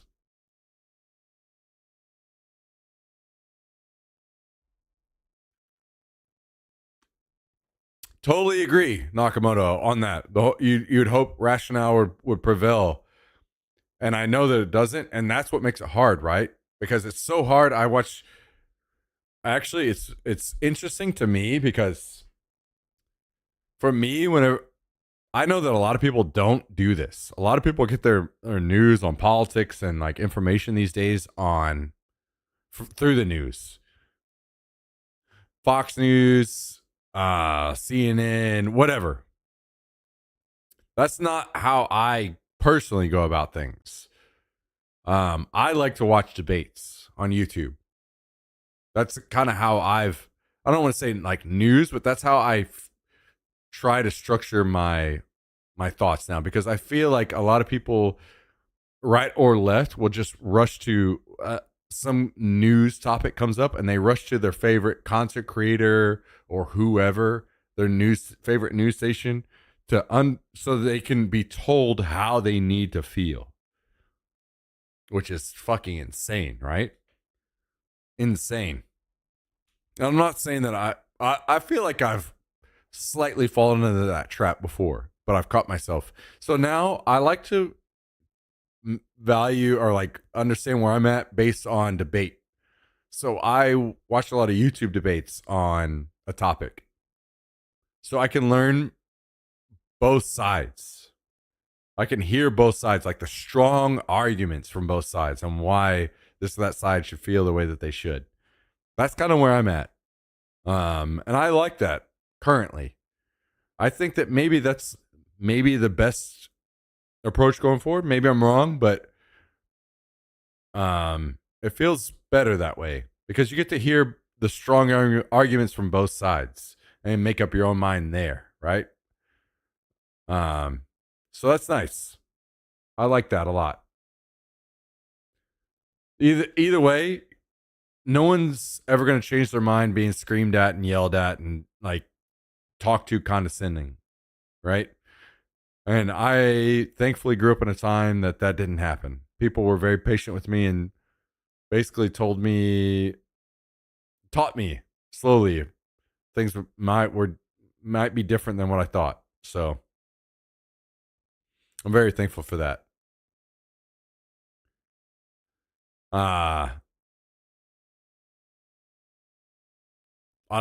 Who knows what's next, but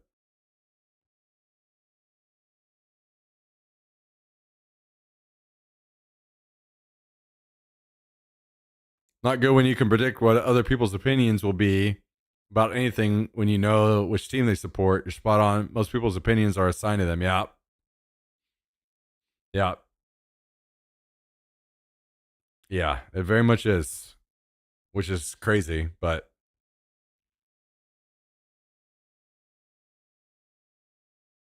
what a weird time.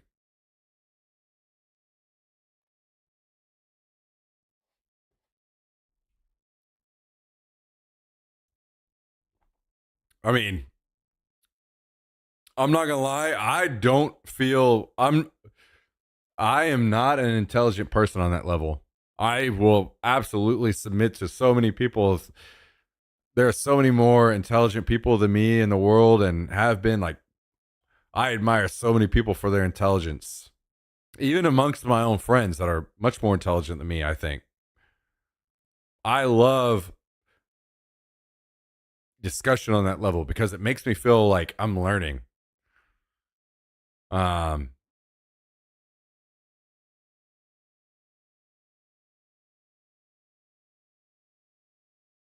That not only does that kind of discussion not happen now, people bow out of things whenever they get tough or whenever they get challenged. People can't.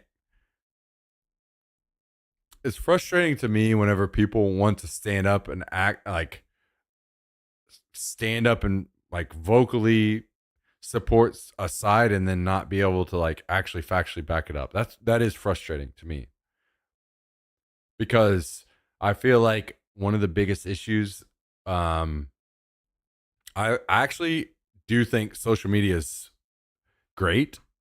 I think there are a lot of great things that have come from social media, but probably, in my opinion, one of the biggest offenders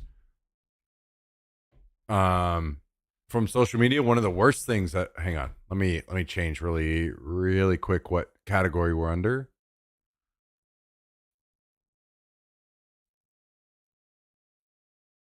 If I can remember how to do it.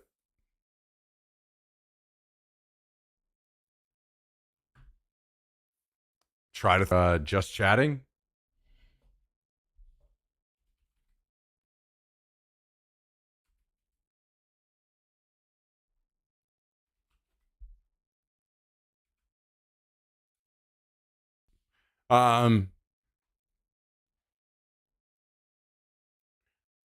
Shit, what was I talking about?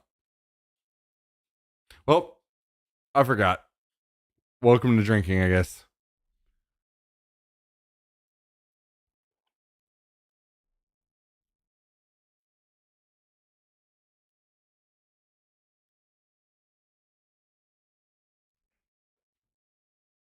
What are you doing, little boy? Come up here.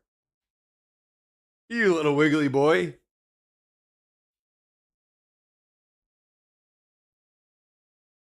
Whatever. Doesn't matter. Guys, you were talking about the perils of social media. Oh, yes. Yes. Thank you. Great reminder. So I think personally, the biggest negativity with social media is that it has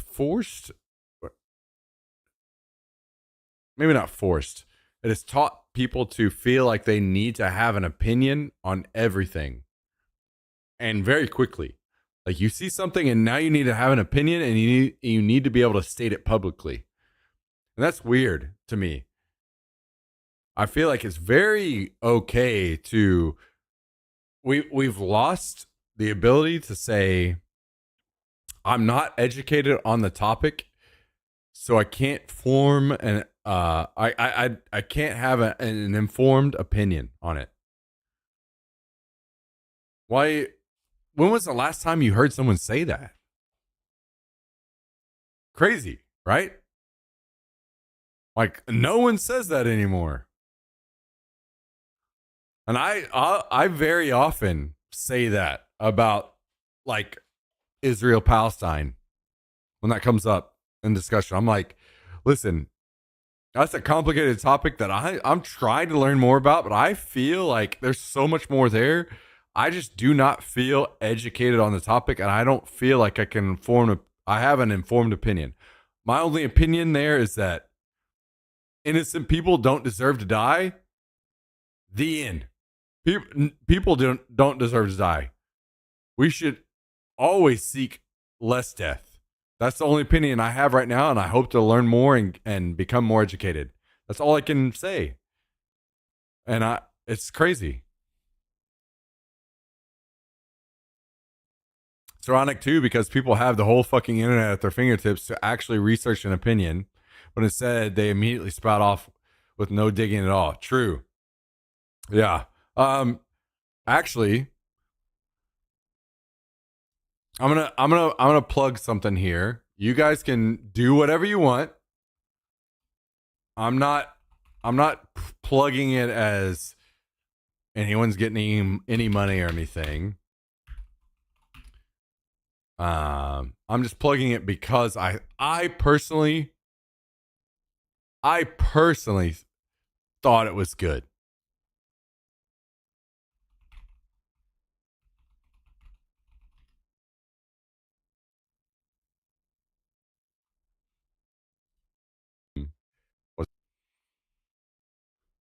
So,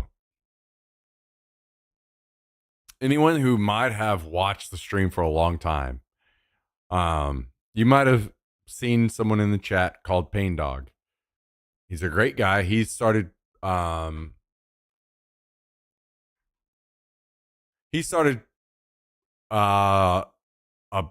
podcast, and he had me as his first person that he interviewed. 3 hours interview. And so his, like, as most streams should probably start, you got to have a bit of a niche. His is mostly Twitch focused, which I think is, a bit of a dead end. But the thing about podcasts is that's only a start, right? Like that's how you get started, and then you branch out from there. So if you want to hear, I will say, Pain Dog is a very intelligent guy. And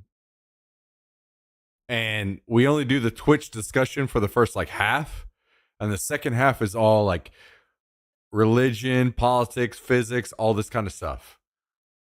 So if you want to hear me be stupid and talk about dumb shit with Pain Dog, and you're looking for some time to fill or kill, whatever, this is very recent, just a few days ago. So something to listen to. But I was talking about the same thing, and actually one thing I brought up during this that I think I said the same thing here. I personally, it's crazy. There's so many things I don't think are being properly addressed now, but I think one of the biggest problems facing humanity right now is maybe even not number one is there's no actual standard of truth ahead for us, right? And there's no at least thinking about it, I don't know any way to handle it in a proper way.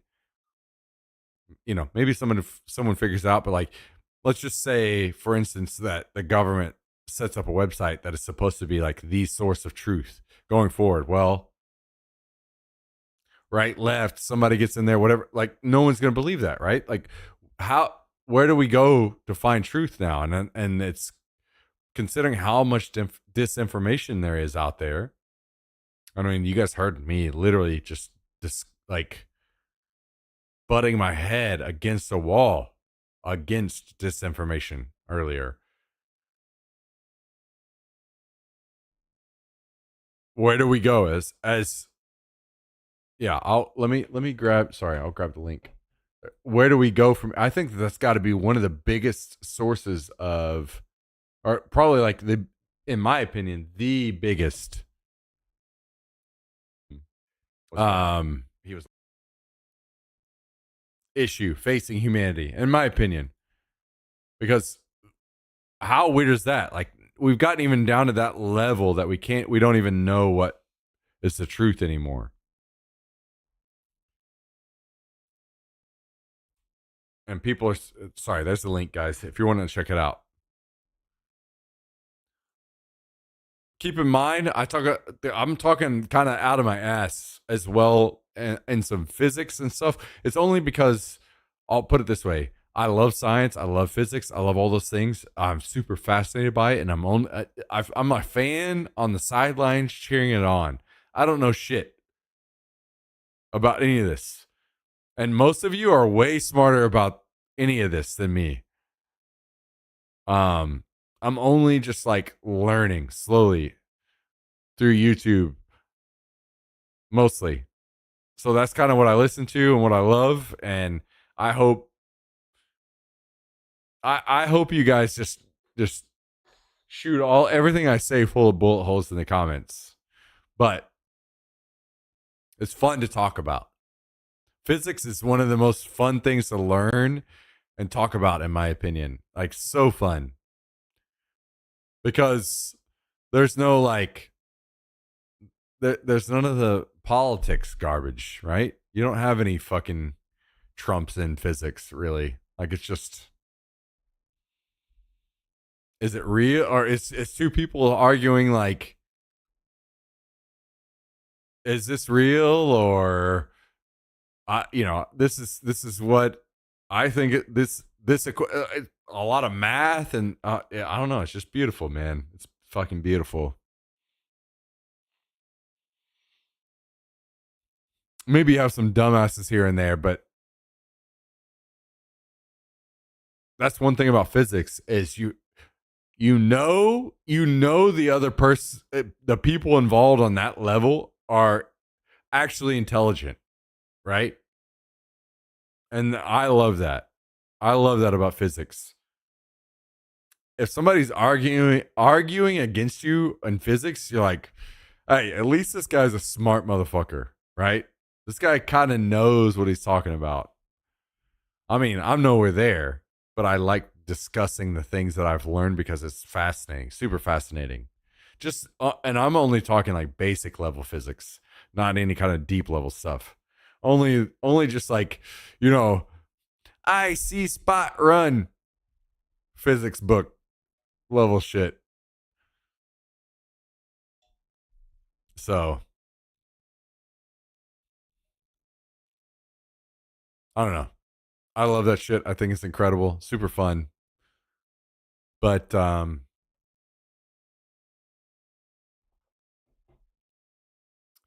VNX. Business has Michio Kaku. He's not quite Trump level, but he's definitely quack sometimes. It's funny that you mentioned that because he's one of the people that actually first really got me excited about. I don't want to say excited about physics, but like deeper physics. I didn't, and I don't.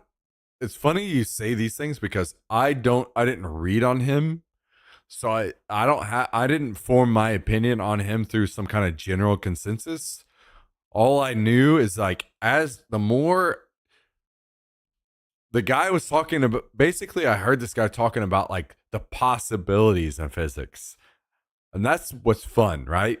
Because you hear somebody talking about going forward in time, backwards in time, traveling at potentially faster than light speed through wormholes, all these things that are possible in physics. And those things are like extremely fun and interesting to talk about.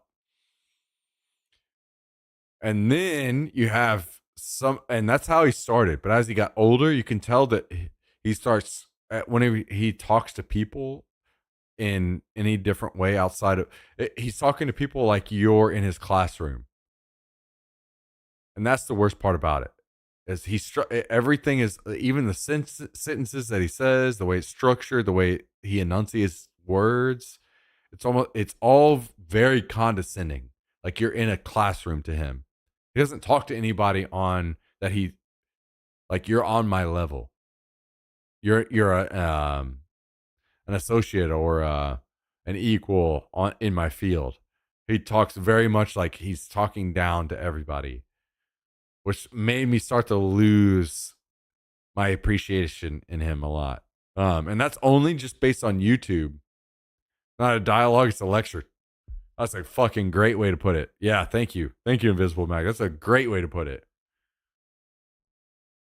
And that's like I said, I've not looked on any opinions on him. I've not read any kind of threads on Reddit or anything on him. That's literally only just my assumption like listening to him, because I will say, like, his earlier videos, if I look it up, how things have shifted tonight. Now we talk about some like super interesting people. It's these videos right here. 12 years ago, these and ones. What else could we do with the white backgrounds? You see, Einstein's equations break down. I'm not gonna lie, I was just in awe in these videos right here. 12 years ago, this is what sucked me in on this guy. I'm like, this guy is incredible. I mean, you know what happened? Guys, you know what happens here? The dude just got old. This is like 2016 Trump versus modern Trump. The guy is just like charismatic and younger and talking well, like very like fluently discussing topics. These videos are the ones that really sucked me in about this guy. And super incredible. And now, whenever you hear him talk, he goes on Joe Rogan or whatever, and the way that he says things, I'm just like, just the way he even like structures and enunciates his sentences. I'm like, my God, dude, you don't understand all I'm going to say is Brian Cox is the fucking GOAT. Brian Cox actually maybe this one guy alone has convinced me that maybe Europe is better than America. Holy shit. maybe Europe is better than America because of Brian Cox. What a fucking genius this motherfucker is. This guy knows how to read a room and go into a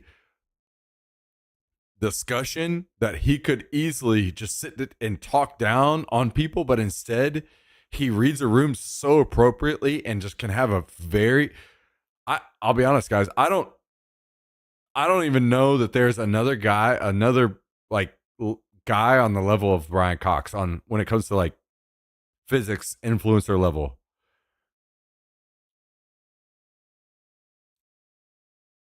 Because everyone else, even though like I loved Neil deGrasse Tyson and read the reboot of Cosmic and all that, I was just mind blown and I loved all that. But even now, when I listen to Neil deGrasse Tyson, I'm like, just so condescending.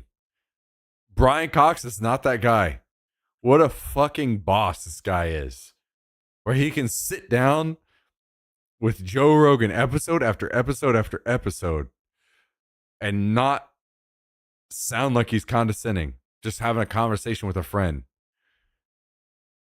Whenever Joe Rogan says something dumb as fuck to him that is very clearly not true, and he can absorb that and not make him sound like an idiot and be like, yeah, maybe. And, and like, just Brian Cox is the fucking GOAT, dude. Damn.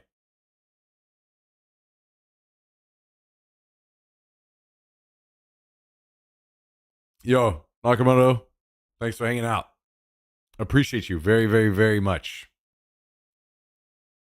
Pushing through all the bullshit and still seeing through. It means a lot. It truly does. Have a good night. We'll see you again soon, hopefully.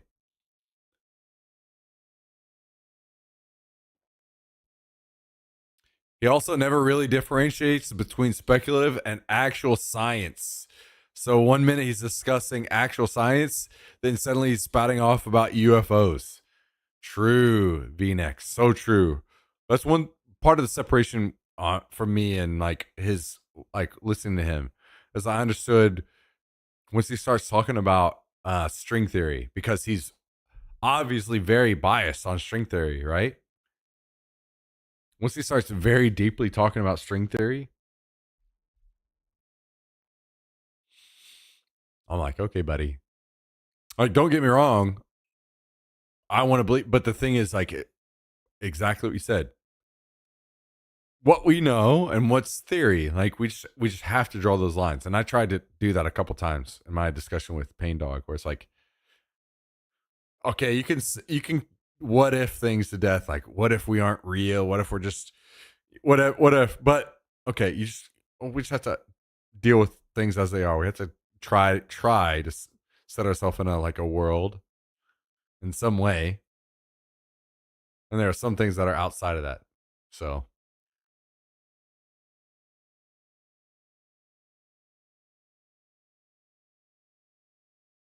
Brian Green used to be super curious and he became combative later age.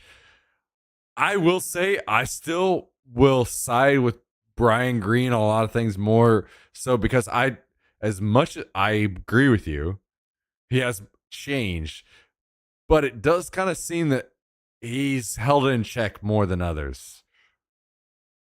It does seem like he is one. How do I put it? It's Brian Green and Michio Kaku and like a lot of these guys, it's almost like streamers versus real pros in the game, right? Streamers that are playing the game and have a ton of viewers but aren't actually really good, and then you have the real pros that don't stream and they don't care about streaming. They're there to like destroy people in the game and then professionally win, right? And the thing is, you have the streamers gain all the power because they gain all the influence.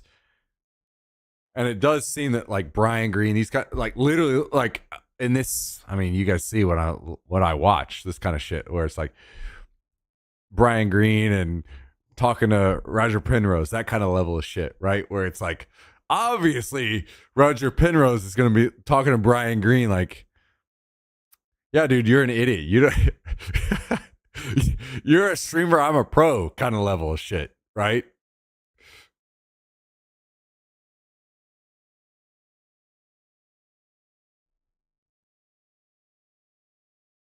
But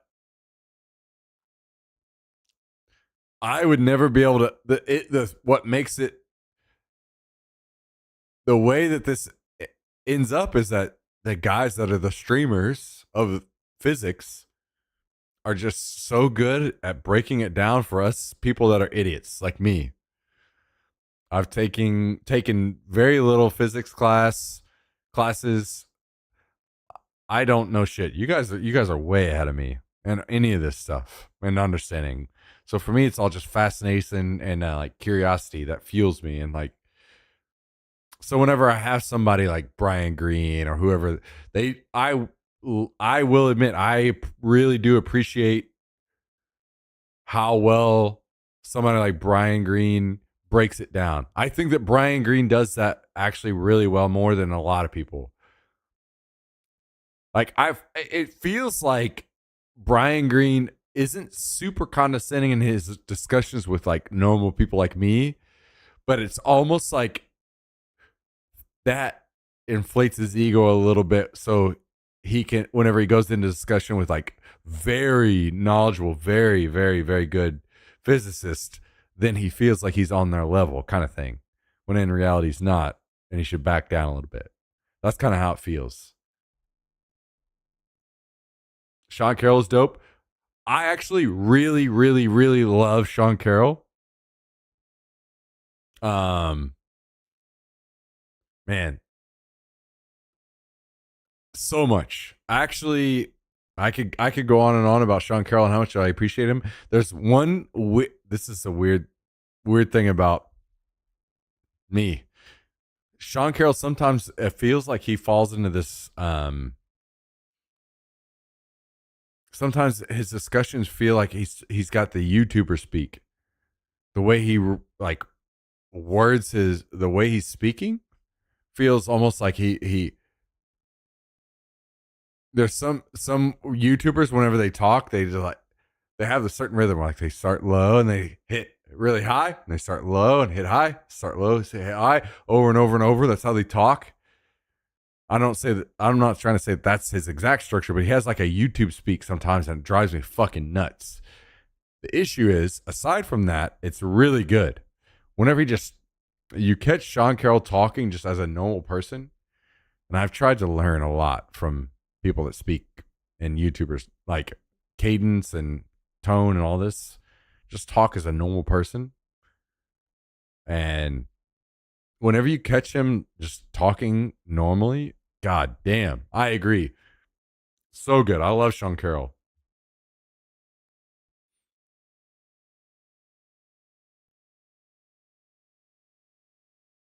Also, like he's very deep into like multiverse stuff, right? And to me, that kind of stuff is super fascinating. So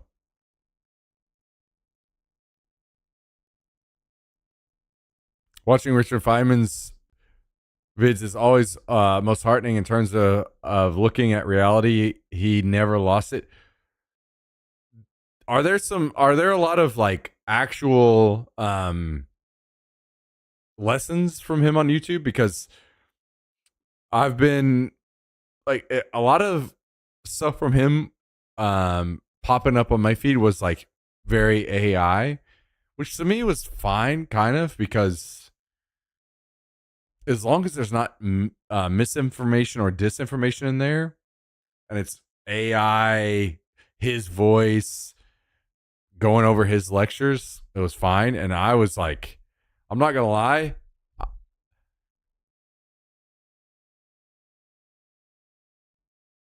the way that he worded things sometimes got through to me. I watched 3 videos in a row.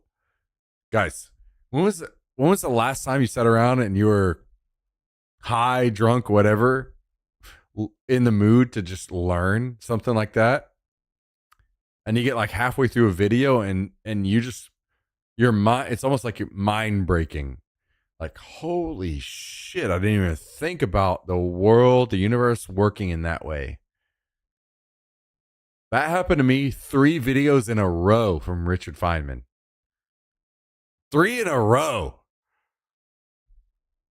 It broke my fucking mind so hard. The first video, I was like, damn, okay. All right, fuck. I'm going to run another one. And then the next, and then the one after that as well. All 3 in a row just broke the fuck out of my mind. I was like, God damn, this guy is a fucking goat. He just breaks it down it's funny because it's almost like a no bullshit kind of person. The way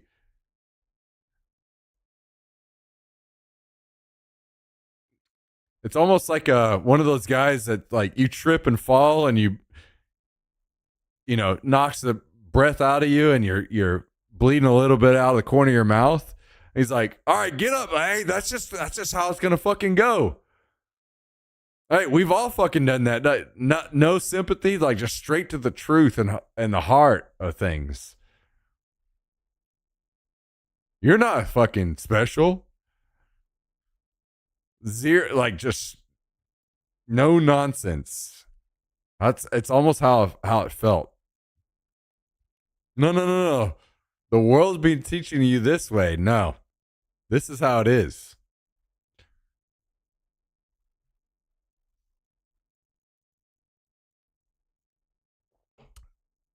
Which, to be fair, maybe I'm just a glutton for punishment because I've always been that way.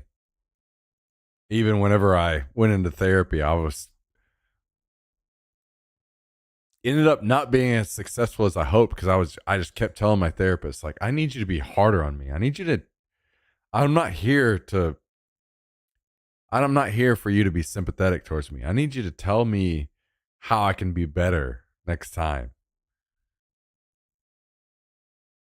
I don't want to hear you like pat me on the back over this shit that I messed up on,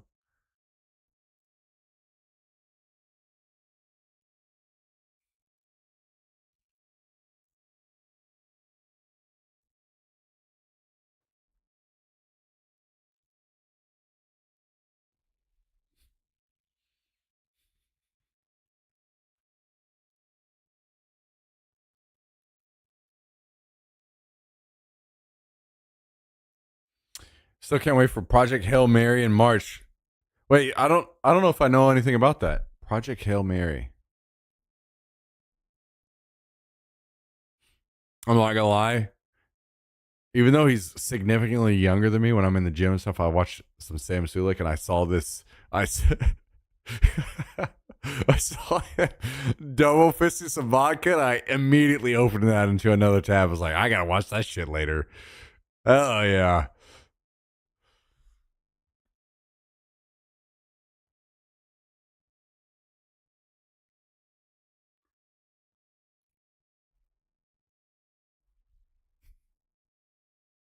Wait, what's Project Hail Mary supposed to be about? I don't know anything about this. At least not by name. Oh, it's a movie. Okay.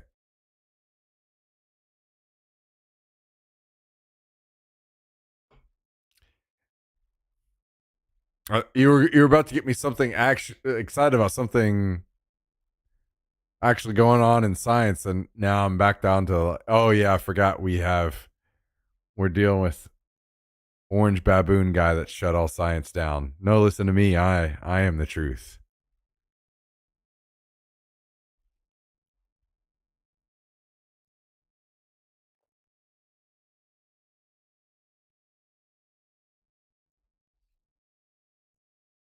We don't get to get excited about science for a while.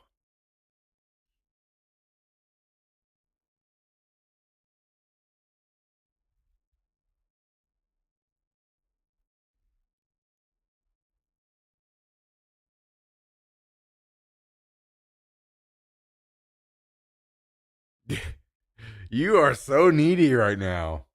You are so needy.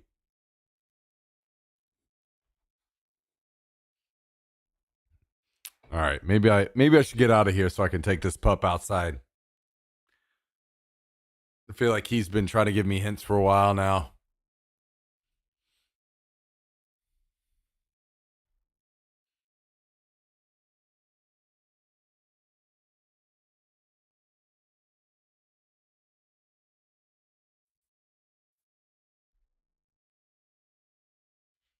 You've inspired me so much. I'm like, I'm about to go pass out and listen to some more Feynman discussions. Look at him. He's just right back up here. Okay. Okay.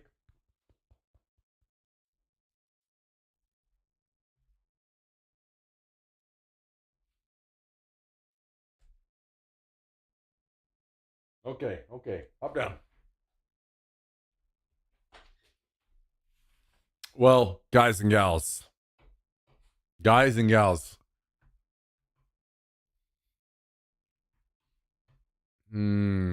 do. Wait, hang on. We'll do this instrumental on the way out. Man, oh man. Maybe none of this streaming return shit works out for me, but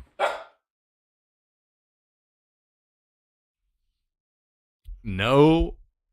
I hope. Especially those of you that are lurkers that stuck around through stuff like this. You're the true supporters. Thank you very much. Because I'm getting to slightly unpeel the layers of the onion of myself more these days, even though 18 viewers, maybe not so much, you know. Maybe we're on the way out, and that's fine. That's how it goes. But I will very much appreciate all of you, not only that we're here while I'm saying stuff like this, discussing this kind of stuff, because it's almost like we can't do it anymore, which is insane. But you add to it and make it even better. So thank you all. I promise you'll never know how much it means to me. Have a great night, guys. We're going to be back at it again soon. So good night.